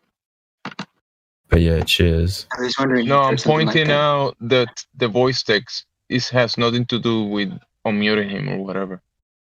Yeah, okay. Thanks, Dempsey. Cool. Cheers. Can you unmute UXM though?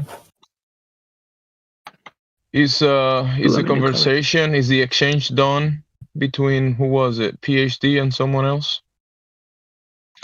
Oh, you can just call me Chubb. I don't have a PhD. Okay. Not yet, anyways. I can dream. So UXM, you have some questions?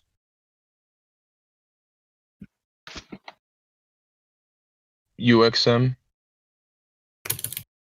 Shit, he might be AFK. Alright, whenever she's ready, I'll mute her again. It's a dude, but yeah, cool. I guess the question I'm wondering is if there's a container, what is the nature of this barrier? Like, why would there be a gradient if it, like a temperature gradient, for example? Well, which is what is the current it? explanation for What why there's is a it? pressure How gradient. big? How high? Well, what is I mean, what is it I don't need made that many of? particulars. I don't actually know because I can't go there and test it. But the fact that we have to have gas pressure in the first place, a container is required. Without the container, there will be no gas pressure. Yeah. So it's a necessary antecedent. If I can just interject, I can give you a quick example of why there would be a temperature gradient. The sun. Yeah. The sun. The sun rays, they're hot, right? You can use them to start fires. So when the sun rays are passing through the air or they're hitting the solids and the liquids on the ground, there's a different, like, the heat transfer. It's more at the ground, right? So it's like surface is averagely coming up the from the highest ground, kinda? temperature. Like, go to any mountaintop, it'll be frozen, right? What was the question? What up, Jebsy? Right. So it's like the heat from the sun gets absorbed by the Earth, and then all the air that's closest to the Earth kind of absorbs it. It's like a big chain, right? I mean, like take the water cycle, water evaporation. That all happens at surface level, right? Yeah, exactly. Yeah. Good point. Yeah, so you need pressure first, right? Before you can talk about gradient, there needs to be pressure first. And all gas laws, Absolutely. natural laws, states, right, that pressure is when gas is exerting force on the walls of its container. So what this container is, I couldn't tell you, right? But this is the necessary antecedent. When we are at ground level and you have a soda can, right, and you shake it up and you open it up, the gas will immediately disperse in any and all direction. You can't have if you go to a store and you want to have some butane, you need the tank for it, right? You can't go to a store and say, yeah, give me a pound of butane. Drop the tank, I don't need it. Right. This is just how the world works. So for them to claim that we are next to an infinite volume, right? Gas will always fill the available volume. There needs to be a demonstration of it, right? Where do we have this Why are you demonstration? assuming there isn't? Yeah. Show Like, me. You could probably find that. Show look me, it up. right? Show me gas being Because they're gas like visible pressure gases, so that without the really would be container. hard. Gas Show pressure me that. without a container. Show me anything that's infinite. Yeah, go for it, man. Demonstrate I anything mean, that's technically, infinite. pressure is just force applied to a certain area. How about a So, balloon? I mean, gas exerts pressure on a parachute. You all know when it's about falling down. balloons? When you fill up a balloon with helium, that shit like expands the balloon, meaning Yeah, what it is fills. the balloon? What is the balloon? Why does it rise? And why does it rise? Is a balloon a container? Isn't it? Absolutely, yes. It contains gas. Of course. Yeah. So that's our point. That's is an that you cannot example. show. That's an example of it show filling a gas container because it without expands a the balloon. container. But you cannot show it without said container. Yes, because then there would be no container. What are you talking about? Right. Can I ask these guys something? Yeah. Yeah. Wait, who? Yeah. Okay. So suppose that you have a big vacuum chamber, right? And there's a balloon with something at the bottom of it. What happens when the balloon pops? Where does the gas go? It fills the available volume. The container. It fills the available body. Yeah. Why? Exactly. We have gas on Earth, and there's an infinite volume container out there. What the fuck's going on? Yeah, you'll get flow from high pressure system to the low pressure system until they equalize, reach a state of equilibrium. Oh, Every time without fail. My friend USM is back. Can you unmute him? Dude, I missed the question about the temperature gradient thing. What was that? I came in a bit late. I just wanted to know. I think I was asking about. No, they already answered it. We're good. It was about, why is there a temperature gradient if we have a closed container? But it was Earth because the is sun a and dynamic system, the Earth right? heats How up. about this? I got a little curveball for you. The temperature gradient and the distance to the sun are inversely related, which is kind of nonsense. But it is, right? You go up a mountain, it gets colder, but you're getting closer to the sun, which shouldn't you be burning up? You keep going up in altitude, it gets colder. So, yeah, I'm just saying, man. Technically, What's up with that? people, I think it's actually very easy to get a sunburn on Everest, but I'm not sure Sunburn is from the UV, man. Hey, careful. Sunburn is from the Well, UV. you know why that is, yeah, sunburn Do you is know from the why that UV. is? I know. Why? Why is that then? It is. Well, it's basically the same focal reason that they point. claim. It's basically the same reason that they claim the ISS is in the thermosphere, which Yeah, is less 2,000 degrees. There's less of it right? No. So it's you can go in a Yeah. sauna, right? And if you're in a sauna and you pour some water on the thing, you're adding more gas to it. It's gonna go it's gonna feel hotter. Dude. I get it, but that's Exactly. their excuse is bullshit for the ISS because, like, you know, that's Yeah, I know, because I know, I know. you're but- dismissing on top of the mountain. You still got the mode of transfer by radiation, which you can't dismiss. So you're still gaining, you know, solar flux by radiation. Sure, but there's a lot less air to transfer the heat or That's whatever. convection. That's why that's convection. Talk about radiation, infrared waves. Total different mode of heat. There are three types of heat transfer modes: conduction, I know. convection, radiation. So air or fluid, you know, that's convection, right? Conduction is where, you know, things are touching. Radiation is Yeah, by, we know all that. you know. Okay, so on top of the mountain, you're still getting hit by the, you know, radiation from the sun. Yeah, you're getting hit by the radiation. So You got less air. where does the heat from the radiation go? What does it, does it interact with anything? What does Of it course, it interacts with everything it sees. It interacts with the solids and the liquids and the gas. Your Right? body, of course, yes. Exactly. Are you What if telling that me sun- that's why the sunlight that so the sun is directly heating the air, or the air is hot because it's heating the surface of the earth? That's it. And- It's heating the surface of the earth and then radiating upwards. That's their claim. Yeah, that's the claim, right? Exactly. But the thing about the sun, what I've often wondered is, like, if I take a magnifying glass at a certain distance, I get a focal point, and then I can start to set things alight. But if I place my hand halfway between the focal point and the lens, I don't feel as much heat as at that point where I've focused all the intensity of the light. So could gaining in altitude, going up in the mountains, could you actually be getting away from the focal point or in between the heat source and the focal point? And that could also be why it continues to drop in temperature as we rise closer towards the supposed heat source. I've probably heard has that something to do analogy with it. before, but isn't this alleged focal point that it is described so often in the flat Earth community supposed to be the sun? So if you're moving up, you're getting closer to it actually, not farther away. No, we can only see an apparent sun, which is an apparent location based on wherever the observer's looking and what medium the observer's looking through. So whatever we Guys are think pretty is good the at sun is telling just where an things come apparent from. thing. But the actual focal point would be here on ground level where you feel the heat of the sun. Whereas as you rise in altitude, you seem to lose that heat of the sun, even though you're getting closer to the heat source.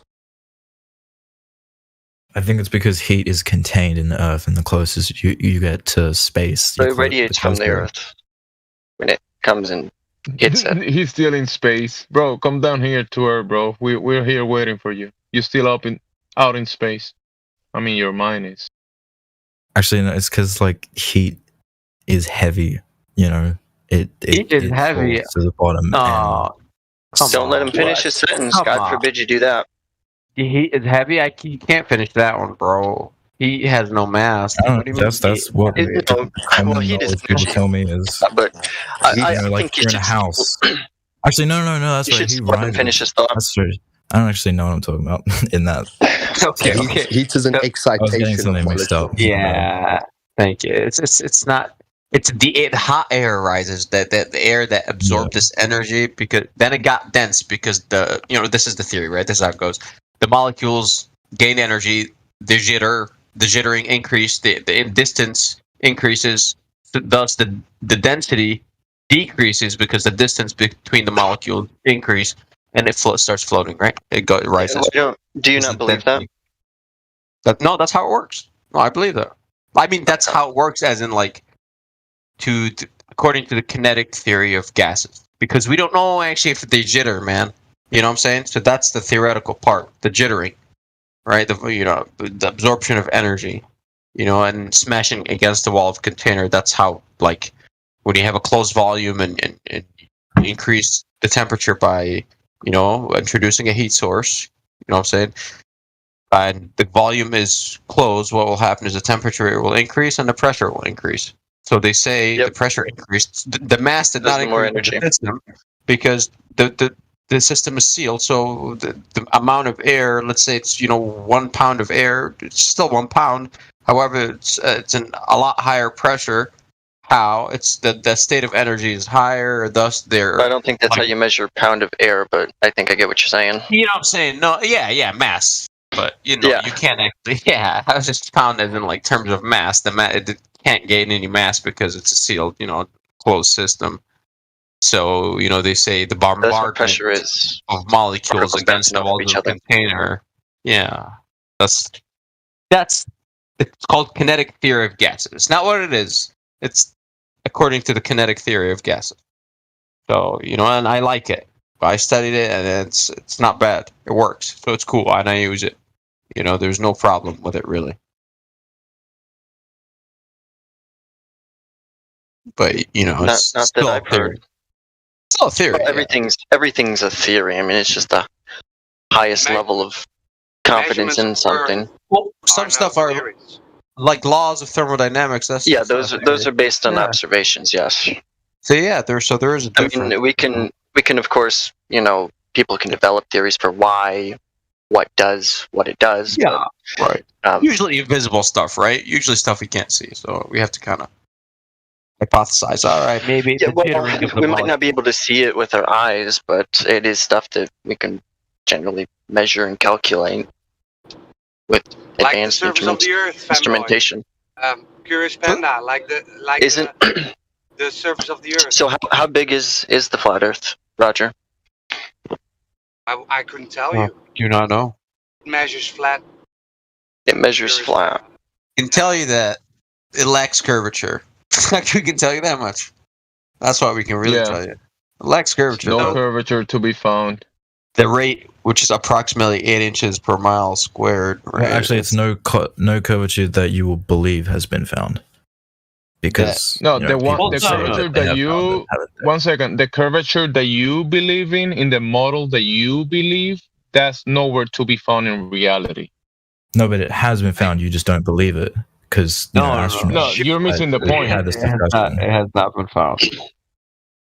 You're the one holding. Why would it not have been found? 1 second. When you talk about beliefs in here, you're the one holding a belief.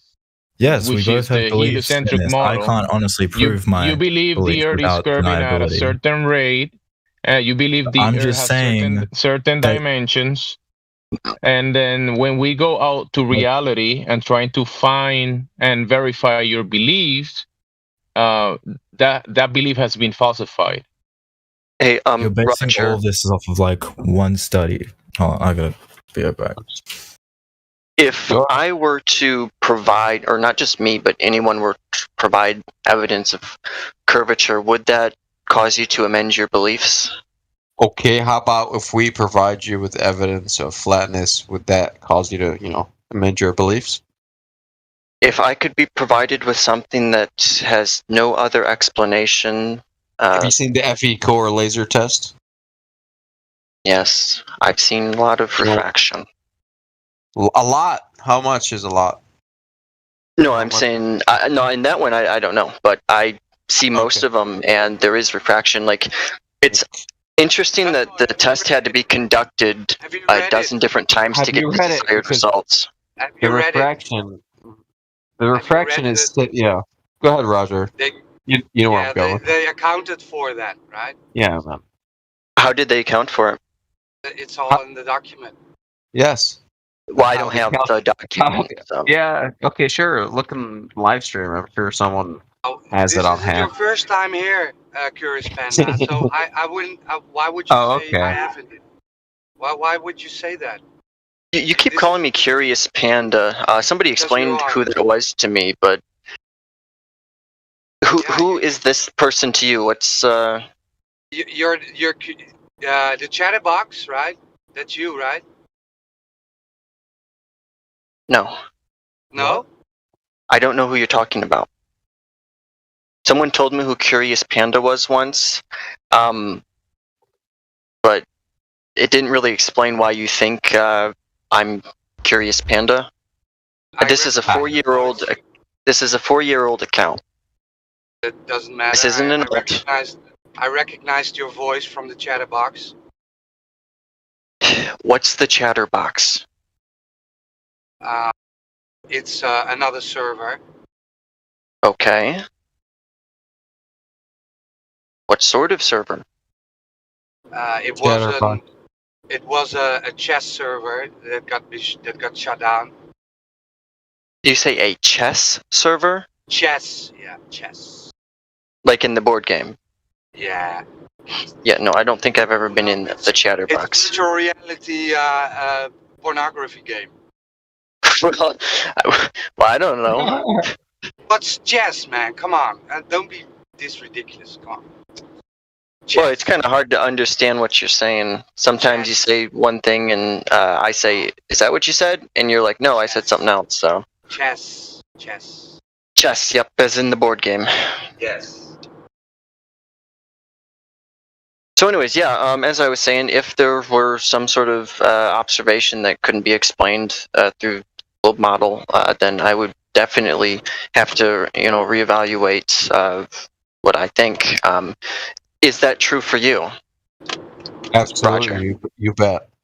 You bet. Well, as soon as we start talking about laser tests and long vision things, it's like, well, got to take into account refraction, but you want to shift off curve. You're assuming that there's a curve for light to be refracted over. So let's stick to the curve. Where's the curve?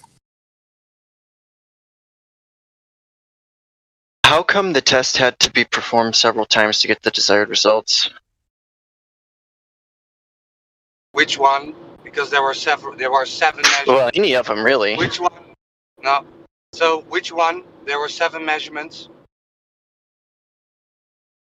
Yeah, there were 7. Okay. Yeah, do you know why there were 7? Do you know why there were 7? Well, go ahead and tell me. Go ahead and tell me. Well, nope, it's beyond my awareness. They were trying to test it, right?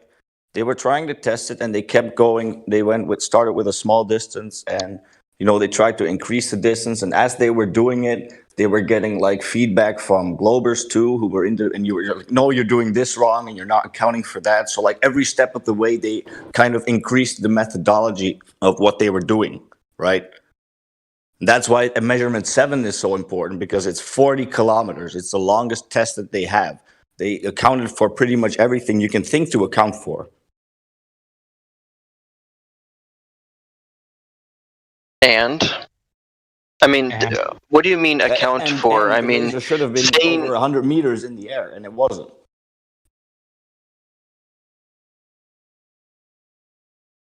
Yeah. But let's look at this here. You can't make the beam refract like 100 meters down, If you do the calculations based on the ambient conditions, it's like 0.1. The video that I just sent is something meters.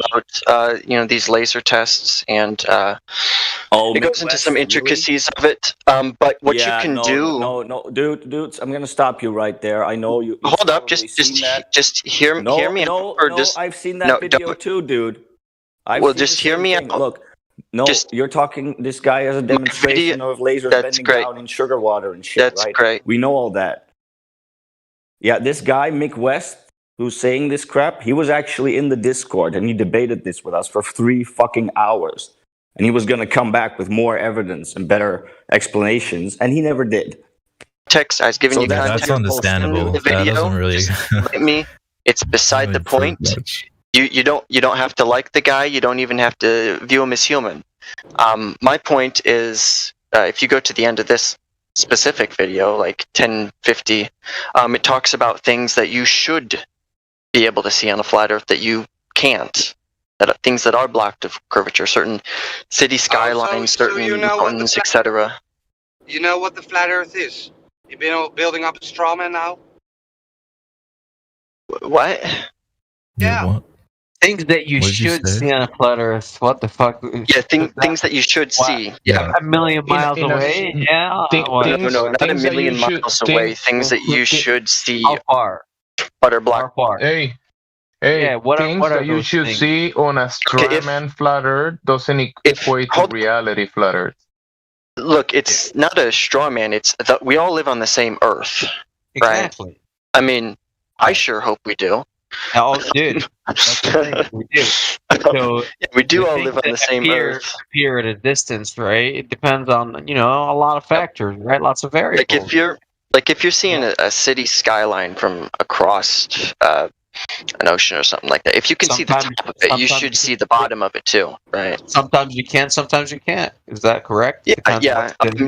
So it depends on the condition. Based on some atmospheric conditions, you can see the top of certain city skylines and or mountains or whatever like that. But you never see things that you would expect. Like it's always these unusual atmospheric conditions that allow you to see it. That's not the default, and even when these do happen, you can't see what you would expect to see on a flat Earth. I mean, what unusual conditions, man? Like when you have something. Yeah, can you be a bit more specific, bro? 100 kilos away. Yeah, we need because you have mass of water that would be between you and the city. Now, how's the image? That's the curve. Yes, that's going with the curve. So light bends around the Earth. Does not fly in straight lines. Because that's insanity. Because you're going against the physics book. It's like, come on, man. Like what? Now when light hits a round object, it starts going around the perimeter of it. It's ridiculous in circles. It's a little more complicated than that, in my understanding. Because the rate of curvature of refraction really reducing the concept. No, that is the concept, my friend. That's what refraction is. Like you're saying, it's refracting exactly with the same. It's conforming to the curvature of the Earth, but in the air to refract right to your eyeballs or the camera. Not quite. That's not quite what I said. Well, it would be in the air or something like that. You know what I mean? If it's not perfectly on the horizon or whatnot, or a little below or whatever. Okay. Well, let's simplify this. Let's just say, yeah, I think we should simplify it because I think getting over the intricacies of refraction and so on like that, I don't think that's really gonna take this conversation anywhere. I'll say one thing and say the other. So let's the only thing you're hanging something that we do agree. Let's bring it to something that we can agree upon. Okay. Well, which is? Okay. Now, if the Earth is flat, something at a certain distance, you should, if you can see the top of it, you should also be able to see the bottom of it, provided there's no physical obstructions, right? Providing, yes, there's no information loss, right? You have enough angle of resolution, yes. Then the condition, yes. You should be able to see the bottom of it. Depends on what distance, though, because you will have information loss. If the distance is the same, like the top of the building isn't a significant distance higher than the bottom of it, is it? You are shifting again. No, I'm not. I'm asking a question. I'm trying to take this to something that we can all agree upon. How far is the building, the server height? We're gonna really have to do. I don't know. I think that's really arbitrary. I'm saying if there is some, let's just say you're seeing something over an ocean. Yeah. And if you can see the top of the building on a I don't know why. Got out? Yeah, I think it did. You got out. Hello? Yeah. Yeah, you're back. You okay? Anyways, I cut out for a second. If you can see the top of a building at whatever X distance, it doesn't really matter. You should, provided there's no physical obstructions, be able to see the bottom, right? You're looking through the atmos. You're looking through a layer of air and change of temperature. So so you're invoking refraction, but then when I do it, how far is the building? Right? It's like if it's right in front of your face, you can see everything. Obviously, it's like sure, man. How far? That's why we have to be specific. If it's in front of you, you can see it. We have to do math, observer height. Boom, boom, boom. Can we see this? We'll see this, yes in what situation? Okay. In what situation would you be able to see the top of a building or a mountain? Let's just say a mountain, but not the bottom of it. And this is, of course, assuming that there's no physical obstructions, like there's not other mountains blocking it. So you're that. forgetting angular size reduction, right? Have you accounted for angular size reduction, fanboy? No, he's not I mean, being what's angular specific about size what reduction? observation he's making. We're just going into on some. Imagine everybody in here I know. with their own. Everyone with their own brain at the moment is What having if a it's different not imagination of this. Dude, imaginary? I'm in the middle of a Look, it doesn't sentence. really. I'm in the middle of a Apologies. sentence. My apologies. Keep going. When you say imagine this happening, everyone in here is imagining a different distance, different conditions. Everything is different. This hypothetical that you're trying to put. So if you want to be specific about a specific observation, maybe we can go through that. Okay. Well, I'm talking about, in principle Yes or here. no? Yes or no to You what? don't have one? Yes or no to what? James's question, right? Do you No, have not off the top of my head. No. Okay, so then no. But we can shift this conversation from something else. I'm simply asking, under what circumstances would that be obscured? Under many Gave you circumstances. answers, right? Gave you answers. Okay, you said something about angular size reduction. I'm not familiar with that. You're gonna have to explain that to me. Yeah, you are, man. You're playing. I really. You're just so annoying, Okay, man. for the sake of argument, let's just say I am familiar with it. What's wrong So with explaining it? Since we say we're gonna move on, let's check on the new people for a second. Anybody has a question for the? No, I'm still on this, here? but we can move on if you really want to. Yeah, 1 second. Yeah, you're not conducting. I saw a few new people in here. They've been dropping like flies because of the convo. Shop PhD. He had a question earlier, but I guess we well rolled him.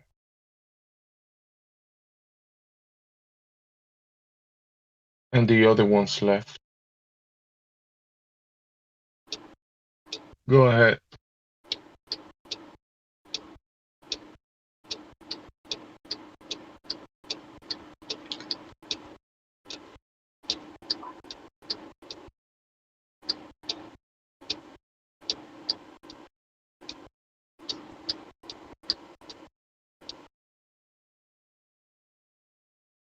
Oh, he got muted. Nice. I thought you would. Oh, there we go. I'm unmuted. I appreciate that. Roger, I don't know if you saw what I just said. I do have one question. You said something about angular size reduction. Now, if you're viewing a building over whatever distance, doesn't matter, the bottom is closer to you. The top is smaller than you. In your understanding, why is it that the top doesn't disappear first? Why is it that we can see the top and not the bottom? That's something that I'm just not grasping. It makes sense So on a you Google, have- but No, it doesn't, right? So you haven't. So Sirius explained it, right? When you have loss of information, the bottom disappears, right? okay, why the bottom? This can be This is something I. demonstrated on a flat plane. This can Okay, be this is something I truly don't understand. Why the bottom?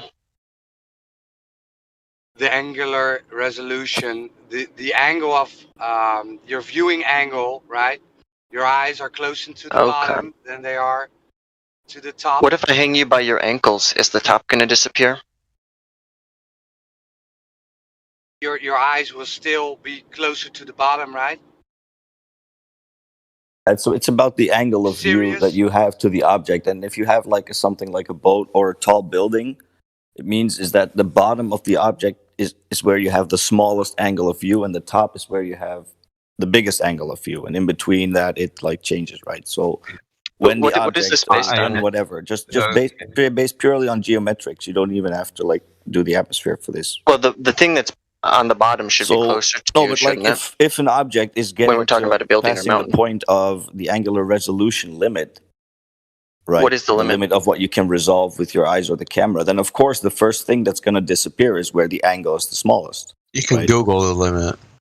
Yeah, you can Google. Cool, but we have physical demonstrations showing bottom first disappearing on flat surfaces, so it doesn't prove anything. Oh, 2 degrees or some shit like that. Don't even know. Don't remember. But when it's a significant portion of like a building or mountain that's disappearing first, Okay. That seems to be weird on flat Earth. How about this? Okay, that's weird for you on flat Earth. Sure, you're concerned where the information loss is the highest, right? Why is it on the bottom, right? Okay, cool. Sure, I'm with you. Okay, so let's increase the distance of the building to where we should not be able to see any of it. Okay, because all right, I do not know why the information loss is higher at the bottom. Let's just say that. Okay. All right. Yep. So let's increase the distance of the building to where it's completely hidden behind the bulge, so to speak, right? How far away? So now we have to set a building height, and how far away should it be for a 6-foot observer in order for the entirety of the building to disappear, including the top, right? You forgive me. I'm not quite following you. What does this have to do with the bottom of things disappearing? Yes, because the bottom of things disappearing on your model is the bulge of the Earth. I'm talking about on yours. No. It's dude. We know what it is on. Check this out. Yeah, on the globe. We were all raised on the globe, and we went to test it out with long distance stuff, and we're falsifying it. And this is the method of falsification. Right, because we did not come out and say, "Oh, hey, it's a globe of this size." So the size it's already set in stone, So we can just take it from the NASA website or whatever, and just run the data. Like, okay, this building, all right, how far away should I be on, quote unquote perfect conditions? I think I know where you're going with this. Yeah. I do have one thing to interject, if you don't mind. I know where I'm going with this. Yeah, even if everything you said was 100% true, one could just as easily say the Earth were just 100 or 1,000 times larger, and that the calculations are wrong. Yeah, it has to be. Why a flat Earth? Right, it has to be like 100. Why not a cube Earth or a dodecahedron Earth or anything like that? I'm down, dude. Go prove that. I'm cool. Just show you, like, if you haven't Flat Earth is not a claim. Flat Earth is not a claim of a shape. Flat Earth is a description of the surface that we're standing on. That's a description. Well, you do claim not a shape. Correct me if I'm wrong. No, we're not. Nobody here is claiming the Earth is this shape. The perimeter. The boundary. So we don't know what the boundary is. So like. the Antarctic is not the boundary. It's not beneath you. The claim is the Antarctic and China is not beneath your feet. So if you dig straight down, you won't fucking end up in China. That's the claim. Well, no, That's it in a nutshell. It's pretty thick, but pretty fucking thick. If you have the I think I understand what you're saying. All we've dug is 8 miles, man. Okay, and somehow we know that the core and whatnot, blah blah blah. So let's not get off topic. But the curvature, like you're saying, sure. The bulges. But geology is a complex field. Yeah. Okay, we're not on geology right now. The bottom. You just mentioned what we know about the core, so. Yeah, we know. But please. Yeah, dude. Let's get back. We don't know anything about the core. Nobody knows anything. The core is just an idea. It's just an imagination land, like Narnia. That's the core. Narnia. How have you disproved? Well, anyways, let's not get all sidetracked here. We can get into the core if you want. Yeah, we can get off on that later. No, I'd love to. You're saying I want to let you make your point. Yeah, you're losing information because of the yes, exactly. That's it. So what I'm gonna do is increase the distance until the entirety of the building is obstructed, and now I know it's 100% behind the bulge, and then zoom in. And if it comes back into what's going on? Well, I'm refracting. Why with the zoom lens around the curve of the Earth. Prove that to be how true. It works. No, prove that to be true in optics first, and you'll get a Nobel Prize. You must prove that to be true. That is not true in optics. Physics book has optics. Go open it up. Travels in a straight line, man. It's like, refraction is like, when you have a change of medium, a sudden change of medium, Snell's law is like, okay, it's in physics books. Like, all right, man. Basics fit like physics. So you cannot refract the light beam perfectly around the curve to the lens of the camera when I just zoom in. So, and mathematically it has to be hidden behind the Earth. It just there's no other fucking way, man. It has to be. Seeing as how neither one of us have went into the intricacies of refraction or anything like that, and I don't think that even if I did or everybody here explained it, or if you You can calculate for it. What do you Completely mean? understood it. That you would really, you're right. You can calculate for it. You calculate for it. That's You right. can different methods. Can do that. You can even test it with different color lasers, right? Because they're different wavelength and they'll refract differently. Mm-hmm. So you can test it, two lasers calibrated, at the same level, and different distances. And as you move apart, and if the beams deviate, it tells you. You can actually do that. And Dr. John D did that on YouTube. Anyways, so there are different. I do understand what you're saying. You think that's definitive. I personally don't think that's definitive. What I would find as definitive is an explanation for what I was saying earlier. Why is it that the things just like a mountain or a building or something like that would not resolve on the bottom? Because that's the densest layer of atmosphere. That's a good explanation. Falsify that. Yeah. Falsify that. Go. Here. Why is it the densest layer of atmosphere? Why is that? Because it is. Because it is. Why is it? I don't know. We found it like that.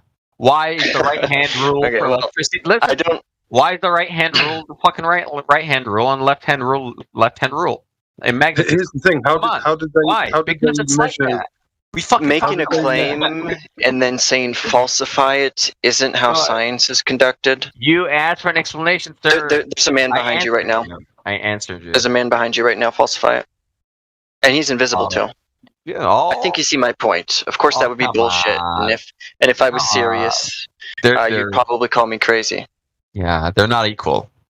I'm making an analogy. Look, it's the same principle. You're making a claim, and you're right. Correct. Come on, man. Yes. So there is one true fact that we know, and I don't know if that accounts for 100% of it or not. I'm honest. I don't fucking know, but that is a reason. Is it the only? Probably not, but I would have to go and actually develop an experiment and test for it and see what I get, the results. And I've not done that. I'm not sure who did. To actually answer your question, because I'm interested in that too.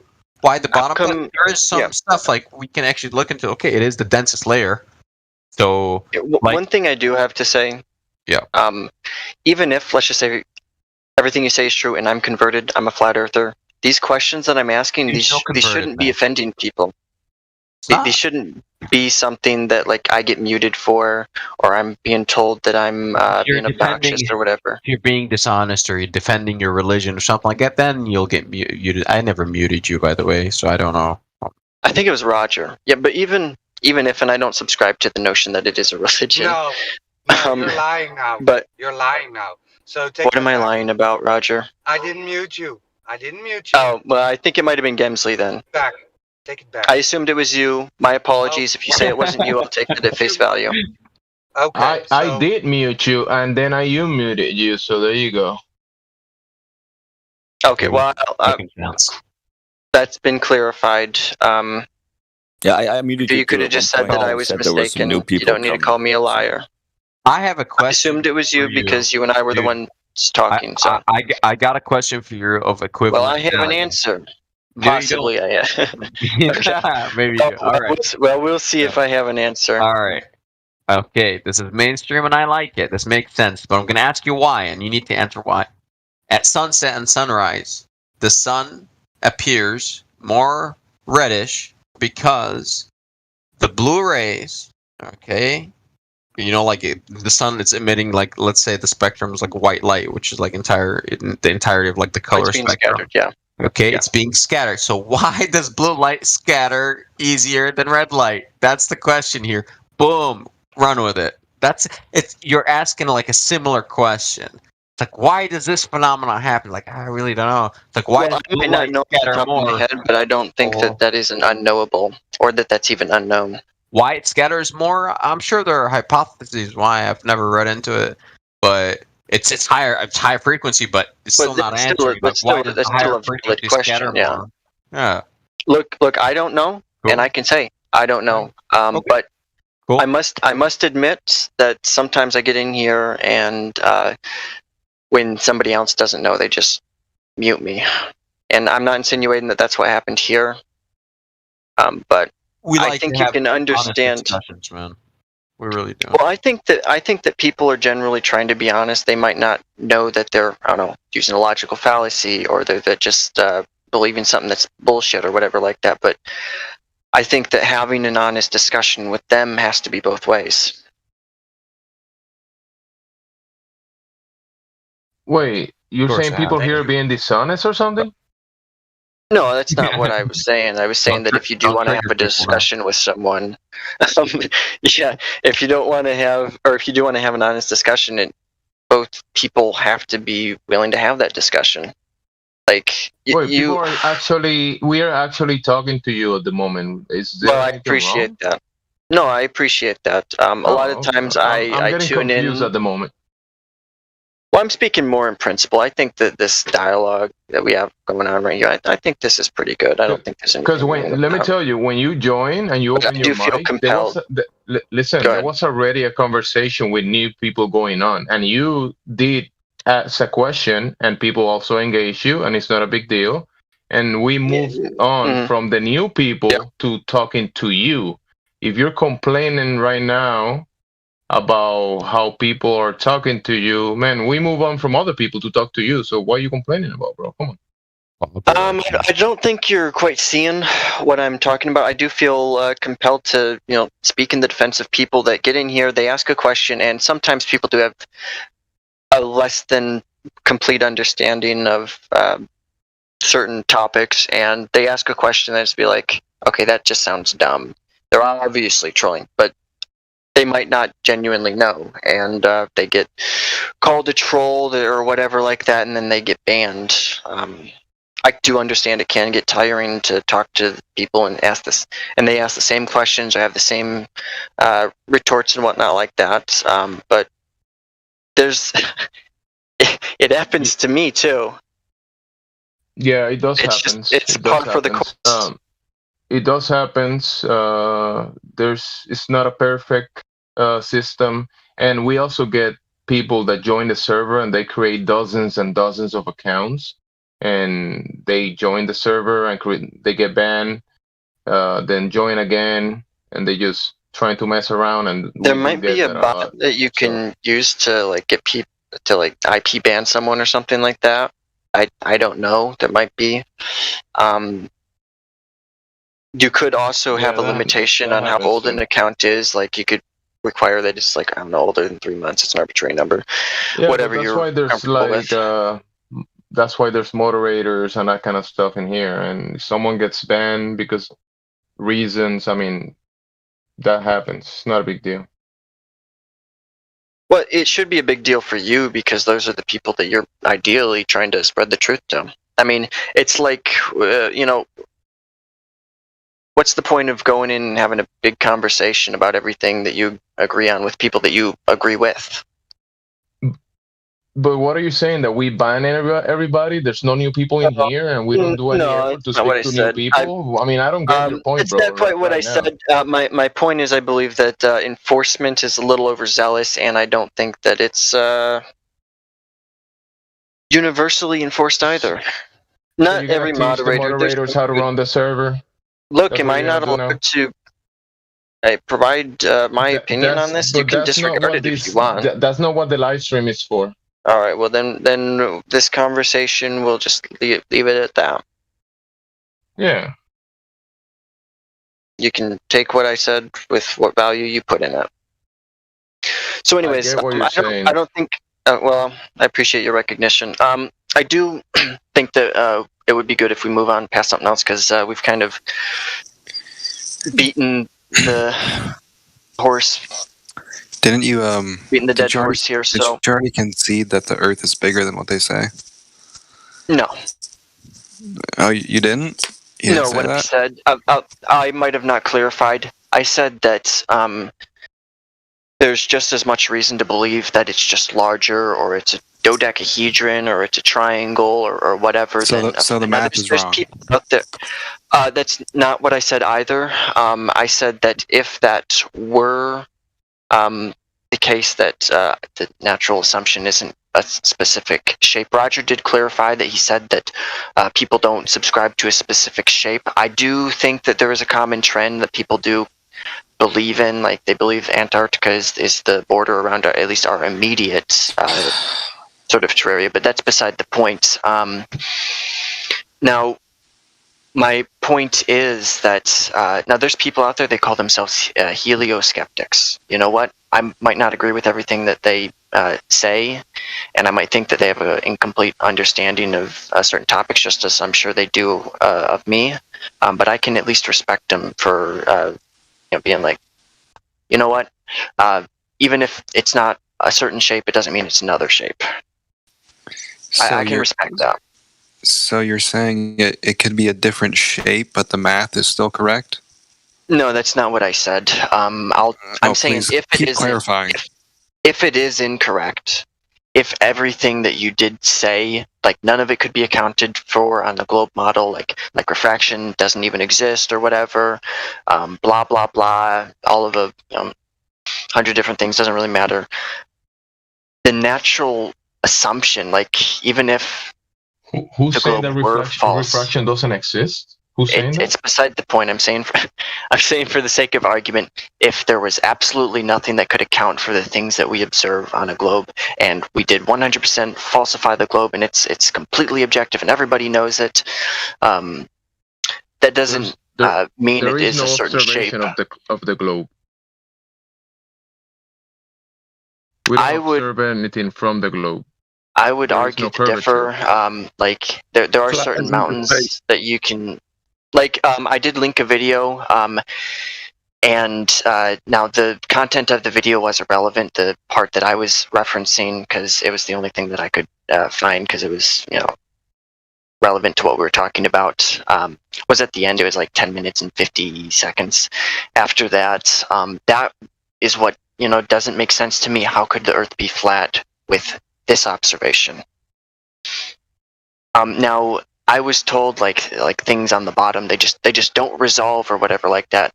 Perspective, vanishing point. Now in my understanding, those were all drawing terms. I mean, I think I learned them in 8th grade art, but I don't know if there's any sort of like equations or formulas that I can use to determine this, and if they are, where are they? You understand that the guy that made this video, he wasn't here, and he promised he will come back and prove the globe to us, and he never came back, right? Look, he could be Satan himself. The guy has nothing to do with anything about vanishing point. The video, I was using the video simply to reference some things that were shown in it, some specific images. All right. The angular resolution for the human eye is 0.0003 radians. Yep. So And what does that that is mean? not it's not a drawing term. So you do know, right? You do know. Radians and or 0. I don't know why you keep saying you do know, like it's some big gotcha. No, it's like you're asking us to explain stuff to you that you do know, which is weird, right? Which is we should be on the same page about certain things, shouldn't we? It's weird, right? I mean, for my don't answer the understanding, next time you suspect. You're asking for us to explain things that will happen on a straw man flat Earth, because all I see over there what is makes it a straw man? cartoons. Flat is flat. I mean, right? I mean, all I see over there, he's claiming that these things have to happen for the Earth to be flat. I mean, the content of the video has nothing to do with my point. My point was specifically in reference to the last, 30 seconds of the video, some images that were shown, because that was the only place where I could think of off the top of my head where these images were shown. I don't have them saved, so that's why I gave some context for what the video was. Somebody went off on a tangent about this guy, blah blah blah. He was in the Discord. I don't think that has anything to do with anything, even if he was. But my point is flat. There's not degrees of flatness. If it is flat, I mean, I don't know what you mean, straw man flat Earth. Okay, the object, all right, your eyes, right, and the ground, okay, form a triangle. that angle over there where the object is at between the two legs of the triangle, when that goes below 0.02 degrees, your eye can no longer see the object. And that's at a distance, right? Yes, that's perfectly flat, no refraction, nothing, no scattering. There's nothing, just perfect. This is, the lens-based stuff, optics. So if at 1 kilo, 1 kilometer away, it's at 1,000 meters away, an object that's 0.3 of a meter, which is roughly 1 foot, or 12 inches high, or 30 centimeters high, placed on the ground, you can no longer you cannot see it with your naked eye. You're absolutely right. No way.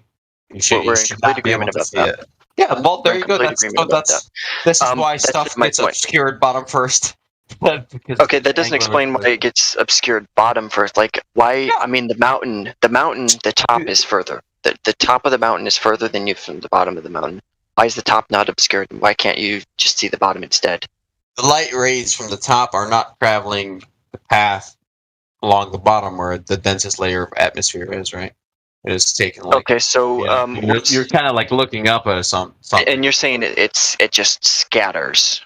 No, I never said that. Okay, well, what does the light do? Do the photons just stop in the air? They're just like, I'm kind of. Why would they stop in the air? They wouldn't. Okay, yeah. So, but the stuff where it has to go through the thickest layer of atmosphere, yeah. Yeah, but a mountain. There's definitely some scattering for sure. Yeah, you're not going to be able to not resolve a mountain in your eye, especially when you can resolve the top of the mountain. It's further away. There's less mass. So why is the bottom of the mountain something that you can't resolve, but the top of your mountain is? So your eyes, they seem very picky. Yeah, I don't know why the bottom. You're the one that picked the bottom and not the top. Why is the bottom hidden? Well, just say that there is bulge of water between you and the mountain, man. No, that's what I believe. No. Yes. Well, yes. I mean, we all know that that's what I believe. Because you can go further back. If that is your claim, we'll test it out. Then increase the distance until the entire mountain should no longer be in sight. And you have to do some math to see how far should you be, and test if you can actually see the top of it or not. I think you're maybe missing the whole point. I'm saying you're the one that's missing the whole point.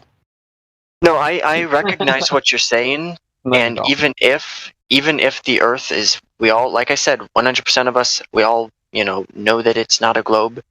How can we then say it's flat when the observations don't match a flat Earth? How does it not match a flat Earth? The mountain which you say you shouldn't be able to resolve in your eye, you can resolve. You're saying you should be able to see all of it at any distance. Yes. It doesn't matter not at any distance. That's not what I said. No. Well, how far away then? Let's set a distance. Set an example. How far away? Does it really matter? Because if you can see the top of the mountain, shouldn't you also be able to see right the next bottom? to it, you can see everything, right? Yep. I shared the photographs. I shared something that he was talking about. You see the images? Well, I mean, This why is what you're is he talking even about, right? saying? Well, why did I hear him say? Does it even matter? I mean, obviously the distance and the size of the mountain matters, dude. That's I'm saying it's arbitrary for this thing. No, it matters. Be specific. It really does matter, man. Okay, yeah, Gemzi is correct on this. How do you explain this?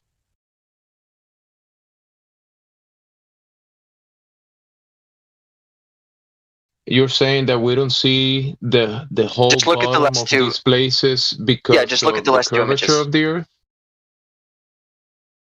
I think that's really I think that's really irrelevant to this. Now, of course, that is what I personally think, but that's beside the point because what you're observing right here should not be observed on a flat Earth. And if there is an answer and it's something that I've missed, then by all means, you might convert me right now.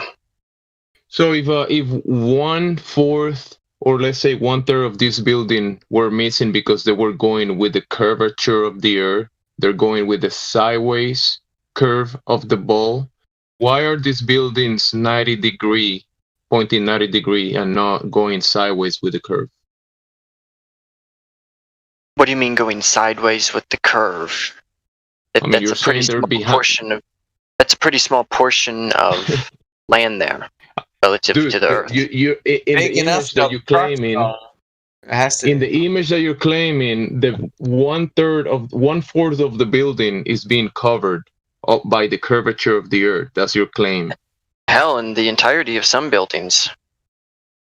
Okay, so why isn't the taller building going with the curve? Has this guy been through the Black Swan or what? No, I just want to point this out, and then I'm gonna point out that there's atmospheric conditions, right, between the observer and the object being observed. There's a layer of atmosphere, right? You're looking through a layer of water, particles, heat and cold, right? So How come you're that not is not gonna be affecting able the top to. of the buildings? Okay. That's my question. I'm gonna share it. I think you've seen this. Like I might be converted right now if you can have a logical explanation for why Nobody's this looking can to be convert you. observed. Come on, bro. Oh, all right.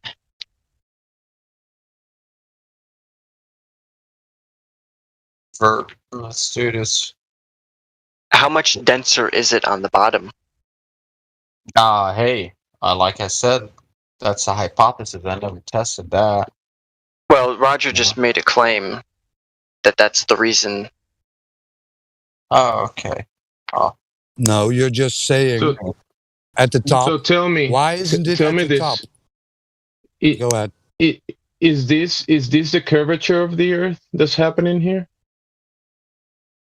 Is the bottom of this woman and the guy, is that the curvature of the Earth? That's why they're behind. That you don't see the shoes. You don't see their legs. Is it the curvature? No, that appears to be. No, that appears to be a mirage of some sort. Yes.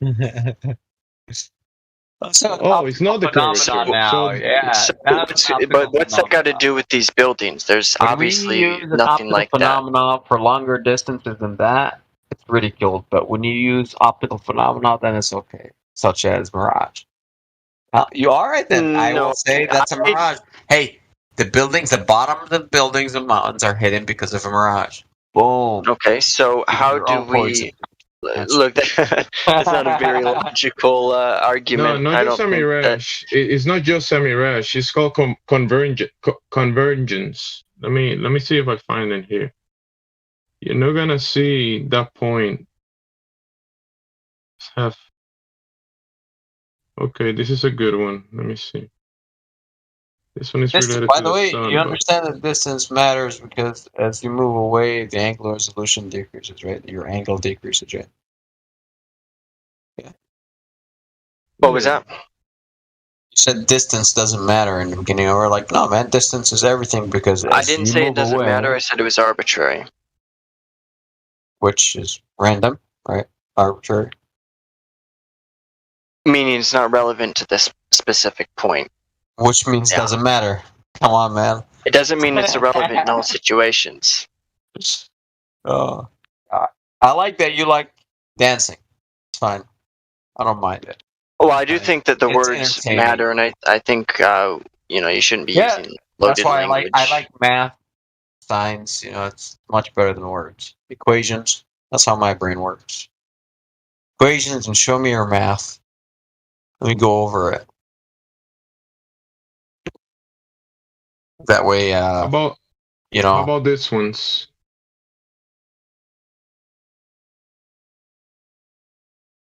Yeah, the curvature is hiding the car.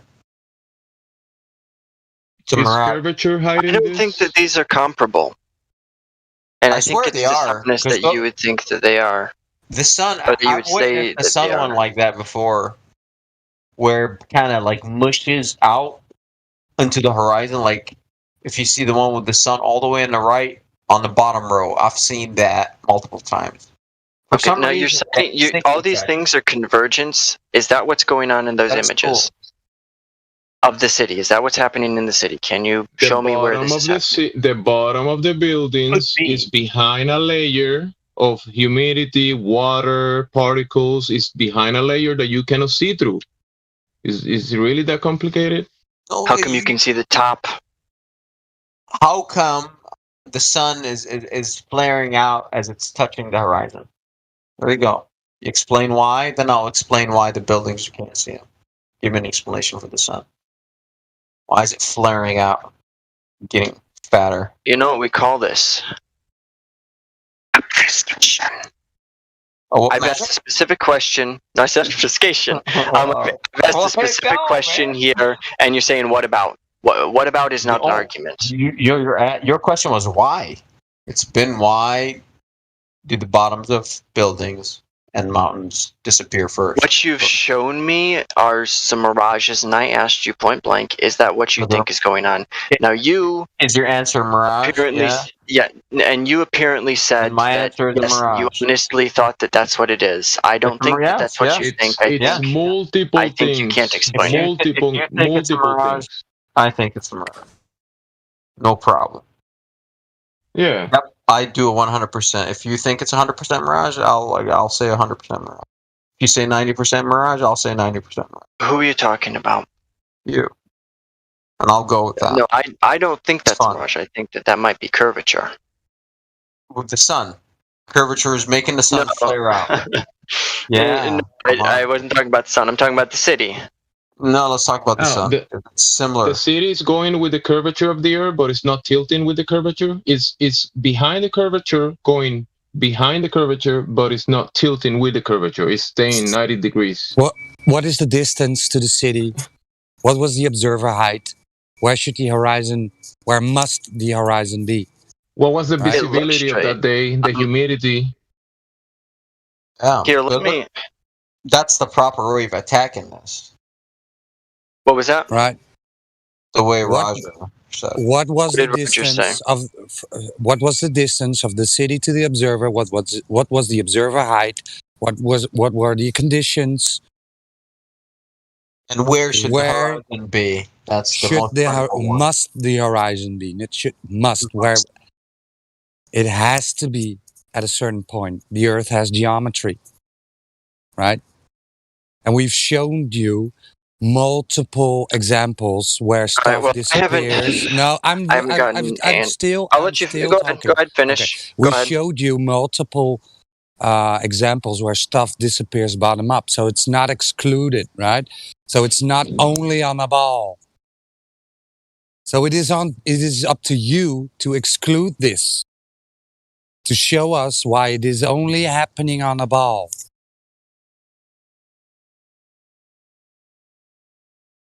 You show a few images that you say are comparable. And you hand wave it. Look, I don't think that it's honest to show a mirage and then say, yep, that's what's happening. You hand wave it. Do you honestly think it's a mirage? That's why the city is not. You labeled it with an optical phenomenon. All I have to do then is to label my explanation with some kind of optical phenomenon, and then we're equal. That's all I've been trying to get at. So I've used mirage. Okay, do you deny that the image you shown is an optical phenomenon? I thought that was your point. Sure, yes. What kind? I've got no fucking idea. Yeah, of course, it's something. Okay. Yes. Okay. Of course, it's an optical phenomenon. Just like look at the sun flaring out, as it's touching the horizon. It's like that's an optical phenomenon. You can call it mirage, sure. Superior, inferior, okay, inverted, blah, blah, blah. Optical phenomena. Because it's not reality.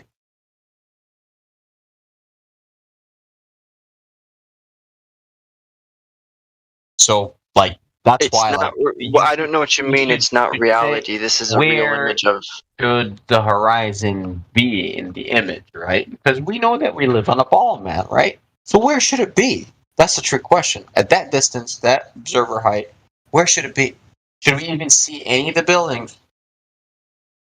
I don't know. I'm not sure how, I can run the math on it and see. That's okay. So if there's a mismatch, I don't know, but I do know that if we can see the top of it, shouldn't we also be able to see the bottom of it on flat Earth? Now, you showed me a few mirages and said that these are comparable because there was some sort of convergence. Can, man. But there is not. That's not going on in this image. That's clearly not going on in this image. You can't see. Okay, you can't see forever, right? Yeah. Yes, you're correct. Yeah. So yeah, let's remove the atmosphere and all that.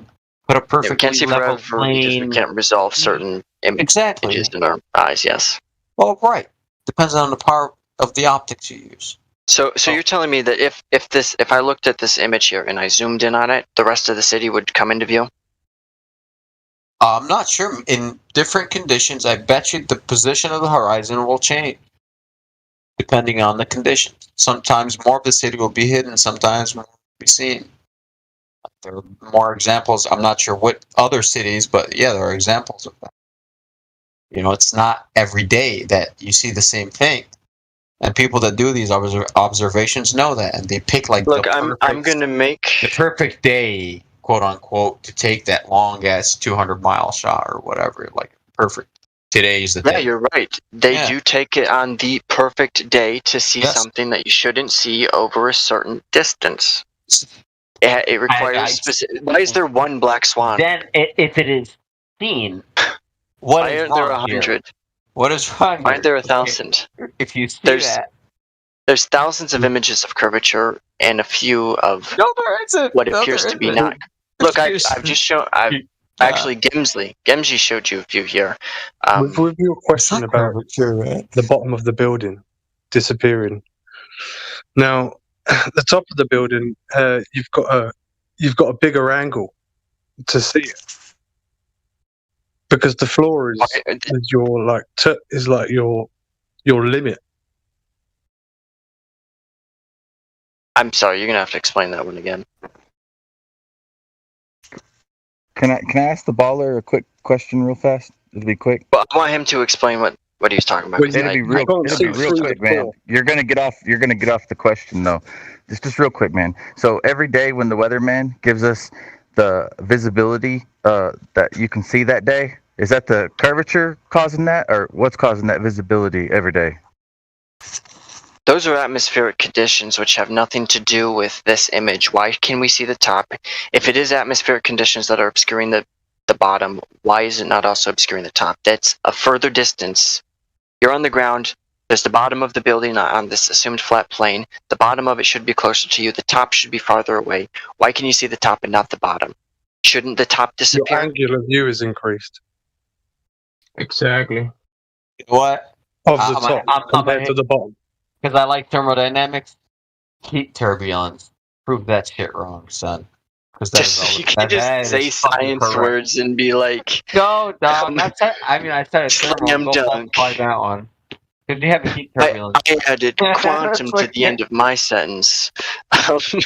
Like, come on, man. All right. Well, look, it's clear we're not. Maybe there is a legitimate answer for this on a flat Earth, but it hasn't been made clear to me. Maybe we'll find a more calm environment where this can be explained to me.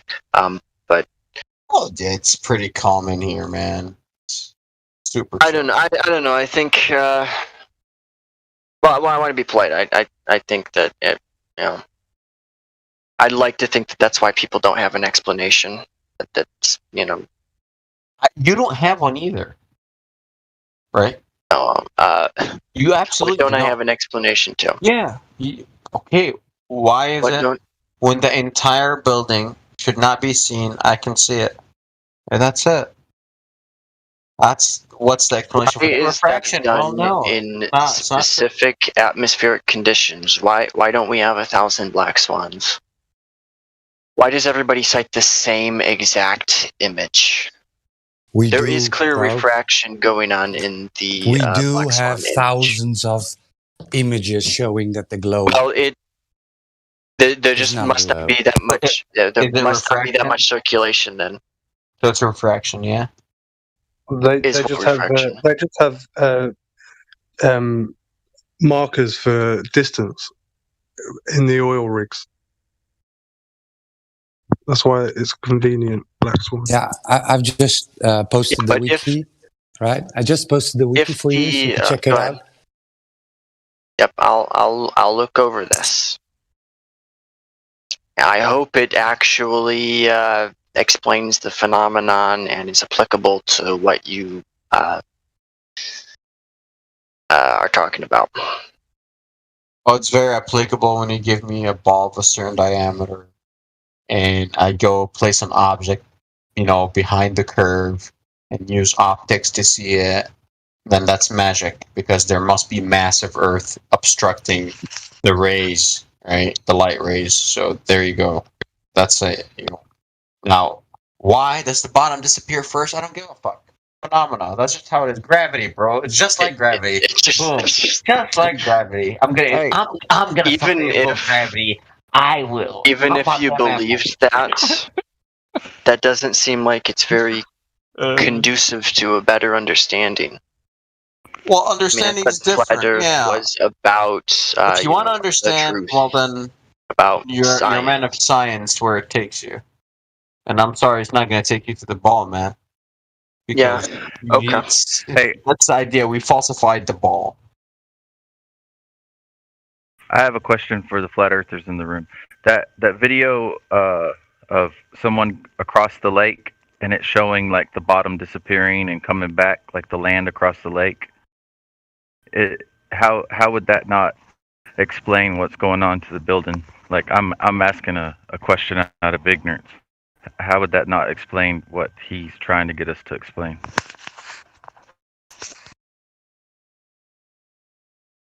Because you can still see the top.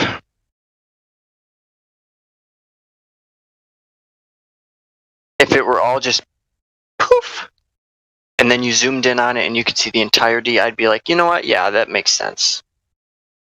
But for the life of me, I cannot understand why the bottom half of the building, not the bottom 10% or the bottom 5%, but the bottom half of the entire city skyline is obstructed. There's buildings that you can't see entirely. There's it's not something that I personally understand, and okay, to be honest, that is fair. I haven't found an answer how that can observe does mankind unobserved on flat Earth. understand how light works 100%? Well, it doesn't mean it's unknowable. To the top half of the building. I may personally not understand it or any other phenomena, and everybody here might be ignorant about it. A myriad look at this, bro. Phenomena. It doesn't mean that it's unknowable. Look at it, bro. Just look at it. Do you see the trees or the lamps disappearing with this phenomena? Just a second. You're talking about the thing where the lights bending, Gemsy? Is that you talking? You see how the distortion goes when you get lower? Yeah, but that's clearly not what's happening. No, really. You're looking through the lake. Look, I can look at the this. bottom of the lake. Yeah. What do you mean I'm looking through it? It's flat. How could that be the case? I mean, well, it's going to be the same distortion over like even longer distance, man. That distortion with the road. All right. Well, then point out where the distortion's happening. Well, here's the thing. Why can't we see the end of the road? Is it because the globe curvature? Is that what you're saying? Yeah, we don't see the bottom of the road because of curvature, right? Saying that there's another explanation which is clearly not applicable to this situation, because we should see some sort of distortion. It's because you say so. It's not applicable because you say so. All right. If it's applicable, show me where this distortion is happening. Like draw a line? Draw a line, make a circle, That's not how it Where works. is it You make the claim that the Earth is a ball with the radius of 3959, right? Then you need to provide. And I show an image, or rather, Gemsy showed an image.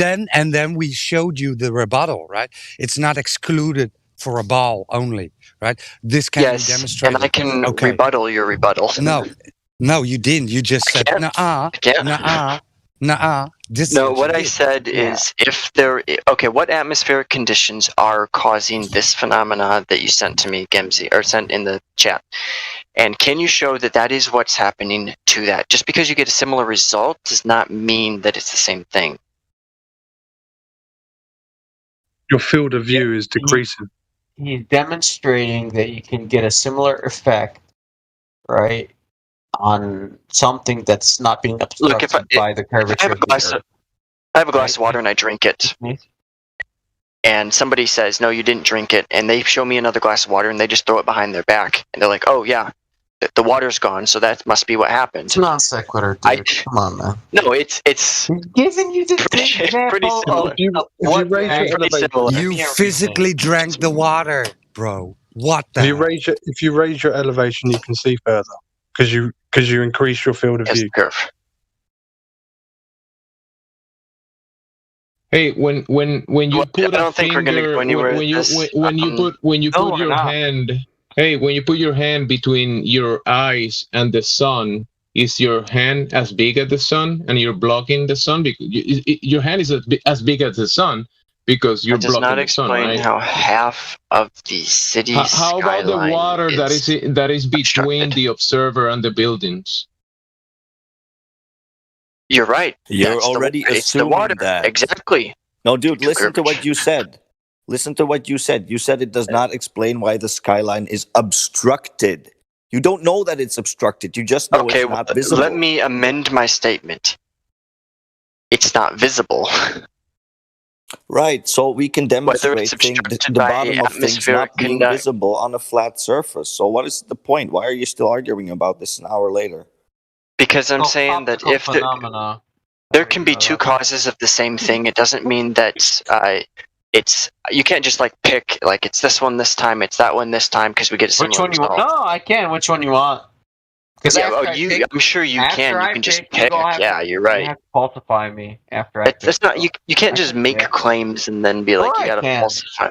All right, there's an invisible man behind your claims, man. You prove me wrong. There's an invisible. All right, look, I don't think we're going anywhere. I think I would like to pose another topic that we could discuss. Yeah. Something that yeah, because we're not going anywhere.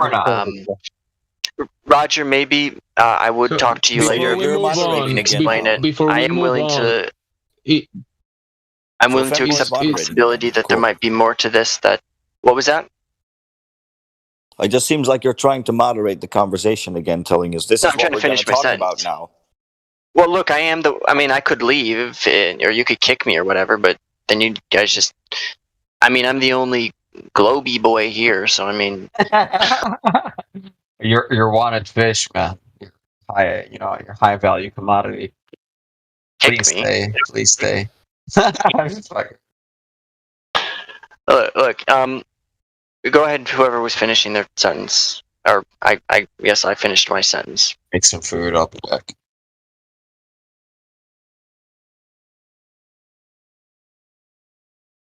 Anyways, Roger, Gemsy, or whoever kicked me, would you allow me to propose a topic of discussion? You can, of course, say no. You? Who kicked you? I have no idea. There's 2 moderators in here. That's not true. Martha is a moderator. Gemsy is a moderator. There's 3. How are you still here if you got kicked? Crit is a gold I was removed from the channel. Okay, so there's 4 moderators. Is a moderator. So you have to there's stop. 5. Cirrus is a moderator. You have to stop this, right? And there's 6. Accusing people. Okay? Stop it. Well, I was kicked, and that's something that you can, if you have an audit. You know how many times? You know how many times I've been in Discord and my app, I get kicked from the conversation. Okay, maybe that was it. Oh, maybe because of it happens multiple times a day. You got kicked because of refraction, man. Sorry. Yeah, refraction, or maybe the curvature. All right. Yeah, who knows? It could have been the angular position. It could be any science word. Just throw a science word in there. Refracted, right to your brain. Yeah. So let me get this straight. Are you saying that the person that are you claiming that the only reason these buildings look behind we don't see the totality of the buildings? Are you claiming the only reason in existence is because of the curvature of the Earth? No, what I'm saying is that seems to be the most likely. Oh, we don't measure any curvature, but that's the only likelihood of what's going on. There's no curvature measured, but that's the only thing that can be possible.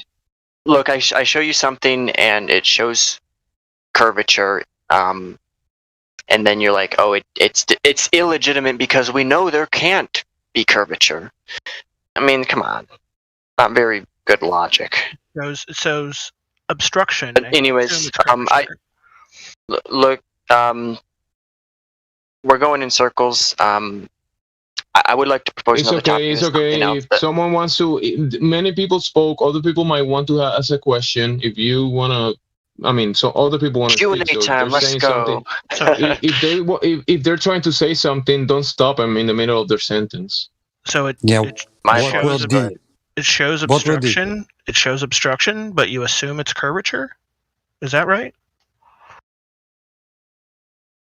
You assume that it couldn't be curvature.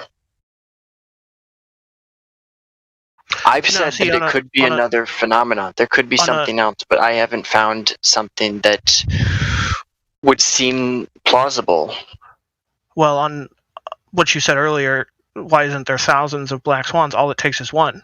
I mean, you're claiming that it's always curvature. Well, if this is physical Earth curve obstruction, and we know by math. If it's a painted swan, so to speak, then are you going to interrupt me all the time, or am I just going to kick you? I was just trying to interject. Oh, so you okay? Well, go ahead.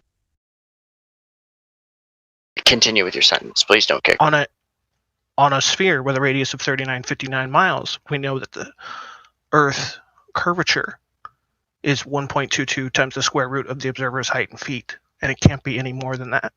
So all it takes is one black swan to disprove your globular radius and physical Earth curve obstruction. So the horizon that we see that may appear to be physically obstructing things is non-existent. And because it is, for you to claim it to be as the most likely answer, it just means you will remain willfully ignorant of the angular resolution of the human eye. Look, I was sent something. I do fully intend to review it. If I was here just to remain willfully ignorant, I don't think I would be here. I do recognize what you're saying, but I have one thing to say. If the black swan can be explained on a globe, then it doesn't disprove a globe. But I know you say you think it can't. I say I think it can. I think we're going to go in circles if we start this conversation up again. I would love to have this conversation again, maybe a little bit more in depth. Maybe we could talk about some measurements and some mathematics and so on like that. I don't have anything off the top of my head. Now, you're again conducting what World D is talking to you, right? What do you mean? You're trying to conduct the conversation. What World D is talking to you about your globe obstruction. I just told him that I would love to have a conversation with him about that later. Well, go ahead. I mean, a conversation does take two he's people. Now here. Go ahead. A conversation does take two people. So what's wrong with the black swan? It does require mutual consent. I think that the thing with the black swan has been done to death, and I think that it might be better if we discuss something that's a little bit more, a little bit less controversial. What's wrong with the black swan? There's a few questions I have about it. Like what? Why is there so much apparent and obvious refraction? How is it that nobody says, that might be affecting what we're seeing? It might not actually. What is refraction? What's refraction? Mm-hmm. Well, I have to imagine that you know what refraction is. What type of refraction? What type of refraction are you claiming in the black swan? I haven't claimed any specific type of refraction, but my question is, how come no flat earther you could said possibly... refraction, right? You said that there's refraction going on in the picture. What type of refraction is going on in the picture? Or do you not know? I'm not a refraction expert. You'd have to tell me, but my question Well, you're claiming. Why would I have to tell you your claim? I do have a question. I haven't asked it yet.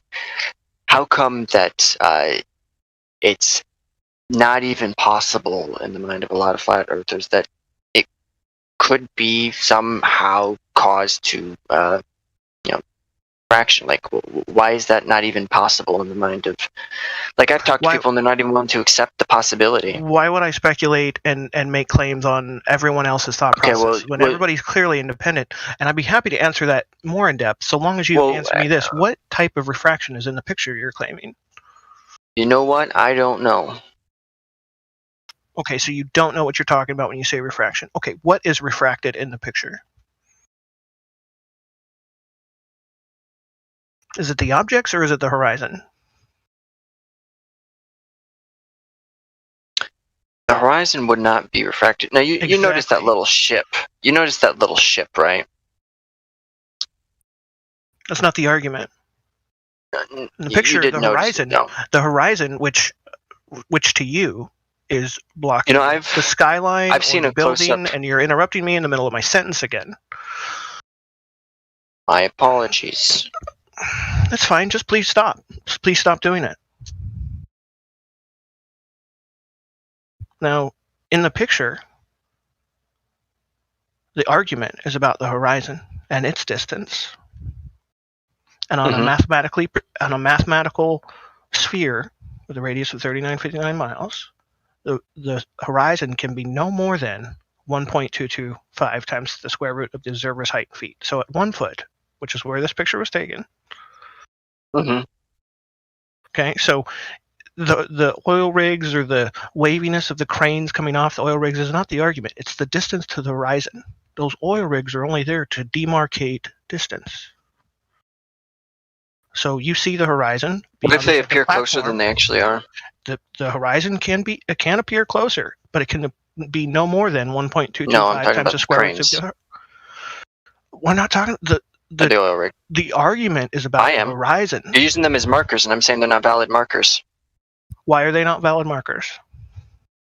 Because they appear closer than they actually are. I mean, that little ship. Now, I've seen close-up images of those oil rigs. What little ship? The one that's in between them. That's not a ship. That's a buoy. A buoy or whatever. You know. It could be a fucking bowl of chicken noodle soup. That's not the argument. We're talking about the mathematical prescribed ends of the Earth. Present a reason. This is a reason why I don't think it's valid. Now, I've seen those, not personally, but close-up images of both of those oil rigs. They're not excessively, massive or anything like that. But they appear to be fucking huge when you're looking at them next to that buoy. They seem that they could be closer than they actually are. I'm just wondering what type of refraction or mirage would cause them. He doesn't know. He's not an expert, but he's still. I'm not an expert. So this is just. I'm still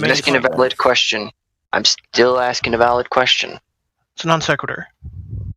No, you're not, because you said you disagreed with the distance because it could be appearing closer, but you don't know why it could be appearing closer. So it's based on what? Your imagination, dude? His feelings. Do you think that his feelings are overriding the facts? Look larger?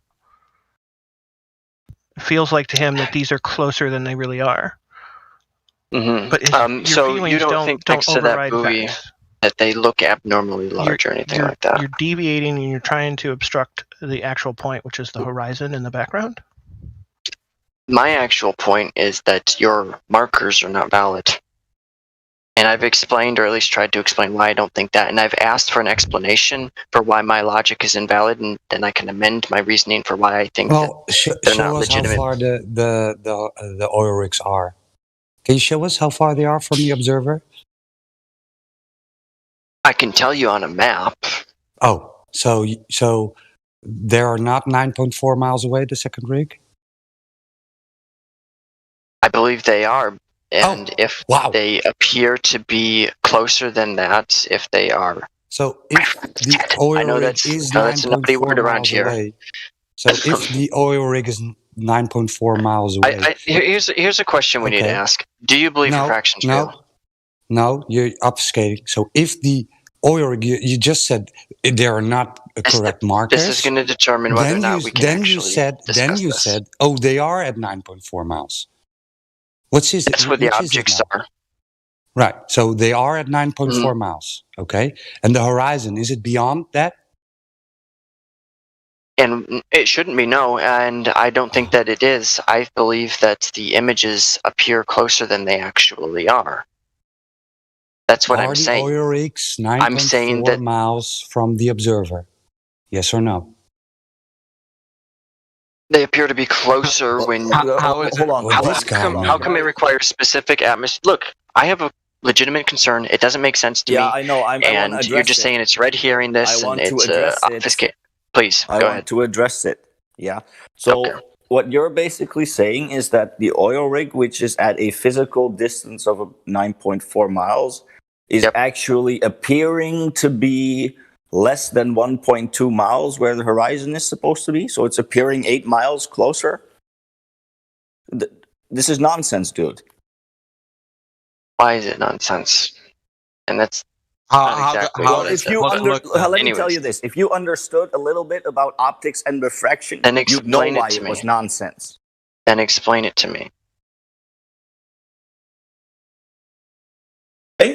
Okay, let me explain it to you. So, here's the way we'll explain it to you. We'll explain it to CBR you. one, and let me just explain something to you. Look, you know when you look at the railway lines, the train lines here, when you look at the train lines, as you look ahead, they look like they're appearing to meet, don't they? As you look further up the rail, yeah, up the track. Is that not right? Yes, that's correct. To be meeting, they appear to be meeting. Now that's an optical illusion. That is because you know for sure that they do not meet. Is that not right? That's absolutely correct. I sure hope you can explain refraction with this. Well, the point is, what refraction are you talking about? Because there are like 5 to consider here. And if you're talking about the actual oil rigs, they are a fixed point on this earth. You can Google Earth it, you can ring them up, and they'll tell you how far they are away from the coast. So there's no refraction. Refraction cannot affect something that is actually measurable from the coast to those oil rigs. You can't. There's no refraction to be considered there. Yeah, that's basically what I was going to say. Is that if you were to go to the beach and you'd just gone from, say, a certain shop, right, and then you've walked 3 or 4 miles down the road, right, you could go on Google and then correct, like you could verify that, right, that you've walked 3 miles away from that shop. Yeah. And there won't be any refraction going on. Because you can't refract. Right. So you know for a fact. Guys. Let me just let him get this point clear. You cannot refract measurable, accurate distance. Refraction will never change that number. Once you've measured it, that is it. So if the oil rigs are at 6.2 miles and the other one's at 9.1, 9 point whatever miles it is, and then beyond that is the horizon, then your geometric horizon of 1.22 miles at the height of 12 inches of the ocean, or at 8 feet of the ocean and it's 3.46 miles, well, it's debunked, isn't it? It means you're not living on a ball. Stop fighting the truth, because that's what you're doing. You're living in denial. I'm asking questions. Yeah, well, and in my opinion, there they're is no valid. refraction going on. There's no refraction going on. The main point is the horizon. Do you believe in refraction? It has nothing to do with it. I understand refraction when I put a pencil. Hang on. I understand refraction when I put a pencil in a glass of water and then there's a kink there. I understand that refraction. And I understand that some refraction can happen in the atmospheric depending on the conditions. Okay, so you do believe in refraction? Not 10 times the geometric horizon refraction. No, that's not possible. Sorry. All right. Well, how come the black swan image had to be observed on a specific day? With it's not something you can normally observe. No, you can observe. You can observe it every day of the week. Sometimes the pictures are clear. Sometimes the pictures are not. That's all that is. It's the same with. Hang on. Hey, well, I didn't know that. Hang on a second. It's the same. I've never seen some of those. You're still talking whilst I'm talking, sir. Yes, I was finishing my sentence. You asked me a question. I'm going to finish it for you. So hang on. It's like saying, why do many people have different fingerprints? So the weather changes like humans have fingerprints. So, you take your pick as to what day you want to take. And a good photographer takes a picture every day for a few hours at a time so that he or she can get the optimal best conditions. But you're at nature's mercy there. So, you know, again, it's a hopeless argument you're bringing up to things that have been measured for fact that are not subject to your disapproval. Sorry. You cannot dismiss this. The black swan destroys the globe all I think day everything long, forever and ever. is subject to criticism. I think what world did grilled you on refraction, so you shouldn't really talk about it. He talked about a pencil in water, and he says that he thinks that it exists. What world did he schooled you on refraction? What exactly? He didn't tell me anything about refraction. Yes, I did. Not that I recall. I said I understood what refraction was. Well, I'm talking about the other guy that allegedly schooled me on it. He did, dude. It's not allegedly. He did. Just go back and listen to yourself. I must not have been there. You just weren't silent. Man. Hold on, Fanboy. I think I heard you say everything should be subject to skepticism and criticism. I agree with you, but how are you going to do that in any valid manner when you don't understand the subject matter at all? There you are. You're not. You're just going to make wild claims that are based on nothing. Well, I'm here to learn. If you can explain some of these questions I have, by all means.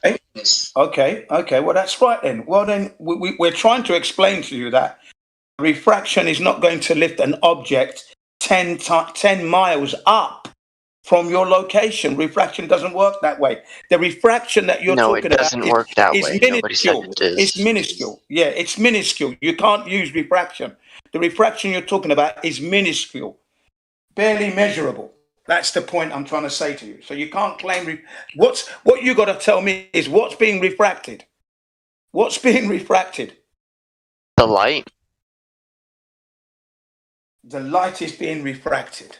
That's how it works. What about the horizon that we can see clearly beyond 10 miles?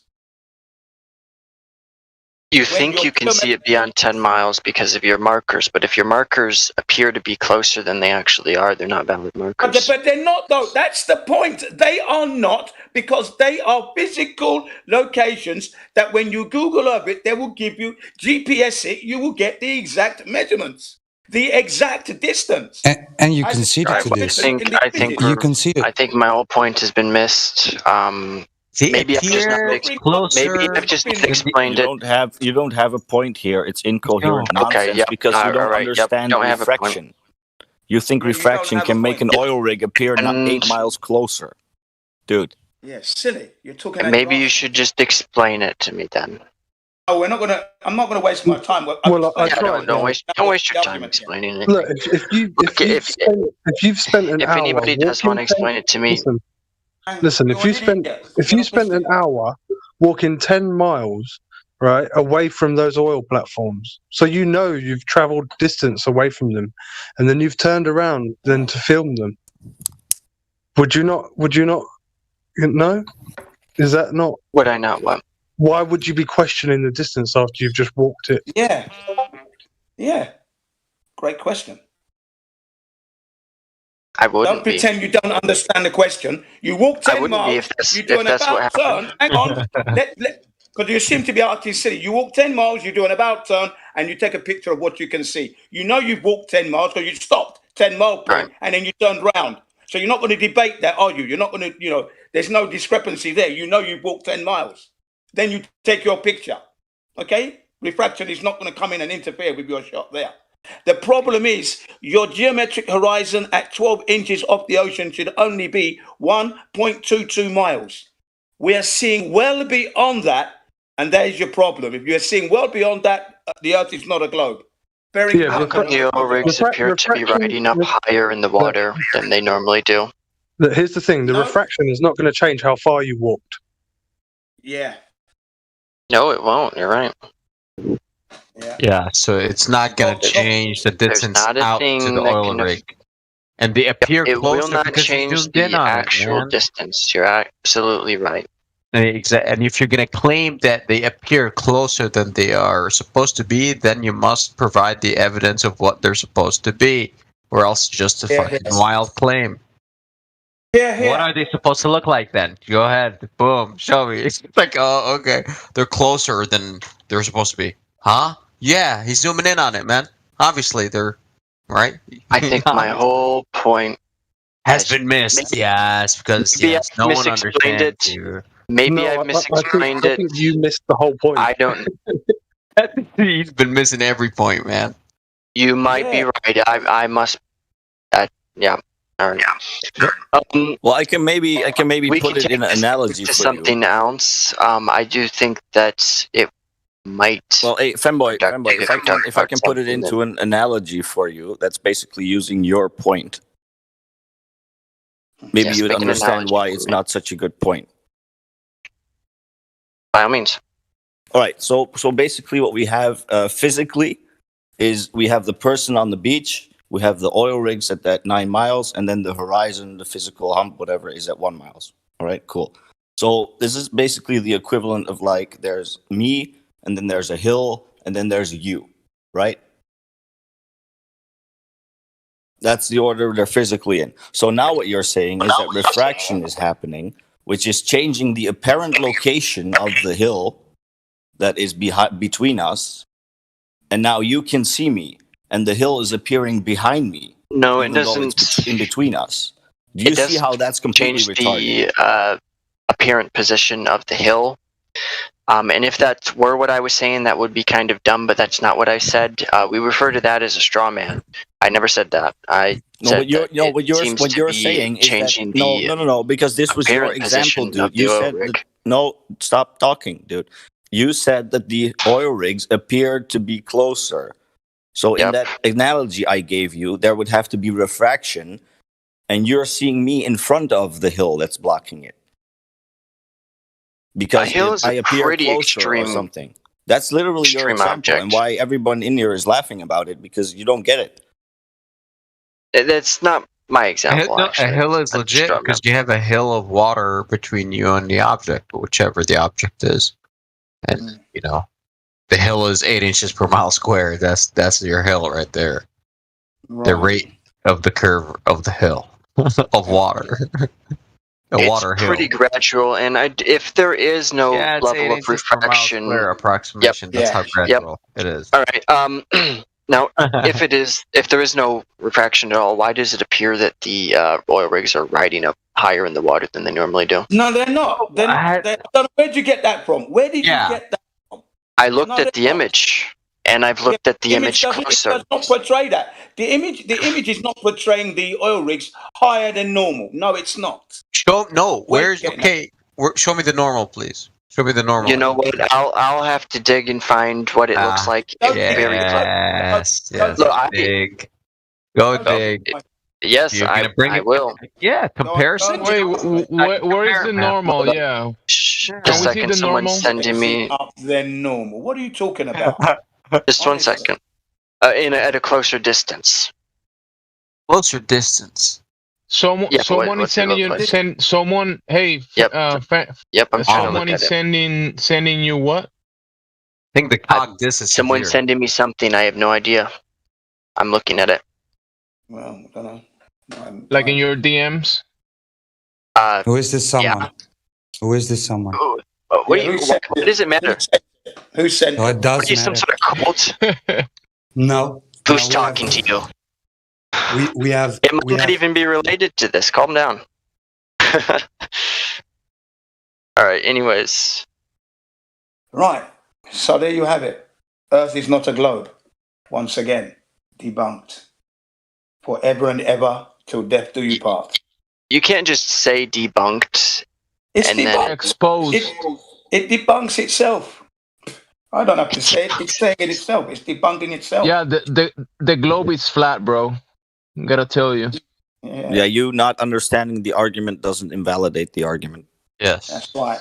And you just saying... you understand that the horizon is further than the second... It measures flat. You understand that, right? You already agreed that you don't understand the first thing about refraction. So why are you still arguing about refraction? Exactly. I really don't understand this. This is just being completely dishonest, dude. It's being a retard. because you're arguing about something you don't understand. I mean, that's just, in a court of law, you'll be held for contempt and you'll be receiving a fine. And if you carry on, they're putting you down in the dungeons for a little while. So, Thank God you guys aren't a jury. Mechanic. I'm a car mechanic, and I'm going to claim to be an expert witness on thermonuclear shit. Thank God you guys aren't a jury. You better believe it. You better believe it. Because yeah. Oh, yeah. Dungeons for sure. Yeah. Oh, I believe it, all right. He hasn't seen that yet, has he? Flat Earth won in Dungeons? court? No, Flat Earth won in court more than once. Yeah. What did they win? The globe people, globe believers, have zero evidence of globular. Okay, what do you mean the Flat Earth won in court? Yeah. What are you talking about? In the court of law, Flat Earth won. Globe lost. What court? What are you talking about? Earth is not guilty. Earth is not guilty of being a globe. Hold on, and I'll answer you. It's California District Court. I don't remember which one, but the case was in California. The man made the claim to start his case. Some globe believer came in and said, "Oh, I'm going to prove him wrong, and I'm going to win the money." He lost. The guy came back after getting his butt kicked to try and do it again. He lost again. You know, I do have something to say on that. I don't know if I'm remembering the specific case, but I think I might be remembering one similar. And what happened was the wager that was made just wasn't legally binding, and that's why it wasn't honored. Not because so you do know. Evidence. No, I don't know if I know specifically what you're talking about, but I think it's different to say somebody that made it wasn't legally binding. They made it. They offered a bet. Somebody accepted it, and they wanted the money. But then they said that you can't actually enforce that. I'm checking out. So no globe. Peace. That has nothing to do with the shape of the Earth. One of the cases was in Garcia, and that was not the case. It wasn't that it was legally binding. It was that the guy didn't provide specific evidence that was asked for. He thought he did. You think you're providing evidence for a ball? I might be referring to a different case, like I said. One of the cases is in Garcia. Yeah, but I'm right what I'm saying. No globe proven anyways. All right. Now I do have a few other questions on this, but I think that we're just going to go in circles again. I did send something in there. You gotta imagine a lot of things very often, don't you? I do think I do it quite regularly. Yeah, I was going to add to that statement, but I think that I might get removed if I were to add to that statement about making a specific recommendation. But yeah, I wouldn't go there. I wouldn't go there. If anybody needs any recommendation, it'd be you. You need therapy. You need to go. Dreaming is not the same as critically thinking, dude. Thank you. There's a difference between critically thinking and dreaming and imagining. Yeah, you need some flat earth psychiatric treatment ASAP. Will you find me someone that's accredited? I'll go right to them. We're right here. We're right here now. We're accredited. Oh, you're all accredited. Well, I'm accredited. I'm in luck. I'm in luck. Yes. You've landed on your feet. Well, that's a good place to land. Good position. Yeah, I work in a mental health facility. So tell me, do you have any to recommend? When did your something with good reviews start? When did it start? Was it at primary school when they told you that it was a ball? These are delusions. No, it was when I got around here and they started telling me it was flat and not backing it up with any solid, irrefutable evidence. That's when it started. Really. You are out of your mind. You're out of your mind. Look, maybe there is evidence, but no irrefutable evidence has been provided to me. You are out of your mind. We are not here to provide you irrefutable evidence. We are here waiting for people who are making genuine inquiries to come and show us the curve, the axial rotation, the the wildly spinning through a vacuum of space, all these balls out there. Charlotte. The thing about axial rotation is it has been shown. It hasn't, and you've been kicked for this, right? Remember, Crypto? You've been banned for this. I'm Crypto now? No. Wow, you're such an annoying guy. Look, you think I'm some panda something? No, I'm Crypto. No, that's not what I said. We were in the Okay. text or in the learning curve. Crypto banned you, right? Because you couldn't you couldn't provide anything, right? And you were upscaling, going off point. Even if that were the case, that seems like a silly reason to ban someone. It was the case, and you're doing it again. So annoying. Okay, what am I doing? I'll try my best not to do it. This. Baseless claims. Yeah. Think about it. If you do get kicked off the server and you cannot return, then we are happy because we know that it's flat, that it isn't spinning like at over 1,000 miles per hour at the equator. And you can hold on to your bull belief. Win-win. I would be thoroughly disappointed if I were banned again, because that would mean I were deprived the opportunity of having a discussion. Of And it would converting also all the people deprive you. here with incontrovertible evidence that we cannot confirm that it is a ball. Look, if We- I have we no are- evidence, we are- you shouldn't we are fear quite anything. And if happy you trust your own holding our- intelligence. We are quite happy holding our position on this. Oh, I know. You are the one. We pity you. We really do. That's greatly appreciated. However, Go ahead, if you have Image 69 wants to ask a question. Go ahead, Image. GCBR would like to speak to you, Image. Go ahead. Yo, so let's say the Earth is flat. Okay. So It is. and y'all are correct. I'm not saying it's not or it is. Okay, I'm just saying if it is, because we don't know. We cannot go. Not everybody has gone up to space to see what is there. Okay, so let's say if it is a flat. What about it? Like, what's gonna change about it? And like, how would that affect the sun? Like, as in the Earth, how they teach us in school, Earth is above because it's a like everything that they teach you from the start, right? Basic knowledge. We will answer your questions, but I have to ask you a Yeah. question first. Are you 13 years old or older? I am 13 years old. All right. Okay. Okay. So now you asked a good question. You're asking what difference will it make to the sun and everything else? Well, the sun was always operating on a flat Earth from the beginning of time, from when Earth was created. So it's not going to make any difference there. The difference is they're trying to tell us that the Earth is a spinning ball that we cannot verify. We can't prove that. But not only that, they are saying that they can go to Venus, Mars, the moon. This is costing, to date, trillions of dollars. There's a lot of money being wasted here.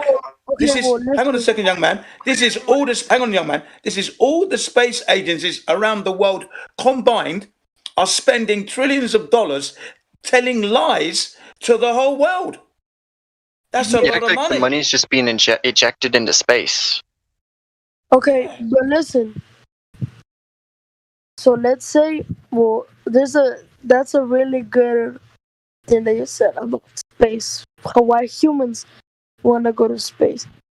Listen, we have in theory that we trust the government and what they're saying that a person went to space and went to the moon. That was the first thing You've that been we listening did. to 24/7 Flat Earth Discord 2.0. And that we hope you're a having lot a of people fantastic day on this there's a lot flat of and things stationary that they plane. said. If you too would like to join the debate, please click the link below. We'll see you there.